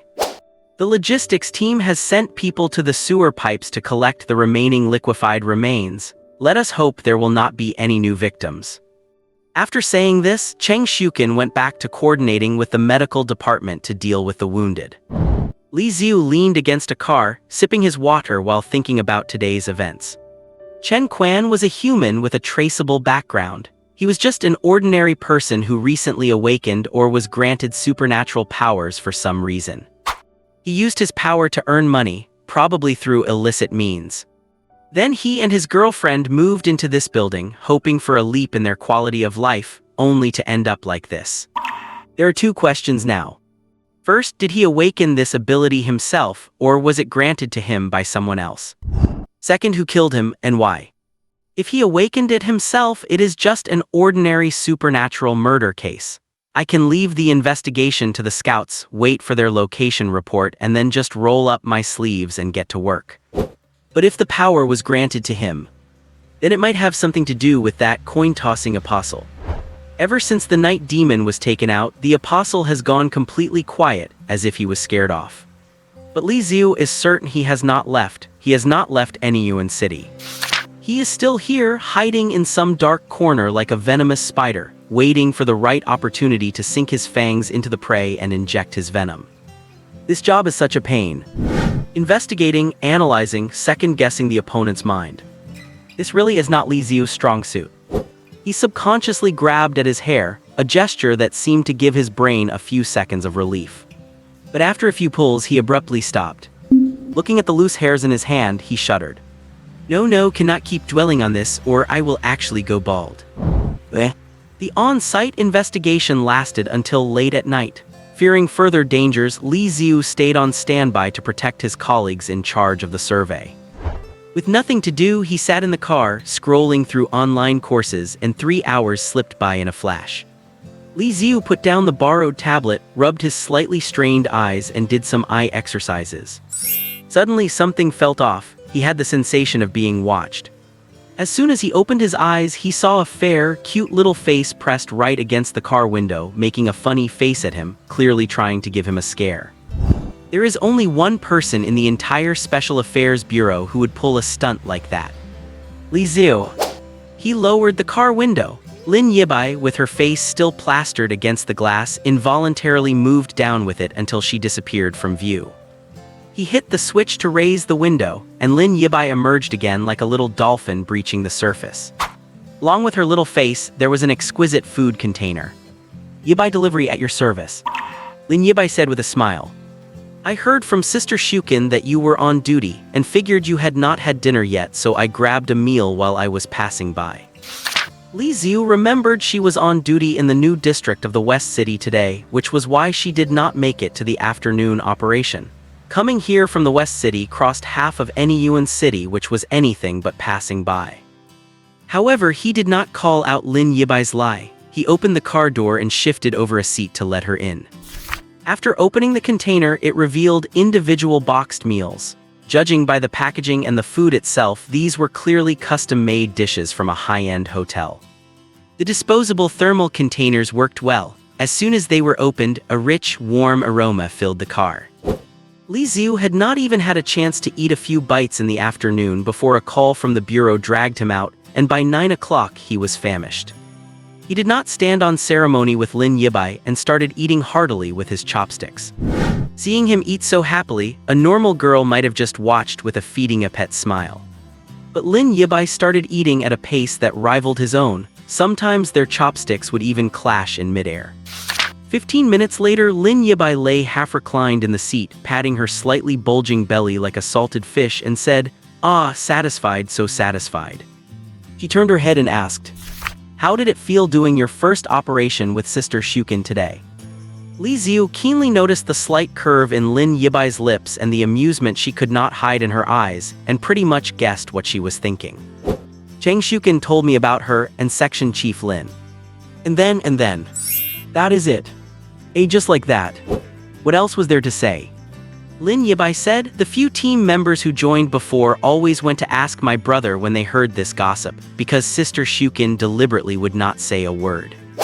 Do not let Sister Shukin's elegant and refined appearance fool you. In reality, she loves to tease people with small things. Whenever she sees my brother getting a headache from being pestered, she will hide in the corner and giggle. Li Xiu nodded slightly, so that was it.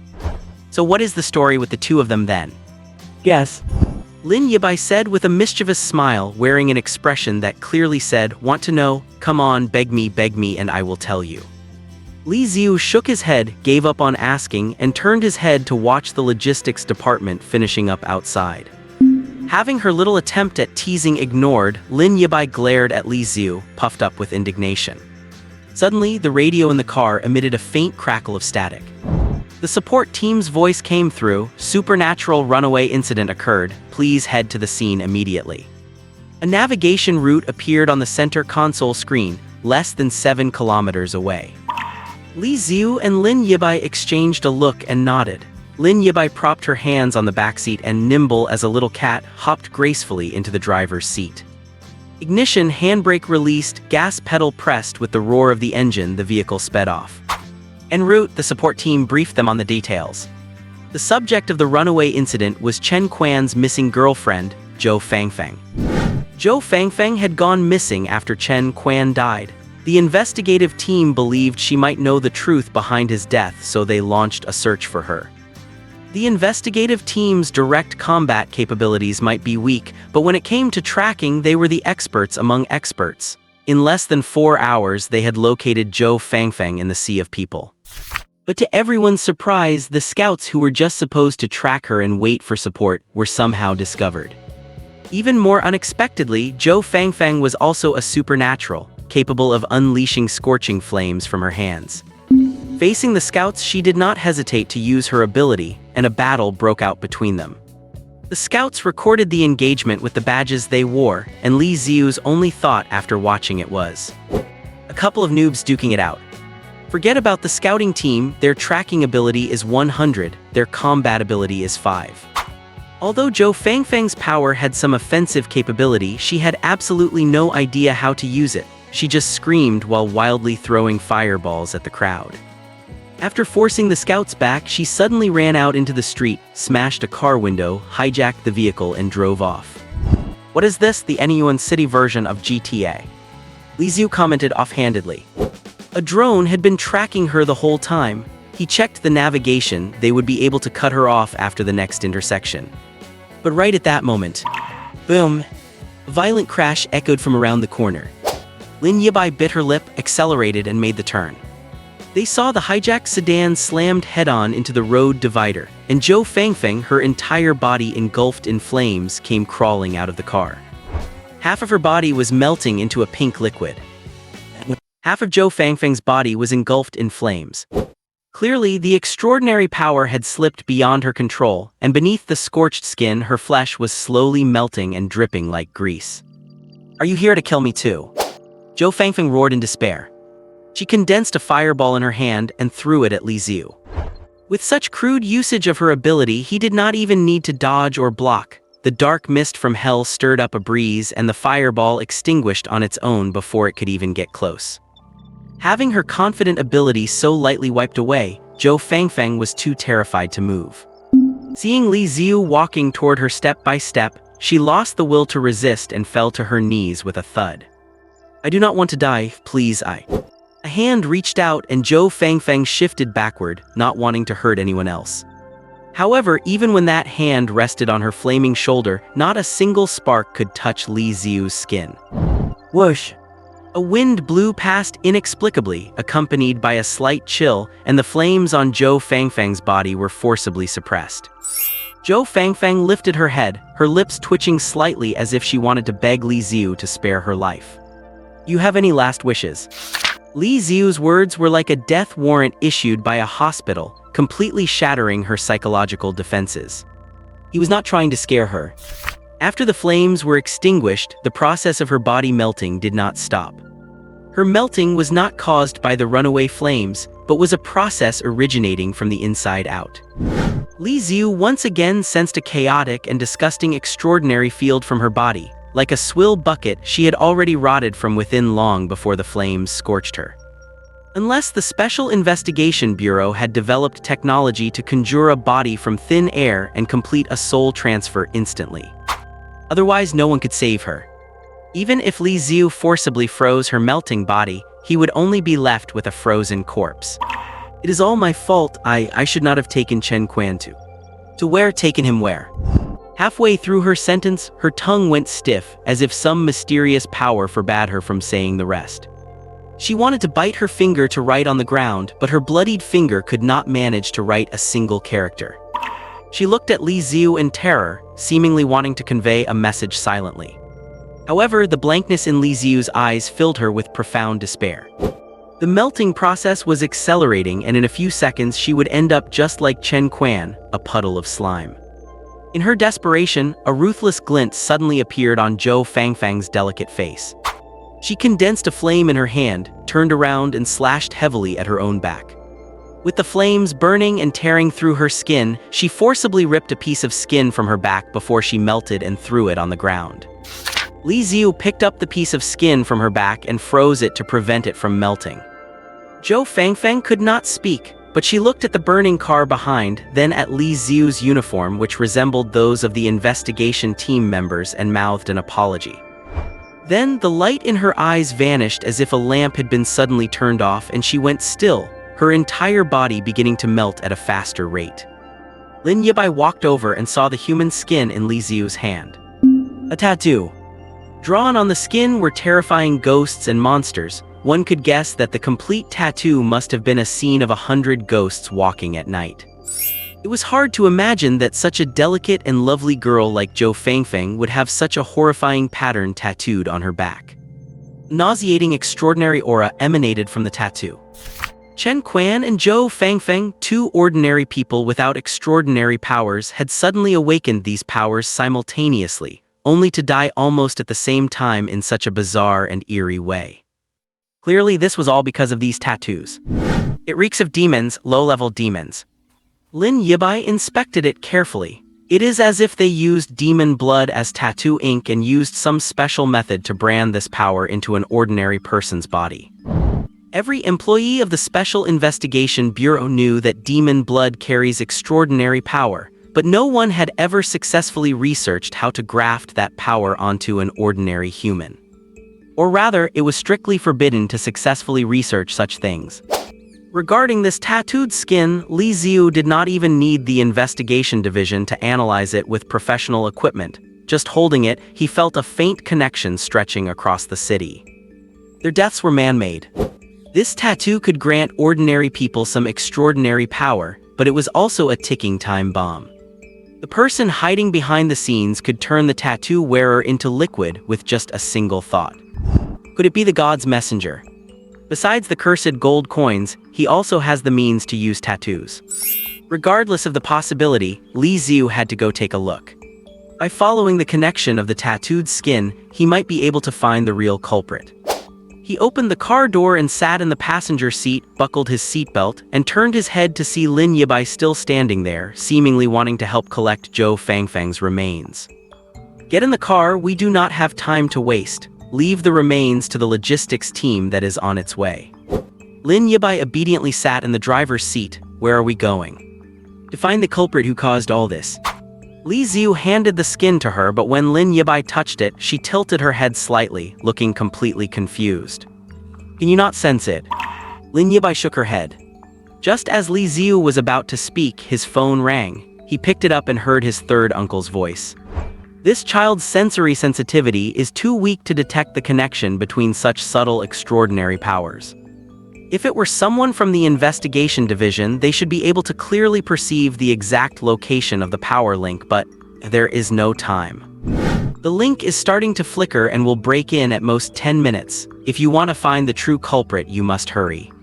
So, his third uncle had already arrived, probably not wanting to get involved in the Special Investigation Bureau's operation, which is why he had not shown himself. Li Xiu had known for a long time that his third uncle's sensory abilities were far superior to his own. Do not hang up the phone, I will share the image I perceive with you. A familiar and kind power quietly emerged. Closing his eyes slightly, Li Xiu could see a map of any Yuan city in his mind with dozens of bright small dots on it. Those were people marked by his third uncle, people very important to Li Xiu. Opening his eyes again, when Li Xiu looked at the human skin tattoo, he could vaguely see a filthy line drifting off into the distance. Are you okay? From Lin Yibai's perspective, Li Xiu's expression suddenly turned grave, one hand pressed against his ear, deep in thought. I am fine. He pressed the comms radio in the car and reported to the rear. I have found a clue suspected to be related to the god's messenger and am heading there with Lin Yibai. Please arrange for follow-up support. The moment they heard this news, the operations room of the rear support team fell silent for 3 seconds. What? Please report the situation in detail. Wait a minute, Li Xiu, are you planning to go find the god's messenger with just the two of you? That is two. Static filled the communication channel. The next second, Section Chief Lin's voice came through. "You are crazy. That is the God's messenger who has triggered multiple extraordinary runaway events. He is most likely a 5th-tier peak or even a 4th-tier demon. If you go now, you are just throwing your life away." Section Chief Lin's roar echoed in the communication channel. Li Xiu's tone showed no fear. He said calmly, "I know it is dangerous, but I joined the Special Investigation Bureau for this very reason. You cannot talk me out of it. If I let this opportunity go, who knows how long it will be before I find another clue. Being timid will never accomplish anything." Section Chief Lin on the other end of the line was silent. He knew that nothing he said now would matter. Li Xiu's purpose for joining the Bureau was to find the God's messenger and eliminate him. Other than that, he had no attachment to the Special Investigation Bureau whatsoever. Violate the team leader's orders. Ignore operational discipline. If Li Xiu treated such things as the absolute law, he would not be Li Xiu. Section Chief Lin understood that Li Xiu was an absolute pragmatist who possessed his own self-consistent system of principles. Besides, Li Xiu and Lin Yibai being together objectively met the Bureau's requirement that operations must involve at least a 2-person team, so he had not technically broken the rules. "Lin Yibai, get out of the car immediately," Section Chief Lin ordered.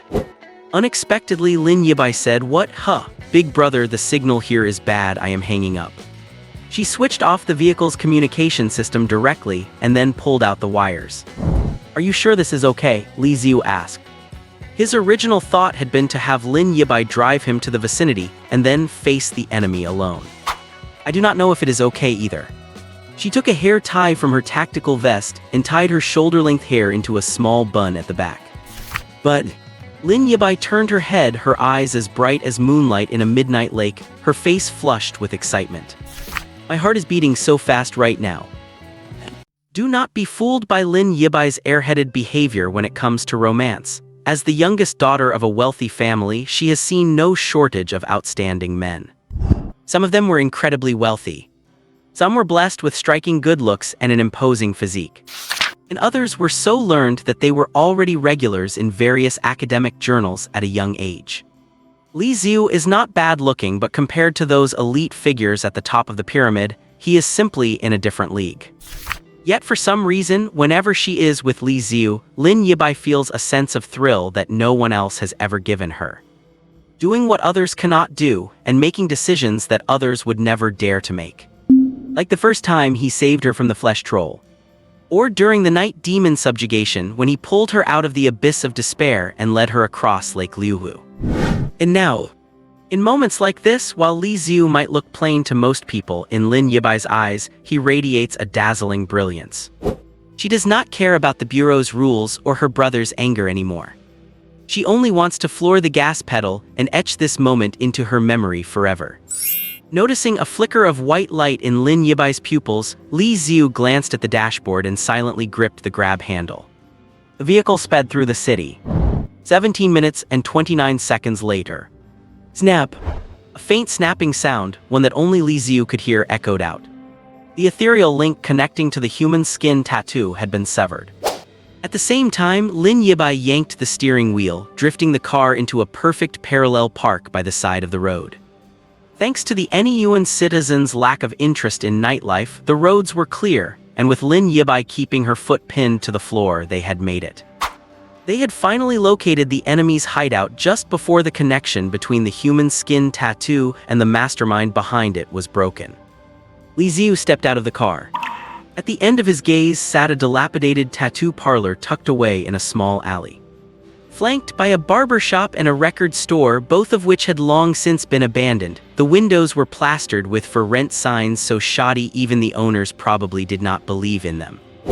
Nearby, there were small advertisements for things like quick cash and matchmaking services. The tattoo parlor, wedged between the two vacant shops, was ancient. Its glass was caked in a layer of grime that looked like years of accumulated kitchen grease. Through the dark, murky glass, a faint white light was barely visible inside. The light flickered slightly, likely the glow of a candle. A white candle. Lin Yibai shivered, and a sliver of dread began to spread within her heart. This is wrong. Forget about normal people. As an awakened, Lin Yibai's mental fortitude should have been enough to prevent her from being easily swayed by fear. Yet at this moment, she could not suppress the overwhelming terror welling up from the depths of her soul, and she felt an urge to turn around and run for her life. "Do not you dare underestimate me."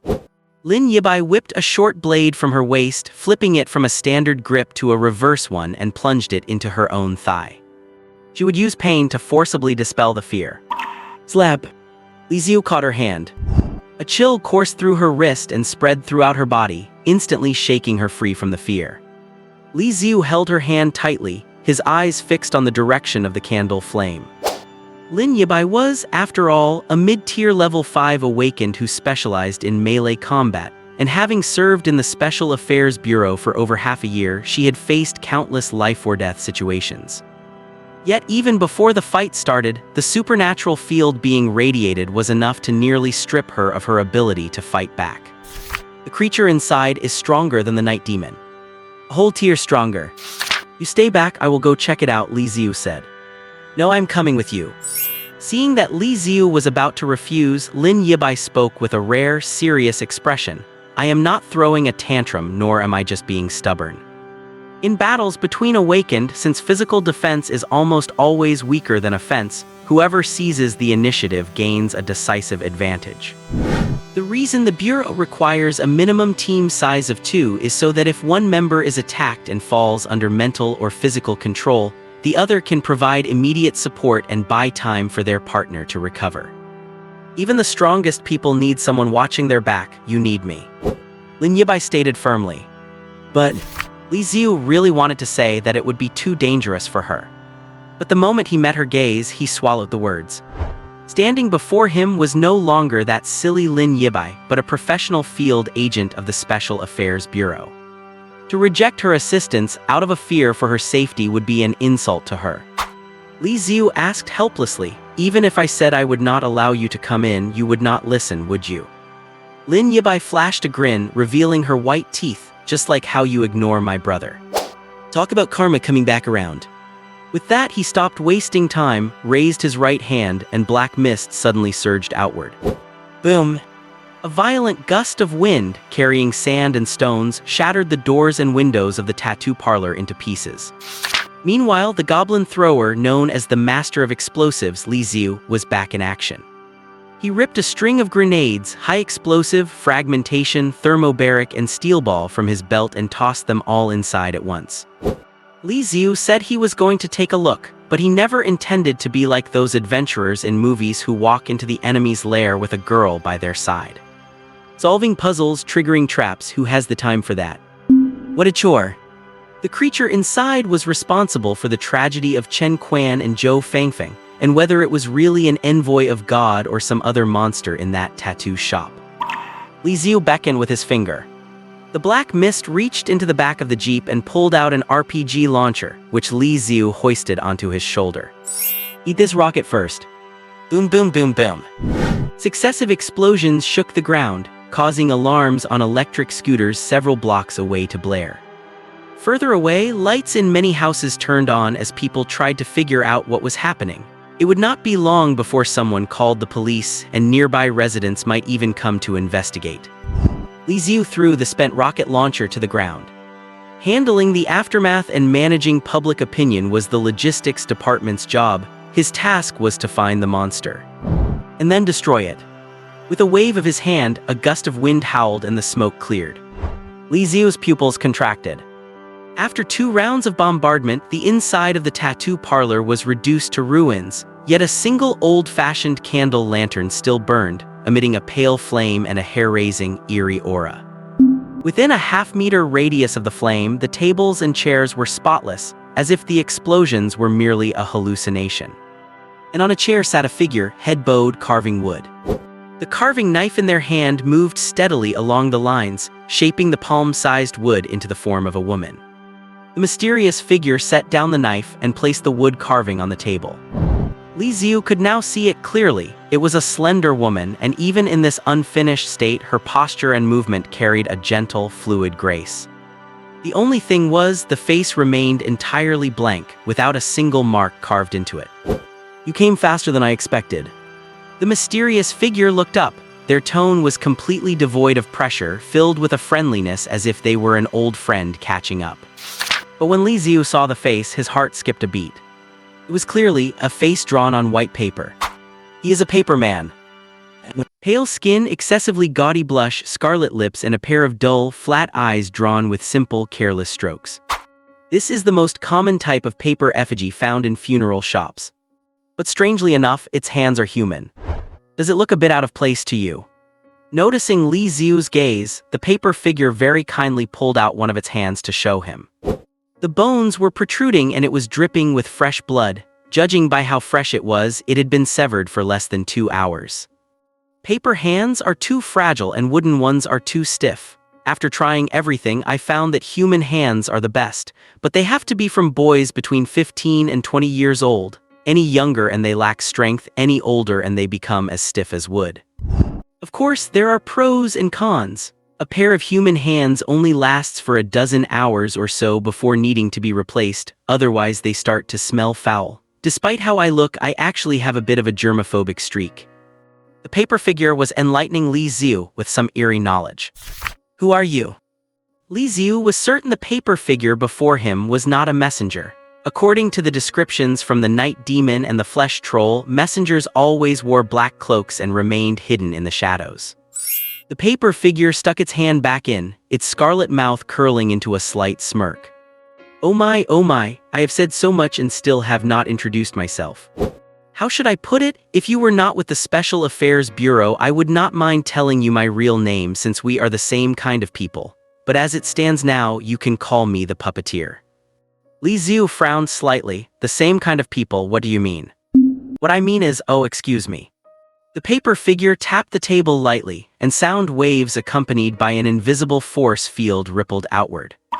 In an instant, every electronic device within a kilometer radius failed, and Lin Yibai, standing beside Li Xiu, suddenly lost the luster in her eyes.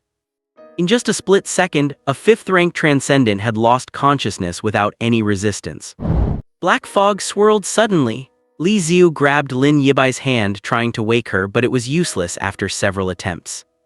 Li Xiu was not a purely psychological sensory transcendent. His ability, I am hell, was more than enough to protect himself, but extending that protection to someone else was a bit of a struggle.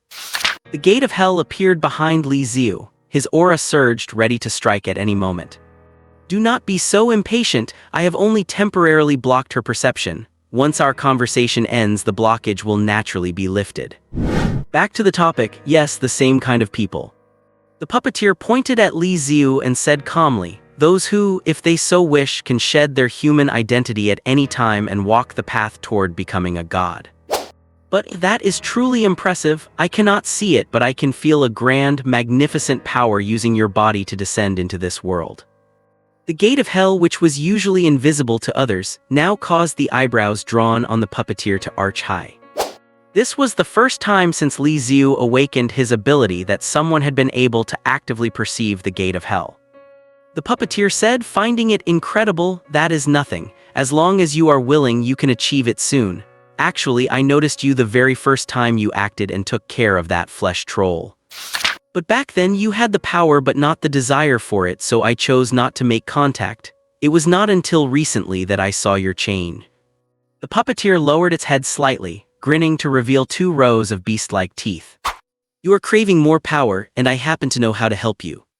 For certain reasons, it is inconvenient for me to move, so I had to use this method to lure you here. I am truly sorry for wasting some of your time. Chen Quan and Zhou Fangfang had been manipulated by the puppeteer into accepting the power of the tattoos. They used that power to gain money, but before they could enjoy it for long, their lives were controlled by the puppeteer to trigger a series of chain events. I'll lure Li Xiu here. In the luring process was also a process of selection. If Li Xiu did not have enough investigation and analysis skills or lacked the necessary confidence and courage, he would not have been able to find his way here and would not be able to become the kind of person the puppeteer spoke of. Li Xiu let out a soft laugh, his voice filled with mockery. Wasting my time. In his life, he had received selfless help from so many. Su Zioya, Grandma Wang on the 5th floor, the neighborhood committee lady, the bearded boss. Living in this world, people face many hardships, and it is precisely because of the small, faint acts of kindness between people in the cracks of these hardships that everyone can face their daily lives with a smile despite the heavy pressure. Chen Quan, Zhou Fangfeng, and the ordinary people who died in that residential building due to transcendent power going out of control. Among them were family breadwinners, mothers of children, and the hope of their entire families. Just because the puppeteer wanted to meet Li Xiu once, these people became innocent victims. You look very angry. Because you have not truly shed your human identity from within, you still have empathy for your own kind. I can understand that. I was like that once too. The puppeteer smiled and spread its hands to calm Li Xiu down, then continued. Ever since transcendent powers swept the globe 5 years ago, major nations have realized that the old idea that all people are created equal has become a joke. Naturally awakened transcendent powers have divided humanity into 3 tiers. At the very bottom are the ordinary people with no talent, whom I call ants. The purpose of ordinary people's existence is to create productive value for the upper classes and raise offspring, and that is all. The middle tier consists of those who have awakened transcendent powers but remain mediocre throughout their lives. I call them pets. The puppeteer pointed to the dazed Lin Yibai nearby and smiled, saying, "You see, this is a very cute pet. As for the top, that is us." From the day of awakening, even if one's transcendent rank is not high, a gap between us and ordinary people and between us and mediocre transcendence has already been established. Today's events might seem incomprehensible to you, but for me, it was just like picking up a few ants with a wooden stick to catch your attention. In my eyes, you are the one who is truly absurd for getting angry over a few ants. Are you finished? I am finished. Li Xiu's heartbeat became steady, but each beat was exceptionally powerful. The heavy thumping sound seemed to transmit to the outside world through his blood and skin. It was like the war drums echoing during an ancient battlefield engagement. I thought that with such a mysterious display, you would have some profound rhetoric to share, which is why I patiently listened to your babbling. I never expected it to be that same old Nazi-style racial superiority theory from the last century. Forget about other places, on this land beneath our feet, that kind of garbage is not trendy. Black fog enveloped Lin Yibai and Li Xiu pushed his hand, sending her more than 100 meters away. Since you are finished talking, it is time to take a beating. Before you are beaten to death, remember this, the one who hit you is. Li Xiu tapped the golden badge of the Special Affairs Bureau on his chest. The righteous iron fist of the people. The gate of hell opened, and the chill from the netherworld surged out instantly. 1 second they were still talking calmly. The next second the battle erupted abruptly. Black mist was released, the temperature plummeted, and frost crept from Li Xiu toward the puppeteer. But when the mist and frost approached within a step of the puppeteer under the pale candlelight, they could not advance even an inch further. Li Xiu frowned slightly, raised his right hand, pointed his index finger straight at the puppeteer, and intensified his power output once more. The massive black mist dispersed into thin, cicada wing-like strands, looking seemingly less imposing than before. However, as the thin mist passed through walls and floors, it sliced through them like a knife through tofu, leaving deep cuts in an instant. The mist looked thinner, but in reality, it was the result of extremely condensed power. In a flash, countless strands of mist surrounded the puppeteer, forming an airtight net. Whoosh! With a faint whistling sound, all the mist lunged at the puppeteer for the kill. That really is remarkable. Facing the lethal attack, the puppeteer showed no fear. The 2 thick crimson blushes on its paper face seemed to deepen in intensity. It tapped gently on the table. In an instant, the entire tattoo shop, whether it was broken walls or shattered tattoo equipment, all came to life. The floor and walls squirmed, forming a giant head that opened its massive maw and swallowed the puppeteer just before the mist could strike. Hiss, hiss, hiss. The mist flashed past, shredding the giant head into palm-sized fragments. But the puppeteer was no longer inside. On the other side, the floor melted and receded like a tide, and the puppeteer slowly rose from within, unscathed, lifting its hands slightly. Go. Following the puppeteer's command, the countless fragments of debris Li Xiu had just cut up on the ground transformed into butterflies covered in sharp, pointed tarsi. The butterflies took flight, their compound insect eyes filled with a scarlet, brutal intent, and dove toward Li Xiu. Just as he was about to command the black mist to defend, an invisible thread leaped quietly along the shadows and suddenly pierced deep into Li Xiu's brain. His thoughts stalled for a moment, causing all his defensive maneuvers to be half a beat slow. On the battlefield, this brief instant could decide life or death. The blood-sucking butterflies all extended their proboscises. Once uncurled, they were as long as an adult's forearm, their tips gleaming with sharp, cold light. They all pierced toward Li Xiu's body in unison.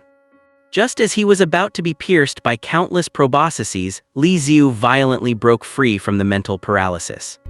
Facing the crisis of death, he held nothing back and unleashed his entire surging supernatural field. Bang, bang, bang. Without needing mist or frost, simply using the sheer, dense force of his field, he knocked all the blood-sucking butterflies away. They slammed heavily into the ground and walls, leaving circular patterns of bloodstains like swatted mosquitoes. Blub. Li Xiu grabbed the thin, invisible thread behind his head and yanked it hard, snapping it. The thread drifted back into the puppeteer's hand. In less than a few breaths, the two had clashed several times, displaying their respective supernatural abilities. "You really are impressive," the puppeteer exclaimed with genuine admiration. "If it were any ordinary superhuman, the moment my soul chain connected, they would have become my puppet. I did not expect that for you. It would only take a fraction of a second of days before you broke free." With his power unleashed without restraint, Li Xiu could no longer control his energy with precision, and snow began to fall from the sky again. -10 degrees, 30, 60. The temperature in the vicinity continued to drop rapidly, causing underground pipes to freeze and burst. Fortunately, this was a demolition area scheduled for renovation. The residents had long since moved out, so there would be no casualties. No room for holding back anymore, Li Xiu told himself. This was the first enemy he had encountered since awakening his powers that he was not confident he could defeat. Previous opponents could be frozen into fragments and cast into his frozen hell with just a slight release of black mist. Even when facing the 5th-rank Peak Knight demon last time, Li Xiu never had any doubts. If it were not for protecting Lin Qi and the others from the toxic rain, he would not have even needed to use his full power. But the puppeteer in front of him, soul threads that could manipulate the mind and were impossible to guard against. Puppetry that could alter the environment and grant temporary life to dead objects. And that white candle lamp capable of resisting his hellish power. How should he handle this? Li Xiu's brain operated and analyzed at an unprecedented speed. He did not notice that flames were slowly beginning to burn in his eyes, which had always been calm and indifferent. The fuel for these flames included anger over the deaths of innocents and disdain for the puppeteer, but more than that, it was the excitement stemming from pure instinct. Perhaps the puppeteer was right. In a way, Li Xiu and the puppeteer were of the same kind. Ordinary opponents could never stir their excitement. Even Lin Qi or the high-level officials at the bureau, they were higher in supernatural rank than Li Xiu, so he might not be their match for the time being. But Li Xiu knew that as long as he raised his rank and unlocked more levels of hell, they would be no match for him. It might sound a bit pretentious, but this sense of fated invincibility had always left Li Xiu feeling indifferent toward battles between superhumans. Until today. Fighting against a bot is never as interesting as fighting a real person, right? The puppeteer seemed to see through Li Xiu's mind, laughed wildly, crossed its hands, and released an invisible, heavy supernatural field. After a moment of silence, the entire building began to move. Arms, blades, and guns protruded, the ground collapsed, the house deformed, and even the air seemed to have a will of its own, retreating from Li Xiu and turning his surroundings into an absolute vacuum. Puppetry manipulation of all things. At this moment, the whole world was against Li Xiu. However, while the puppeteer could manipulate the world, it could not control the tiny snowflakes drifting from the sky. The puppets that had come to life were frozen solid before they could get close to Li Xiu. The power of his hellish domain collided with the supernatural energy awakening the puppets, ultimately causing all the puppets to lose their animation and revert to dead matter. Li Xiu raised his hand, and dozens of black mists grazed the edge of the white candle's protection, pinning themselves to the ground beneath the puppeteer's feet. The black mist gathered into threads, condensing in Li Xiu's hand. His left hand yanked hard. The ground was ripped open, dragging the puppeteer along with its candle-lit protected area toward him. From the puppeteer's paper body, over a dozen thin, transparent soul chains shot out, attempting to anchor itself and strike back in the process. With a single thought from Li Xiu, the mist whistled past, severing all the soul chains. The gathered puppets turned to dead objects, the soul chains snapped, and the puppeteer had no other choice for the moment but to watch helplessly as it flew toward Li Xiu. Li Xiu clenched his right fist. A supernatural field condensed on his fist, and the air around his knuckles distorted and deformed under the immense power. When the power reached its limit, the puppeteer arrived right in front of him. Li Xiu exhaled, and with his entire body in the most comfortable, most natural stance, he delivered his heaviest punch. The fist sank into the white candlelight, as if striking into a quagmire, its power rapidly being sapped away. Blocking this lethal strike from Li Xiu was not without a price. The candle's burn rate was accelerated 12-fold. At this rate, it would burn out in at most a second. Was consuming a precious, eerie treasure just to block one punch from Li Xiu worth it? The puppeteer's terrifying paper face bloomed with a sinister smile, its mouth wide open, and countless scarlet soul chains erupted from within. It was worth it. In this very second, it could make soul-to-soul contact with Li Xiu at close range. At such a close distance, Li Xiu could never dodge, and by then he would become the puppeteer's true puppet. Just as the puppeteer was reveling in its triumph, a figure dashed over frantically.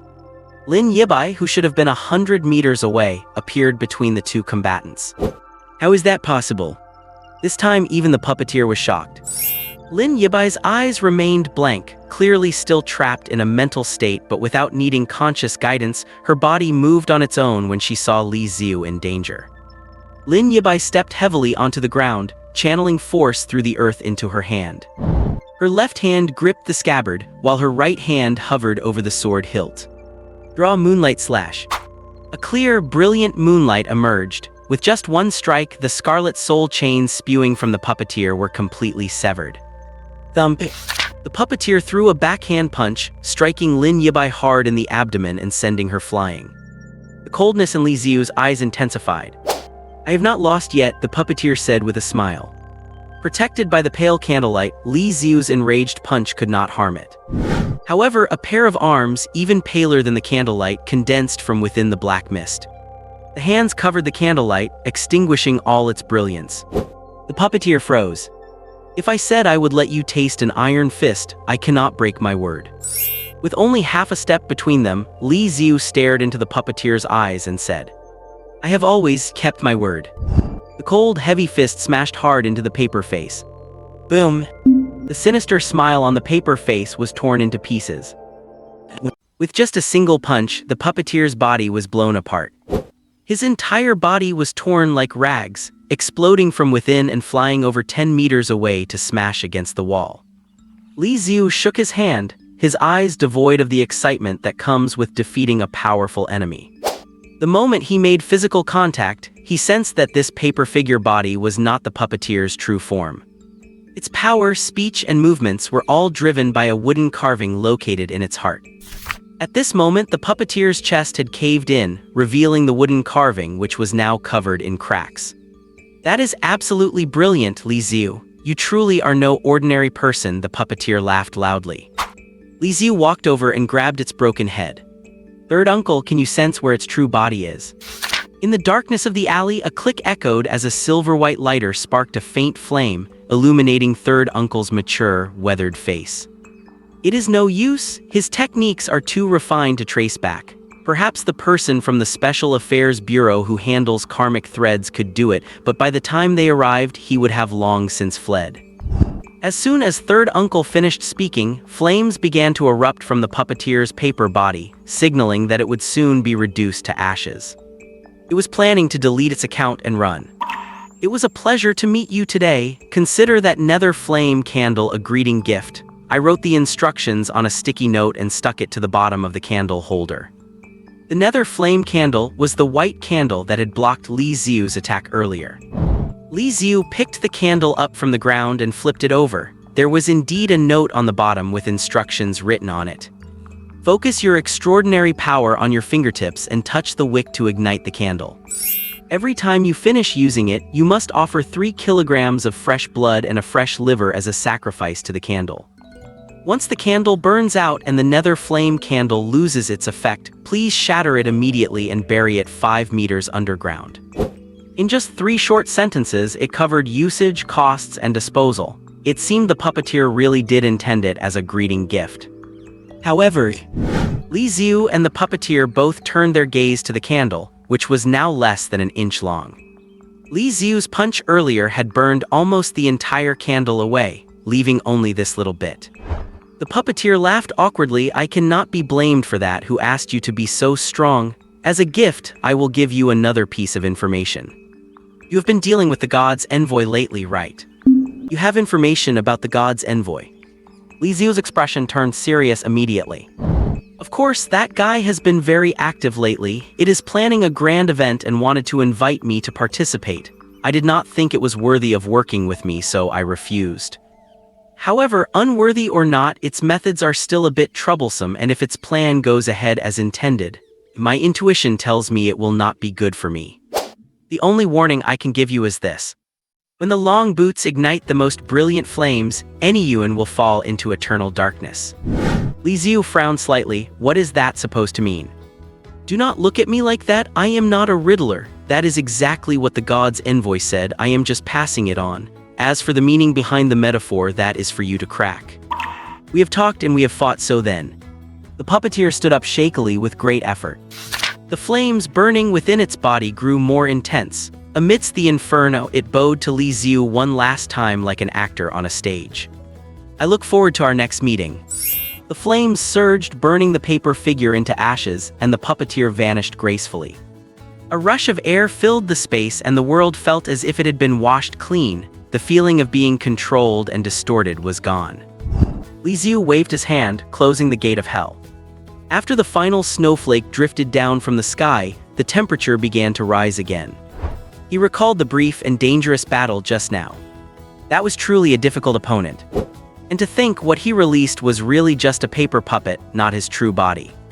Initially, when negotiating with the puppeteer, even though he wore a paper face, the extraordinary power radiating from him was heavy and immense, and his ability to control that power with such precision during the battle, none of these seemed like things a puppet could do. Extraordinary powers sometimes cause irreversible changes to the physical appearance, and Li Xiu thought the puppeteer had turned into this ghost-like creature because of his awakened powers. But now it seems that either his ability is special and allows for perfect remote control, or his skill level is much higher than what was shown. At least tier 4. Between the god's envoy and this puppeteer, when did little Yuan city become so lively? Li Xiu walked to the collapsed wall, pushed aside the debris, and dug out a dusty Lin Yibai. Looking at the unconscious Lin Yibai, Li Xiu thought for a moment and applied all his medical knowledge. He pinched her philtrum. Lin Yibai opened her eyes, and her dazed pupils gradually came into focus. It actually worked. Now it was Li Xiu's turn to be shocked. Li Xiu, what about that paper monster? Lin Yibai leaned against Li Xiu, looking half-dreamy, her mind not yet fully clear. I just had a dream that you were in danger, and then I rushed up and drove the paper figure away. Li Xiu checked her. She had no external injuries, and he exhaled slightly, coaxing her in a tone used for children. That is right, you drove it away. Really, am I very strong then? Hehe. She let out a silly laugh. Yes, you are the strongest. Li Xiu comforted her. Lin Yibai's mental state was not quite right, as if she had reverted to being a child in a state of extreme reliance on others. Li Xiu suspected this was the puppeteer's ability. Once under the influence, a person would lose the ability to think independently and follow the puppeteer's orders blindly. Police sirens approached, and 2 officers stepped out of their car. As soon as they stepped out, they could not help but rub their arms. Li Xiu had dissipated the power of the freezing hell, but the surrounding temperature would take some time to recover. Freeze, put that girl down. A young, righteous police officer, seeing Li Xiu holding Lin Yibai, thought he was a criminal and shouted a warning. Li Xiu reached into his jacket, preparing to take out his ID. Suddenly, a roaring wind appeared in the sky. The group looked up to see a helicopter speeding toward them, hovering overhead. Accompanied by colorful lights, Su Dongqiang, wearing sunglasses and brass knuckles on both hands, descended from the sky and crashed violently onto the ground. Another graceful figure appeared much more nimbly. A bright red silk ribbon fell and she descended slowly as if weightless, following the ribbon. The final person, Cheng Shukin, stepped on a short sword formed by 9 silver needles, landing like a sword immortal. The Special Affairs Bureau Field Team 2, Su Dongqiang, Sister Kazi, and the closest member, Cheng Shukin, arrived as the first responders. More reinforcements were already on their way. Su Dongqiang aggressively pulled out his credentials and flashed them in front of the officers. Special Affairs Bureau business, bystanders clear out. Cheng Shukin smiled apologetically at the officers. Please return for now. If you are worried, you can call your director. No, call your chief to ask. It is very unsafe here right now. The righteous young officer was about to say something, but before he could speak, the older officer pulled him back into the car. Brother, are we just going to let this go? Who are these people? The older officer said, do not ask about things you should not. Do you think they are saying it is unsafe just to brush you off? Remember old son who went crazy half a year ago? He did not believe in the supernatural and had to go investigate things that were unsafe, and then who are they? I told you not to ask, you kid. Let us go, I will treat you to a midnight snack. The police car drove off, leaving the scene to the Special Affairs Bureau personnel. Su Dongqiang looked at Lin Yibai lying in Li Xiu's arms. Although he was a bit annoyed with Team 1, that was just a result of healthy competition. Everyone was comrades who had been through life and death together, and that annoyance was just talk, seeing Lin Yibai in this state. He could not help but sniff and with a slightly nasal tone asked, Brother Li, are we too late? Sister Kazi jabbed him hard with her elbow. What are you saying? Cheng Shukin crouched down to check on Lin Yibai, and after a few seconds she said, it is just the side effects of psychic infection, no big deal. Others might be uncomfortable for a few days, but for little Yibai, psychic infection is almost lethal to those who overthink or are hesitant. Past worries hidden deep in the heart would turn into thorny vines under the influence of psychic infection, tightly entangling the soul. But given Lin Yibai's simple and somewhat single-minded nature, she should be fine in another 10 minutes or so. Confirming Lin Yibai was okay, everyone exhaled in relief. Only then did they have the focus to observe the scene, the almost collapsed building, the cracked ground, the burst water pipes. Su Dongqiang swallowed hard. Brother Li, did you intend to demolish the entire city block? While waiting for Lin Yibai to regain consciousness, Li Xiu recounted the events of the evening to them. The second reinforcement squad disbanded on their own once they heard there was no danger at the scene. Lin Qi, who was busy with another mission, called and gave Li Xiu and Lin Yibai a thorough scolding. In the end of the two being scolded, one just smiled foolishly while the other simply pretended not to hear. Lin Qi felt like hopping on a helicopter immediately to go over and give them both a good thrashing. He was not angry because Li Xiu and Lin Yibai disobeyed orders, but because they did not take their own lives seriously. Lin Yibai goes without saying, she is his own sister. Li Xiu was recruited by him, and if something really happened to him, suppose Li Xiu's parents returned one day, how would Lin Qi explain it to them? Ensuring the safety of his teammates is Lin Qi's primary responsibility as a captain.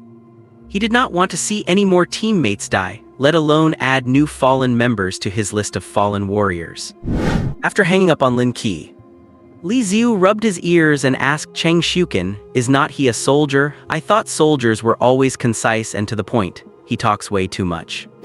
Old Lin is just like that. When it comes to the people he cares about, he inevitably becomes a chatterbox, Cheng Shukin said with a smile. The logistics and safety inspection teams entered the area to begin clearing the scene and organizing suspicious items. Li Xiu picked up the underworld fire candlestick. This thing is my war trophy. I do not need to hand it over, right? Su Dongqiang leaned in and carefully examined the underworld fire candlestick. Brother Li, this is a cursed item, is not it? It does not look like a low-tier one either. Sister Ka also came over to look and said enviously, It is indeed a cursed item, at least tier 5. Whether you hand it over depends on your own needs. Cursed items are special artifacts with mysterious powers that appeared along with the awakening of the world's mysteries. For example, a small straw doll. If you attach someone's name to it and pierce it with nails, you can curse the owner of that name to death. Or a dagger that, even with the tiniest scratch, will make an enemy bleed to death. Cursed items possess various mysterious powers that are no less than those of a transcendent, and they are more direct and pure. But the word cursed implies they are not things you can use without worry. Every cursed item carries a specific curse.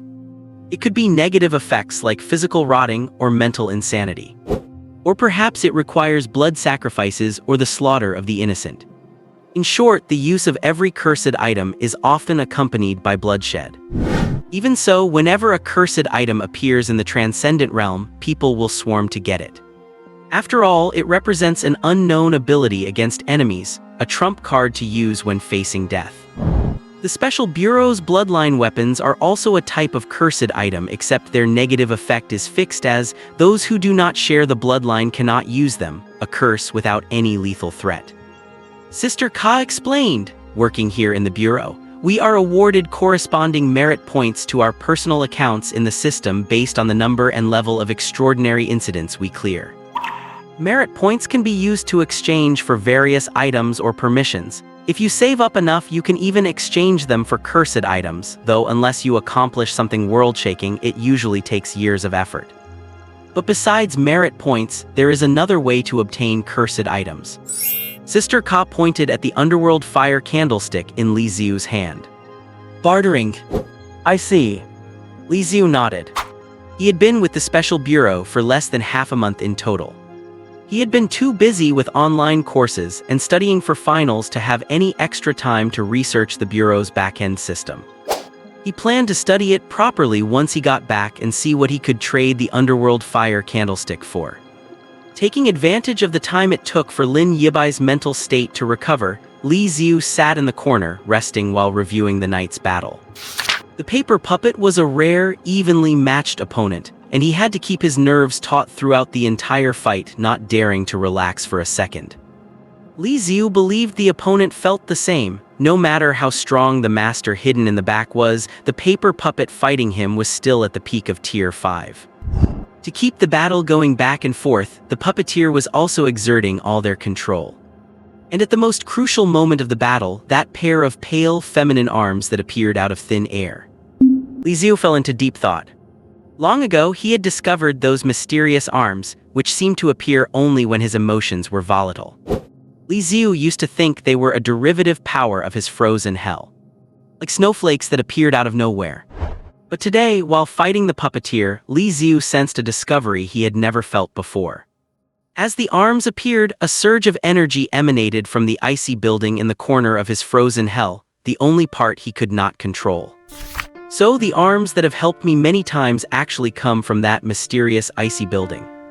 What exactly is this icy building? On one hand, it refuses my control, not even letting me get a look or a touch. On the other hand, it helps me at critical moments, blocking attacks for me repeatedly. What kind of hard-to-get routine is this? Li Xiu could not figure it out. He really wanted to go into his frozen hell, knock on the door, and get a clear answer. But while he had been training his power these days, he was still a distance away from being able to touch the icy building. It would be nice if a few night demons or flesh trolls would just drop from the sky. While Li Xiu was lost in his wild thoughts, 100 kilometers away from the demolition site, in a residential villa area in any Yuan city. Not bad at all. It has been a long time since I have had this much fun. A handsome man of about 35 stretched comfortably. He was dressed quite meticulously, pure white trousers and a vest, a silk striped shirt underneath, and a navy blue cravat around his neck. The man had a pleasant demeanor, with black and white eyes that held both the vitality and curiosity of a young man and the wisdom and calmness of a middle-aged one. On the table sat an exquisite model, clearly handcrafted. If Li Xiu were here, he would recognize the location in the model immediately. It was the tattoo shop, and the tiny, thumb-sized figures inside were him, Lin Yibai, and the others. This man was the puppeteer who had just fought Li Xiu. He He tapped his fingers on the table and whispered to himself, "The seed has been planted." With Li Xiu around, the God's messenger's plan probably will not succeed, and once the messenger is defeated, the organization behind him will likely keep a low profile for a while, which should not interfere with my plans. However, Li Xiu is a hidden threat, although we have fought yet. The puppeteer showed a troubled expression, then smiled helplessly. I still could not determine the core characteristic of his power. He seems to be hiding something. Is he afraid, worried that fully unleashing his power would cause some kind of change? The puppeteer calculated silently. Bang, bang, bang.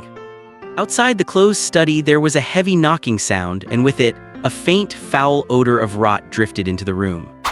The puppeteer broke his train of thought, rubbed his cheeks, and put on a gentle smile. Coming, coming. He opened the door and looked down. A small figure rushed up and hugged his leg. It was a little girl of 4 or 5 who looked quite like the puppeteer in the eyes and brows, exquisitely cute.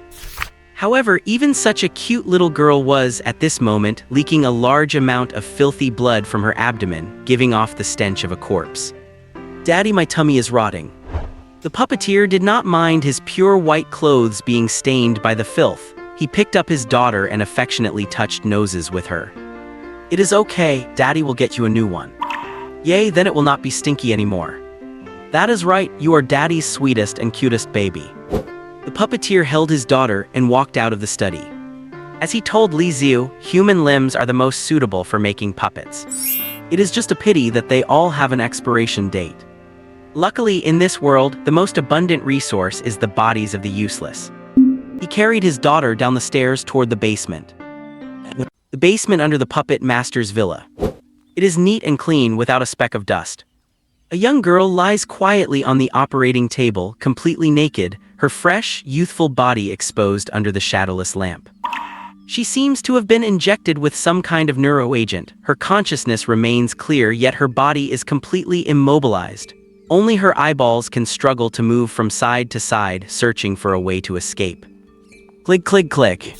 The sound of boots stepping on the stairs echoes, each strike feeling like it is stomping on the girl's chest, her eyelids twitching slightly with every step. "I am terribly sorry to have kept you waiting. Are you a bit cold?" The puppet master's voice is gentle and refined as he meticulously sets the air conditioning to 28 degrees. It would be better if the trolley he pushed over were filled with afternoon tea and pastries instead of surgical tools and blades. He walks over, thoughtfully adjusting the girl's head and brushing the hair away from her forehead, revealing her slightly naive and pretty face. He opens the scalpel box, selects the most suitable blade, and fixes it onto the handle. His movements are skillful, just like a professional surgeon. While carefully making preparations, he says in a calm, reassuring tone, "I know you are very scared. Regarding that, I suppose I can only say I am sorry. If I could, I would love to inject you with anesthesia and let you die in a painless environment. Though I said those things to Li Xiu, I personally do not like torturing ants. Speaking of empathy, I still have a little bit left." As the puppet master speaks, the blade descends with precision, slicing through the skin. It is a pity there is no other way. Just like some abilities only work on rainy days, others only apply to the night. For my abilities, dealing with dead things like wood or paper is fine, but for humans, I have to make you feel enough pain for it to work.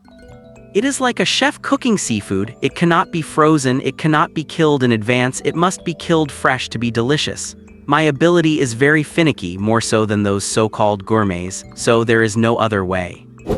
His movements are precise and swift. Even while performing the most insane acts, his eyes remain clear and clean without the slightest hint of madness nor any trivial emotions like guilt or pity. What emotions would a human have when killing a fish? A few minutes later, a corpse is left on the operating table. The puppet master beckons, and his young daughter walks over, patter patter. "Is the big sister sleeping?" "No, she is dead. Besides, to you, she does not deserve to be called a big sister, she is just an aunt." The daughter tilts her head, understanding only half of it. Young as she is, she cannot yet grasp her father's words. However, as time passes, this concept will sooner or later be branded into her mind. She spreads her arms, letting the puppet master open her stomach, placing the fresh organs harvested from the girl into her body one by one, while removing the rotting ones. "There, you smell nice again." Hearing her father's words, the daughter smiles and spreads her arms. Nice and fragrant. The puppet master holds his daughter and walks up the stairs. Although the big sister is gone, Daddy met a big brother today. When you feel a bit better, we will go see him together, shall we? The site cleanup was left to the logistics department. Su Dongqiang and Sister Kazi volunteered to stay behind to assist with the on-site investigation, just in case there were other traps left by the puppet master. Li Xiu and Lin Yibai, after basic checks, currently show no hidden issues. However, considering the puppet master's terrifying control abilities, they decided to return to the bureau for a detailed examination using the medical department's professional equipment and specialists. Cheng Xiuqin, who was going back to the bureau anyway, drove them back. Cheng Xiuqin drives much more steadily than Lin Yibai, without rush, making it almost impossible to feel the inertia between braking and accelerating. After a period of being dazed, Lin Yibai finally regained her senses halfway through the drive. And the pain arrived along with it. She slumped against the seat back, not daring to move an inch. "Are you okay?" Li Xiu asked. "Not okay." Lin Yibai turned her head with difficulty, her large eyes filled with watery tears. "It hurts like hell." When Lin Yibai got involved in the fight, the battle between Li Xiu and the puppet master had reached a boiling point, with neither side holding anything back. It could be said she took a full-force blow from the puppet master. The reason it was only a flesh wound is purely because Lin Yibai is tough and durable. If it had been an ordinary person, they would have been reduced to a pile of mush. While waiting at a red light, Cheng Xiuqin, who was driving, took a medicinal patch out of her bag and handed it to the back. "I checked Yibai's injury, it is not serious. This is a special bruise plaster developed by the bureau. Stick it on and you will be fine tomorrow. However, there is a slight side effect." "What side effect?" Lin Yibai asked. "You will have an increased appetite for a few days and might gain a few pounds. With your recovery rate, even if you do not use it, you would naturally recover in 2 or 3 days." "I will use it," Lin Yibai said without a second thought. As for an increased appetite, which meal does not she eat until she is beyond stuffed?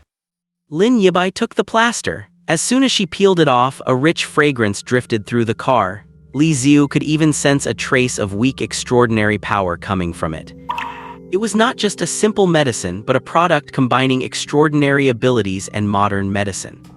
Lin Yibai took off her uniform jacket. She was wearing a black t-shirt underneath, which was slightly tight for the sake of convenience in movement. Her upper body was very well proportioned, except for her chest, which was excessively voluptuous, making one's gaze drift there involuntarily. Li Xiu turned his head away with sheer willpower, pretending to look at the scenery outside the window. Only to find that, because it was pitch black outside, the car window reflection allowed him to admire Lin Yibai's figure from an even more subtle angle. Lin Yibai fumbled with the plaster behind her back. Since the injury was right in the center, she found she could not apply it properly no matter how hard she tried. So she reached out her hand, looking like a little kid asking her parents for pocket money. "Li Xiu, help me put it on." I do not think that is appropriate. Sister Xiuqin, why do not you do it?" Cheng Xiuqin did not look back and said lightly, "I cannot. I am driving on the highway, it is not convenient to pull over." Her tone was indifferent, yet with her back to Li Xiu and Lin Yibai, a mischievous smile was already blooming on her face. Lin Yibai was right, she appeared casual and elegant, but in reality she had a bit of a wicked sense of humor. Li Xiu did not guess Cheng Xiuqin's intentions. His full attention was drawn by the slightly lifted hem of Lin Yibai's shirt. The ink-black clothing against the snow-white skin, the contrast between the overly full chest and the slender waist, the stark visual impact made Li Xiu forget to even breathe. "Right here, please." Lin Yibai pointed to the center of her lower back, where 2 shallow dimples changed shape slightly with her movements. Only then did Li Xiu remember to breathe. He took a deep breath, braced himself, and with one go, aimed at her waist and stuck the plaster on. "Ow, ouch, it hurts." Lin Yibai's cry of pain diluted the amorous atmosphere. Li Xiu breathed a sigh of relief. In just these few seconds, beads of sweat had already formed on his forehead. Worried that Lin Yibai was in too much pain, he used his fingers to gently press the plaster, helping it adhere better to her skin. Through the thin plaster, Li Xiu's fingers felt the elasticity of her skin. It was the first time he realized how sensitive his fingertips could be. At first, Lin Yibai was yelping in pain, but gradually she felt the warmth of Li Xiu's fingertips. Her voice grew smaller and smaller, and in the end, she fell silent with her head bowed. Her exposed neck was flushed with a cherry blossom pink. The radio music had changed to a Hungarian waltz at some point. Cheng Shukin tapped her fingers gently on the steering wheel, her squinted eyes screaming the word pleasure. Back at the Special Affairs Bureau, after a series of meticulous examinations, a team of dozens of doctors in white coats, looking highly professional despite their thinning hair, delivered their verdict. Li Xiu and Lin Yibai are exceptionally healthy. Healthy enough to eat a whole pig and a whole cow for a meal. With their health confirmed, Lin Yibai found a lounge, washed up, and within 3 seconds of lying down, her steady breathing could be heard. When it is time to eat, she eats until she is full. When it is time to sleep, she lets go of all her burdens. That is her life philosophy, never being troubled by worries. After finishing the exam, Li Xiu, however, felt no sleepiness at all. Too much had happened yesterday. First the final exams, then being cornered by Su Xiaoya at the party, the tragedy of Chen Quan and Zhou Fangfeng, and finally, the puppeteer. Looking at it that way, the final exams that gave countless college students headaches were the most trivial things of all, Li Xiu muttered to himself. He sat in the lounge chair, opened the room's built-in computer, and logged into the Bureau's employee system. He had tossed the nether candle lamp onto the table. After being sent for inspection to ensure it had no hidden bugs or traps, the R&D department had returned it to him.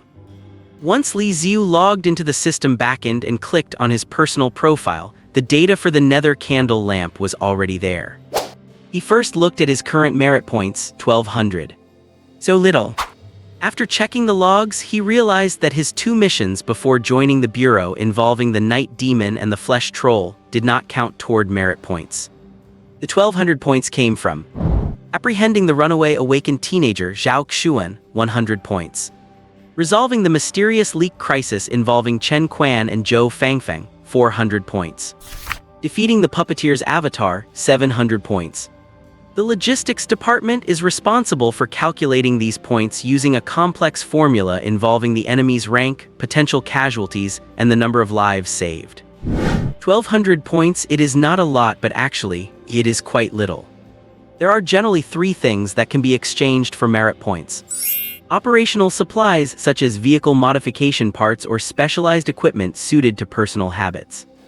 Logistical services such as asking the department to investigate something or help resolve personal matters, within legal and regulatory bounds, of course. And finally, cursed items.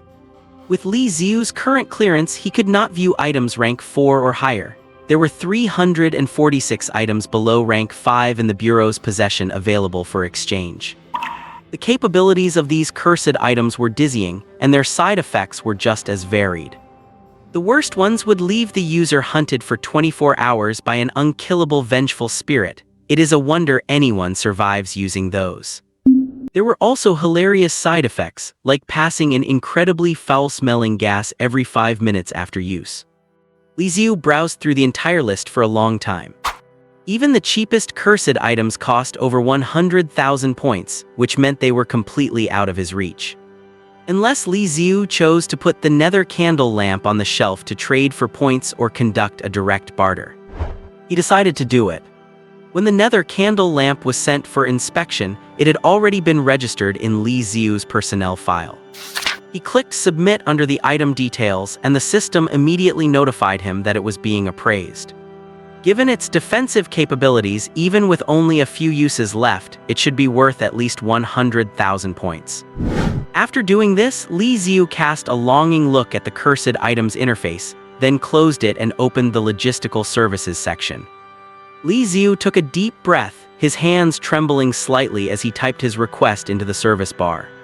Please help me find my parents, deduct the required cost from the sale of the nether candle lamp. He wanted a powerful cursed item, but compared to such objects, finding his missing parents was always Li Xiu's top priority. Just because he could not find any clues did not mean others could not. By leveraging the Bureau's National Information Network, perhaps he could find traces from 6 years ago. Content confirmed. Enter Submit. The simple act of typing felt as if it had drained all of Li Xiu's strength. He leaned back in his chair, his mind suddenly blank, unwilling to think, afraid to think. If they are found, the result. If they cannot be found, does that mean? He shook his head, trying to interrupt his train of thought, but he was trapped in it. He felt like a candy figurine, wrapped in various sticky, unclear thoughts. He envied Lin Yibai next door, sleeping soundly and serenely. Ding! A system notification popped up. Li Xiu clicked it. Sorry, your application to sell the nether candle lamp has been rejected. He saw the person who rejected it was Section Chief Lin. Li Xiu checked his watch, 3:00 a.m. Has this guy evolved beyond the need for sleep? He took a screenshot of the rejection and opened a chat window with Lin. A few seconds later, it showed red and the other party was typing. Lin wrote, "This item could save your life once. Do not sell it. Because of the limited uses, the points from the sale would not be enough to buy an item of equivalent power. It is not worth it. As for your family search fees, I will cover them." Li Xiu thought for a moment and replied, "No, that is too much trouble for you. Finding 2 people missing for 6 years. Who knows how long it will take or how many points it will cost." Thinking of how Li Xiu and Lin Yibai disobeyed orders together today, Lin replied, "You have already caused me enough trouble, so do not keep worrying about that. Just accept it. Besides, during the last night demon mission, he, as the captain, had been so severely injured that he required Li Xiu to save him. He had already caused Li Xiu trouble too. Lin always felt he owed Li Xiu a favor. If he could, he hoped to help him out. On Li Xiu's end, the message was read, and there was no response for a long time, but it kept showing as typing. After a while, Li Xiu sent a smiley face. "Thanks, boss, love you, love you." Lin, who was drinking tea, nearly spat it out. He sent a middle-aged style happy cooperation sticker, and they ended the conversation. With the matter of finding his parents handled, Li Xiu felt a heavy burden lift. Maybe not fully lifted, but he could at least rest, raise his head to look ahead, and have the mental capacity to consider the future. He turned off the computer, washed up, lay in bed, and tried to empty his mind to sleep just like Lin Yibai. Whether he was truly exhausted or it was Lin Yibai's magical influence, Li Xiu fell asleep in minutes. A clean, dreamless sleep, 6 o'clock in the morning, and he woke up naturally without a hint of drowsiness. He got up, washed, brushed his teeth, and did a set of broadcast gymnastics by the bed. This was a habit he deliberately cultivated as the cheapest and most convenient way to exercise. Without his parents, his meager savings meant that any medical expense would not only cost a fortune but also impact his classes and his part-time job.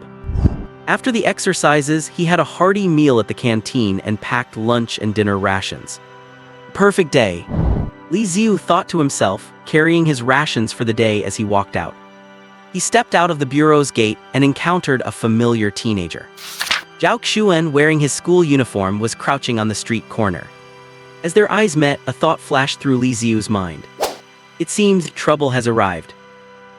Before he could even speak, a vague intuition told Li Xiu that the boy who once tried to elope with his teacher was lying in wait for him.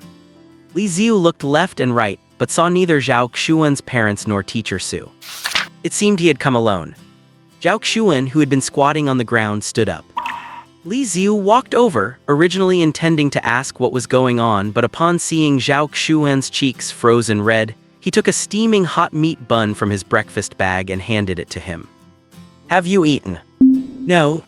Zhao Xuan took the bun and took a huge bite, the searing meat juice burning his tongue so much he stuck it out. Li Xiu pulled a bag of soy milk from the bag and handed it to him. He downed half the bag in big gulps before he caught his breath. A silly grin reappeared on Zhao Xuan's face. He no longer had the high-spirited look he wore when he tried to elope with teacher Su. Ignoring the dirt, Li Xiu walked a few steps and sat down on a flight of stairs. Zhao Xuan followed right after and sat down beside him. "Ran away from home again, or did you fight with your girlfriend?" "Neither."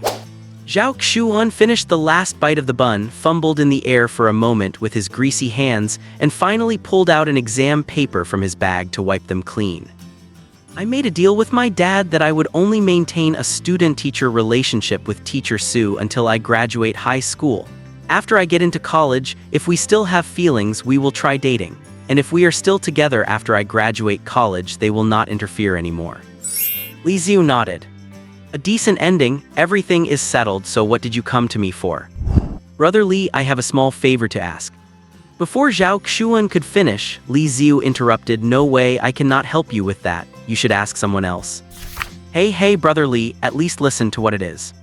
He did not need to listen. His intuition told him that anything involving a teenager like this was bound to be incredibly troublesome and impossible to resolve cleanly. Seeing that Li Xiu was about to pick up his bag and leave, Zhao Xuan simply stood up, spread his arms wide to block his path, and rattled off at a speed like a crosstalk performer. Brother Li, I want to join you guys. After I went home that day, I thought about it for a long time. I do not want to work for others my whole life like my dad. Brother Li, that night your abilities and what you said were just so cool. I want to become someone like you. Living life freely, punishing evil, and becoming a dark knight of any Yuan city. The lady from the Human Resources Department at the Special Affairs Bureau also said I have talent, and that I could contact her if I wanted to join. He finished the long string of words in less than 15 seconds. Zhao Xuan panted heavily, his head swaying slightly, looking like he was about to faint from lack of oxygen. Finished talking? Li Xiu asked. Finished. Zhao Xuan said, honestly, I thought of a lot of things while crouching in the corner last night, but my brain is a bit oxygen deprived now, so I cannot remember them, but I said everything I wanted to say. If you are finished, then I will tell you this, you are not cut out for this job. Li Xiu's tone was blunt, not bothering to cater to Zhao Xuan's feelings at all. Although he was only a temporary employee and had not even finished the newcomer training modules. But through his time here, he had gained a rough understanding of what kind of organization the Special Affairs Bureau was and what kind of people worked there. Li Xiu gestured toward the plane building a few steps away. The people who work here have all sorts of reasons, but to sum it up, it mostly comes down to responsibility, dedication, and a sense of mission. Truly sane people would not work day and night here just for that little bit of pay. If it were for a career in officialdom, there are countless other jobs that are easier and offer better promotion prospects. Li Xiu pointed at himself. Take me, for example, someone whose head is filled with self-interest. I joined out of selfish motives and was caught out almost immediately. If my supernatural abilities were not half decent, I probably would not even have this temporary position. As for what you said about it being cool, Li Xiu scratched his cheek and conceded it is pretty cool. After all, you are spending taxpayer money with all the guns and ammo you could want, flying around and taking down demons and supernatural criminals. Zhao Xuan nodded vigorously, his eyes shining. At his age, the longing to be a hero can almost rival his carnal desires. Should I become a Kamen rider or become Yui Aragaki's boyfriend? This is the eternal dilemma for a teenager before going to bed. But your old man is pretty cool too. Li Xiu took out another bag of soy milk, twisted it open, and took a sip. If you go to college and unfortunately end up studying economics or finance, you will come across a concept called the worker dependency ratio. The so-called dependency ratio is the number of people one worker can support.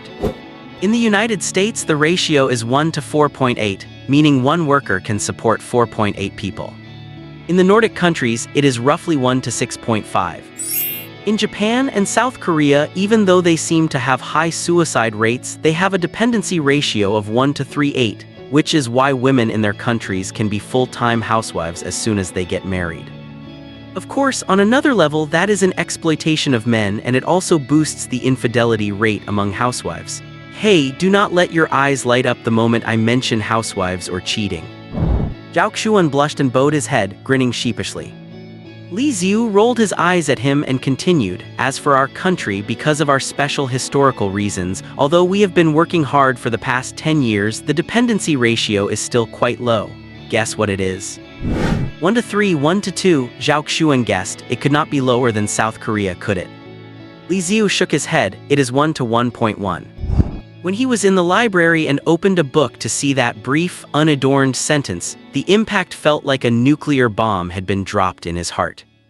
A single worker using only their own 2 hands can only support 1.1 people, that is, the worker themselves plus a hamster.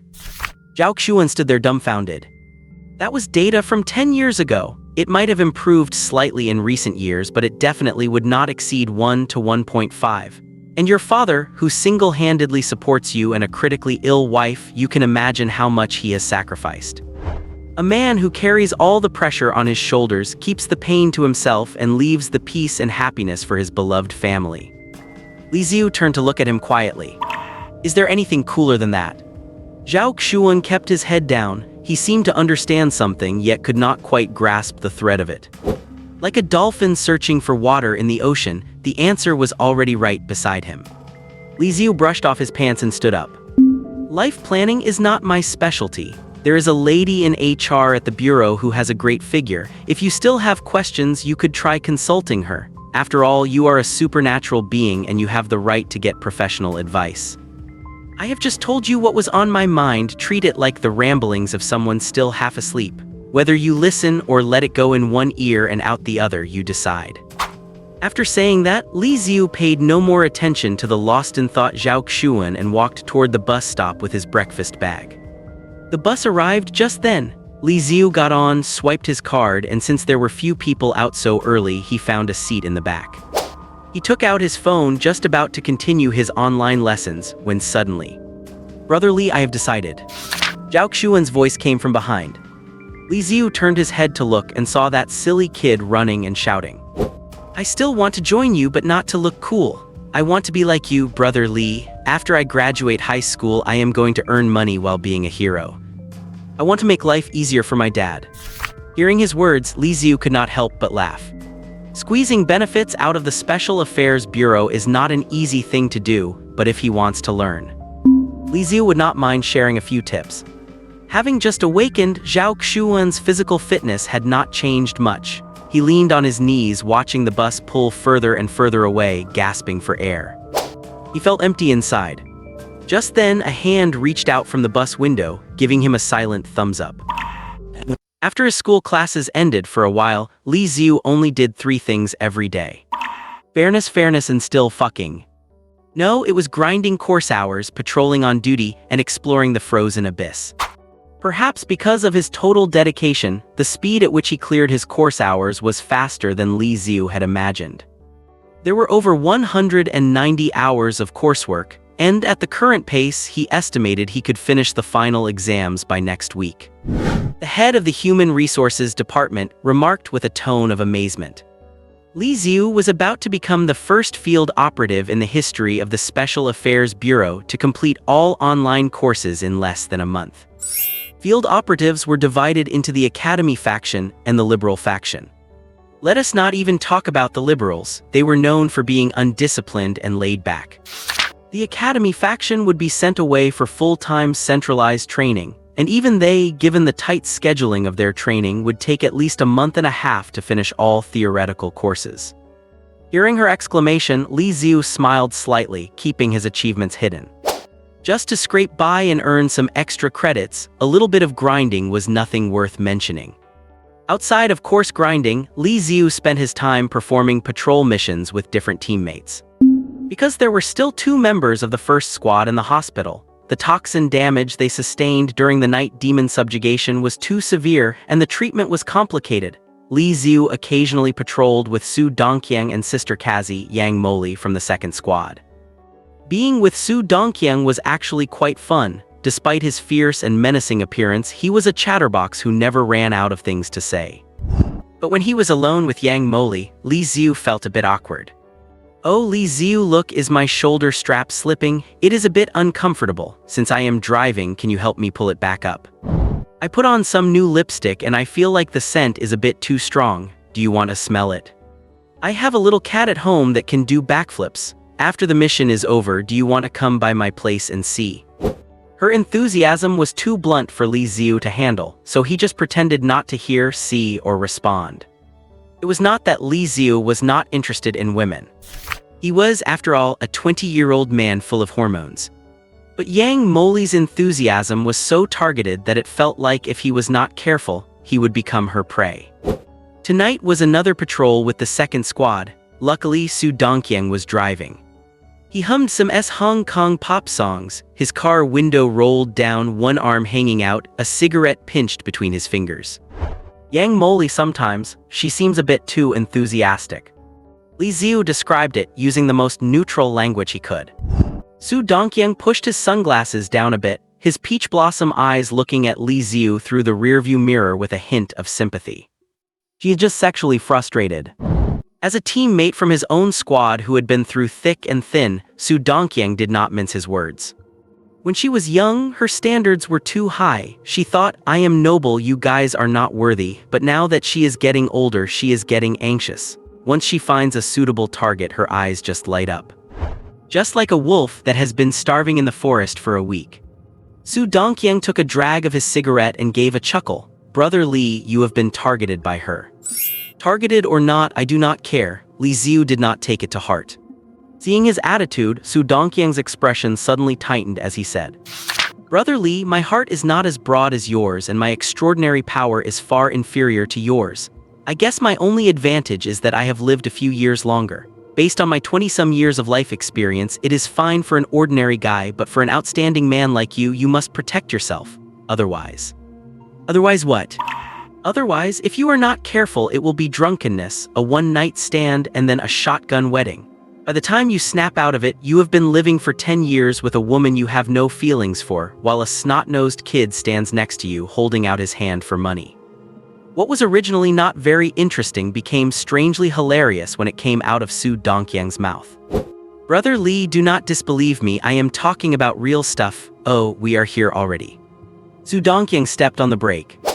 Anyuan is a massive city with a population of 10 million. Things like monsters are like mold in a southern bathroom, you can never clean them out completely. Fortunately, most monsters are only tier 6, the ones like night demons or flesh trolls that can easily cause large-scale destruction are still a minority. Tonight's monster had just entered tier 5 and was an extremely cautious fellow. It hid in the darkness of the city, and every time it made a quick strike, even if it was not successful, it would retreat immediately. The scout division had been watching it for a full month before they finally caught its trail. The black Volkswagen stopped, and the headlights cut through the distance, illuminating a monster squatting on the ground eating something. It was a four-armed monster with one eye, possessing two mouths, one on its face and one on its navel, entirely black and emitting a foul odor. At this moment, the one-eyed monster was eating a dog. Yes, eating a dog. Even though the dog's owner, a beautiful woman around 30 wearing yoga pants and sportswear, was sitting right next to it, it did not eat the human first but the dog instead. It was like a black-stockinged, twin-tailed schoolgirl sitting next to you saying, I will do whatever you want, yet you ask her to help you harvest wheat in the fields instead. Li Xiu checked the files from the scout division. Since this monster started its killing spree, the number of humans it had actually harmed could be counted on one hand. Most of the time it attacked pets or stray dogs. Su Dongqiang flicked his cigarette ash and said, probably worried that if it hurt too many people it would draw our attention, so it just picks on animals. As expected, the more monsters there are, the weirder they get, Li Xiu remarked. When the beautiful woman saw her beloved pet being swallowed, she was so frightened her legs went limp, and she sat on the ground, not daring to move. It was not until the one-eyed monster turned around and opened the huge mouth in its abdomen with a hiss that the woman snapped out of her stupor and screamed for help. A black Volkswagen pulled up, its headlights shining on the woman and the one-eyed monster. Brother Li, you want to handle this? I will do it, Li Xiu stepped out of the car. The frozen building stood there like a green tea bitch playing hard to get. To uncover its secret sooner, Li Xiu had been working with high enthusiasm lately. Especially now that school classes were over, almost all his time outside of sleep was spent staring at the bureau's radio, waiting for news of monster appearances. After a week, the area of the frozen abyss had expanded outward again, and Li Xiu could manipulate more power. In the uncontrolled domain controlled by the frozen building, the distance he could explore had extended another 10 meters. Just one or two more steps and he could see the murals and ancient texts on the outside of the building. Then, he could analyze exactly what was inside based on those signs and drawings. As Li Xiu thought this, he got out of the car and walked toward the one-eyed monster. Upon seeing the field operative badge on Li Xiu's chest, the one-eyed monster's huge pupil constricted, and its two mouths bared their teeth, trying to intimidate him. At the same time, it grabbed the beautiful woman and pressed its slender fingers against her temple as a threat. Do not come closer or I will kill her. Pure-blood monsters converted from non-humans were not very bright. Being able to speak human language at all was already considered quite intelligent for a monster. The beautiful woman looked at Li Xiu in panic. Because her waist was held by the monster, her clothes were pulled out of shape, revealing black lace edges at her neckline and her pale breasts. Li Xiu turned his head slightly to avoid looking at her bare skin and reminded her softly, "Please close your eyes and mouth." The woman did not know what Li Xiu was going to do, but she obediently followed his instructions. The next second, a popping sound was heard. Sticky things splattered onto her face and body, and immediately after, she felt the monster that had been restraining her loosen its grip. The woman kept her eyes closed and did not see it, but Su Dongqiang, who was smoking in the back, saw everything clearly. His cigarette fell to the ground without him even noticing, and he swallowed hard, unable to believe his eyes. He knew Li Xiu was strong. Even though he was the same tier 5 rank, he was absurdly powerful. And the opponent, the one-eyed monster, had just ranked up and was only stepping over the threshold of tier 5. If it were Su Dongqiang, he could have handled it too. But that is just too ridiculous. Under Su Dongqiang's observation, Li Xiu just slightly raised his hand, aimed at the monster, and then made a gripping motion. Pub. The monster was like a raw egg being squeezed until it burst, with absolutely no room to struggle. Calling it a grown-up bullying a kid was an understatement. This was clearly as simple as a human dealing with an ant.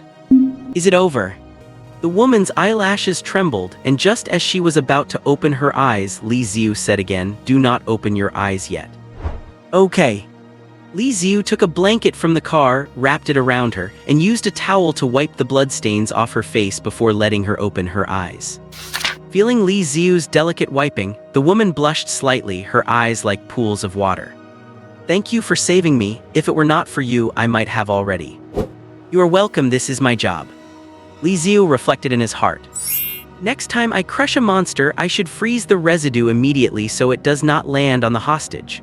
Otherwise, seeing the monster's flesh and blood on themselves would probably leave normal people with serious psychological trauma. The kind that memory erasure cannot even wipe away.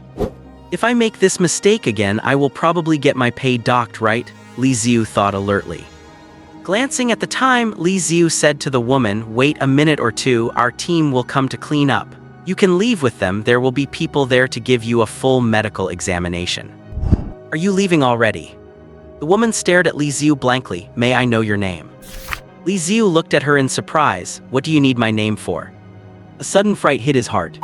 Could it be that she wants to file a complaint against me for getting monster blood on her just now, and then get my salary deducted? No. Li Xiu decisively refused. After saying that, he got back in the car without looking back. Having witnessed it all, Su Dongqiang asked with a hint of skepticism, "Brother Li, is it possible that? Are you the type who subtly attracts women?" "Me attracting women?" Li Xiu laughed at himself, stopped joking. "I have been single since birth, who would like me?" Su Dongqiang looked through the rearview mirror at the beautiful woman still standing there, gazing blankly at the car's trail. He shrugged and did not continue the topic. "Let us go, Brother Li, work is done. Let us go get some kebabs, my treat.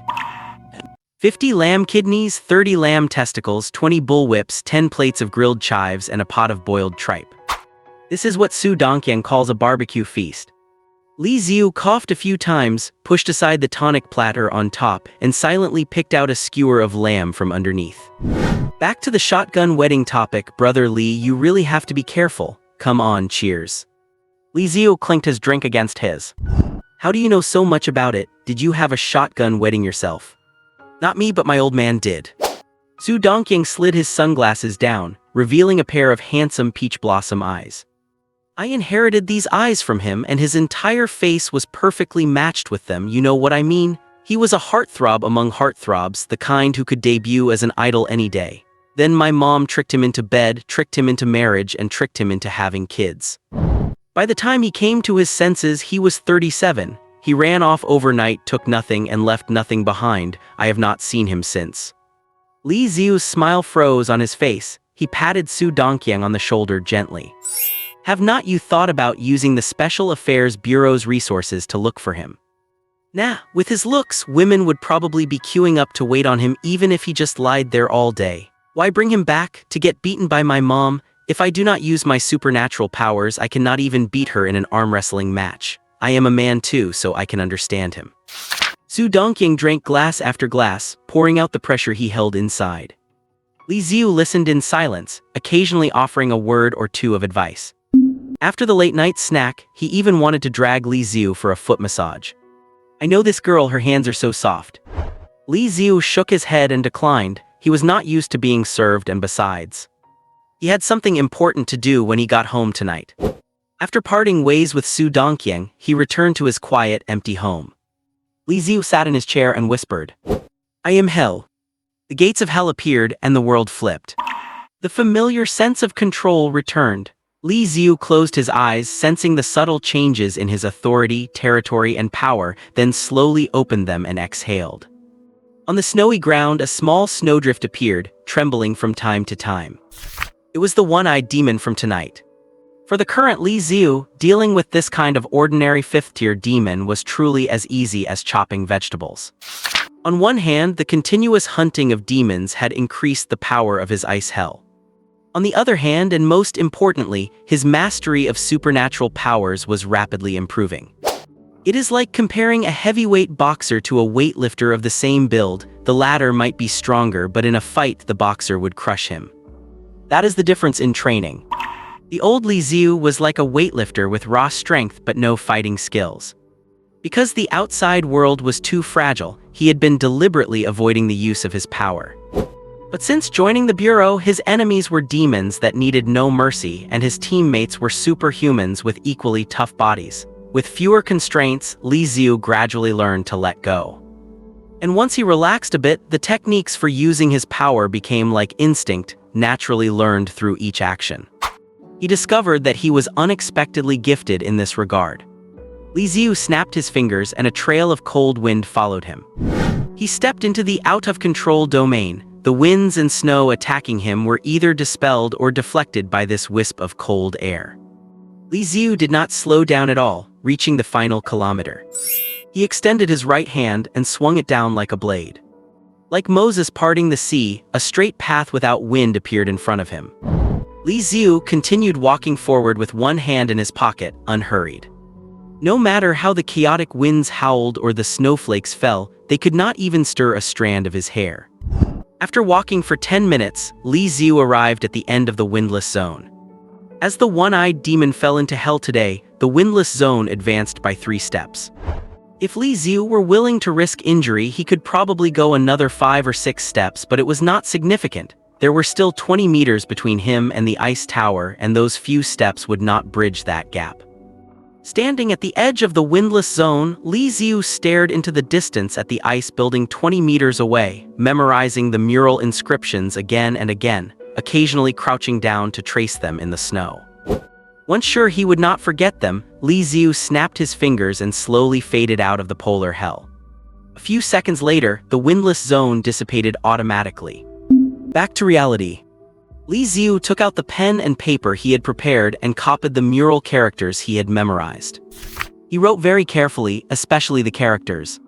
After all, they were completely unknown ancient scripts. A single wrong stroke could mean a completely different thing.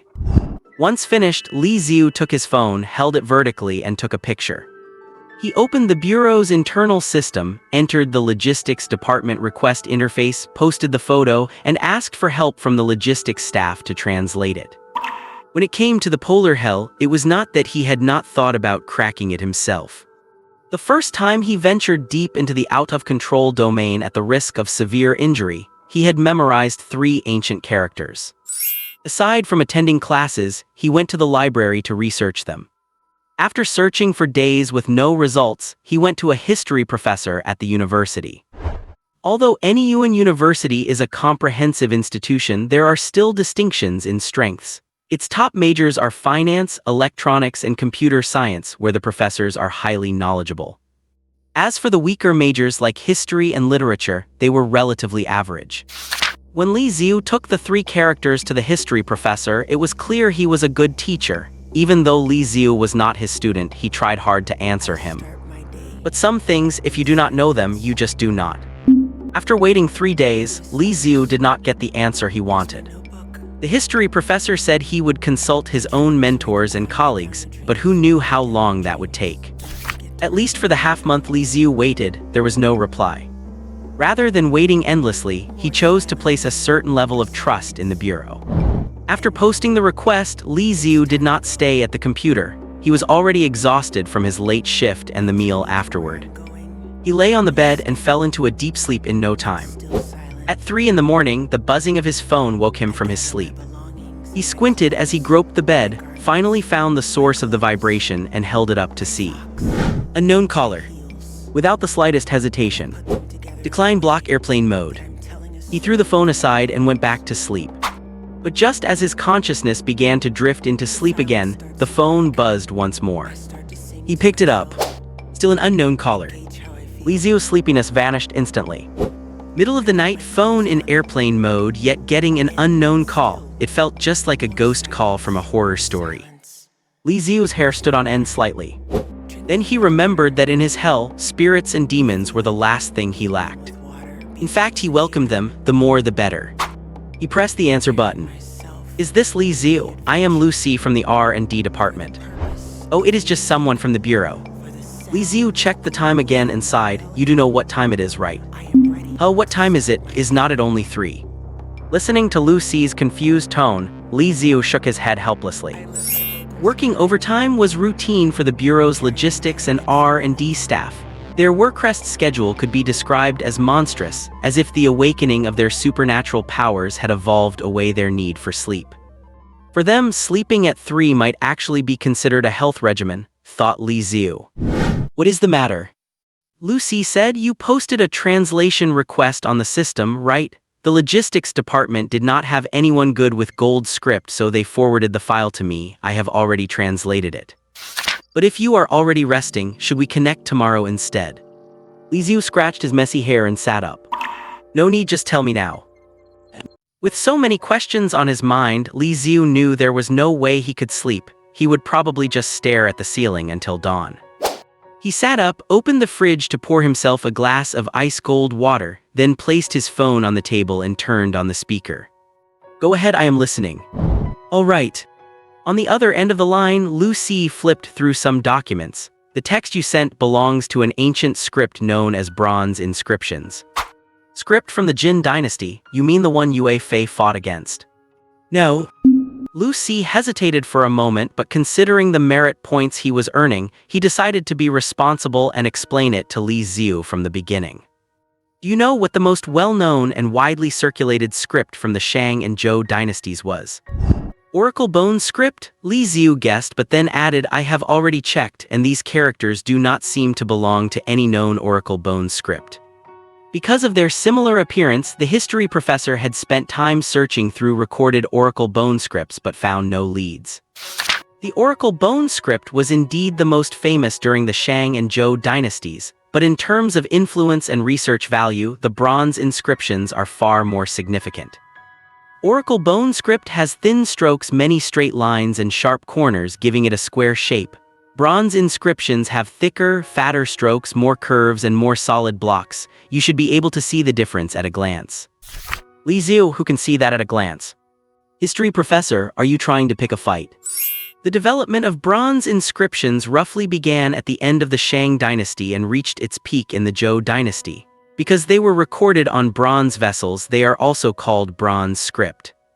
Lucy's voice sounded rigid, and Li Xiu could not help but picture a thin, weak-looking researcher around 30 years old, with thinning hair and glasses. So what does it actually say? Li Xiu steered the conversation back from linguistics to the translation.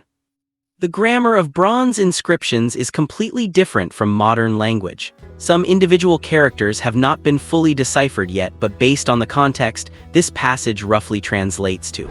Lucy's voice suddenly turned deep, as if the person speaking on the other end was not him anymore, but someone else from 1,000 years ago. Within the coffin of extreme ice, that which has committed unforgivable sins is sealed. Do not, under any circumstances, release it. After Lucy finished, the room fell into a dead silence. It was only after a long while, when the phone screen automatically went black, that Li Xiu finally snapped back to reality. Lucy spoke up again from the other end. Every time I read this, I get the chills.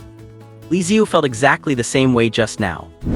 Anyway, based on the structure, assuming this text is not a forgery, and an ordinary person would not have the ability to forge it, as the linguistic and grammatical structure is quite complex. Then this message was likely inscribed on the coffin by royals from the late Shang or early Zhou dynasties for a criminal who had committed a heinous act. You know, back then, commoners were not even associated with literacy, and anyone capable of committing an unforgivable sin was, in all likelihood, a nobleman. Li Xiu nodded. Thank you, that is a huge help. You are welcome, I am just doing my job for the merit points. Still, I am quite interested in this project. Could you tell me more details about the coffin or the writing? Li Xiu thought for a moment and said, not yet, but if I find anything else, I will let you know immediately. No problem. After hanging up, Li Xiu sat in the living room, deep in thought. One thing is for certain, that icy structure is actually a massive coffin. A coffin that big, what could be lying inside? A fallen giant. Li Xiu muttered to himself, using this method to clear his thoughts. Criminals from the Shang and Zhou eras, a giant coffin, a seal. Familiar names flashed through his mind, but he let them hang there, not daring to make any judgments. I will not know who is inside until I actually open the coffin. As for that last line, do not release it. Li Xiu did not take the talk of criminals and seals too seriously. Morality and laws from thousands of years ago were completely different from today's. By the standards of the Shang and Zhou eras, a commoner like me would not even have the right to learn. I had have been born as nothing. Whether the person in the coffin is good or evil, I will only know once I talk to them face to face.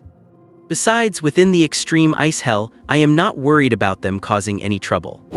In the face of absolute power and control, even a demon from 1,000 years ago will have to sit down and build snowmen. Though he had not yet reached the icy structure, the icy coffin, he had partially unveiled its mystery, which meant he would be better prepared when he eventually faced it. Having sorted out the key points, Li Xiu finished the cold water, cleaned the glass, put it in the drying rack, and went back to bed. Lucy hung up the phone. He ran a hand through his hair, and a few fine, soft strands naturally came away between his fingers. Talking to our star agent, asked the researcher sitting across from him. Which one? The guy from the first team. Lucy put down his phone, recalled the conversation with Li Xiu, and sighed. The first temp in the Special Affairs Bureau's history. I had heard he had repeatedly ignored Captain Lin's orders, so I expected someone fierce and intimidating, but he is surprisingly easy to talk to. A female researcher chewing on her pen chimed in, really? I thought he would be the type, you know, a domineering CEO character who says what goes. Another male researcher in his early 20s asked, did you ask him if he is really dating Lin Yibai? Ask him yourself if you are so curious. Lucy rolled his eyes. The people in the R&D department wear lab coats every day, and when they meet with other departments, they recite materials with cold, distant expressions, looking incredibly aloof. In reality, it is not aloofness at all, but rather facial muscle stiffness caused by severe social anxiety. In the lab, they are each more of a closeted weirdo than the last. Never mind, forget it. Back to work, back to work. The 47th experiment is about to begin. All units, please prepare for shock impacts. Directly across from the lab was a massive empty room, roughly 200 or 300 square meters in size, with a scarecrow marked with the word curse sitting in the center. The scarecrow looked extremely crude, as if some mischievous kid had just grabbed some straw from a field, found a piece of twine, and tied it together haphazardly. Even the word curse written on it was crooked and looked rather comical. Yet this crude object was actually a terrifying cursed item. Name: Curse-bearing Scarecrow. Rank: Grade 5 High Stage.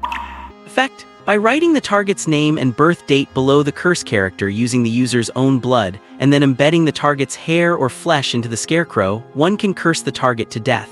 Targets below Grade 5 mid-stage will die instantly, those above will suffer from the curse's effects for 12 hours.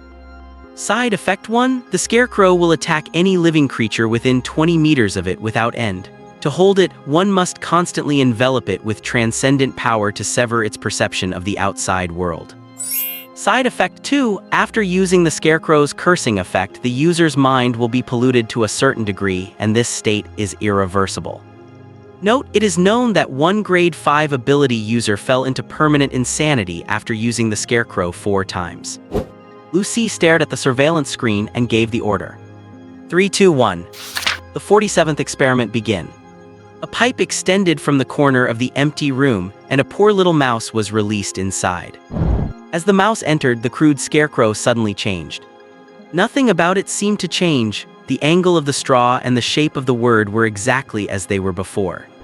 But the heavy, oppressive, and ominous energy spilling out of it turned that previous comedy into something truly bone-chilling and eerie. Even through the screen, everyone knew. It had awakened. The empty room used for experiments has a professional name: the Special Anti-Supernatural Field Facility. The walls of the empty room are a full meter thick, with 10 layers of steel plating on the outermost side. Embedded between the plates are isolation devices for supernatural power developed by the R&D department. Further inside, there is another layer of specialized flowing liquid used to absorb and dampen impacts. At the very core lies another cursed object, capable of blocking most psychic perception abilities. These triple barriers are enough to trap the vast majority of demons or supernaturals below the high 5th rank. Right now, inside this empty room, a defense experiment is being conducted with the envoy as the hypothetical enemy. Experiment number 47 begin. The lab mouse, representing an ordinary human, enters the hunting range of the cursed straw doll. The crude straw doll suddenly comes to life, and within the gaps of the straw, 2 faint scarlet eyes appear. The next moment, it vanishes instantly, moving so fast the retina cannot even capture it. Everyone knows that by the time they turn their eyes to look, the cursed straw doll will be behind the mouse, ready to swallow the poor little creature in one bite. In a split second, 3 slots suddenly open in the ceiling of the empty room. Accompanied by a whistling wind, 3 pitch-black, sword-shaped metal plates 1/2 meter wide and 2 meters tall plummet from above. Thud, thud, thud. The 3 black metal plates pierce the ground, precisely trapping the cursed straw doll that even human eyes could not track. The cursed straw doll slams heavily into one of the plates, producing a dull thud. The metal plate wobbles slightly, but its base quickly pops out support feet, anchoring it even more firmly to the ground. But the attack from the cursed straw doll is just the beginning. There are narrow gaps between the 3 metal plates large enough for it to slip through. It turns and rushes toward the gap. An invisible, intangible, yet very real barrier blocks the cursed straw doll once again.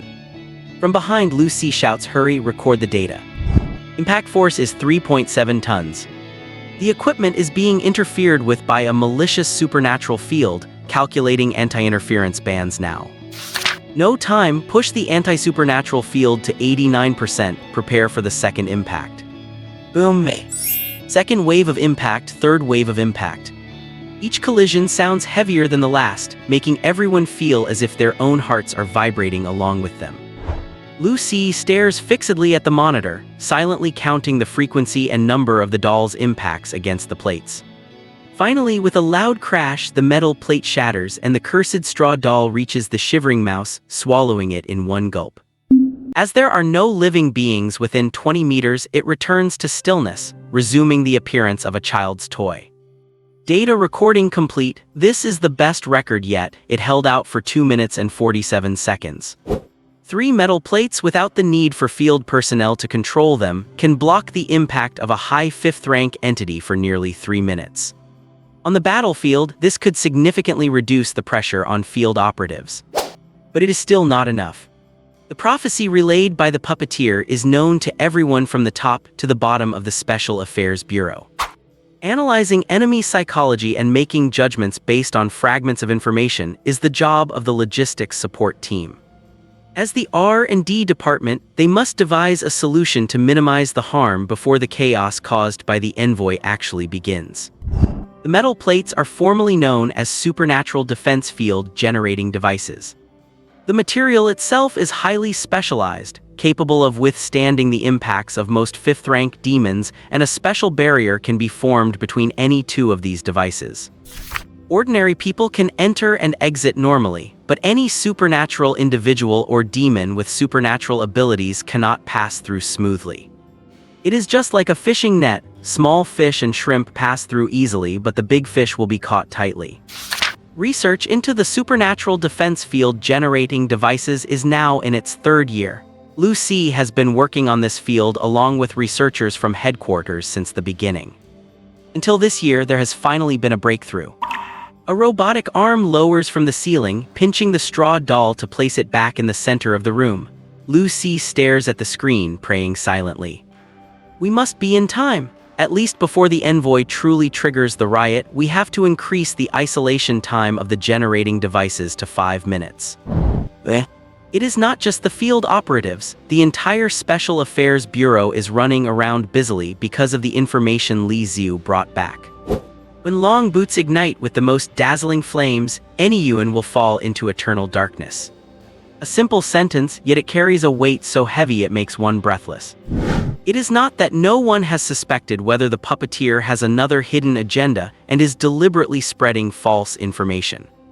However, experts in the field of psychology carefully analyzed the journal left behind by Sun Qiang, the night demon, and after conducting hundreds of psychological profiles on the envoy's behavioral logic based on the fragmentary descriptions in it, they reached a judgment. There is a 77.32% probability that these words were truly spoken by the envoy. Longboots Flames Eternal Darkness. Based on this key content, the logistics support team identified 49 suspicious risk points, including the possibility of the envoy using a boot-type cursed object or an earthquake at Liuwu Lake, which is roughly boot-shaped, triggering a flood, and so on. The safest approach is to station personnel at every single suspicious location, so that no matter where the trouble erupts, they can respond immediately. But that is simply not realistic. Counting the 3 field teams, including the wounded still receiving treatment at the hospital plus the temporary worker Li Xiu, the total force is only 17 people. According to the requirement of at least 2 people per team, they can only arrange protection for 8 locations at most. Even if they were deployed once the envoy really appeared, whether personnel below captain rank could handle it or whether they could hold on until reinforcements arrive, is a question that must be considered. If everyone had the same combat level as that Temp Li Xiu, how good would that be? Someone in the logistics support team sighs sincerely. The others follow with deep sighs, but everyone knows this is impossible. If the Bureau were full of monsters like Li Xiu, who could take down same-rank demons with a wave of his hand, then they would not be the Anyuan City Field team. That would be a special task force from headquarters. The R&D department is making new gear, the logistics support department is designing optimal emergency plans, and the field operatives have become more tense than usual.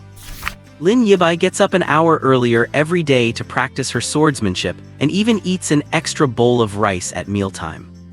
Lin Qi, accompanied by a doctor, sweats profusely in the training room. After finishing his online course, Li Xiu is even more devoted to the cause of snagging kills, constantly shortening the distance to the frost coffin. At this moment, it is like the calm before a storm. Everyone is silently gathering strength in their own way, waiting for the moment the storm hits to strike the enemy with a crushing blow. 3 days until the Spring Festival.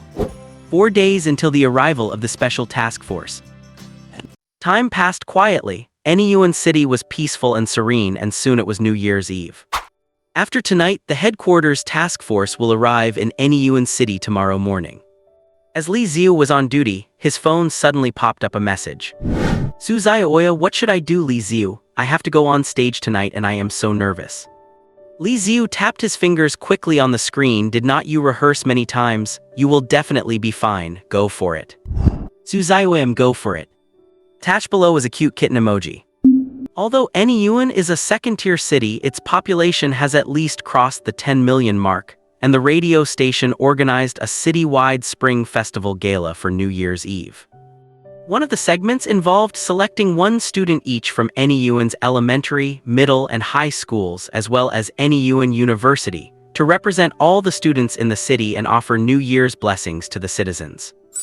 The student representative from NEUN University was, without a doubt, the all-rounder Su Zhaoya, who excelled in morality, intelligence, physical fitness, aesthetics, and labor, not to mention her looks. Li Xiu never doubted Su Zhaoya's selection, but what he did not expect was... The phone buzzed and vibrated again. Zhao Xuan, brother Li, I am nervous. What if I trip over my words during the show? But what if I perform too well and all the girls in the city fall for me? What then? Through the phone screen, Li Xiu could almost see the smug look on Zhao Xuan's face. That is right, Zhao Xuan was the high school representative.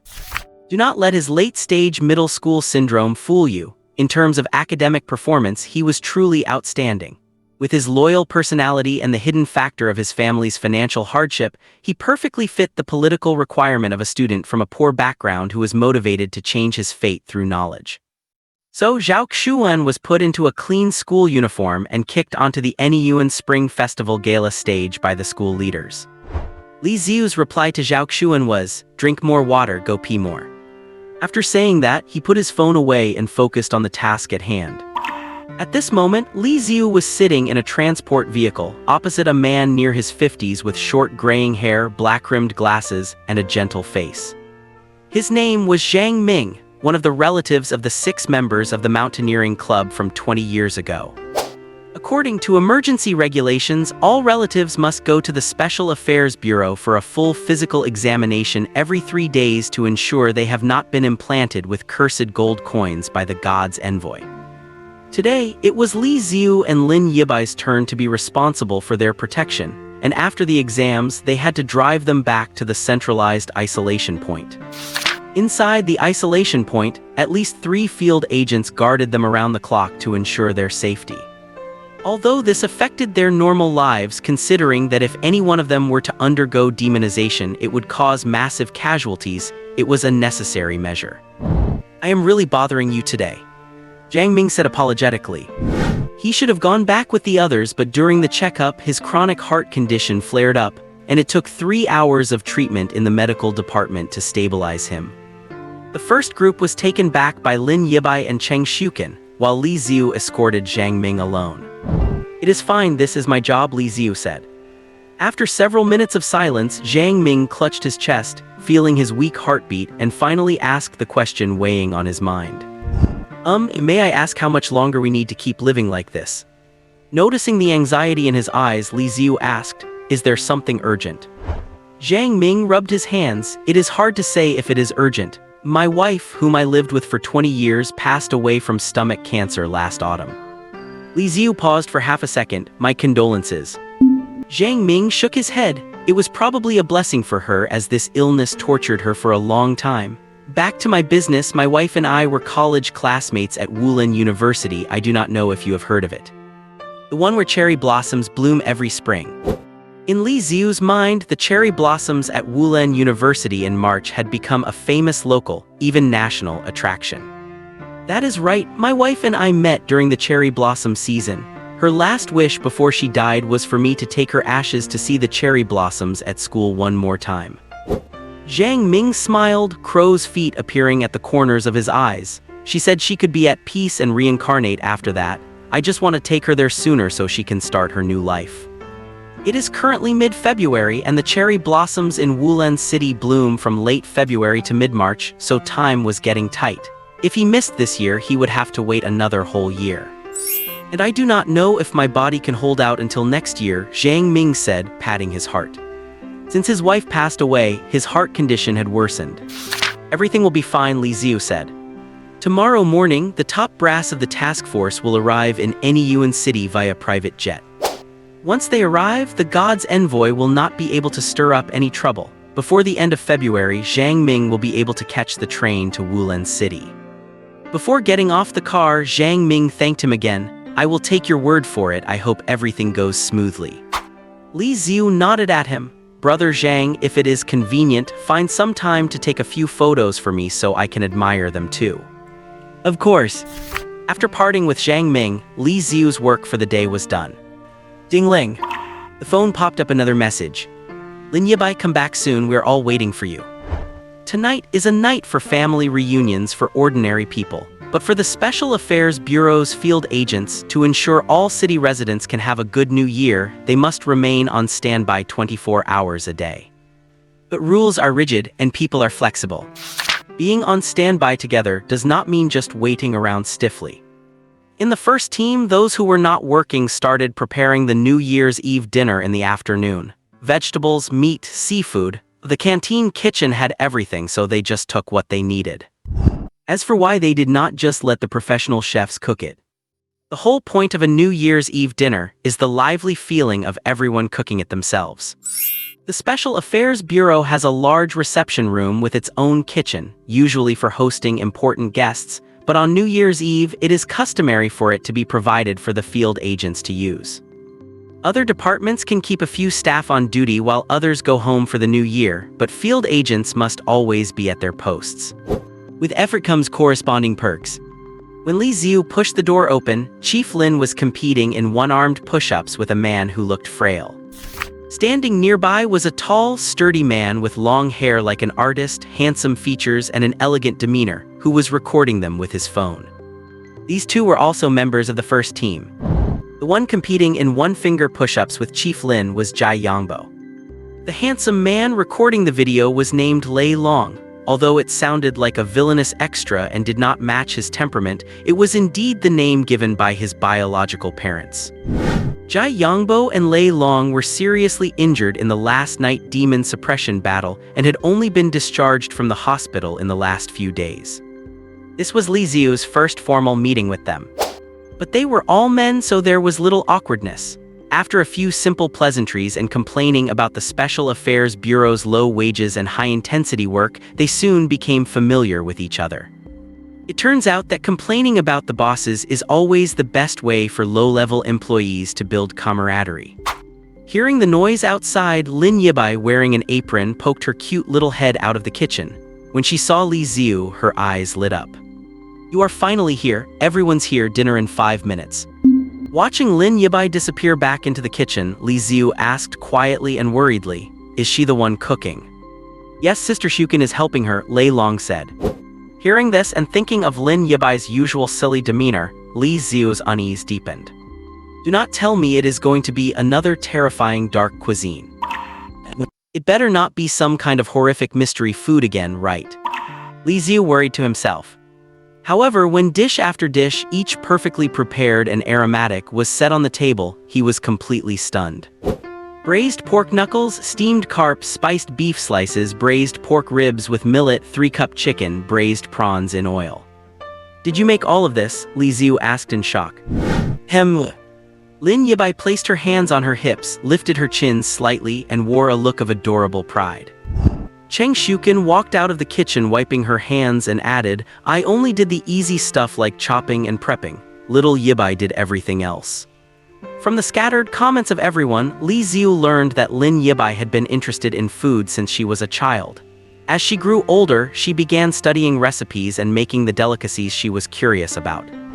Her family was well off, so any ingredients she was interested in were bought that very day. With such abundant practice, her culinary skills improved by leaps and bounds. Li Xiu picked up a piece of green vegetable and took a small taste.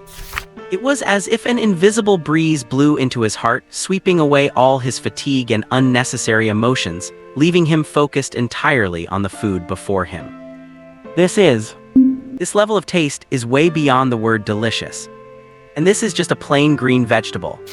The flavor and texture were so rich that Li Xiu could not even describe how it exploded in his mouth. It felt like his taste buds were being fully enveloped and given an immersive massage. Seeing the shock in Li Xiu's eyes, Lin Qi proudly explained. "After awakening the metal tide ability, it can be applied to cooking too. Do not forget, pots and pans are all made of metal." Years of honing her cooking skills, plus the top-tier knife work from using the moon blade, plus the all-around enhancement of the metal tide.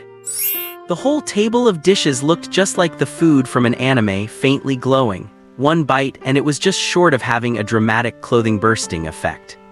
The meal was served, and everyone gathered around the table. Lin Qi, Cheng Shukin, Lin Yibai, Li Xiu, and the recovered Jai Yangbo and Lei Long. This was the current full roster of the first squad. As the captain, Lin Qi raised his glass. This year we have faced many things, thank you all for your contributions. This year we welcomed a new teammate. Lin Qi looked at Li Xiu and nodded slightly. And we also had to reluctantly bid farewell to an old teammate. Jai Yongbo raised his glass and gave everyone an apologetic smile. Except for Lin Qi, everyone else wore looks of shock. They had not expected Jai Yongbo to quit the team as soon as he returned from recovery. Cheng Shukin asked, "Is there a problem, or did your injuries take a turn for the worse?" Jai Yongbo scratched his head awkwardly. Lei Long, who had been recovering alongside him, clearly knew about this sooner than the others. He patted Jai Yongbo on the shoulder and said to the group, "Old Jai is going back to his hometown to get married." Everyone was stunned for half a second, then burst into cheers. "Really? Who is the lucky lady? Not bad you have kept this well hidden." "Wait." Lin Yibai realized the crux of the matter. "Why do you have to leave the team just because you are getting married?" Hearing this, the awkwardness shifted from Jai Yongbo's face to Lin Qi's. Lin Qi bit the bullet and helped Jai Yongbo out, saying, "Because I told this kid to think carefully and not repeat the mistake I made years ago. Alright, anyway, new blood comes in and old blood goes out. Regardless of who is coming or going, everyone has worked hard this year. In the new year, I will be counting on you all again. Happy New Year." Happy New Year. 6 glasses clinked together in midair. The identical glasses were filled with colorful drinks. Because they were still on standby, they could not drink alcohol, so they used tea and soft drinks instead. After setting down their glasses, everyone began to officially dig in. The TV was on, filled with the holiday spirit, and at 7 o'clock the Neun City Spring Festival Gala began right on time. Taking advantage of a moment while everyone was chatting, Li Xiu whispered to Lin Yibai beside him, "About what you just said, what is the story with your brother's mistake back then?" "You want to know?" Lin Yibai asked with a mischievous grin. Li Xiu nodded obediently. In his heart, he was thinking that once the task force arrived tomorrow and took care of the messenger, there would not be much point for him to stay in the Special Affairs Bureau. He wanted to find out what mistake Lin Qi had made, and how Jai Yongbo used the loophole in that mistake to resign so easily. "I can tell you, but there are conditions." "What conditions?" Lin Yibai pointed to the braised prawns on the table. "Peel the shrimp for me." That was not exactly a difficult task. Hoping for a lead on how to resign easily, Li Xiu wiped his hands with a wet towel, carefully removed the shrimp heads and shells, and painstakingly deveined them. While Li Xiu was peeling, Lin Yibai did not forget to put food in his bowl, or else the dishes would be snatched up by the others in a moment. Finally, Li Xiu placed a clean shrimp tail into Lin Yibai's plate. Lin Yibai picked it up with her chopsticks and put it in her mouth. As she bit into it, the tender, bouncy texture of the shrimp made her body sway slightly as she happily squinted her eyes. "Now can you tell me? You already know about my brother and Shukinjai from last time, but in fact, they never actually held the wedding." Lin Yibai leaned in and whispered, "My brother awakened his extraordinary powers 1 week before the wedding and became one of the first field agents for the Special Affairs Bureau. Back then, Shukinjai was just a normal person. After learning about the dangers of fieldwork, he worried that he might die in action one day, leaving behind a widow and orphans. He did not want to see that happen, so he proactively asked to cancel the wedding. That was the first time they ever had a fight. No one knows what the fight was about, but in the end, the wedding was canceled. The invitations had already been sent out. To keep Shukinjai from embarrassment, he went door to door to take responsibility and take back the invitations himself. It was fine with our family, but when he got to her family, verbal abuse and being thrown out were the least of it. Some of the more hot-tempered ones almost resorted to violence. Li Xiu could understand the reaction of Cheng Shukin's family. Just as every man has a dream of being a hero, every woman has a dream of being a princess. The moment she puts on the wedding dress, she becomes the center of everyone's attention. A wedding is often meticulously prepared for half a year, sometimes even a year, and the bride typically puts in far more time and effort. And to give it up a week before it starts for a reason like that. If that had happened to Li Xiu, the gates of hell probably would have opened already. Anyway, that is how it is. For 5 years my brother has not had a girlfriend and Shukinjai has not dated either. Especially after she awakened her powers and joined the first squad, the two of them just existed in this awkward relationship. Here. As Lin Yibai spoke, she used her fair hand to peel a shrimp as well and placed it in Li Xiu's plate. Thanks. Li Xiu said and thanks, picked up the shrimp and ate it. So that is it. Jai Yongbo is quitting because he is getting married and does not want his wife to live in constant fear, let alone receive news of his death one day. That reason for quitting is only human and understandable. However, Li Xiu realized he could not copy that strategy. He could not just throw away his future just to ditch the job. As he thought about this, his phone suddenly vibrated. He would received a message. He opened it to find a selfie of Su Xiaoya. She was wearing a snow-white dress, light makeup, and her long black hair was falling naturally. She was in a studio dressing room and the bright signature light of the vanity mirror illuminated her, making her appear as if she were glowing like a fairy from the heavens. It is almost my turn. Followed by a cute little cat cheering sticker. Li Xiu replied with a cheering sticker as well, his fingers quickly typing on the keyboard. You look very beautiful today.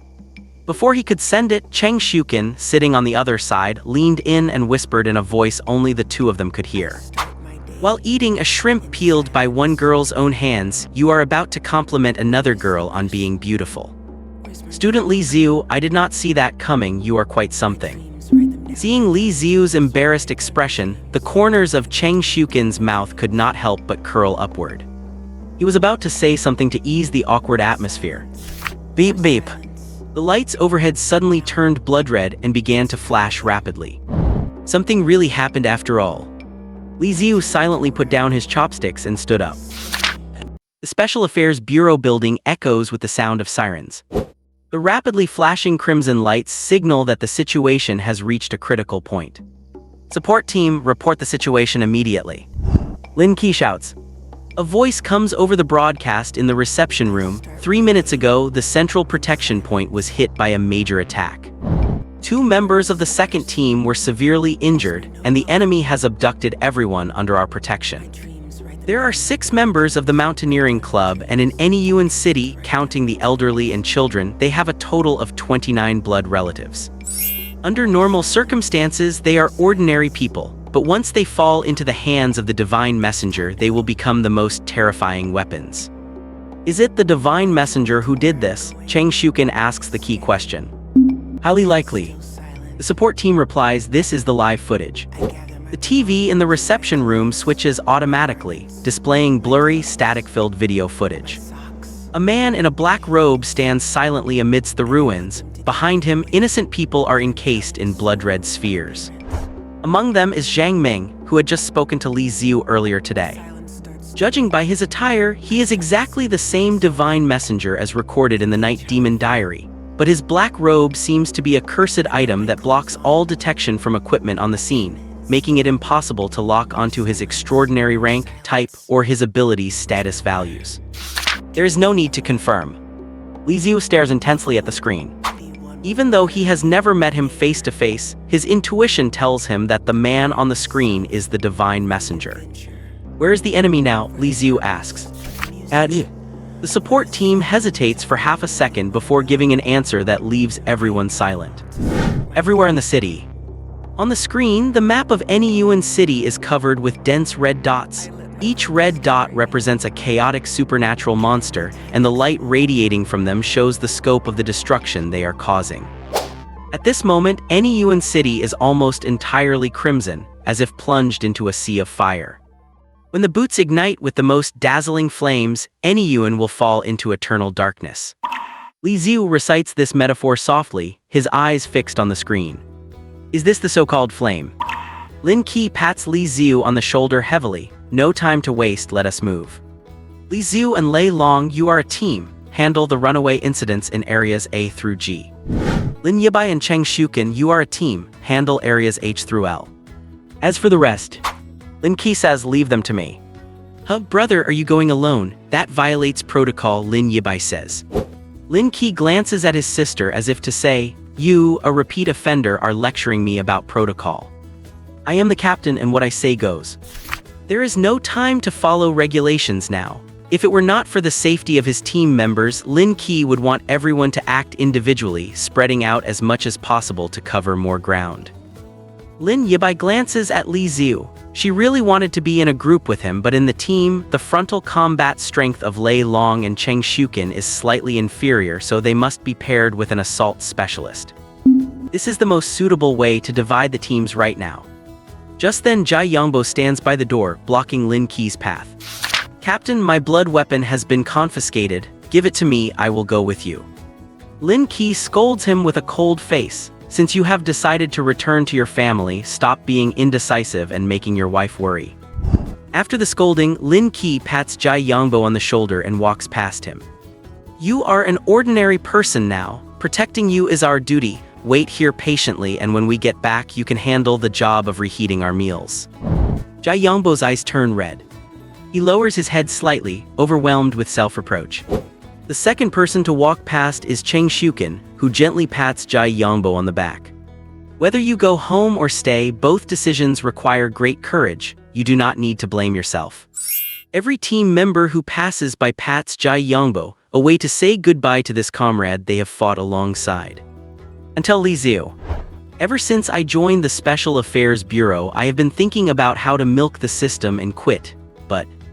Li Xiu smiles. "At least for tonight, I will work overtime for both of us. After all, I am technically half your successor."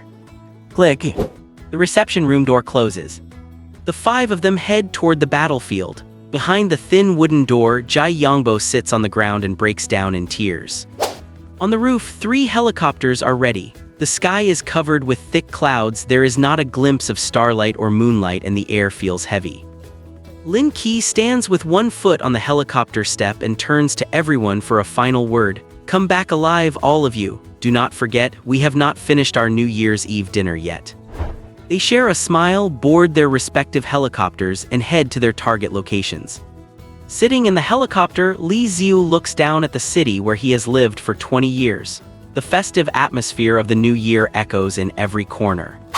And the screams are hidden beneath the laughter. Once 29 ordinary people transform into monsters simultaneously, even if only 1/3 of them become Tier 5 monsters, it will be a terrifying destructive force for the city. Li Xiu is responsible for the old district, which is very close to his home. He can protect his neighbors along the way, which puts his mind slightly at ease. However, Li Xiu turns his head toward the Anyuan City TV station. Lin Yibai and Cheng Shuken are in charge of the city center. If monsters really break into the TV station, they should be able to handle it, right? Right in Jiaoxuan. Li Xiu looks up at the sky. It looks like it is about to rain. Li Xiu. Lei Long's call wakes Li Xiu from his thoughts. "While we are on the way, let me introduce you to my abilities so we can coordinate better." In fact, before setting off, Li Xiu thought he should act alone like Lin Qi, and Lei Long could be assigned to Lin Yibai's squad. But after proposing this to Lin Qi, he was refused. Lin Qi's reason was not that he was worried about Li Xiu's safety and insisted on 2-person teams. Under the current circumstances, blindly following regulations is foolish. Li Xiu's repeated record of killing Tier 5 monsters in an instant proves he is no ordinary extraordinary. The reason Lin Qi insisted that Li Xiu and Lei Long be a team is that Lei Long's abilities complement Li Xiu's perfectly, which would increase efficiency far more than placing him in Lin Yibai's squad. "My ability is in the energy control system, name Destruction Cannon. I can fire energy shells to kill enemies from a distance, with the help of my blood weapon." Lei Long pats the suitcase he has been carrying, which is as tall as a person. When opened, it reveals a rugged-looking weapon with a post-apocalyptic aesthetic. The muzzle is as thick as an adult's arm. Rather than a gun, it looks more like a man-portable artillery piece. Blood weapon, the bomber. With its power, my precision range can reach up to 800 meters to a kilometer. If I do not need precision aiming and use area bombardment, the range can reach 2 kilometers. Just then, the support team's voice comes through their earpieces. "Li Xiu, Lei Long, please note, a monster has been detected 900 meters from your position." Lei Long smiles slightly, shoulders the bomber, opens the helicopter cabin door and sets the weapon up at the threshold. The rushing wind messes up his long hair. Aim, lock, fire. After a few seconds of waiting, a violent flash of fire erupts on the ground. Target eliminated, heading to the next target. Lei Long puts away his heavy cannon and says with a smile, "Enemies below Tier 5 are one shot, one kill. Above Tier 5, I can still inflict serious injury on them before they can rush over." Heavy Gunner Lei Long is the only long-range combat member in the first team, and also the strongest long-range shooter in all of any UN city besides the second team captain. Low-tier monsters do not need to get close, one shot, one kill saving time. Mid to high-tier monsters, coming in a blind rage thinking they can take Lei Long's head, only to run into the even more terrifying Li Xiu. This is what Lin Qi called maximum efficiency. Help me. A monster, it is a monster. A cold gleam suddenly appeared on the top floor of an old apartment building, followed by a thunderous rumbling sound as the top level slanted and collapsed. Then it crashed down to the ground with a roar. Above the floors, the sliced-open living room was exposed. From a distance, it looked just like a set for a sitcom. However, no one could laugh when they saw the monster standing right in the center of the living room. It was a demon, 3 meters tall, covered in hard armor with a right arm that stretched 7 or 8 meters long. The end of this terrifying arm was extremely sharp, like a blade. It was with this very arm that it had just sliced through the floor of the building. On the living room floor lay the upper body of a man, his hand tightly clutching a kitchen knife. It seemed he had intended to fight the monster. But how could an ordinary human be a match for a demon?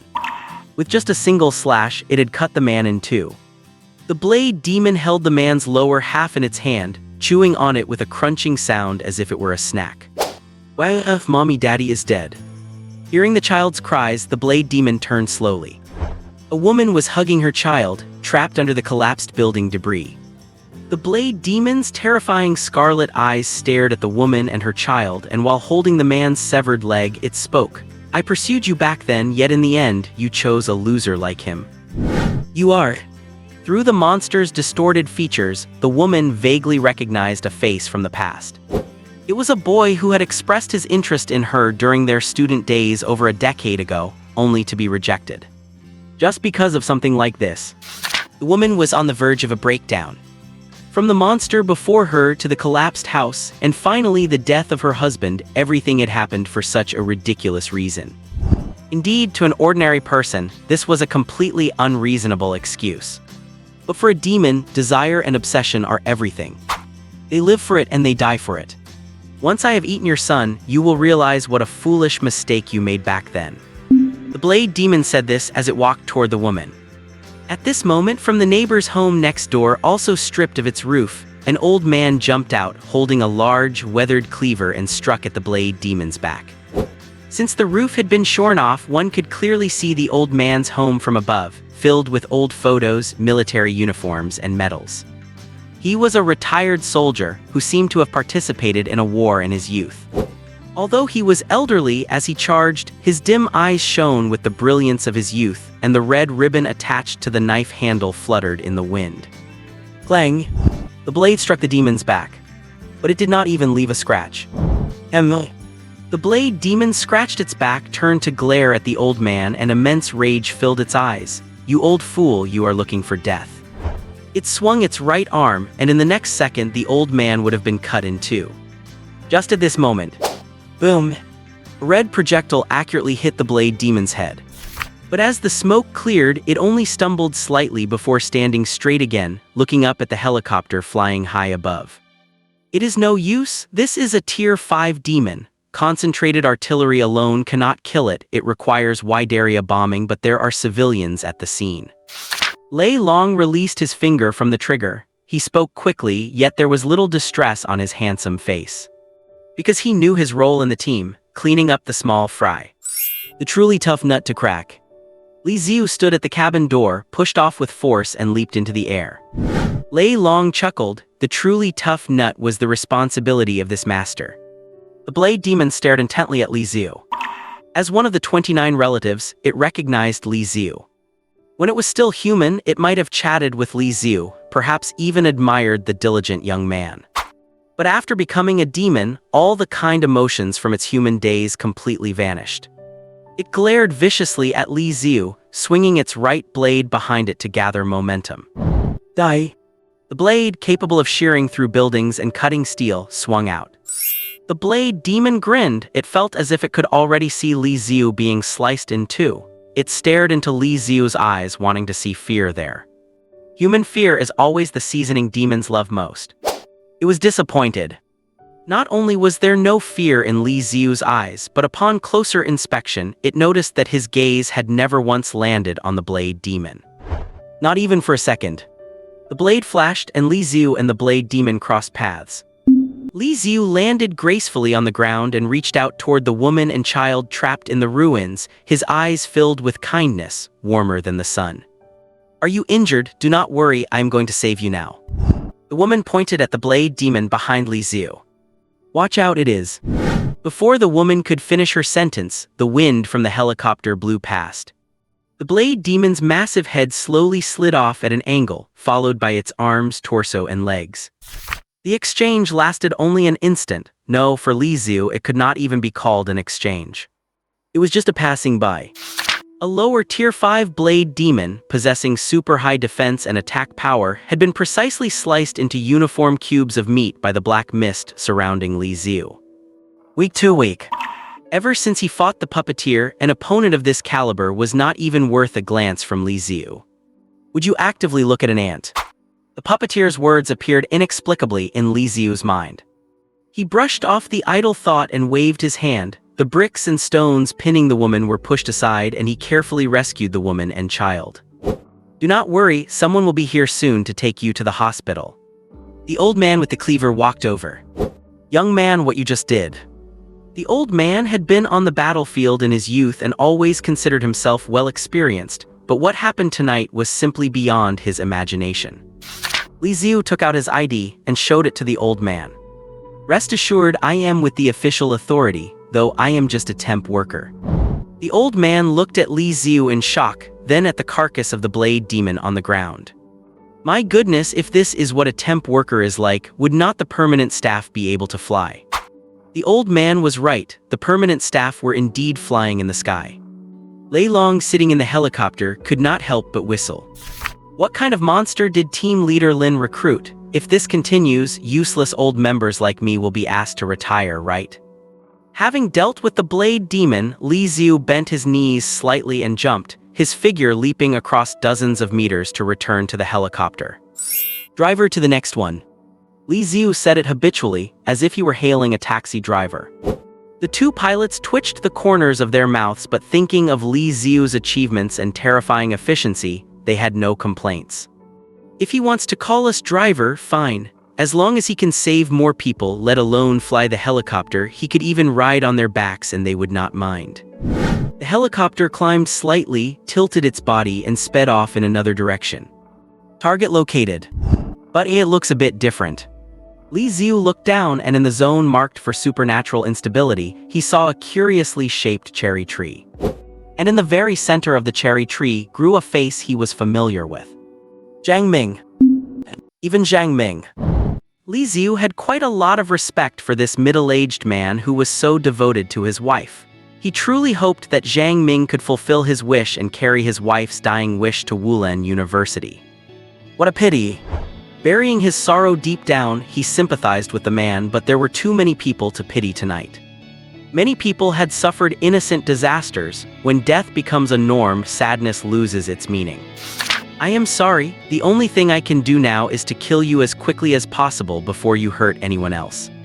Li Xiu took a step and fell into freefall from the helicopter. As he descended, he locked eyes with Zhang Ming. Zhang Ming's transformation was particularly thorough. His body had turned into a massive, lush cherry tree, every blossom glowing with the color of fresh blood. His face was embedded in the trunk, his eyes, mouth, and nose filled with an abyss of darkness, much like the soul he had fallen into. He radiated a thick, supernatural field from within. Judging by the intensity of that field alone, one could roughly estimate his rank, mid-5th level. That was already the level of most field agents. Combined with the unpredictability of his abilities, he could easily score a kill on the first encounter. Under normal circumstances, dealing with a mid-5th level demon usually required the collective action of an entire squad. But today there was only Li Xiu. The black hellish mist formed thin blades, flying toward the fully demonized Zhang Ming. Zhang Ming tilted his head slightly as countless cherry blossoms drifted down, forming a three-dimensional defensive network in midair. By the time the black mist actually struck his trunk, its power had been greatly diminished, leaving only a few centimeters of wounds before dissipating completely. White resin flowed from the wounds, and in the blink of an eye they were healed. The cherry blossom tree demon Zhang Ming. This was the strongest opponent Li Xiu had encountered since he began his dash tonight. Though that was only the strongest among the enemies he had met so far. Landing lightly on the ground, Li Xiu extended his right hand. A pitch-black hell gate appeared behind him. With just a single thought, it would open formally to unleash the power of the frozen hell. But right at that moment, Li Xiu suddenly hesitated. Zhang Ming's state seems a bit off. "You have come." Perhaps because he had turned into a plant, Zhang Ming spoke every word slowly. From his hollow eye sockets, a gaze filled with madness looked over. Yet Li Xiu could not feel even a shred of hostility from it. "Old Zhang, what have you?" Li Xiu had never heard of a human retaining their sanity after turning into a demon. Normally, the moment a human transforms into a demon, they are consumed by their own desires and negative emotions, and their humanity disappears, never to return. Zhang Ming nodded slightly. "I was turned into this form by someone, but that is fine. It is the form she liked." "Are you all right?" "I think I am all right." Zhang Ming lifted his branches as if looking at his own hands and said, "At first, watching them all turn into madmen, I thought it was a painful thing.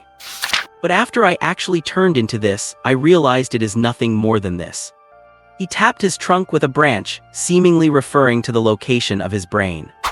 "There are some crazy voices in here and my heart feels heavy, urging me to let it out to do some bad things, but that is all. Compared to the pain I felt when my wife died, these little irritations and desires now count for nothing." Zhang Ming's heart had long since died along with his wife. He had no desires, or rather, his only desire was for his wife to be resurrected. Let alone the emissary. Even if there were a true god and a true god descended, they might not be able to bring back the dead. For Zhang Ming, his final wish before dying of a heart attack was to take his wife's ashes to see the cherry blossoms. Now that wish had been fulfilled. Her urn was protected by countless branches in his palm, and he himself was the most beautiful cherry blossom tree in the world. No desires, no cravings, no hatred, no pain. In this state, Zhang Ming had become a rare, non-hostile demon. Li Xiu looked around. Aside from a few cars that had bumped into his trunk and bounced off, he saw no other destruction. As for blood or corpses, there were none. He was telling the truth. Since transforming into a demon, Zhang Ming had not harmed a single person. The gate of hell behind him silently vanished, and Li Xiu sighed with relief. "Old Zhang, I am glad you are okay. I have other things to attend to. Stay here and do not move. I will come back for you after I deal with the other demons." There were still many demons rioting in the city, and Li Xiu had to hurry. "You cannot go." Cherry tree branches stretched out and blocked Li Xiu. "Old Zhang, what do you mean by this?" Li Xiu asked. Old Zhang's movements were gentle, carrying not a hint of hostility. But he would not fight, yet he would not let him leave. Li Xiu could not understand what he was trying to do. Zhang Ming reached out and pointed toward the city center. His speech remained very slow, but his tone held a sense of urgency. "The monsters in the city are just a cover for the emissary. His true target is the boot building." The boot building. The boot building was the nickname for the NEUN TV and radio tower. Because the entire building looked like an L shape with a curve resembling a boot, the citizens jokingly called it the boot building. When the long boot is ignited by the most dazzling flames, NEUN will fall into eternal darkness. Could it be that this long boot refers to the NEUN TV and radio tower? After receiving the metaphor from above, the logistics department had produced dozens of theories, and naturally they had not overlooked the TV station. The Bureau of Special Affairs had searched the boot building over and over but found no cursed items. The logistics department and the captains of the 3 field squads had racked their brains but could not figure out what the emissary could possibly do at the TV station. Did he intend to broadcast to the whole city and reveal the existence of the mysterious world? Why go to the TV station for that? Would not going to the pedestrian mall be more convenient? In this age of information, everyone can live stream with their phones. there is absolutely no need to go to a TV station. Ultimately, the NEUN TV and radio tower had been labeled as potentially dangerous but temporarily safe within the Bureau's system, maintaining only a standard level of monitoring. The emissary placing demons all over the city and wasting cursed coins, even allowing them to be picked off one by one, was actually just a way to distract the Bureau. His true target is the NEUN TV station. Then what on earth does he want to do? Facing Li Xiu's question, Zhang Ming pondered for a long time and finally he shook his head. I cannot see through him. That question is one you will have to find the answer to yourself. I only know one thing, with the emissary's madness, if he is allowed to continue, the entire city might be destroyed. Li Xiu nodded solemnly, then suddenly it hit him. Su Xiaoya and Zhao Xuan, along with many teachers and students from NEUN University, were invited by the station and were currently in the TV and radio building for the Spring Festival Gala live broadcast. If everything Zhang Ming said was true, they were likely right there with the emissary. Support team. Li Xiu pressed his communication headset. He did not need to ask specifically. The support team had already started contacting the television station while Li Xiu was still talking to Zhang Ming. Upon discovering that all communication channels were severed, the support team immediately followed the network cables to infiltrate the internal surveillance network, the mobile phones of nearby people, and all kinds of smart devices. In short, as long as any device on site was still connected to the network, it would become the eyes and ears of the support team. Almost at the same moment Li Xiu pressed his headset, the intelligence from the support team was fed back. All network data inside the radio and television building has been cut off and cannot be retrieved remotely. About a minute ago, a faint surge of supernatural power appeared inside the building, just below the frequency detectable by equipment, but strong enough to cover the entire building, which is why the electronic devices were destroyed. Drones have been dispatched for reconnaissance, but all of them spontaneously ignited and exploded upon approaching within 50 meters of the building. There are no survivors confirmed to have escaped from the radio and television building yet. Listening to the reports one by one, Li Xiu's fists gradually tightened. It seems Zhang Ming was right. The broadcasting building has now become a completely impenetrable dark zone, and no one knows what the messenger of God is planning. One thing is for sure, whatever the messenger wants to do, it definitely is not performing for the Spring Festival Gala. Lin Yibai's voice came through the headset. Where are you? Li Xiu asked. He remembered that during the task assignment, Lin Yibai and Cheng Shukin were responsible for the downtown area. Lin Yibai looked up, staring at the tall, boot-shaped building before her, which had fallen into total darkness. I am at the entrance of the broadcasting building. I know Su Xiaoya is inside. Do not worry, I will save her. Li Xiu frowned abruptly. Wait. However, before he could say more, Lin Yibai switched to the all-frequency communication mode and spoke to all field personnel on the mission. All teams pay attention, this is Lin Yibai and Cheng Shukin. We are about to break into the radio and television building. The support team had already synchronized the intelligence Li Xiu had gathered with all the teams, and now everyone knew that the messenger of God was highly likely hiding in the broadcasting building. Cheng Shukin added, to avoid the possibility of this being a diversion tactic by the enemy, please continue your current missions for the next 10 minutes. After 10 minutes, if you have not received news from us, please proceed to the broadcasting building to provide support. Over. The all-frequency broadcast ended. Whether it was Li Xiu, Lei Long in the helicopter, or Lin Qi cutting down a demon's head in another corner of the city, all fell into silence. From a personal perspective, they did not want Lin Yibai and Cheng Shukin to enter the building. The messenger is likely a 5th-tier peak or even a 4th-tier demon. If they truly run into it, it is not something they can handle. But rationally speaking, sending a 2-person team to investigate the suspicious area was the best option.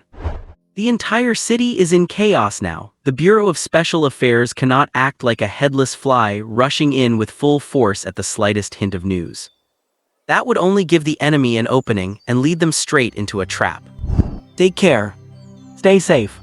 Prayers came from the field personnel on the communication channel. Li Xiu checked the time and said to Zhang Ming, Old Zhang, I have to go. Time is running out. Zhang Ming nodded slowly. Before you leave, do me a favor. Go ahead. Kill me. Zhang Ming closed his eyes slightly. Having passed on the most critical intelligence to Li Xiu, he had no reason to go on living. Death was his only true destination. At the same time, the voice of the support team came through his headset.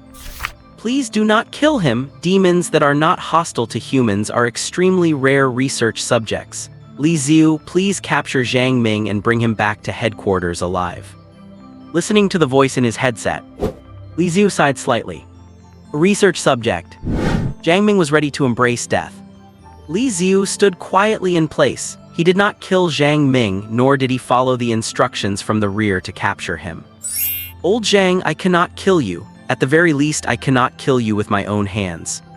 It was not that he wanted to defy the Bureau's orders, but his power, I am hell, was too terrifying. If Zhang Ming were killed by him, he would be dragged into the freezing hell to suffer for eternity. That would be too unfair to Zhang Ming. From beginning to end, he had never hurt anyone. He was the true victim. Li Xiu raised his right hand, and black mist mixed with ice shards formed a ring the size of a palm in his hand. The ring rotated rapidly, and due to the extreme speed, it began to emit a sharp, high-frequency screech. The high-frequency sound fluctuated with the concentrated supernatural field, and to the ear, it held an indescribable, haunting charm. But listening for even a few seconds longer, one would feel their blood run cold, their heart stop, and the sensation that their soul was about to be ripped away. It is almost like a song from hell, Zhang Ming remarked with a sigh. The support team quickly cut off the live audio reception, and the helicopter hovering above climbed higher to get as far away from the sound's range as possible. In Li Xiu's hand, a perfect ring had formed, resembling a celestial ring. Old Zhang, for certain reasons, I cannot kill you but this thing. He raised his finger, and the pitch-black ring floated gently above his fingertip. It is a little trick I developed while training my abilities the other day. I call it the Ring of Death. Once it enters your body, it will endlessly destroy your physical form until you die. But there will be a short window of time between entering your body and your death. When you feel that you are about to die, detonate it. Li Xiu unhooked a high-explosive grenade from his belt. Remember, not too early, not too late. You must die in the grenade explosion, not by my hand. He stood before Zhang Ming's massive tree trunk. One last question, are you sure you want to end your life? I can take you back to the Bureau for study. They are not exactly great, but they are not evil either. You could still live, think, and remember.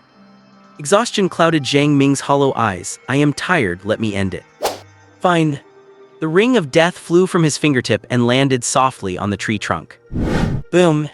Half of the tree trunk was instantly pulverized. That was only the beginning. The pitch-black nebula merged into the trunk like rain, and the dense supernatural force, spinning at high speed, acted like blades to annihilate the enemy's life from the root.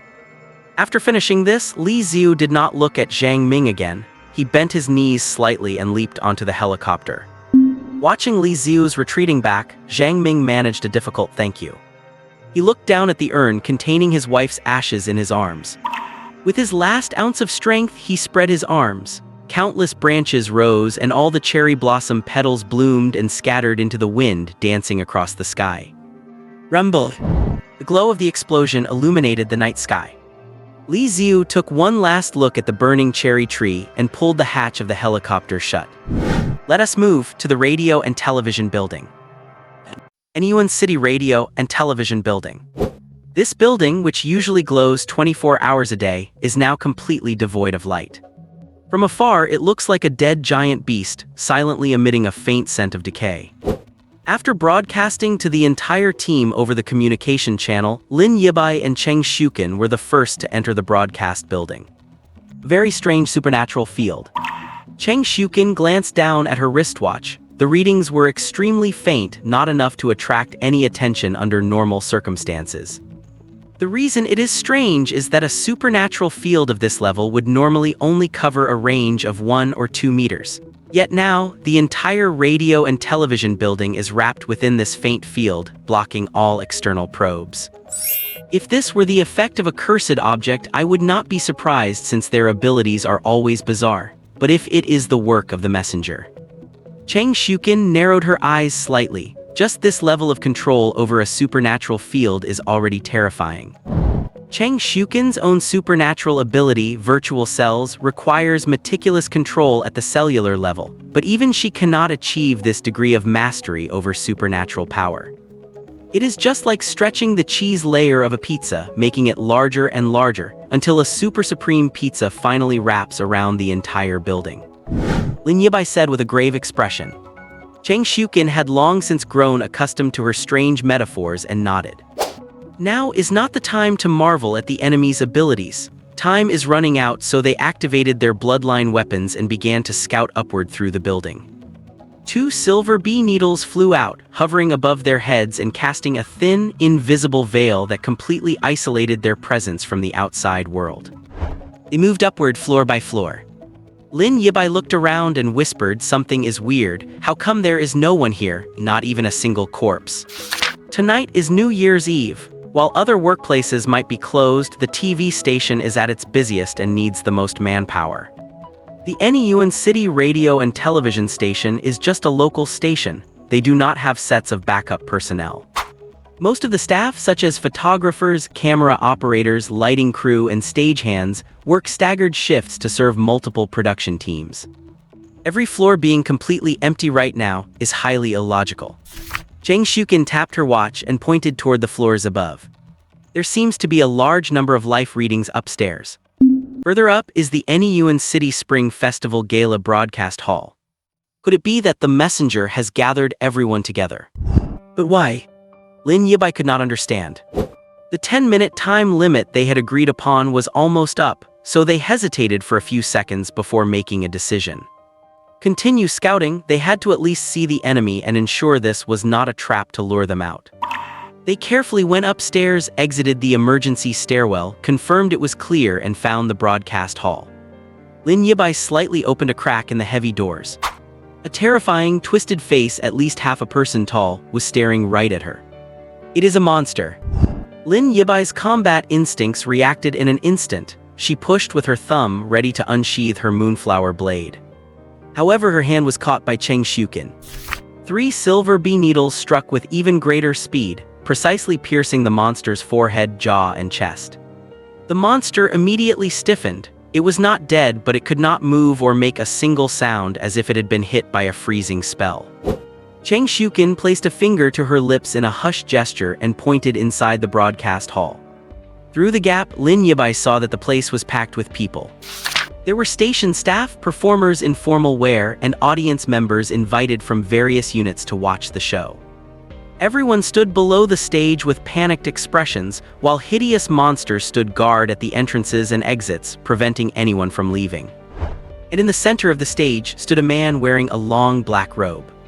The messenger. Seeing that iconic black robe, Lin Yibai's pupils shrank slightly. No speculation was needed. Just watching him from tens of meters away, Lin Yibai felt a chill rising from the depths of her soul. This was definitely not something an ordinary monster could imitate. The last time she had a similar feeling was when facing the puppeteer. Thanks to Chang Shukin's timely intervention, otherwise, if she had killed that monster, she would have been facing an attack from the messenger the very next second. Chang Shukin pulled Lin Yibai's arm. "We have confirmed the enemy's identity. We need to leave." They desperately wanted to charge in and save everyone, but given their strength, it was a fantasy. Lin Yibai nodded cautiously and was about to follow Chang Shukin away. Suddenly, she noticed out of the corner of her eye that 6 men were being pushed onto the stage. Lin Yibai thought they looked familiar, and she quickly realized these 6 men were exactly the same 6 people from the climbing club photo 20 years ago. In complete contrast to their high spirits in the photo, the youngest of these 6 men on stage was now over 40, and the eldest was nearing 70. Every one of them looked terrifyingly gaunt. It was clear that they had been under immense psychological pressure recently as they watched their own relatives turn into monsters one by one. And now it was their turn. Lin Yibai, peeking from the side of the door, saw the messenger lift his cloak to reveal a purple cloth bag with complex gold embroidery hanging at his waist. The messenger reached into the bag, and when he pulled his hand out, it held a handful of cursed gold coins. Lin Yibai swallowed hard. That handful of cursed gold coins contained 13 or 14 pieces, enough to create an army of monsters. What on earth are you trying to do? This question arose in everyone's heart. On stage, one of them could not bear the mental pressure and shouted the question out loud. Once he had said it, the messenger's gaze slowly drifted over, and he immediately felt a wave of fear, his legs trembling uncontrollably. "What am I trying to do?" The messenger's voice echoed through the hall. His voice was younger than expected, with a peculiar, non-human tone that sounded very strange, yet possessed a certain wild charm. The messenger walked up to the 6 men and said in an eerie but sincere tone, "I want to free you from the miseries of this mortal world so you may enjoy supreme bliss." Is your so-called bliss just turning into a monster? By your definition, yes. The messenger continued, shedding the frail human body, no more sickness, no more work, no more oppression. Because you are humans turned into monsters, you will retain clear memories, unlike ordinary, mindless beasts, and with my help you will attain power beyond your imagination. You can do anything you want, satisfy any desire in any way, and no one can point fingers at you, let alone pass judgment. If this is not bliss, then what is? The eldest man among them said tremblingly, "I do not want the bliss you speak of. Please let me go." "That will not do. You are my blood kin. How could I let you continue to suffer in this sea of misery?" The messenger turned to look at the eldest man and uttered 2 words. "Father. Father." With the appearance of these 2 words, all the clues in Lin Yibai's mind connected into a single line. 20 years ago, 6 men from the stage and the missing Kminglin went mountaineering together. Unexpectedly, they were struck by a once-in-a-century flash flood. In the police records at the time, Kminglin was unfortunately swept away by a mudslide and vanished without a trace, and neither the police nor the rescue team could find her body after searching for a week. The 6 men, being lucky, hid in a cave on high ground and managed to survive. There were many suspicious points in the case at the time. For instance, why was it that only Kminglin went missing? Why were no clues found near the site of the flood? And why did all 6 of them bear injuries? There were many doubts, but the scene was almost completely destroyed by the torrential rain and the flash flood. No body of Kminglin was found, and most importantly, the testimonies of the 6 men were surprisingly consistent. The police felt that even if someone harbored ill intentions toward Kminglin, it was impossible for all 6 to be the killers. After all, apart from their shared hobby of mountaineering, the social circles and personal backgrounds of the 6 were quite different. But the envoy calling out father explained a lot of things. Lin Yibai guessed that among the 6, there must have been someone who forcibly had relations with Kminglin, giving birth to the envoy, this child of the devil. However, Lin Yibai's heart was still too kind and innocent. She could not imagine to what extent the malice of the human heart could reach in certain specific situations. On the stage, "If he is your father, then that has nothing to do with us. We can go now, right?" Another man asked. "No." The envoy took off the hood of his robe, revealing a terrifying face that looked half human and half beast, his eyeballs pitch black, swirling with chilling, malicious intent. He uttered words that shocked the entire audience. "You are all my fathers." Hiding outside and secretly recording with a badge, Lin Yibai almost choked from the shock. Whether it was her or the onlookers in the audience, their minds went completely blank, as if the terrifying and oppressive atmosphere had been diluted.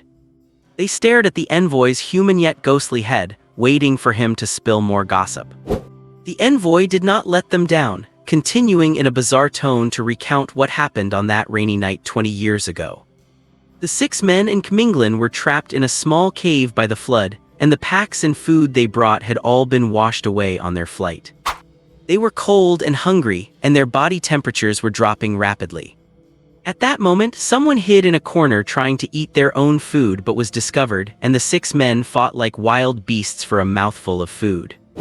One of the strongest men managed to grab the food. But that little bit of food was not enough to fill their stomachs. As time passed, despair began to spread. Finally, at one point, one man broke down and started beating others recklessly, blaming the disaster on them. The 6 men fought each other, but as they fought, their gaze landed on Kminglin, who sat in the furthest corner. They were all going to die anyway. Might as well enjoy themselves before dying. Unspeakable acts happened 6 times in succession, and when it was all over, the despairing Kminglin rushed out of the cave and into the rainy night. No one chased after her. On one hand, they had lost their humanity and did not care at all about whether their companion lived or died. On the other hand, they were not worried about her going to the police because with the harsh weather outside, her only fate upon running out was death. The 6 men thought that since they were going to die sooner or later, it did not matter. Unexpectedly, a few hours later, the storm stopped, and at noon the next day, they were brought out of the cave by a rescue team. Once out, they lived in constant fear that K'Minglan would appear and sue them in court. To escape imprisonment, the 6 colluded and claimed that K'Minglan had gone missing while acting alone.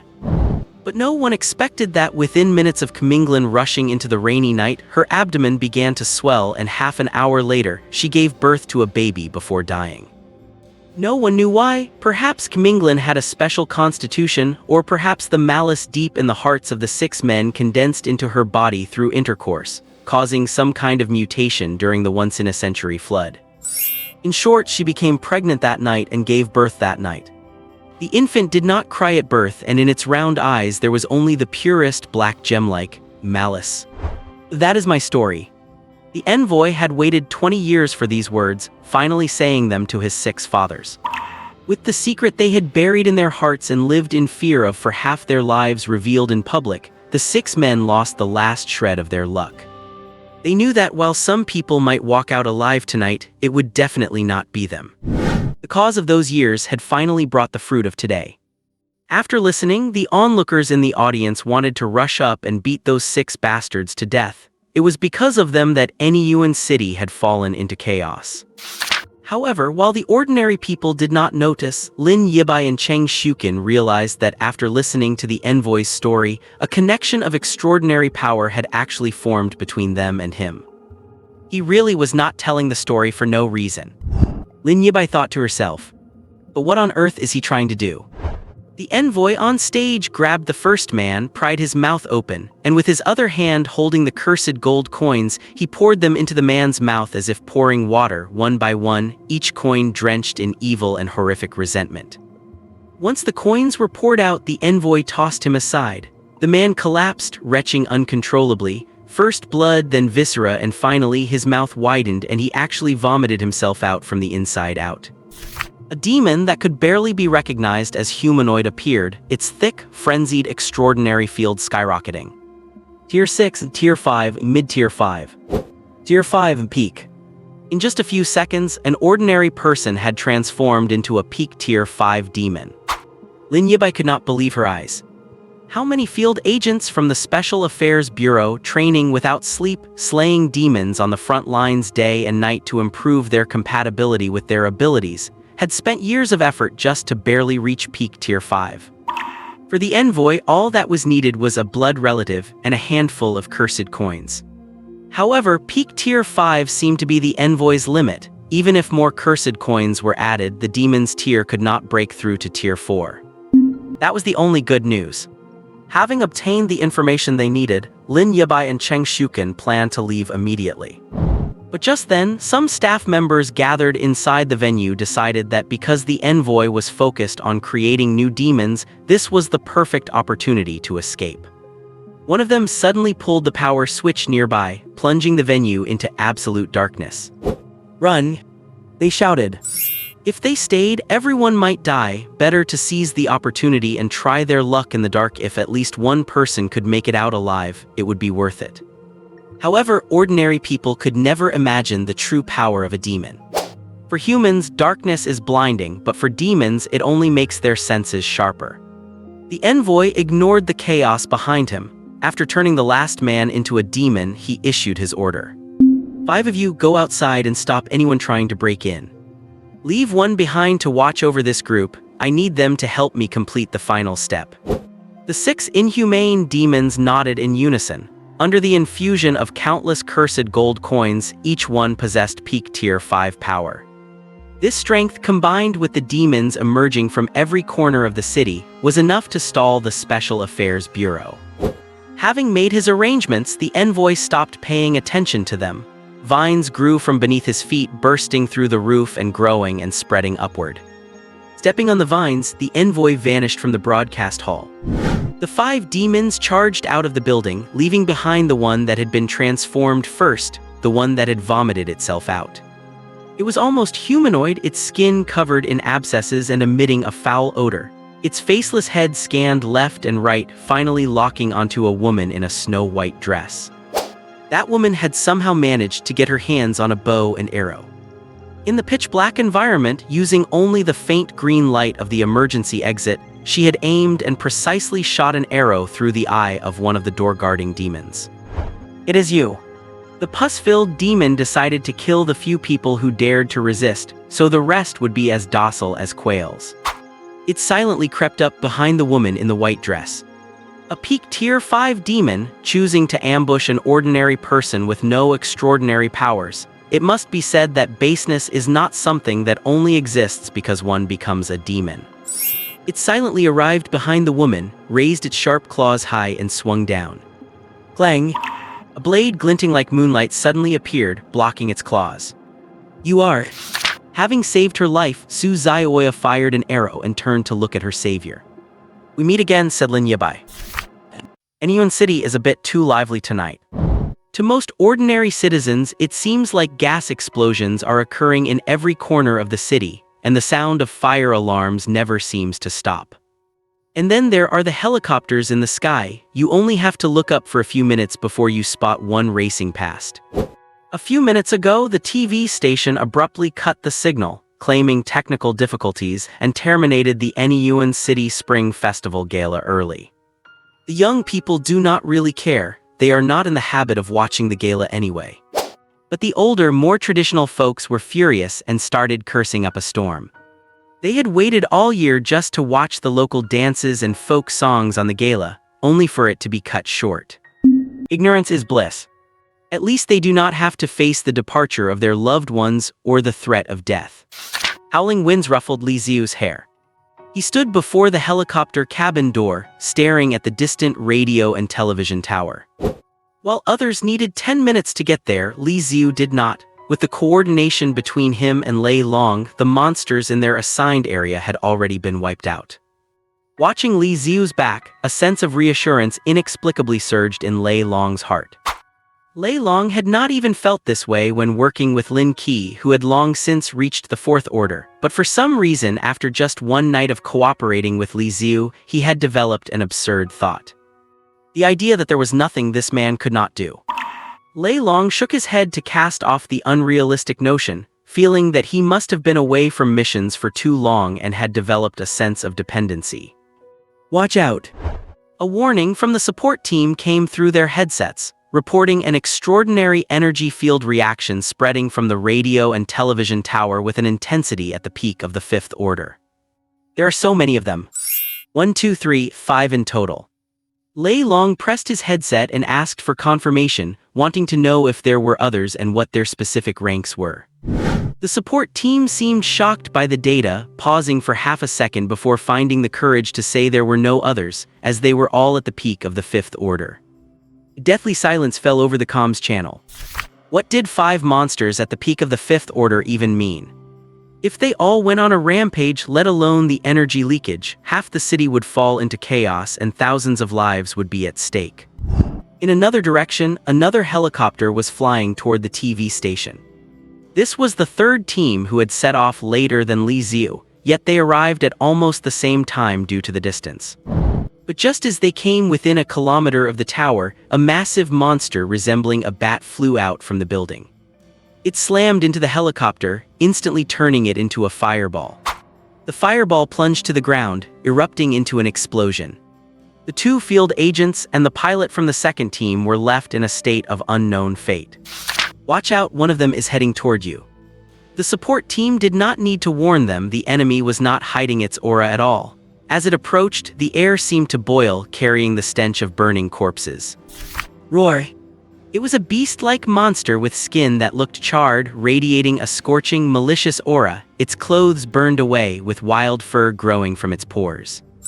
The fur was matted together, hard and sharp as jagged blades, forming a peculiar armor and weapon. Lei Long raised his heavy cannon, but just as he took aim, the beast lunged at them, leaving him only enough time to fire a single energy shell. The monster dodged it easily, not even losing a single hair. Lei Long's expression turned grim, Opponents who could close the distance with high-speed movement were the types he was worst at handling. He turned to the pilot and yelled to abandon the helicopter and prepare to eject. "No need." Li Xiu patted Lei Long's shoulder, walked past him, and headed straight for the charging monster. Man and beast collided in midair. Like a comet hitting the Earth, the resulting shockwave caused the helicopter behind them to rock and sway violently. That was too reckless. After cooperating all night, Lei Long knew Li Xiu was terrifyingly strong, but the opponent's fifth-order peak energy field was equally daunting and more importantly, they did not even know the enemy's abilities. Engaging a high-level unknown monster required extreme caution, had he never learned that in his online training. A mature field agent would prioritize abandoning the helicopter, taking the pilot to safety, and observing the enemy's capability while it was occupied to design a proper tactical plan. That was the standard procedure. But Li Xiu thought, how could you just throw away something as expensive as a helicopter? The enemy is flying over. Just take it down. That is what Li Xiu thought, and that is exactly what he did. He clashed repeatedly with the beast, black mist cutting into its armor like fur with the sound of clashing metal.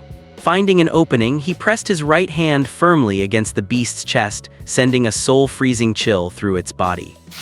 He dragged the beast down from the sky, slamming it into a shopping mall, causing walls to collapse and debris to fall, obscuring their figures in a cloud of dust. Lei Long, having jumped from the helicopter, could not see the details of the fight, hearing only the beast's roars. However, those roars seemed to be growing weaker. The landing helicopter kicked up a gust of wind that cleared the dust, and Lei Long saw Li Xiu standing silently atop the ruins, stepping on the previously arrogant beast. The beast's limbs were completely broken, and its body was encased in layers of ice. Even so, it continued to struggle in its death throes. His foot, pressing on its back with seemingly little effort, held it pinned to the ground like a mountain. Behind him, the helicopter's light shone obliquely on his back, forming a halo around his silhouette. In that moment, a thought occurred to Lei Long.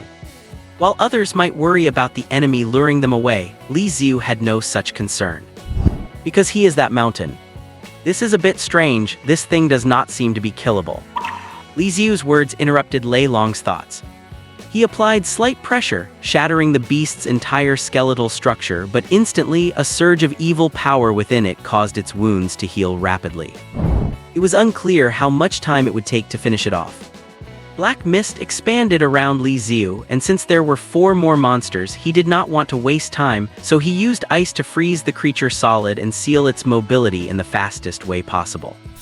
The remaining 4 monsters sensed Li Xiu and charged at him. And if he wanted to enter the tower, Li Xiu would have to face more than just those 4 fifth-order monsters. Below the radio and television tower, vines grew rapidly, wrapping the entire building. At the tips of the vines bloomed stunningly beautiful white flowers, which, to an extraordinary's vision, formed an impenetrable barrier. Li Xiu sensed the thickness of the barrier. Breaking through it would take significant effort, during which he would have to fend off the attacks of the 4 monsters. "It seems the enemy is dead set on not letting us disturb it," Li Xiu said. Lei Long replied, "The more the enemy does not want us to do something, the more we have to do it. Right?" "Of course." Li Xiu wiped his soles on the rubble and jumped down lightly. The 4 monsters gathered, their aura like a rushing tide that threatened to swallow both Li Xiu and Lei Long. While Li Xiu could force a seal on one, facing 4 at once and finishing them off in a short time was not an easy task. What made it more troublesome was their shared bloodline. After turning into monsters, that fundamental connection gave them impeccable coordination. If Li Xiu tried to kill one, the other 3 would support it at all costs. Against this caliber of enemy, Lei Long's role was becoming limited. The combat was moving too fast for his energy shells to hit anything. He could not delay any longer. Li Xiu glanced at him and reminded him to stay far away 200, no, 500 meters, and absolutely not to approach him until he said so. Li Xiu's face was calm, but his pitch-black eyes struck Lei Long with a sense of indescribable majesty and dread. As if they were a deep, uncanny path leading straight into hell. Ever since he stopped suppressing his hellish power, Li Xiu had been growing stronger with every passing moment. As long as it was not someone like the puppeteer, Li Xiu did not really need to take ordinary fifth-rank transcendent beings or demons seriously, even those at the peak of the fifth rank. But right now, these four demons, working in perfect coordination and complementing each other, were using their four eerie abilities to create an effect far greater than the sum of their parts. When they were together, relying on their bloodline-bound teamwork, they could essentially be treated as a single low-level fourth-rank demon. Facing an opponent that had crossed a tier, even Li Xiu found it a bit tricky. He had been developing quite a few new techniques lately. For example, thin-as cicada wings black mist threads that could easily slice through an enemy's armor. Or the Death Star Ring, which could invade an enemy's body and cause massive internal destruction. Li Xiu was getting the hang of these two moves, but they were not enough to deal with these four monsters. After the black mist threads suddenly expanded and pushed the four monsters back, Li Xiu took a deep breath and turned to speak to Thunder Dragon behind him. "Get away from me 200, no, 500 meters away. Do not come near me until I tell you to." The ability Li Xiu was about to unleash was completely beyond his control. As the caster, Li Xiu would not be affected, but he could not guarantee Thunder Dragon's safety. Sensing unprecedented pressure, Thunder Dragon obediently clutched his devastating heavy cannon and ran out to a distance of 500 meters. The four demons paid no attention to the retreating Thunder Dragon. Their orders were to stop anyone attempting to enter the broadcasting building, and right now, the only threat was Li Xiu.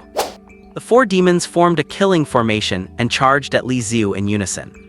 Facing four vastly different powers, evil, eerie, heavy, and tyrannical, Li Xiu did not dodge or evade, he even closed his eyes. He raised his hands slightly, and in an instant, everything within a 500-meter radius was projected into his mind through his perception of supernatural power. As he ran, Thunder Dragon glanced back. In that instant, the world seemed to blur, filled with glitches like a bad signal, and faint, distant, agonizing screams echoed in his ears. Thunder Dragon's hair stood on end, and an instinct deep within his genes screamed wildly. "Run, run, run." He did not know what was happening, but he knew that something capable of destroying everything in front of him was about to descend. Li Xiu lifted his arms to his sides and opened his palms. His eyes opened just a crack, and through that sliver, it was as if he could see the fissures of the world. Just then, the roar of a helicopter echoed from the sky. Boom! Lin Qi descended from the sky, surrounded by 6 shadow teammates manifested from his abilities. He unleashed the full potential of a war commander. He alone was an entire squad.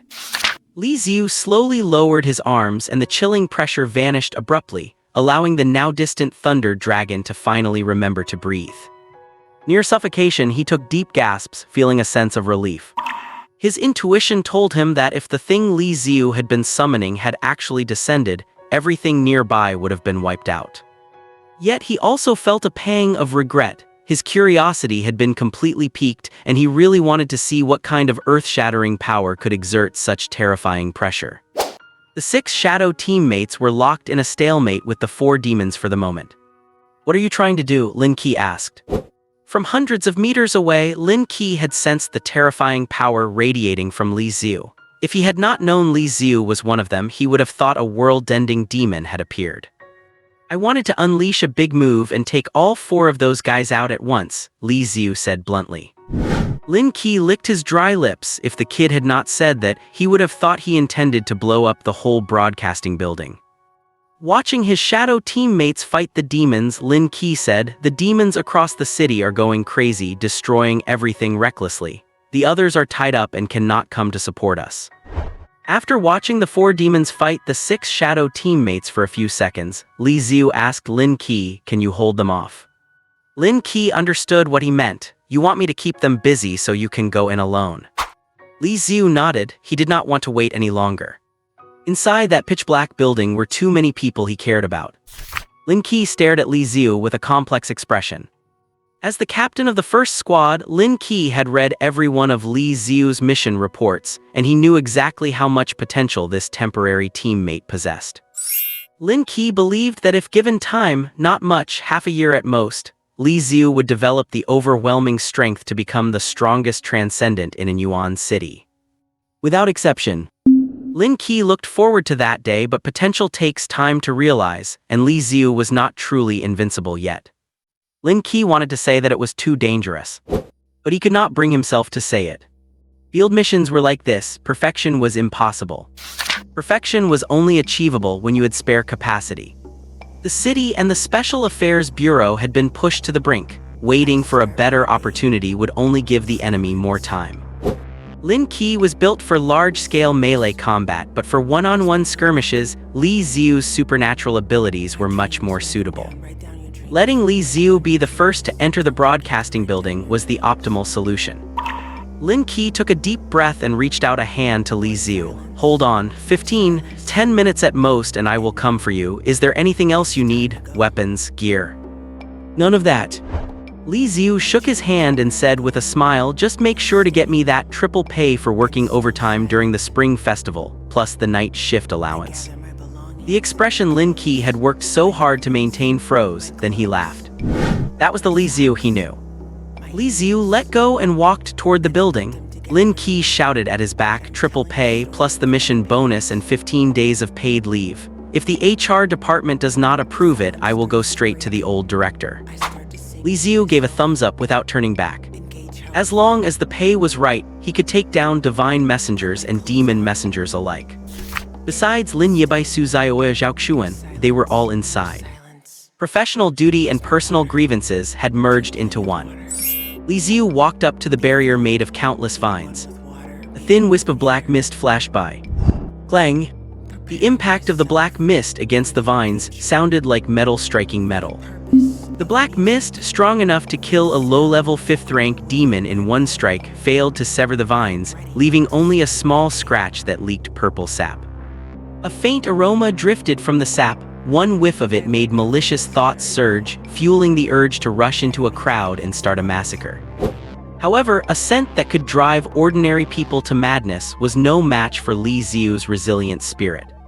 If one mist blade could not cut it, then 10, 100, 1,000 would. He raised his hand, finger pointed forward, and countless hellish black mist threads thinner than razor blades poured out like a torrential rain or a waterfall. The vines lasted less than half a second before being violently torn open, creating a passage large enough for a person to pass through. Seeing this, the 4 demons shrieked in frenzy, but Lin Qi kept them firmly pinned down. "Go Li Xiu, leave this to me." Li Xiu did not look back as he dashed into the pitch-black building. The sky was thick with dark clouds. Inside the pitch-black broadcast building, the floor was littered with the corpses of ordinary people. The air echoed with the girl's labored breathing, punctuated by the sharp, piercing laughter of a monster. Lin Yibai drew the heavy, stagnant air into her lungs, and with every breath her body felt a little heavier. The glow of the moonflower blade in her hand was fading, and she stared at the terrifying monster before her, not daring to lose focus for even a second. Only minutes ago, it had still been an ordinary middle-aged man. But after swallowing a dozen cursed gold coins, a thick and massive corrupt energy began to grow and swell within it, eventually forcing its body to turn inside out and vomit itself out. It was roughly humanoid with 4 limbs but completely lacked facial features. Its skin looked like that of a toad, covered in uneven bumps. Most nauseating of all was the yellow-green pus that constantly oozed from those bumps. Once any part of you touched this pus, whether it was your skin or your blade, your body would become heavy and weak, accompanied by excruciating pain in your internal organs. At this moment, a long, narrow gash on the pus monster's body was rapidly healing, as if its flesh were not skin at all, but something like Play-Doh. Lin Yibai shook the pus off her moonflower blade.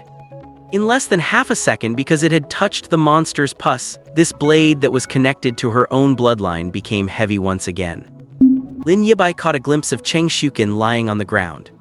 Facing a peak Tier 5 enemy, Cheng Shuken had unleashed her full power the moment the fight began. 9 silver bee needles were launched simultaneously, their faint buzzing sounding like a dance melody. But no one expected the enemy's ability to be so bizarre. It ignored defenses, and just by touching the pus, the damage was reflected back to the controller herself.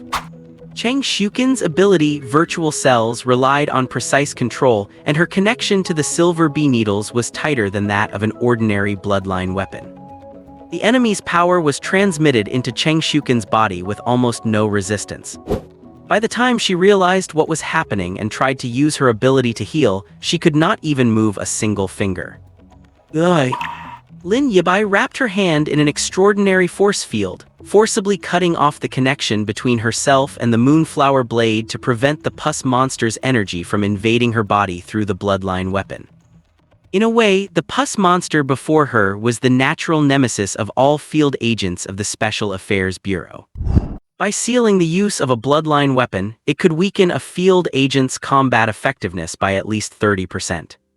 The pus monster touched its healing wound. Although it had no facial features, it gave the impression that it was staring directly at Lin Yibai. It lunged at Lin Yibai again, and the two figures flashed back and forth in the darkness. As time went on, it was clear to anyone. Lin Yibai was gradually losing the upper hand. Unlike other supernaturals, Lin Yibai was being blocked not just from her bloodline weapon, but also from her Metal Mania ability. She dared not transmit her power into the blade, as that would accelerate the progress of her infection. Lin Yibai was fighting the monster purely with her exquisite sword technique.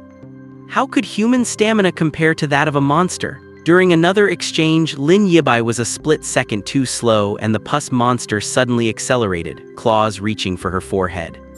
Bang! Gunshot rang out. A bullet hit the pus monster's calf with precision. Su Xiaoya was half kneeling on the ground, holding the handgun issued by the Special Affairs Bureau, with thin wisps of smoke drifting from the muzzle. This was Cheng Shuken's sidearm, given to Su Xiaoya before she lost consciousness. The force of the bullet caused the pus monster's movement to stall for a split second, giving Lin Yibai the opportunity to slash the monster's abdomen. SSS. Innumerable patches of yellow and white pus sprayed out, and Lin Yibai swung her blade and dodged to avoid it. Thanks to her brilliant sword skills, not a drop of pus landed on her, but the Moonflower Blade in her hand suffered damage once again. The moonlight faded, and the blade was covered in spots of rust. The pus monster wiped its abdomen, its wound healing automatically, and it sneered, "How much longer do you think you can hold out?" Before it became a monster, it was a production manager at a company, responsible for managing production lines and overseeing 100 or 200 girls working in the workshops. On the surface, he was meticulous and kept his distance from female subordinates, but in reality, for over a dozen years, he had been forcing women into prostitution. Many of the girls in the workshop were only 18 or 19, having just arrived from the countryside with little experience of the world. He would use his age and position to manipulate naive girls into his bed within a month or two. Once he was done with them, he would kick them out of the factory. If he found a pretty girl, he would even use photos from their trysts as leverage to threaten them and send them off to brothels. Because of this duplicitous heart, he vomited out his rotten inner self after becoming a monster. The battle continued, and Lin Yibai and Su Xiaoya, two people with little overlap in their lives, unexpectedly found that they worked together with great rapport. The blade and the bullets kept hitting the pus monster. Unfortunately, the gap in tiers cannot be compensated for by technique alone. If the pus monster were a mid-tier 5, no, a high-tier 5 monster. Even if it could seal bloodline weapons, even if it had super-fast regeneration, the two girls' exquisite coordination would have allowed them to kill it before it could regenerate. But the slight gap between high tier and the true peak meant that no matter how hard they tried, they could not catch up to the speed at which the enemy's wounds healed. Even more despairing was, the Moonflower Blade was becoming increasingly dull. Until a certain moment, Lin Yibai dodged another attack from the pus monster and flashed to its side. At the same time, 3 bullets traced a near straight line, striking the pus monster's forehead. Under the impact of the bullets, its head was forcibly tilted back, exposing a large portion of its neck. The perfect angle for a killing blow. Nice, Xiaoya. Lin Yibai exclaimed, her body naturally rotating with the sprint, the momentum traveling from her legs and waist into her arms, and finally all of it falling onto the blade. She was going to lop off the pus monster's head with one strike. However, the killing blow remained firmly stuck in the pus monster's neck. Because the fight had been so intense, Lin Yibai had not had time to look, but now she realized that the Moonflower Blade in her hand was covered in rust, and as she swung, pieces were falling off. This bloodline weapon that had accompanied Lin Yibai for so long and saved her life several times was like a flower about to wither, having reached the end of its life. The pus monster slowly turned its head, its smooth, featureless face silently radiating lecherous intent. Still just a woman in the end. The words came from the pus monster's rotting abdominal cavity. It spread its arms and swung towards Lin Yibai. Now Lin Yibai had two choices: either abandon the moonflower blade and retreat immediately to dodge the attack, or white light shone in her pupils, or give up defense and dodging and truly grasp the hilt. Lin Yibai chose to make the moonflower blade shine once more before it withered completely. As the various negative effects from the pus monster washed over her, she gritted her teeth tightly. Metal Mania full power activation. The dim moonflower blade let out one last brilliant, cold glow, and the edge stuck in the monster's neck became sharp once more. The pus monster let out a ferocious, painful scream as it clawed at Lin Yibai's shoulder. Just then more gunshots rang out. Su Zioya's wrists were trembling slightly. The Special Affairs Bureau's sidearm was designed specifically for field agents, and both its power and recoil were astonishing. To support Lin Yibai, Su Zioya had emptied 4 magazines, her wrists and arms nearing dislocation, and each trigger pull brought her excruciating pain. But she did not stop, her clear eyes locked firmly onto the enemy. Several bullets struck the pus monster's arms, slowing its movements by a fraction of a second. The crucial fraction of a second.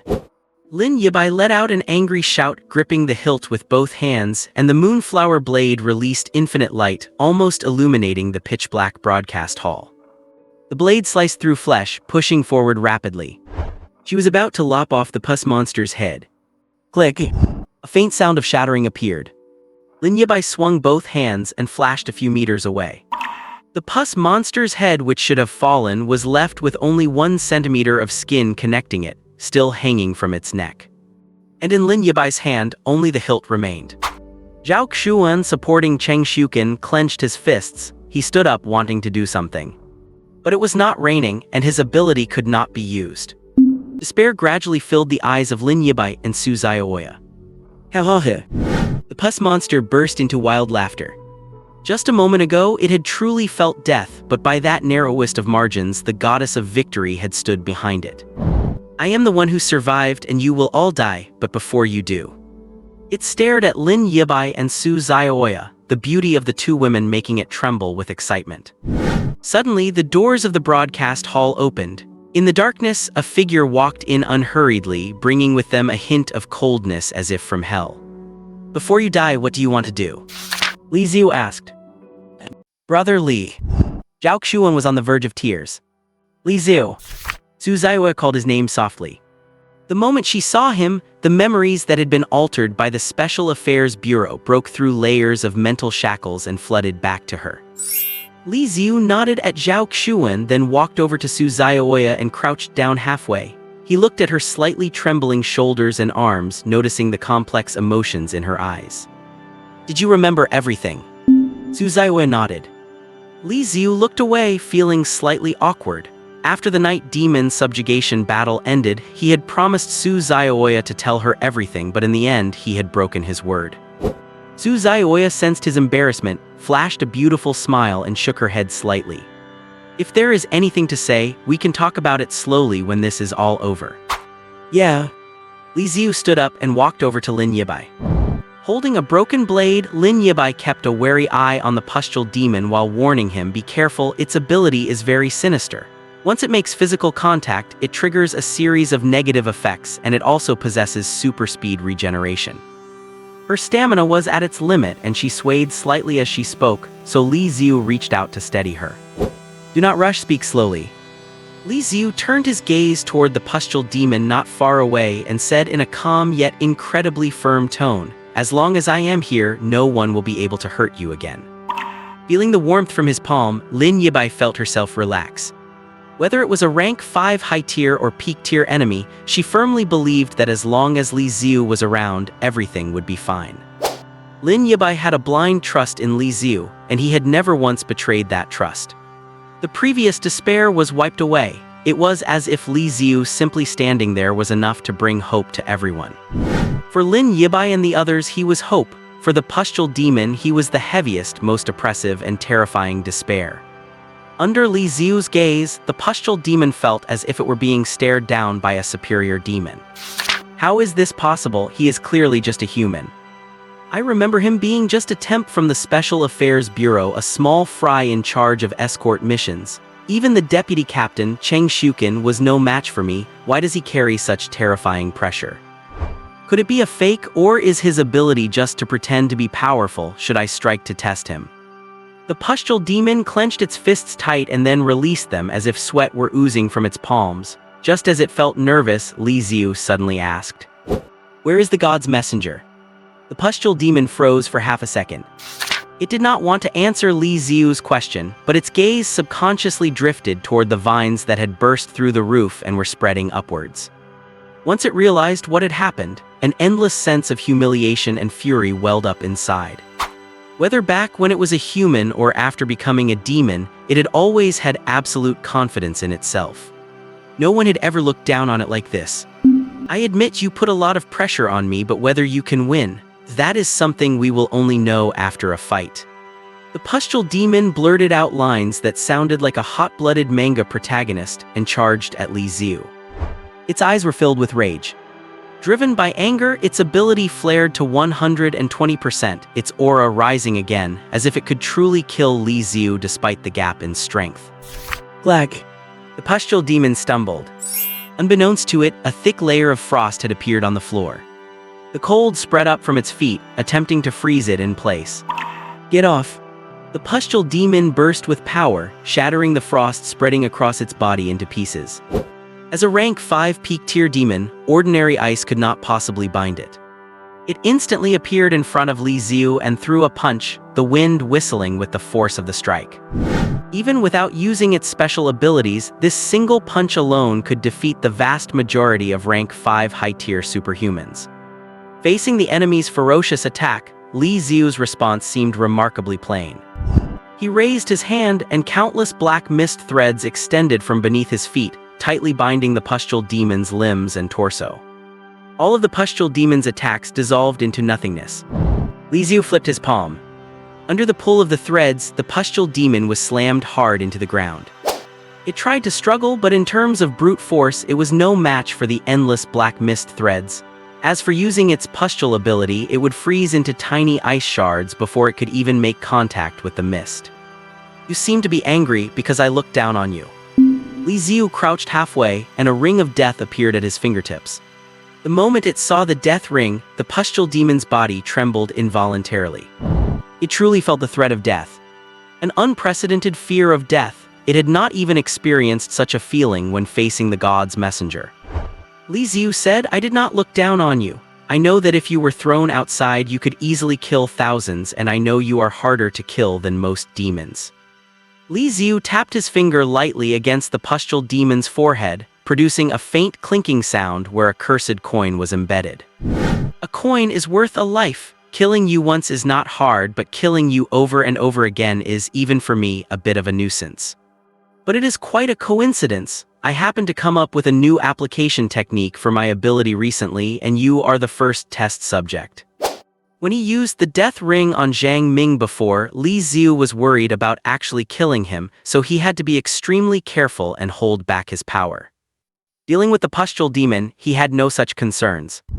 A plea for mercy came from within the pustule demon's abdominal cavity. "No, do not, I beg you. I was wrong, I will change." It did not want to die. But the people it had killed did not want to die either. The death ring slowly sank into the pustule demon's body. Its body constantly twisted and swelled, chunks of flesh falling off and rotting on the ground. Once the injuries reached a certain point, a cursed coin would shatter and its body would rapidly heal. This was the first time the pustule demon discovered that cursed coins had such a function. In the past, it might have been excited about having a dozen extra lives, but now those extra lives merely served to prolong its suffering. One by one, the cursed coins shattered, as pain and death drew closer inch by inch. Back when he was human, he was just like this, slowly breaking down the defenses of innocent girls, forcing them to abandon their dignity, eventually plunging their pure hearts into darkness. Now the same thing was happening to him. On a physical level. Glag. The final cursed coin shattered, and the pustule demon was shredded from the inside out into minced meat, collapsing onto the ground like mud, devoid of life. That's too strong. Zhao Xuan swallowed hard. In his eyes, the rank 5 peak-tier demon that had felt like a great demon lord could not even last a single exchange in Li Xiu's hands. It could not even be called strong, it was complete suppression. Literally crushing, turning the opponent into minced meat. And among those present, Cheng Shuken was the most shocked.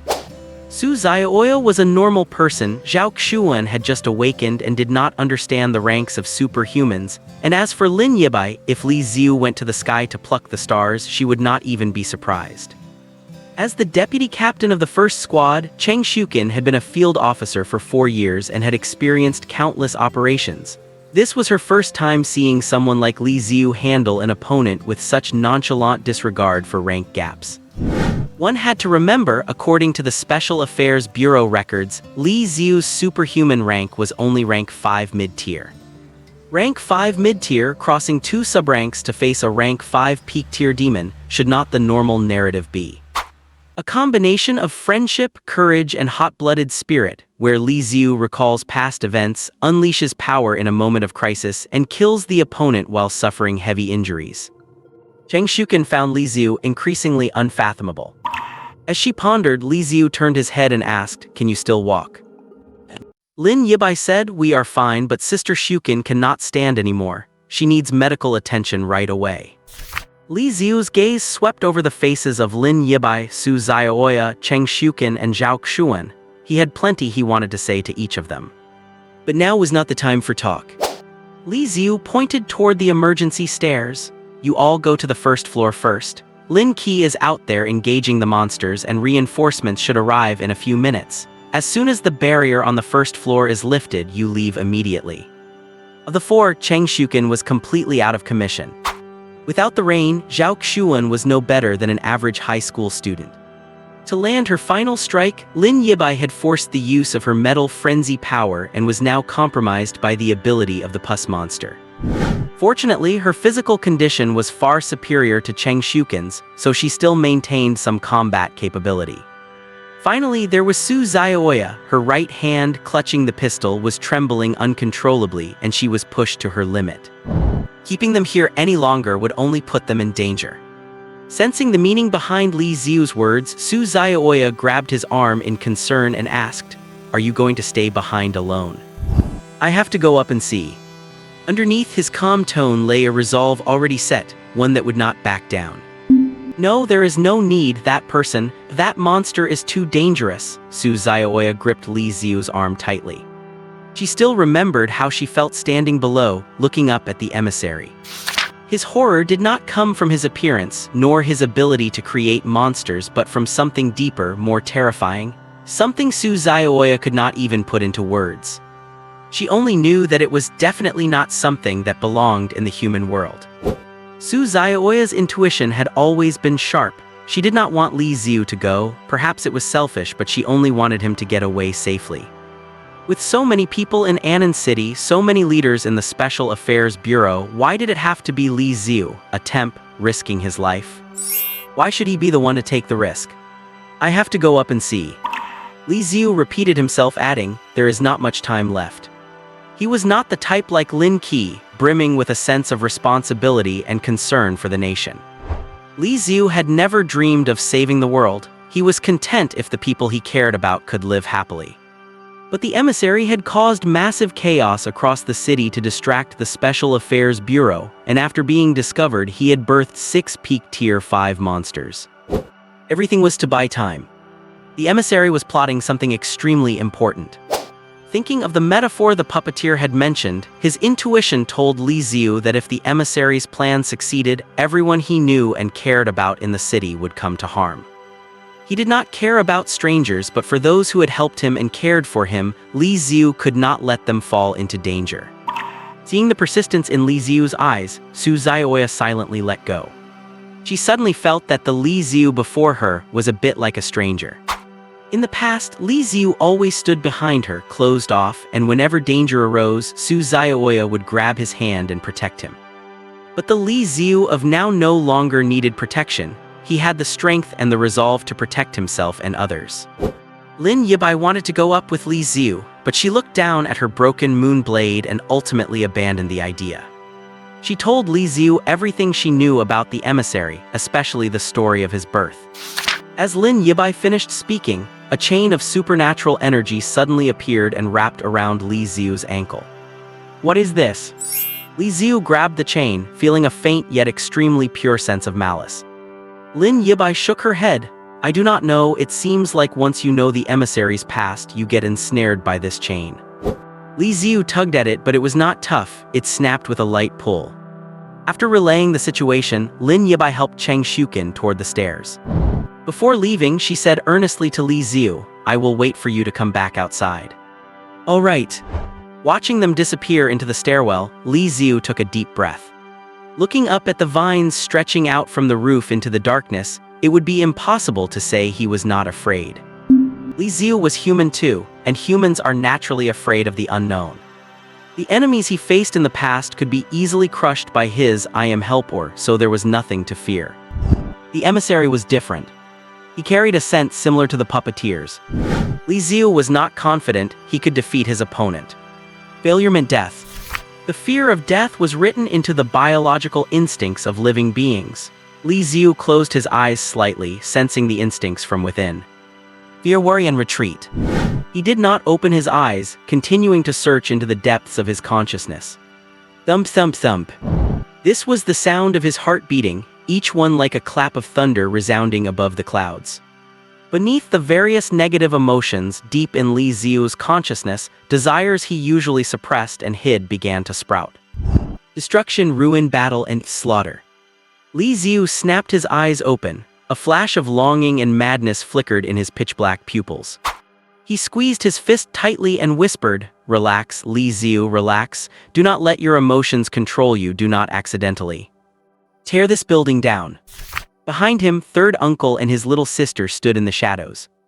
As Li Xiu spoke, his sister flickered in and out of existence. She smiled, revealing 2 rows of shark-like teeth, her scarlet eyes staring fixedly at Li Xiu, as if waiting for him to say some extremely important words.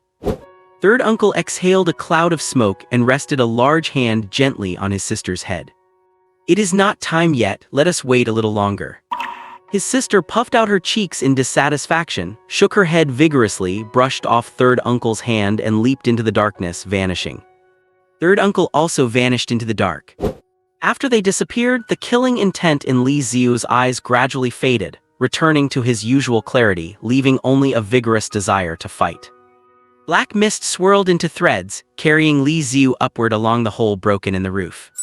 10 seconds later, Li Xiu flew out of the hole at the top. He vaulted high into the air and, looking at the scene on the rooftop, froze. The emissary stood alone in the center, endless vines extending from beneath his feet, spreading outward and connecting to various lines on the broadcasting and television tower. A cursed coin flipped between the emissary's fingers, gleaming in the dark night and emitting a charming yet dangerous glow. Li Xiu's gaze fell on the purple, gold-rimmed bag at the emissary's waist. The scent of a vast number of cursed coins emanated from it endlessly. The night demon once said the emissary would trade extremely evil souls for knowledge or cursed coins, and everyone has a limited amount of evil in their human nature. Usually, one extremely evil soul required the lives of several, if not dozens, of ordinary people to form. Just how many people had to die for this many cursed coins? What exactly is he trying to do? Li Xiu landed softly on the ground. The massive pile of cursed coins, the emissary, the TV tower. Li Xiu felt he was vaguely onto a clue. Perhaps because he had reached the outdoors, his long silent communication headset crackled back to life with the voices of the support team. Li Xiu, can you hear us? We have discovered a new problem. Everyone in the city has received an audio file recounting the emissary's birth story. Now, every person in the entire city is ensnared by an invisible chain. The citizens are all bound by an invisible chain. Upon hearing this, Li Xiu blurted out, "Meme pollution." Yes. Anyone who has heard of or knows the history of the God's messenger becomes entangled in an invisible chain. For an extraordinary, it might just be a chain they could snap with a bit of effort, but for an ordinary person, they cannot even see it. How could they possibly break free? The R&D department is desperately trying to crack it, seeking a flaw in the logic chain to sever it in one stroke, but time. It might be too late. Li Xiu's gaze locked onto the thin, frail back of the god's messenger standing at the edge of the rooftop. Sensing the stare from behind, the god's messenger slowly turned around, his eyes beast-like, brewed with the purest form of malice. There was not a trace of impurity, nor a single shred of personal desire. The existence of the god's messenger seemed to be the embodiment of evil itself. He committed evil not for profit, power, or desire. He simply wanted to commit evil, and that was all. The god's messenger curled his lips into a smile and bowed slightly to show his respect for Li Xiu. "Mr. Li, hello." The god's messenger's voice still held an odd cadence, sounding both charming and eerie. Paired with his half-human, half-beast appearance, it created a bizarre sense of a wild beast having attained human form. "You know me." Li Xiu did not know when he had become so famous. The puppeteer, the god's messenger, these figures hiding in the shadows all seemed to know a thing or two about him. The god's messenger bared his teeth, revealing 2 rows of sharp fangs. "Of course, you are different from most. The puppeteer must have mentioned it to you, the concept of 3 tiers, ants, pets, and humans. As humans of the new era, you and the puppeteer are qualified to serve my lord." "My lord?" What kind of new trope was this? Li Xiu had an ominous feeling. It would not really be a beat the small fry, the boss shows up plot, would it? A single god's messenger had already thrown any Yuan city into chaos. If his boss showed up, would not he tear the whole city down? Li Xiu asked, "You have someone above you?" "No, I am the god's messenger. My master is naturally a god." "What? A god?" Li Xiu analyzed the situation quickly. Either this god's messenger was suffering from terminal delusions of grandeur, or the puppeteer once said the god's messenger had invited him to act together, but the puppeteer refused on the grounds that the god's messenger was unworthy. The puppeteer might look down on the god's messenger, yet he did not take direct action against him. Instead, he left behind information and used the Special Affairs Bureau to handle him. This meant the god's messenger possessed power that even the puppeteer feared. And was that power this so-called god? Does a god really exist in this world? Or is it just some higher-tier extraordinary or monster? Although mysterious phenomena have erupted globally in 5 years, no country has ever declared encountering a god, and there is nothing in the Bureau's archives either. No, keep thinking and my brain will actually hurt. Li Xiu gave up on further speculation. Those headache-inducing, hair-losing problems were better left to the big shots in the logistics department with criminal investigation backgrounds. Li Xiu decided not to worry about it. Since the ghosts, monsters, and feudal superstitions that were defeated last century have crawled out of the woodwork because of the mysterious resurgence, then we will just have to defeat them all over again. I do not care about other places, but in any Yuan city, there is no room for your crooked ways to survive. Li Xiu hated these guys playing God. The messenger had secrets, a background. All the better. Soon, he would toss the god's messenger into the frozen hell to build snowmen and see what kind of stories he could spin then. Li Xiu raised his hand, about to unleash his extraordinary field at full power, when he suddenly remembered something and asked, "I do not sense a pure monster field on you. You must be an extraordinary, right?" "I am indeed not a pure monster," the god's messenger replied, avoiding the core of the question. Li Xiu took his badge from his coat. "According to protocol, I need to issue a warning to an out-of-control extraordinary. God's messenger, you have one chance to surrender." The god's messenger and Li Xiu locked eyes, and both read a sense of mockery and anticipation in the other's gaze. The god's messenger said, "I refuse." The worry on Li Xiu's face vanished. As he put his badge away, he slowly broke into a smile. "Well, in that case, thank you very much. The chaos tonight caused the deaths of thousands. Forget anyone else, the god's messenger must die." Extraordinary field at full power. Black threads, thinner than human hair, instantly occupied every inch of space on the rooftop of the broadcasting building. Li Xiu reached out and clenched his fist towards the god's messenger. Tens of thousands of black mist threads sealed off every avenue of escape. The god's messenger had no choice but to take it head-on. Facing the sharp black threads, vines grew rapidly beneath the god's messenger's feet, wrapping him within them. Snow-white flowers bloomed on the vines, creating layers of barriers filled with malice that canceled out the black mist threads. The sky full of black mist threads was merely the opening act of Li Xiu's assault. Hellish black mist swirled rapidly in both his palms, forming 2 Death Star rings. Li Xiu poured in his extraordinary energy, and the Death Star rings expanded rapidly, becoming massive rings dozens of meters in size. The Death Star rings emitted a high-pitched, wailing screech. Ordinary people lucky enough to have escaped to the ground floor of the broadcasting building fell into a daze, mouths half open, as if their souls had been pulled out.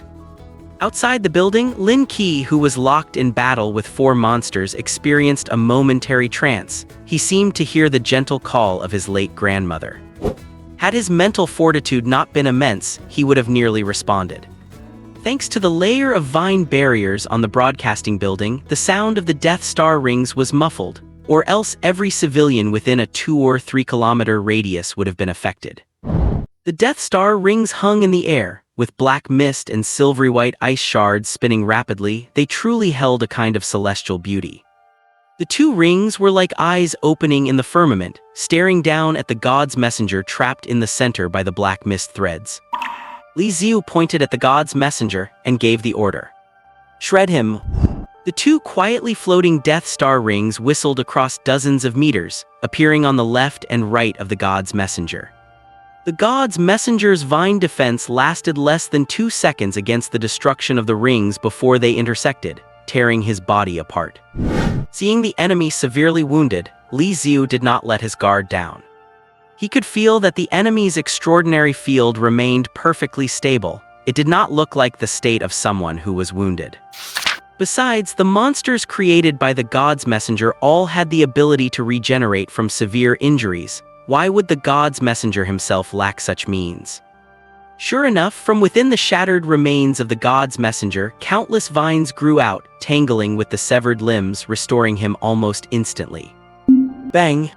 But the just reformed body shattered once again. The god's messenger let out a sound of query, followed by a sigh of realization.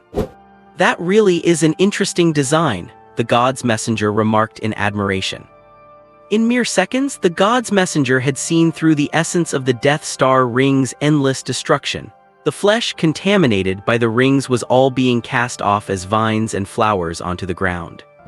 Pruning off the body parts that came into contact with the Death Star rings was indeed the optimal solution, but such a method required incredibly fine perception and control of one's energy. The essence of the Death Star rings was hellish black mist and ice energy, condensed to an extreme. Once these 2 forces entered a body, they would spread uncontrollably through blood and muscle deep into the victim's core. The most important part was that it was uncontrollable. The god's messenger's operation was like throwing a handful of weeds into a raging river. The weeds would scatter into tributaries and the ocean, yet he had somehow managed to find every single weed and pluck them all out. This was practically impossible. You seem surprised.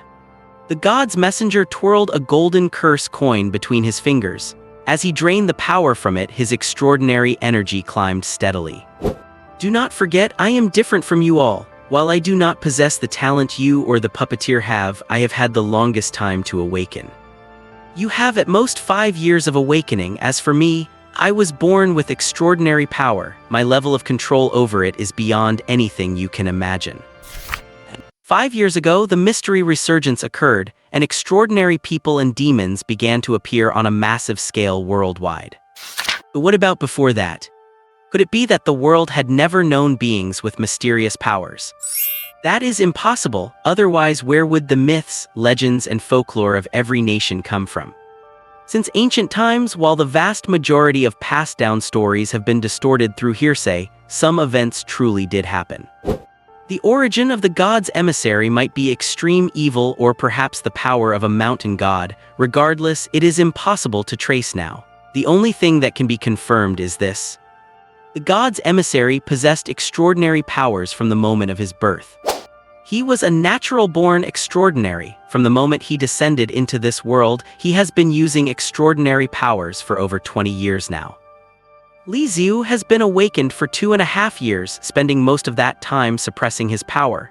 Only in the last few months has he begun to formally research his abilities, figuring out the various ways to use I Am Hell. Of course, talent plays a role in this, but the god's emissary does not exactly look like a pushover. Diligence can make up for a lack of talent. Even if his talent is inferior to Li Xiu's through over 20 years of grinding, the emissary's control over his extraordinary power has reached an unfathomable level. He has no fixed form and follows no set pattern in his moves. Every attack Li Xiu lands on the god's emissary is easily erased, and even if severely injured, he can recover quickly through the effect of his cursed gold coins. With each injury and recovery, the emissary's power continues to grow. The cursed gold coins not only mend his wounds but also absorb the remainder into his body. The two exchanged blows rapidly, colliding, fighting, and separating in an instant. In less than a minute, the rooftop was turned into ruins, covered in traces of destruction. The sky seemed to sense the intense killing intent as the clouds grew darker and lower, as if they were about to collapse at any moment. During another clash, Li Xiu suddenly stumbled. A white flower suddenly sprouted from the black fog of hell. As the white flower bloomed, a slight fluctuation appeared in Li Xiu's control over his extraordinary power. That fluctuation lasted less than a fraction of a second, yet it was enough for the god's emissary to seize the opportunity. The emissary, a few meters away, vanished into petals with a poof, reappearing at Li Xiu's side and gently touching his body with his right hand. Countless vines grew out of half of Li Xiu's body, along with snow-white flowers that radiated intense malice. This malice severely impaired Li Xiu's control over his power. The threads formed by the hellish black fog disintegrated, reverting into mere clumps of fog. It looked like there was more of it, but its destructive power had decreased rapidly. The god's emissary approached again, attempting to touch Li Xiu once more. Boom! A pitch-black hell gate appeared out of thin air, landing between the emissary and Li Xiu. Though he could neither see nor touch it, the emissary seemed to sense it, choosing neither to pursue his advantage nor to trade wounds using the effect of the cursed gold coins. He retreated, his black gem-like eyes filled with vigilance. "Is this your true power at the apex? Truly terrifying." The emissary said he was terrified, but there was not a hint of fear in his tone. The Hellgate bought a moment of time, allowing his chaotic extraordinary power to stabilize again as Li Xiu tore the snow-white flowers off his body. Extremely dense malice, so this is your ability, Flower of Evil. The vines and flowers of evil withered one by one, falling off Li Xiu's body. Through touch, he can plant seeds of the flower of evil in his enemies, absorbing their extraordinary power to let the flowers take root and bloom. When the flowers of evil are in bloom, the victim's extraordinary field fluctuates, affecting their ability to use powers. Unable to use powers, they become vulnerable to further attacks and more seeds. To deal with this ability, one must either do as Li Xiu did, rely on an immense extraordinary field to forcefully kill off all the parasitic seeds and roots within the body. Or, as the Special Affairs Bureau mandates, operate in groups of at least 2, where one person provides support to help the parasitized teammate remove the infection. If you get hit once by accident, you get comboed to death. What kind of bug tier ability is this? And that was just one technique of the Flower of Evil. Vine barriers, parasitic seeds, petal incarnations, offensive, defensive, and adaptive. After 20 years of honing, the Flower of Evil has evolved into a perfect ability. Furthermore, Li Xiu glanced at the purple and gold pouch hanging at the emissary's waist. It was clearly a powerful taboo object. And he has infinite health and mana potions. His ability tier seems to be 4th level, not sure if it is low or middle grade, but in any case it is 1 level higher than mine. Li Xiu waved his hand, dispelling the black fog threads entwined around him. The immense pressure hovering over the rooftop vanished, and all the chill in the air dissipated. Were it not for the rooftop being in ruins, it would be as if the previous battle had never happened. Li Xiu stood there quietly. Without the surrounding black hellish fog, he looked completely harmless, posing no threat at all. Yet the polite smile that had always been on the god's emissary's face gradually faded away. The emissary hunched slightly in vigilance. Suddenly, he noticed his hands were trembling involuntarily. It took him a full half-second to realize why. It was out of fear. This fear had bypassed his consciousness and descended directly onto his body, completely irresistible. The last time the emissary had an experience like this was when he faced the true god he served. The emissary jerked his head up, staring intensely at Li Xiu.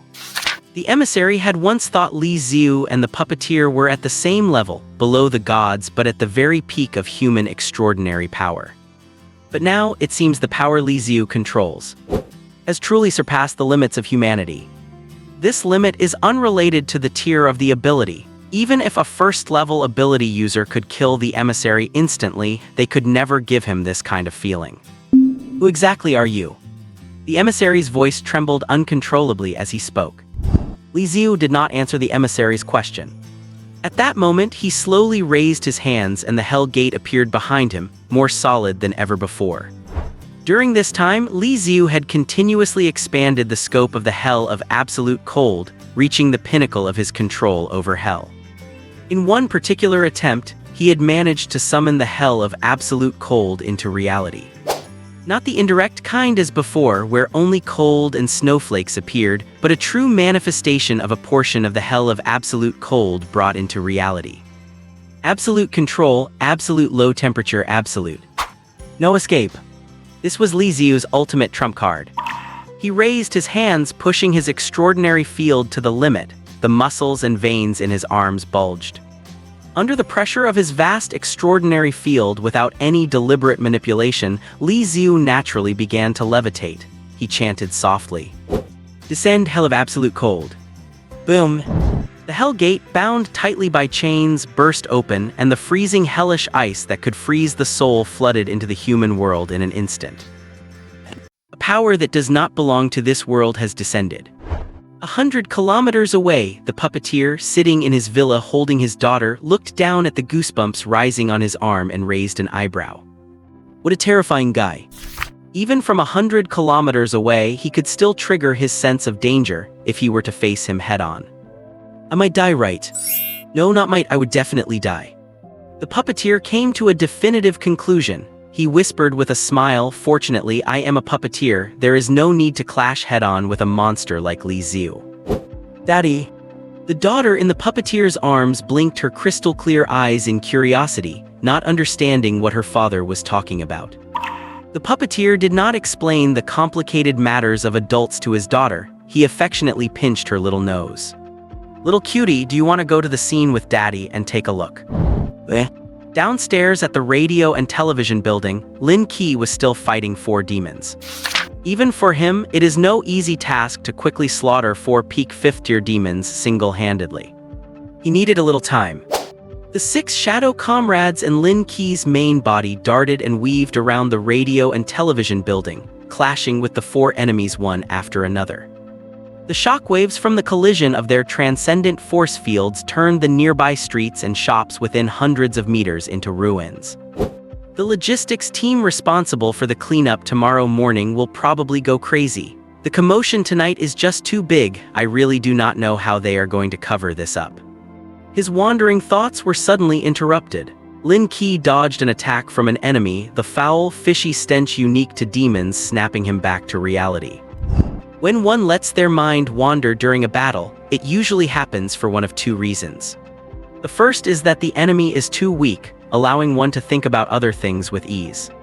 The other is that the pressure brought by the enemy is too great, leaving both body and mind in a state of exhaustion, causing one's focus to scatter uncontrollably. Clearly, Lin Qi fell into the second category.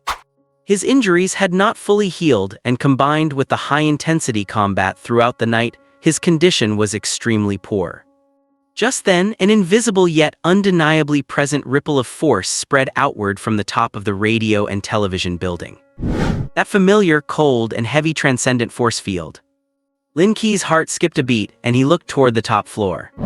Li Xiu has started to fight for his life, huh? Well then, I cannot let myself fall too far behind as the team leader.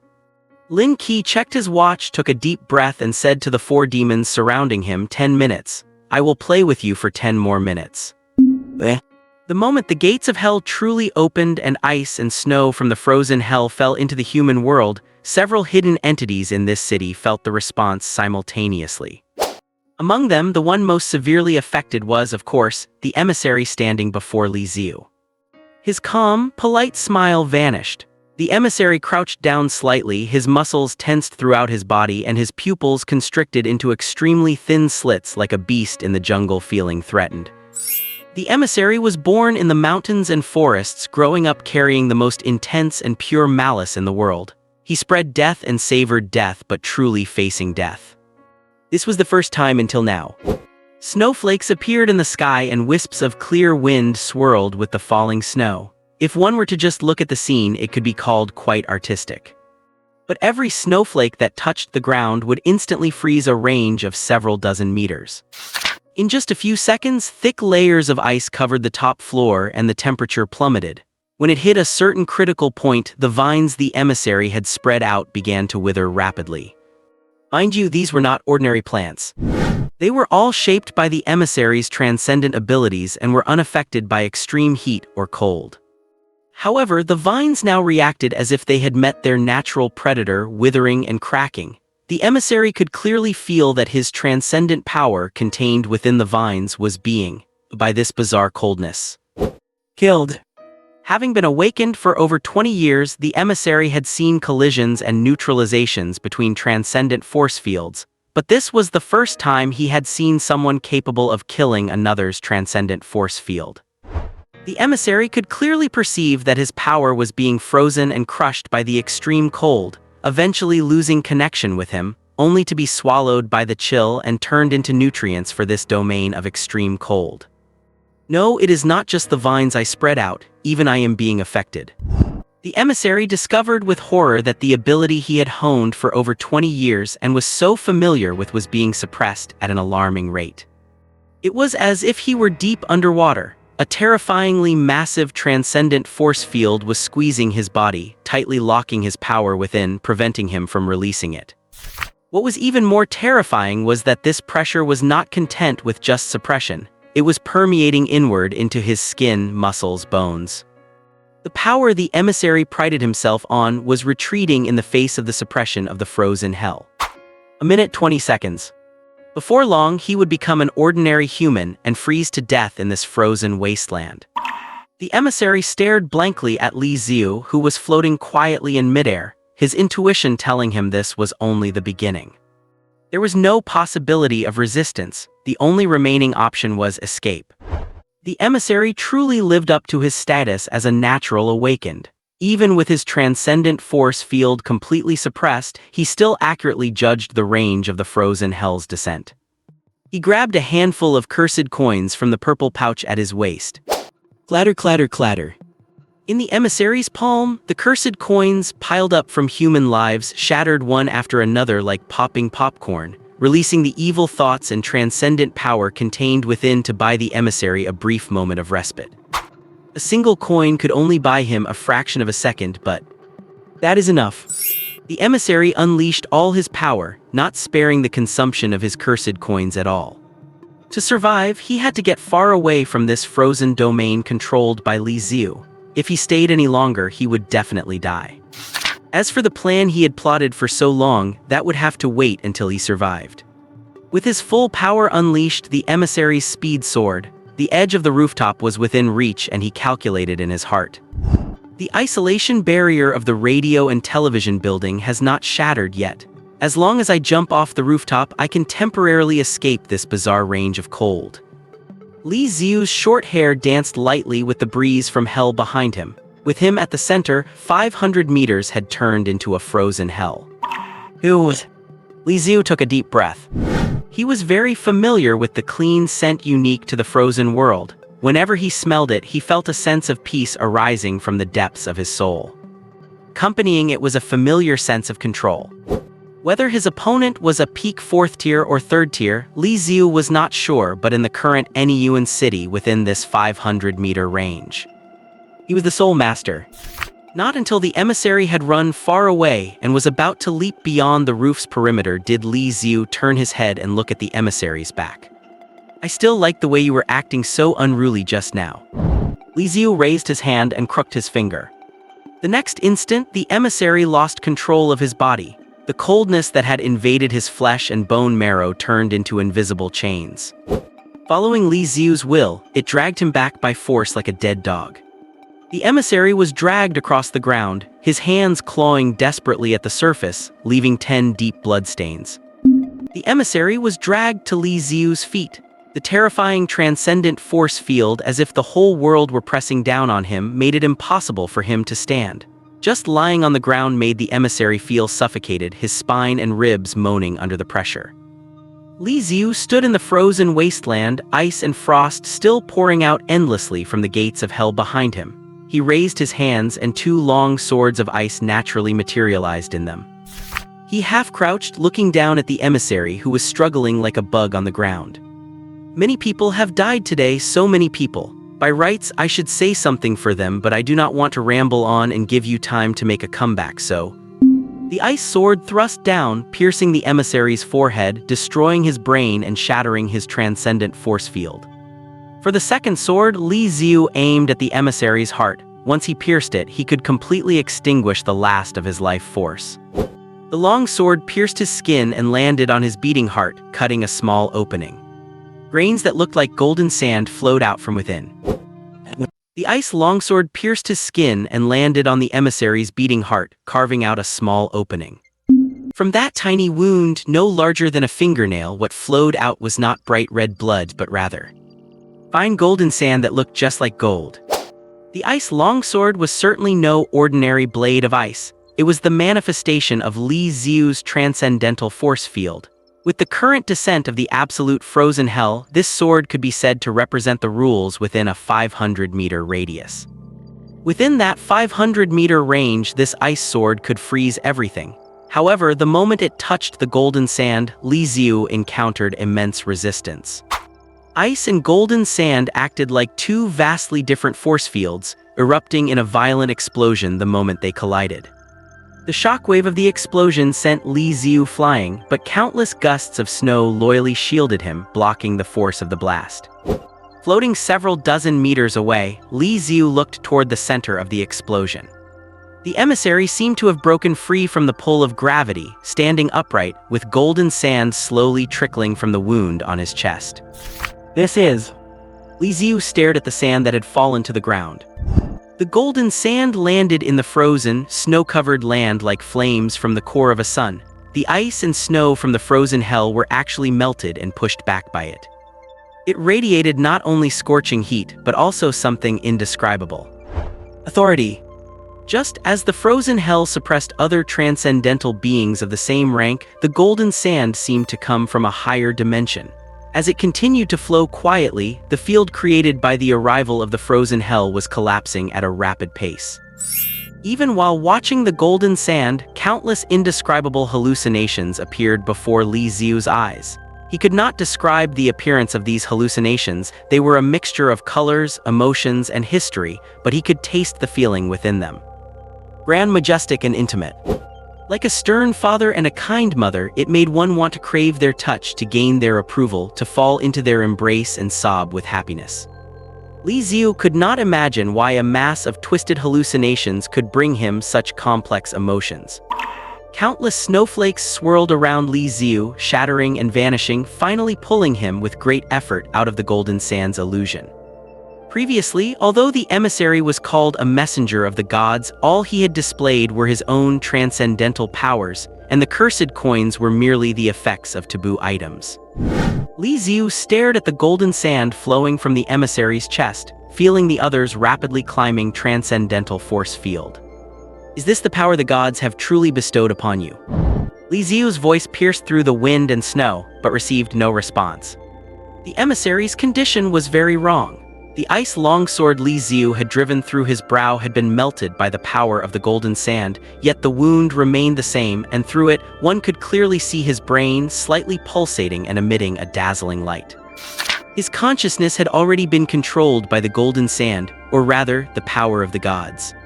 The emissary had lost his self-awareness. The moment the gods' power erupted, he became a puppet for that strength. He turned his head stiffly, his golden eyes locking onto Li Xiu. In that moment, Li Xiu felt as if he were being targeted by some higher dimensional entity. Li Xiu could almost see the word danger written above his own head. Almost at the same time, the emissary appeared in front of Li Xiu. The emissary raised his right hand, and the golden sand condensed in his palm into a hammer that radiated golden light. The moment the hammer appeared, the entire sky, from the dark clouds high above to the falling snowflakes, froze for a brief instant. With the hammer at the center, the air rippled irregularly. Its weight seemed to shift gravity, devouring air, cold and light. The moment it was raised high, everything in the world apart from this hammer turned pitch black. Roar! Only then, long after the emissary had bridged the distance of several dozen meters to reach Li Xiu, did the sounds of the penthouse masonry shattering and the air being torn apart finally reach his ears from behind the emissary. Like thunder, like a dragon's roar. "Do fast." Li Xiu's consciousness tried to command his body to dodge, but there was no time to react. He stared blankly at the raised golden hammer with only one thought in his mind. "Well, you are not even pretending anymore, just straight up cheating, are you?" The golden hammer fell heavily. In a fraction of a second, all Li Xiu could do was defend with everything he had. He raised his arms above his head, concentrating his entire transcendental force field into his forearms. Compressing his force field to the extreme, it manifested into physical form, appearing as dozens of semi-transparent barriers. The hammer crashed down. The force field barriers shattered layer by layer, and the floor beneath Li Xiu's feet was simultaneously smashed open by this extreme weight. Boom! Li Xiu smashed through the roof of the penthouse and fell downward. Driven by heavy and terrifying momentum, Li Xiu descended like a human-shaped steel spike, breaking through walls layer after layer. In the first-floor lobby, nearly 100 people were gathered together. These were survivors within the broadcasting building, among whom were a few faces familiar to Li Xiu, his classmates and professors from NEU University. At this moment, they were gathered around Lin Yibai and Su Xiaoya, waiting for help from the outside. Many who were emotionally fragile sat on the ground, burying their faces in their knees and weeping secretly. "What was that sound?" someone suddenly said. Lin Yibai looked up at the ceiling. The sound of collapse was drawing closer. "Everyone get out of the way, move back." Those who had been sitting on the ground scrambled up and backed away. Among them was an older man, the vice-chancellor of NEU University. Because he had been sitting for too long, his legs had fallen asleep and he was a beat slow. He stumbled 2 steps just as the ceiling above him broke open. A figure slammed heavily onto the floor, causing countless cracks to spread across the marble tiles. The vice-chancellor, trailing behind, was so scared he sat right down on the floor. A stone the size of a human head fell between his legs, landing less than a few centimeters from his retired little brother.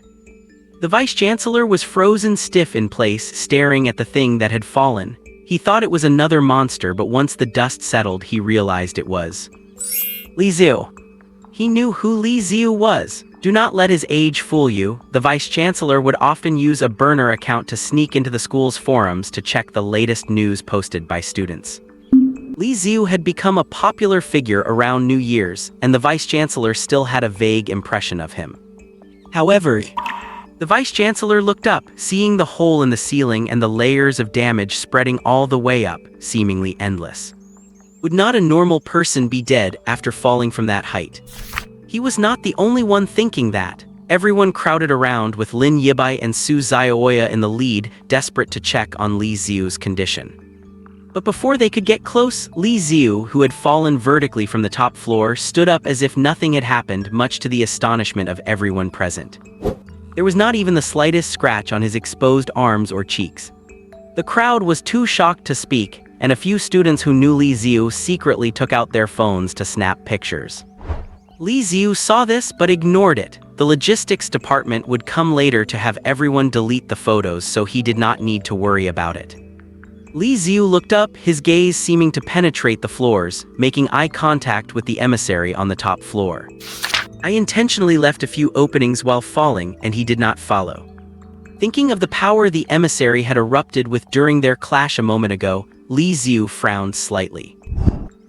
At the top of the broadcasting and television tower, the envoy did not pursue his advantage. He stood blankly at the edge of the rooftop, his golden eyes gazing down at the chaotic city on New Year's Eve. His consciousness was completely blurred, with his only remaining thought being to complete the plan. The envoy had attacked Li Xiu earlier because Li Xiu threatened his plan. Now that Li Xiu had disappeared, he lost the purpose for continuing the pursuit and returned to his original actions.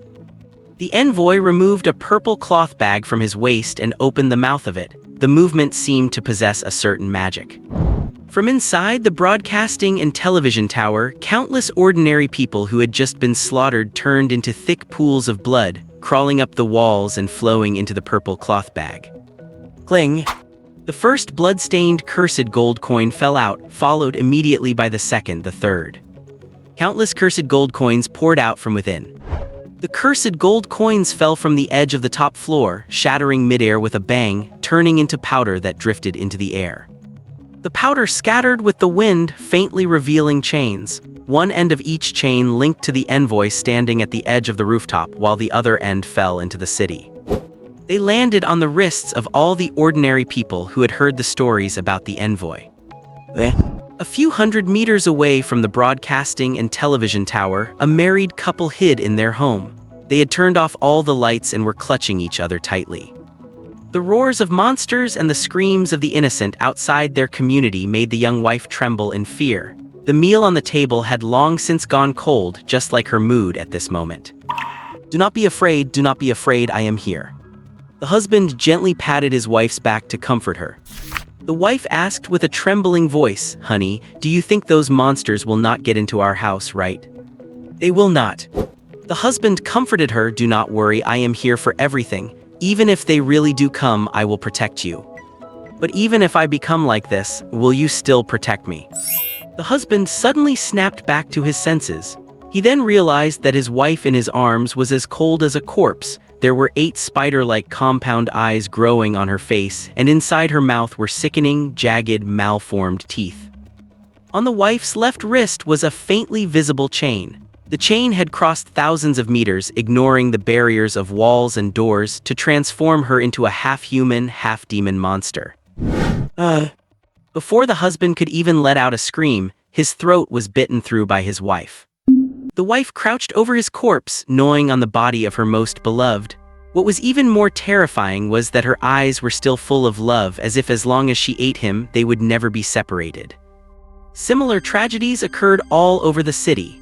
As long as someone had heard the stories about the envoy through the broadcast, they were subject to corresponding meme pollution and began an irreversible mutation. The evil thoughts in people's hearts turned them into the most terrifying monsters. Li Xiu, having climbed back up, looked overhead. The envoy's golden sand is the complete opposite of my I am hell power. The moment the two touch, they will corrode and annihilate each other. Li Xiu stared upward, deep in thought. Su Zaiya and Lin Yibai walked over. "Are you all right?" Lin Yibai asked, carelessly reaching out to feel his arms and back, searching for any hidden wounds. Li Xiu shook his head. "I am fine." The reason he was unharmed was thanks to the height of the dozens of floors of the broadcasting and television tower. The walls that seemed solid to ordinary people were the most comfortable buffer pads for Li Xiu, who was wrapped in a thick field of transcendent power. Li Xiu had originally intended to use the descent to lure the envoy into a pursuit so he could counterattack, but he had not expected that the opponent would not chase him down at all. He looked at the nearly 100 people present and asked Lin Yibai, "Why have not you taken them out? Has not the support arrived yet?" Outside, Lin Qi was single-handedly holding off 4 peak 5th-tier demons. Calculating the time, the remaining field agents from the Special Affairs Bureau should have arrived and broken the barrier lock outside the tower by now. Lin Yibai explained, "Support has already arrived. They tried to tear through the barrier field to create an escape route, but just as the barrier was about to be broken, the state of the field suddenly changed. Li Xiu realized that it must have been because of the golden sand on the envoy's chest. It was no longer the envoy controlling the barrier, but the so-called god behind him. Li Xiu walked to the main entrance on the first floor of the building, where the vines sealing the building were faintly shimmering with a layer of golden brilliance. He touched them with both hands, and instantly a powerful reactive force was transmitted back, shaking his thick field of transcendent power and making his palms slightly numb. If it had been any other ordinary field agent, they would likely have been severely injured or knocked unconscious by that impact. Li Xiu frowned slightly. It seems we are sealed in here. Until the envoy is dealt with, the people outside cannot get in and we cannot get out for the time being. Lin Yibai asked in shock, even you cannot open it. In her heart, there was nothing Li Xiu could not do when it came to the transcendent realm. She had this blind confidence in him. No, at least not for the time being. There are many factors that affect a transcendent's combat capability, such as rank, ability suppression, mindset, and the combat environment. But the most direct influencing factors are four: rank, ability values, technique, and field intensity. In terms of rank, the envoy is stronger than me. He is a mid-4th tier and I am a mid-5th tier. That is a full major rank difference. In terms of ability values, I do not feel suppressed, so they should be basically on par. In terms of technique, the envoy is still better than me. After all, he has been awakened for over 20 years and trains day and night, while I have only been truly accepting my I am hell power for a few months. And finally, there is the field intensity. Field intensity is the most pure clash of transcendent fields, independent of specific abilities. Li Xiu's field intensity is already very strong, but compared to the envoy who wields a golden hammer, it is still a bit weaker. It is like the difference between bronze and steel. Lin Yibai and the others looked like they half understood, but among those present, only Cheng Shukin understood what he meant. As the deputy captain of the first team, she had touched the threshold of the 4th tier. Most low-tier ability users have weak fields and rely more on the direct use of their abilities. Abilities may vary and one can always find a weakness, but a transcendent field does not. It is like the purest form of telekinesis, capable of dealing with any situation. You are only at the 5th tier. Li Xiu, have you already started considering combat modes based on field usage? Cheng Shukin had lost count of how many times she had marveled at Li Xiu's growth speed. Li Xiu, unaware of her thoughts, walked to the vines sealing the door and reached out, his fingertips wreathed in threads condensed from black mist. He tried to deconstruct the barrier field enveloping the entire building. A moment later, Li Xiu said to Lin Yibai, who was watching him with expectation, "There are 3 ways to break this barrier.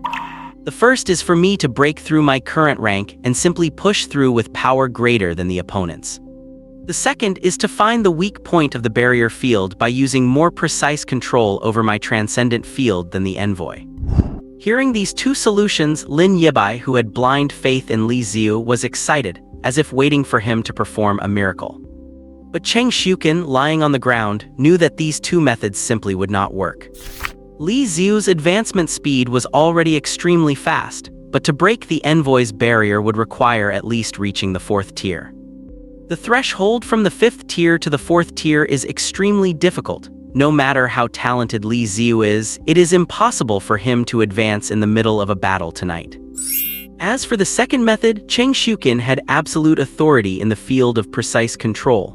After collaborating several times, she had a rough idea of Li Xiu's combat style. Aggressive, straightforward, and crushing with sheer power. It was not that Li Xiu did not have the talent for precise control, but the same problem remained: time was too short. Li Xiu had not even been in the Special Affairs Bureau for 2 months. He could not be an expert in everything. Whether it was the envoy who had been training for 20 years or the god behind him, the precision of their control over transcendent power was far beyond what Li Xiu, a newcomer, could match. Cheng Shukin waited for Li Xiu to state the third method, hoping he had a way to break the deadlock. The third, Li Xiu paused and said, is to raise my field intensity from bronze to steel or even tungsten steel. Is to raise my field intensity from bronze to steel or even tungsten steel. That was even more impossible. Cheng Shukin shook her head and sighed. Increasing transcendent field intensity is far more difficult than the first 2. If rank and technique can be polished by time, transcendent field intensity is purely a matter of talent. She stared blankly at Li Xiu's back and could not help but speak. You cannot possibly improve your talent overnight, can you? I have been in the Special Affairs Bureau for 3 years and I have never seen such a transcendent, and neither have the monsters. Li Xiu turned his head to look at Cheng Shuken, who was leaning against the wall, and joked. Hey, you are going to see it today. Well, you will see it today. Li Xiu really wanted to reply to Cheng Shuken with that. However, under the expectant gaze of nearly 100 people, he suppressed the urge to make a habitual sarcastic comment and maintained his professional, serious image. These people were terrified, and Li Xiu had to give them confidence. Li Xiu's method for increasing the intensity of his force field was simple. He had killed quite a few demons tonight, and the new ones that had settled into the abyssal hell provided him with new power, significantly shortening the distance between him and the ice coffin. By opening the ice coffin and gaining control of the final territory of the abyssal hell, Li Xiu would be able to fully unleash its power and further enhance the strength of his transcendent field. This was the only way to slay the divine messenger and save everyone. Time was tight and Li Xiu did not delay. He found a spot against the wall and sat down. Give me a few minutes, Li Xiu said to third uncle and his sister who were standing in the corner. Keep watch for me, I will be out soon. Lin Yibai thought he was speaking to her, so she gave an okay sign and stood guard by Li Xiu's side, watching for threats. Although Su Xiaoya did not speak a word once Li Xiu closed his eyes, she also gripped her pistol and silently stood behind him, guarding against any demons that might appear. The rest of the crowd stood centered around Li Xiu, filled with anxiety and anticipation, waiting for the outcome.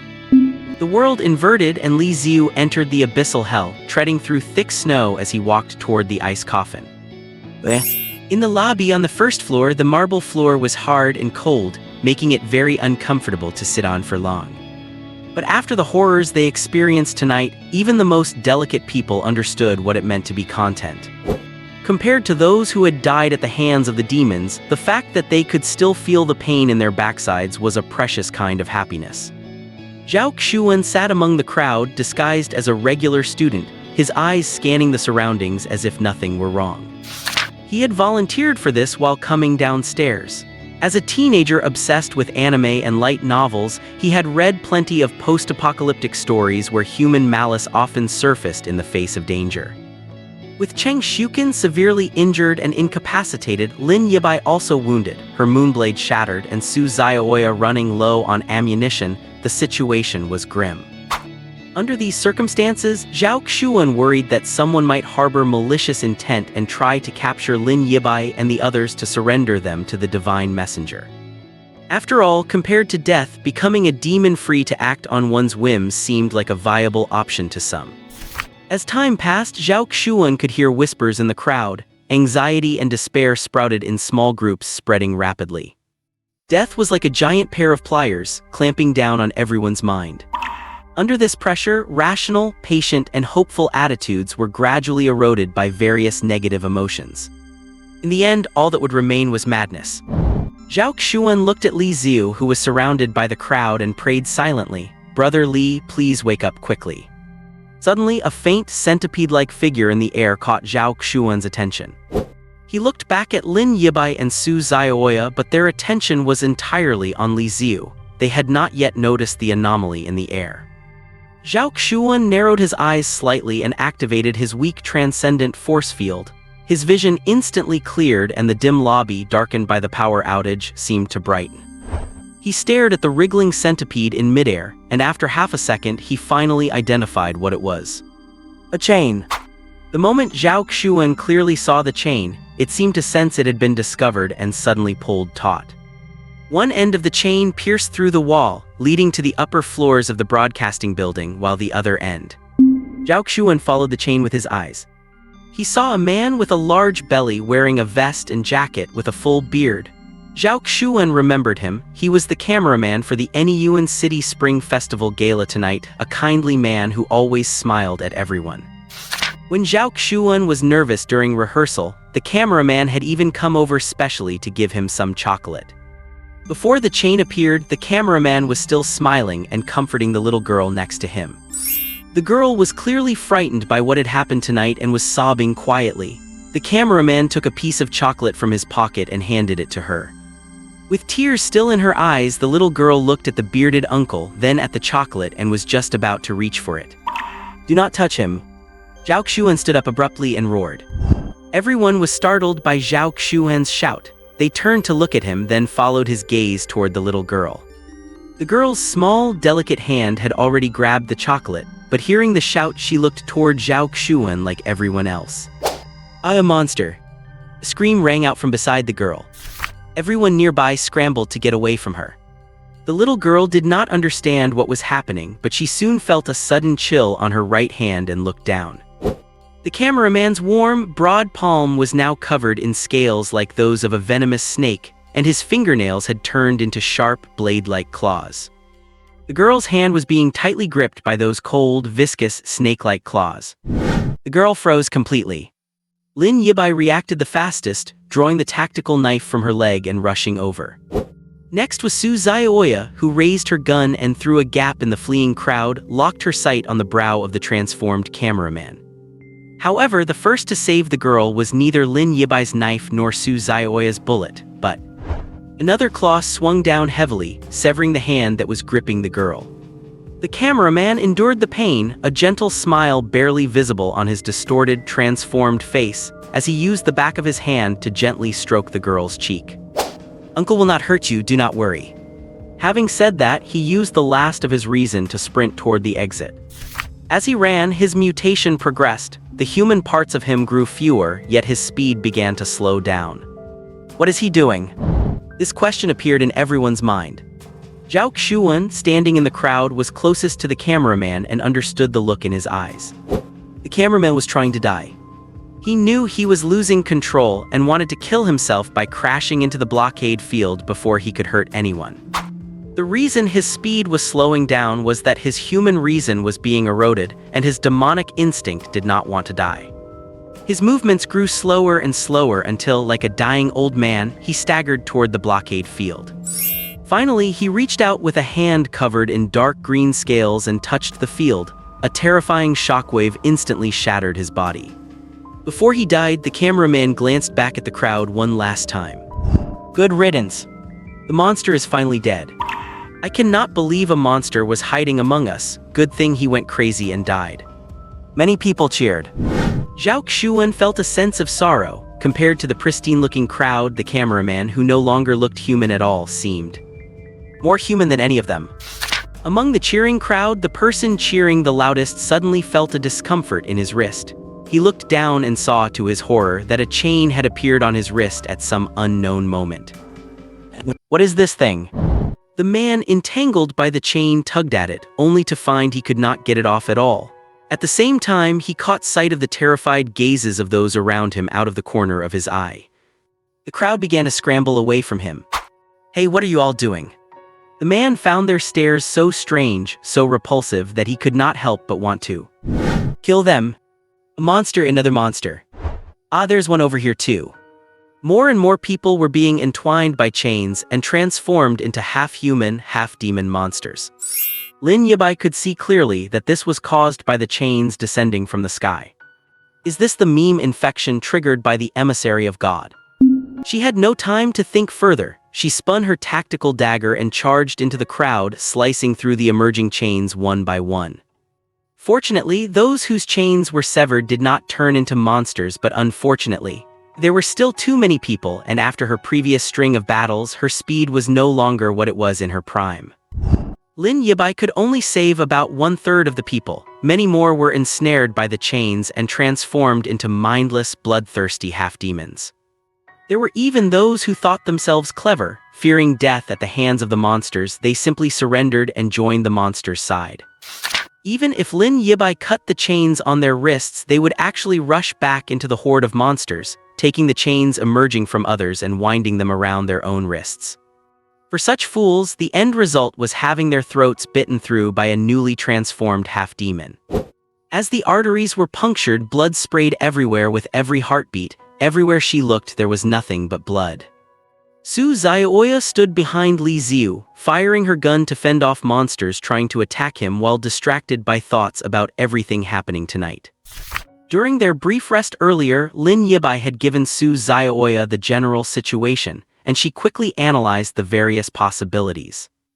Tonight's events seem complex. First, incidents of monsters broke out in every corner of the city, dispersing the forces of the Special Investigation Bureau across town.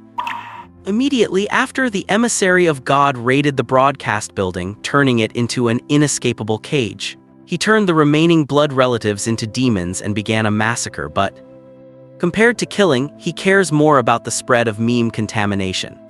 Suzawa speculated, if it were just to kill, the emissary of God would not need to specifically choose this place and go out of his way to lure the field agents away, fearing they might interrupt his actions.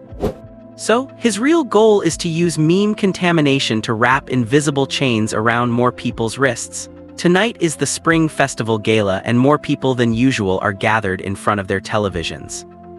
The internet is indeed more convenient and faster than television, but the network administrators at the Special Investigation Bureau are no slouches. Under 24-hour monitoring, the corresponding data would be wiped the moment any meme contamination appeared. Live broadcast television is indeed the most suitable opportunity. What is the purpose of the emissary of God doing this? To simply create chaos, to cause more slaughter, or is there a deeper plan? Amidst the chaotic battlefield, for some reason, Suzaoya's mind became clearer. Since the opponent is called the emissary of God, his actions are usually closely tied to the religion or deity he serves. In religion, killing is not just about ending a life. It is usually associated with sacrifices, rituals, or blessings. In an instant, Suzaoya deduced a possibility from the tangled web of clues. Ordinary citizens turning into monsters and mass killing is not the end goal. The emissary's plan may only truly be beginning now. While thinking, she fired 3 shots in rapid succession. 3 bullets specially modified by the R&D department whistled and spun through the air, 2 hit the chest, and as the pouncing half-demon's body stiffened from the impact, the last bullet found its target in the head. 2 in the chest, 1 in the forehead. This is the shooting method Suzaoya is most proficient at.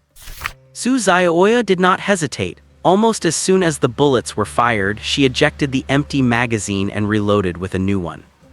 Even while thinking, she could maintain precise aim and even keep track of the remaining bullets in her pistol. After inserting the new magazine, Suzaoya's heart sank. Only 1 magazine left. She had to change her shooting style and try to take down 1 target with each shot. But with stabbing pains shooting through her wrist and shoulder, Suzaoya was not sure if she could still make precise shots. One must remember that unlike Lin Yibai and Zhao Xuan, she was just an ordinary person. At most, she had a tiny bit of shooting talent. Suddenly, Suzaoya caught sight of someone out of the corner of her eye, pursed her lips to endure the sharp pain in her shoulder, took aim and pulled the trigger. Zhao Xuan heard the wind behind him and was about to turn when his legs were tightly held by a half-demon, and the wind from behind had already reached the back of his head.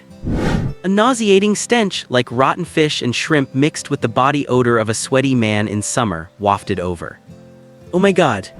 Just as Zhao Xuan did not know if he was going to be bitten to death or suffocated by the smell, a spinning bullet flew past him. In that moment, Zhao Xuan could even see the gorgeous runes drawn on the bullet by the R&D department. How beautiful! At the moment of life and death, this thought inexplicably appeared in Zhao Xuan's mind. Bang! The sound of the half-demon's head exploding brought him back to reality. His back and the back of his head were covered in mysterious mucus. Zhao Xuan made a disgusted face and looked at Suzaoya with a wronged expression. Suzaoya tapped her own smooth forehead, signaling him to pay more attention to his surroundings and not to let his mind wander. Zhao Xuan nodded vigorously. This rebellious teenager who once desperately wanted to elope with his teacher had grown up rapidly after witnessing death after death tonight. He held a baseball bat in his hand, a stage prop he had found in the warehouse when he went downstairs. It was unexpectedly sturdy. Because of the program today, his beloved teacher Su and his parents had also come. They were standing behind Zhao Xuan, watching him with worry. Since it was not raining, Zhao Xuan could not use his extraordinary abilities. To protect those he loved, he could only push his physical stamina as an extraordinary to its absolute limit. Zhao Xuan had never undergone any combat training and relied solely on raw strength. Soon, he was gasping for air and fine wounds gradually appeared on his body. It was not just him. Lin Yibai and Su Xiaoya were also reaching their limits. Once the defensive line formed by the three of them collapsed, the ordinary people behind them would be exposed to the army of half-demons and torn to pieces. Li Xiu would also be in danger, and if anything truly happened to him, there would be no one left to stop the emissary's plan. Zhao Xuan, Su Xiaoya, and Lin Yibai looked at Li Xiu, who was sitting on the ground with his eyes tightly closed, and prayed in their hearts, "Li Xiu, please wake up quickly." The next second, hiss. Wounds appeared one after another on Li Xiu's body, and blood that had turned into ice crystals surged from them. His complexion suddenly turned deathly pale. Zhao Xuan, Su Xiaoya, and Lin Yibai swallowed simultaneously, feeling a sense of panic. The frozen hell. Li Xiu was only half a meter away from the ice coffin. But that final half-meter had become the most distant, impassable chasm in the world. Li Xiu took a deep breath, steadying his body. Uncontrolled wind and snow sliced through his skin, leaving gashes an inch deep, yet his eyes remained firm. Li Xiu paused, his body temperature being steadily stripped away. He was turning into a human ice sculpture, but if one got close enough, they could hear a dull, thumping sound like a war drum. That was the heartbeat of Li Xiu. The heartbeat started slow, then rapidly accelerated over time. Hot blood was squeezed, contracted, and released with every beat, like magma about to erupt from a crater, fueling his body with power. At a certain moment, the wind and snow seemed to stop abruptly, and Li Xiu moved. He stomped his right foot forward to take the final step, pressed both hands against the ice coffin, and waited quietly for a few seconds. Nothing happened. Is just touching it not enough? Li Xiu looked up. The massive coffin, 20 or 30 meters tall, appeared before him like a sheer cliff. Do I have to climb to the very top and open this coffin myself just to know how to control this runaway domain? A sense of intense letdown washed over him. It felt like the despair you get after sprinting 5 kilometers for a fitness test, only for 5 burly guys to walk up and say, "Congrats, the warm-up is over, now we are going to run a marathon with you, and if we catch you, we are going to..." Heh heh heh. Slap. Li Xiu slapped his own face hard. Now is not the time for despair. He stared at the sheer cliff before him. It is just climbing a wall, right? Back when I skipped high school to work, I climbed plenty of school walls. At least now there is no security guard chasing me with a stick. Remembering the days of outsmarting the school guard, Li Xiu curled his lips into a smile. He clapped his hands and grabbed onto the intricate patterns on the surface of the ice coffin. The moment he touched it, the cold seeped into his skin, followed by bone-chilling pain. Li Xiu pretended he could not feel it. Let us start. He climbed upward. As the distance grew, the wind and snow became even more violent, sometimes forcing him to stop and wait for the wind to die down before continuing. Before long, his fingers turned purple-black and lost all sensation. Amidst the howling wind, he heard faint, whispering noises. "Give up, you will not feel pain if you go down. Go back, this is not where you belong. You are already powerful enough, it is not worth it." To these whispers, Li Xiu responded with only 2 words. "Is that all?" Compared to washing dishes in ice-cold water at a street food stall after my high school graduation to make money, what is a little cold like this?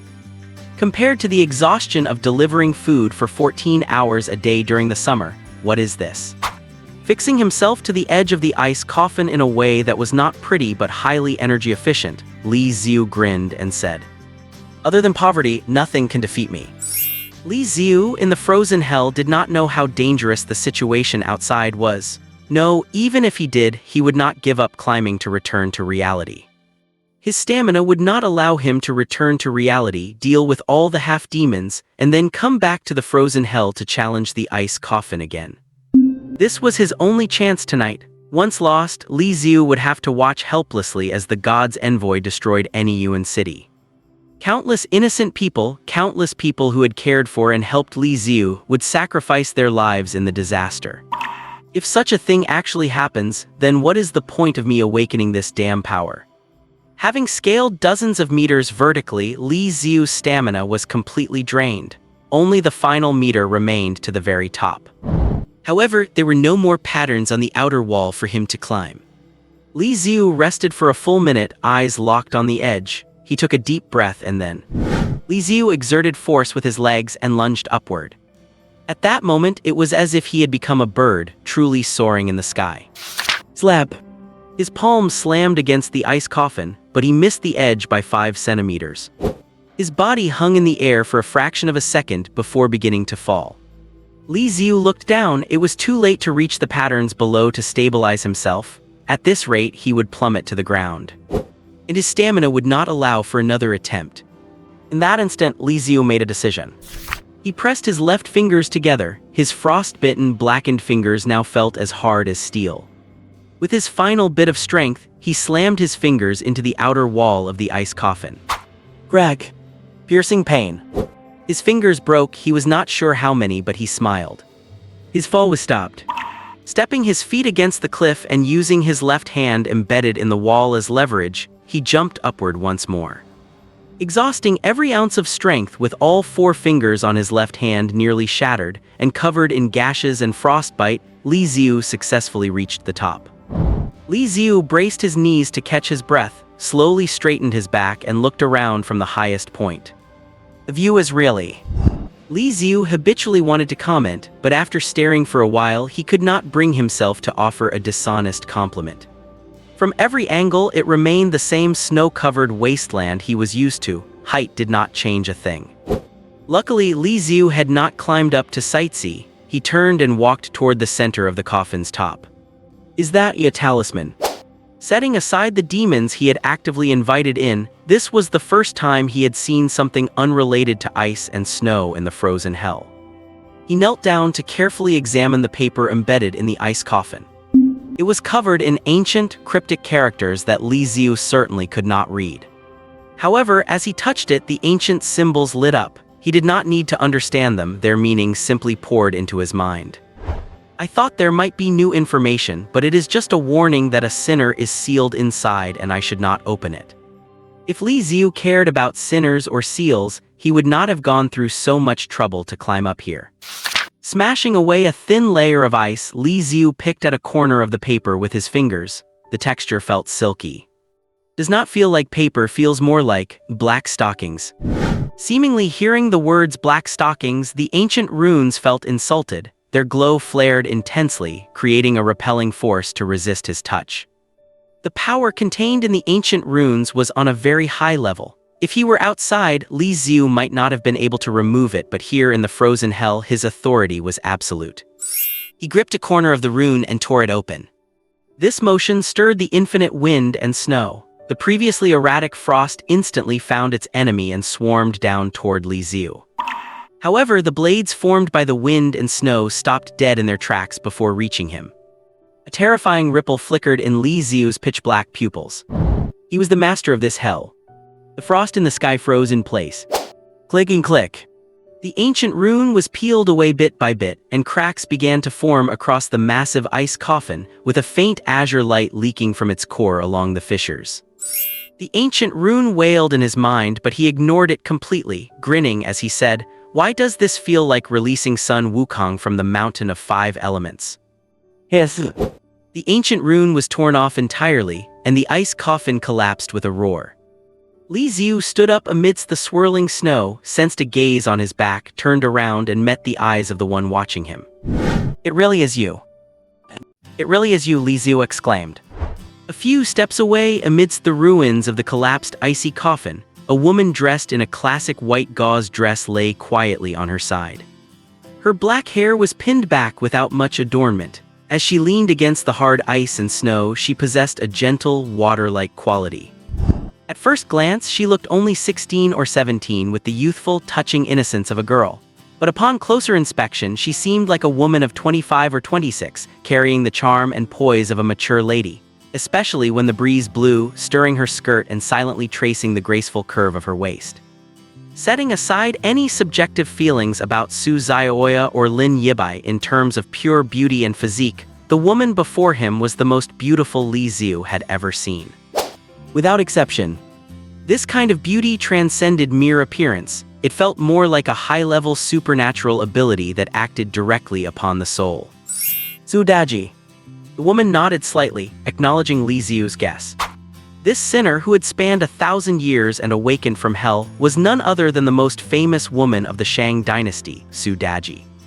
Just wonder which version this is. As Li Xiu pondered, the reclining Su Daji lifted her eyes slightly, her fair fingers pinching that ancient paper talisman. As her fingers slid across it, Li Xiu felt a connection form between them. Information from his memory, such as knowledge, common sense, and language, began to sync rapidly with Su Daji. A few seconds later, Su Daji spoke in standard Mandarin, the investiture of the gods version.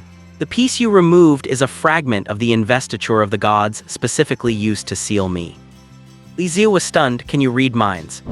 Not exactly mind reading. When I was alive, my job was to guess what men were thinking, and...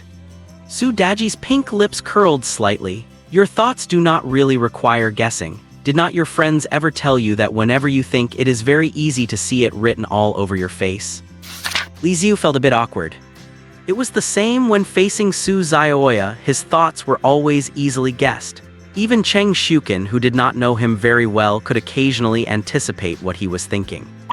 It seemed only the silly and simple-minded Lin Yibai could not see through him. As the icy coffin vanished, the power of the freezing hell began to permeate, healing Li Xiu's injuries. He was gradually gaining control over this area. The freezing hell became complete, and the intensity of the supernatural power rose rapidly. To an outsider, this method of improvement was more exaggerated than cheating. It was as if someone had directly modified the code in the system's backend. All of Li Xiu's previous efforts and suffering had not been in vain. Su Daji, gracefully reclining, watched his expression closely. Seeing his joy at gaining such power, she sighed inwardly. In her life, she had seen too many men obsessed with power and authority, wanting to stand above everyone else, and the fate of those men usually led to death.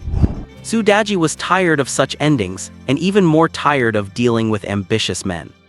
So when she heard Li Xiu ask, "If I release you, will I truly be able to control the freezing hell?" her response was extremely cold. Yes, the investiture of the gods was constantly siphoning off a portion of this hell's power to seal me. Now that the seal is broken, that power will return to your control. Li Xiu nodded. Just as he was about to leave the freezing hell and return to reality to deal with the messenger, he heard Su Daji continue. My existence is also composed of this hell. If you crave more power, you can kill me, and then you will be able to truly and completely control this realm. Hearing this, Li Xiu was stunned. Kill her? How could someone make such a request? Are you serious? Li Xiu asked. Su Daji nodded slightly. Of course she was serious. After the war 1,000 years ago, she had been judged and killed. Even her soul was denied a peaceful end, condemned to be sealed in this icy hell. Su Daji was weary. To be frank, she had not been very willing to take on that job of bewitching King Zhou in the first place. Every time she asked to return to the organization, her superiors would tell her to wait a little longer. She waited 3 years after 3 years, almost ending up as the boss of the enemy side. Unexpectedly, the war was won and she became the scapegoat, turning from an undercover agent into a sinner. Let it end, just hurry up. She had had enough of this unfair workplace bullying. Su Daji was even slightly annoyed at Li Xiu. Why did he release her? In the sealed state, her mind was dormant, no different from death. It would have been better to let her be sealed for all eternity, rather than waking up just to get angry thinking about the nonsense of the past. Yes, this unimaginably beautiful lady Su Daji was in reality a miserable corporate slave from 1,000 years ago, pushed to the point of losing the will to live by workplace manipulation.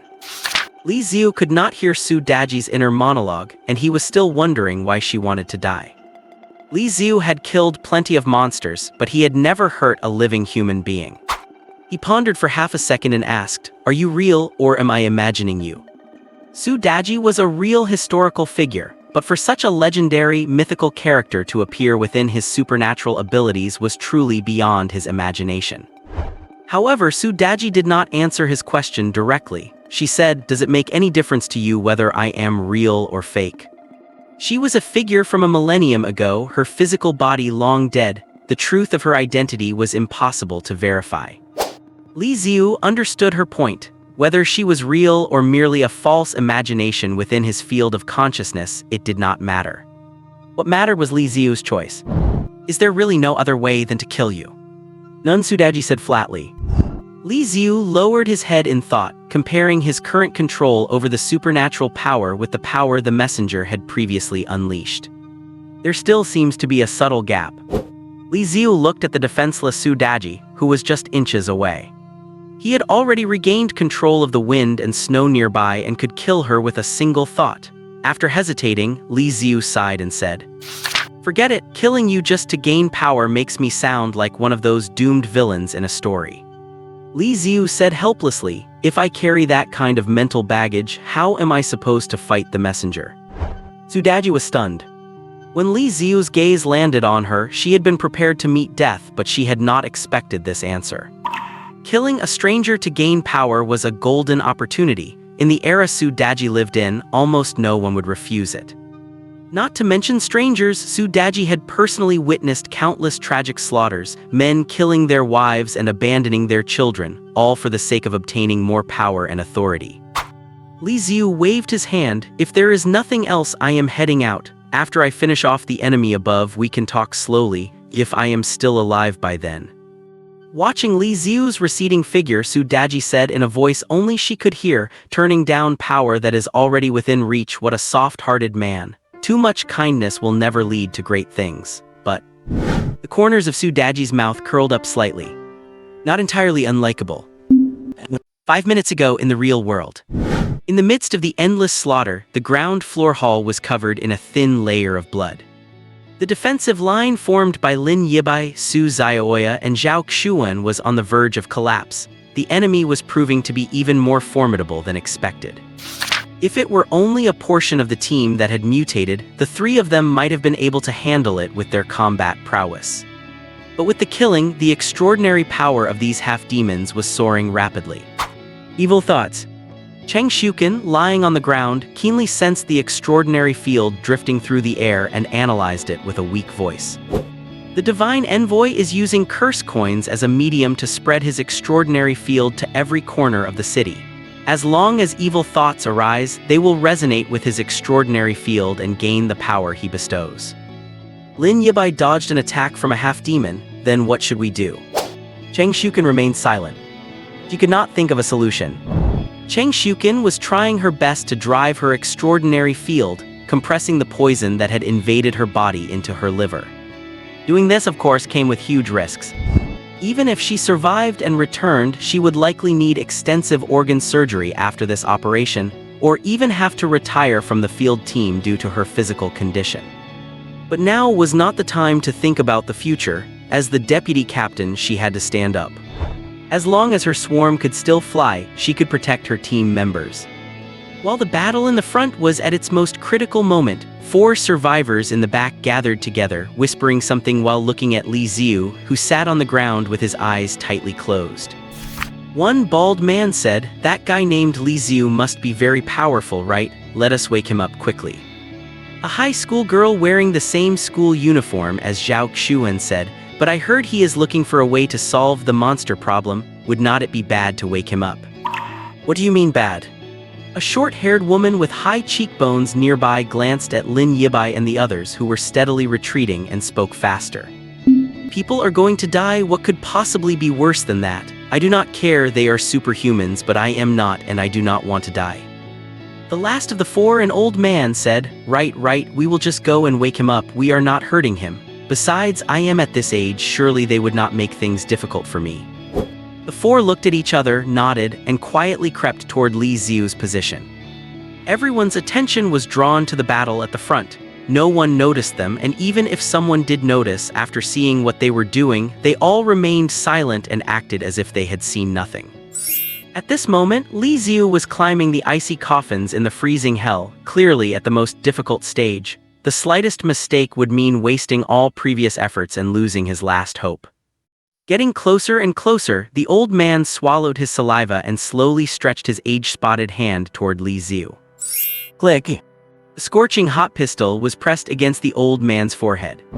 Su Zhaoya's voice came from above. "What do you think you are doing?" The old man was burned by the hot metal, let out a painful shriek and fell to the ground.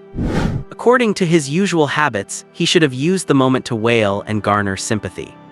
However, the moment he met Su Zhaoya's gaze, all his little schemes vanished. He had lived most of his life and had never seen such a terrifying look. Suzayaoya, who always smiled at everyone and was always so gentle in Li Xiu's eyes, now had no emotion in her gaze at all. She was like a cold, emotionless machine.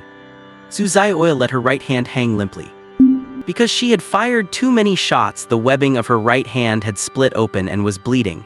If she took off her jacket, one could clearly see the bruising on her wrists, elbows, and shoulders. Now she was holding the gun in her left hand. But that did not affect her performance. The old man was pulled up by the high school girl. Suzayaoya suddenly turned her gun, aimed at the rear right, and fired a bullet with a bang. The bullet missed the attacking half-demon. She adjusted the angle slightly and pulled the trigger again. This time it hit, accurately striking the half-demon's forehead. From start to finish, Suzayaoya never took her eyes off the four of them and asked again, "What do you think you are doing?" Under the gun, the old man and the high school girl dared not speak, but the bald man stepped forward and said, "We are not trying to make trouble, we are doing this for everyone's sake. At this point, if we do not wake him up, we are all going to die." The bald man was right. They were standing on the edge of a cliff, and the next second, the defensive line in front of Lin Yibai and Zhao Xuan might collapse and everyone would die. Waking up Li Xiu at this moment certainly seemed like the right choice. But in this world, if you were to ask who knew Li Xiu best, it would be Suzayaoya. From the expression Li Xiu wore before he fell into a deep sleep, she knew he was about to do something very dangerous. Li Xiu might be at a critical moment right now, and waking him up could very well endanger his life. Suzayaoya had a sense of the big picture. She knew that waking Li Xiu could save everyone present, but as far as she was concerned, Li Xiu was her big picture. Suzayaoya's voice was as cold as the wind and snow of the freezing hell. "As long as I am alive, no one can touch him." Seeing that the old man, the high school girl, and the bald man dared not speak, the short-haired woman gritted her teeth and cursed at Suzayaoya. "You are not afraid because you are a monster just like them. How can we ordinary people compare to you?" She glared fiercely, looking like a mad stray dog, and called out to the survivors behind her. "She just wants us to wait here to die and serve as a delay for them. What is wrong with us just wanting to live? I think you are in league with those monsters. For the sake of everyone, I am going to wake Li Xiu up. If you have the guts, shoot me and let everyone see clearly that you are a monster accomplice." The short-haired woman spoke with indignation, but in reality she was calculating carefully. Before coming over, she had overheard the conversation between Suzayaoya and the others, learning that Suzayaoya was not from the Special Affairs Bureau, just an ordinary college student who happened to be good at shooting. Suzayaoya could kill a monster with one shot, which was indeed impressive, but would she really dare to shoot an ordinary person? Monsters and ordinary people are two different things. The short-haired woman had seen through this, which was why she took the initiative to lead the charge. She held her head high and walked toward Li Xiu, ignoring Suzayaoya's gun. She had seen too many young girls of Suzayaoya's age. Surely she would back down under the pressure of a crowd. Bang! A dull gunshot caused the short-haired woman to have temporary tinnitus, and she found her body tilting uncontrollably. Thud! The short-haired woman fell heavily to the ground. Blood smeared her heavily made-up face, looking exceptionally horrifying. What happened? The short-haired woman did not understand yet. She lowered her head and saw a severed, pale lower leg on the ground, still wearing a red high-heeled shoe. That was the high-heeled shoe she had specially bought for tonight's Spring Festival gala. "Ah, my leg." Before, instigated by the short-haired woman, many had been eager to try. Now that the sound of the gunshot had faded, the fresh blood and severed limb were like steel needles, piercing their eyes. Among the survivors present were Suzayaoya's college colleagues and teachers. They could not reconcile the frost-faced girl in front of them with the gentle, soft-spoken Suzayaoya they knew. They did not know that during the time Li Xiu was bullied as a child, she had protected him from those school bullies in exactly this way. Suzayaoya had not changed, she had always been this way. She lowered her gun and stood silently in front of Li Xiu without saying a word. An invisible abyss opened up between her and the crowd. Just then, Zhao Xuan, covered in filth and blood, fell heavily to the ground. There was a long, narrow wound on his abdomen. He tried to crawl up again, but as soon as he did, his intestines nearly spilled out, and the pain caused him to collapse back onto the ground. The The pressure in the front was now concentrated entirely on Lin Yibai. Zhao Xuan lay on the ground, clutching his stomach, his heart sinking into despair as he watched the defensive line collapse completely. Caught in a whirlwind of intense emotions, his transcendent force field shifted, seemingly resonating with some mysterious field in the sky. Boom! A dull rumble of thunder echoed across the heavens. Whoosh! The thick, heavy clouds that had hovered over Anyuan City all night finally began to pour down rain, triggered by the resonance with Zhao Xuan's transcendent power. Most of the rain fell outside the broadcast and television building, blocked from entering by the God Messenger's transcendent force field. However, Li Xiu had plummeted vertically from the top of the building, his body carving out a straight path toward the sky. A few drops of rain slipped through the layers of holes and drifted down. Zhao Xuan raised his hand, and the few remaining raindrops froze in midair. Just this much. The Rain Walker ability with a plus-minus value of 59 has strict requirements, but once activated it grants combat power far exceeding those at the same level. Zhao Xuan is currently only a tier 6 at the very bottom of the transcendent hierarchy, but the combat power he can unleash in a short time is no less than that of someone who has just reached tier 5. Rainwalker. Zhao Xuan spread his arms, and under his control, the raindrops became like javelins, piercing through the half-demons and pinning them to the ground. The pressure on Lin Yibai eased significantly in an instant. Watching the half-demons being killed one by one, the survivors hiding behind cheered, thinking the crisis was about to end. Only Zhao Xuan's girlfriend, Teacher Su, noticed that something was wrong with him. Zhao Xuan's pupils were dilating and contracting at an unnatural speed, and his face, which had been pale from the abdominal wound, was now an abnormal crimson.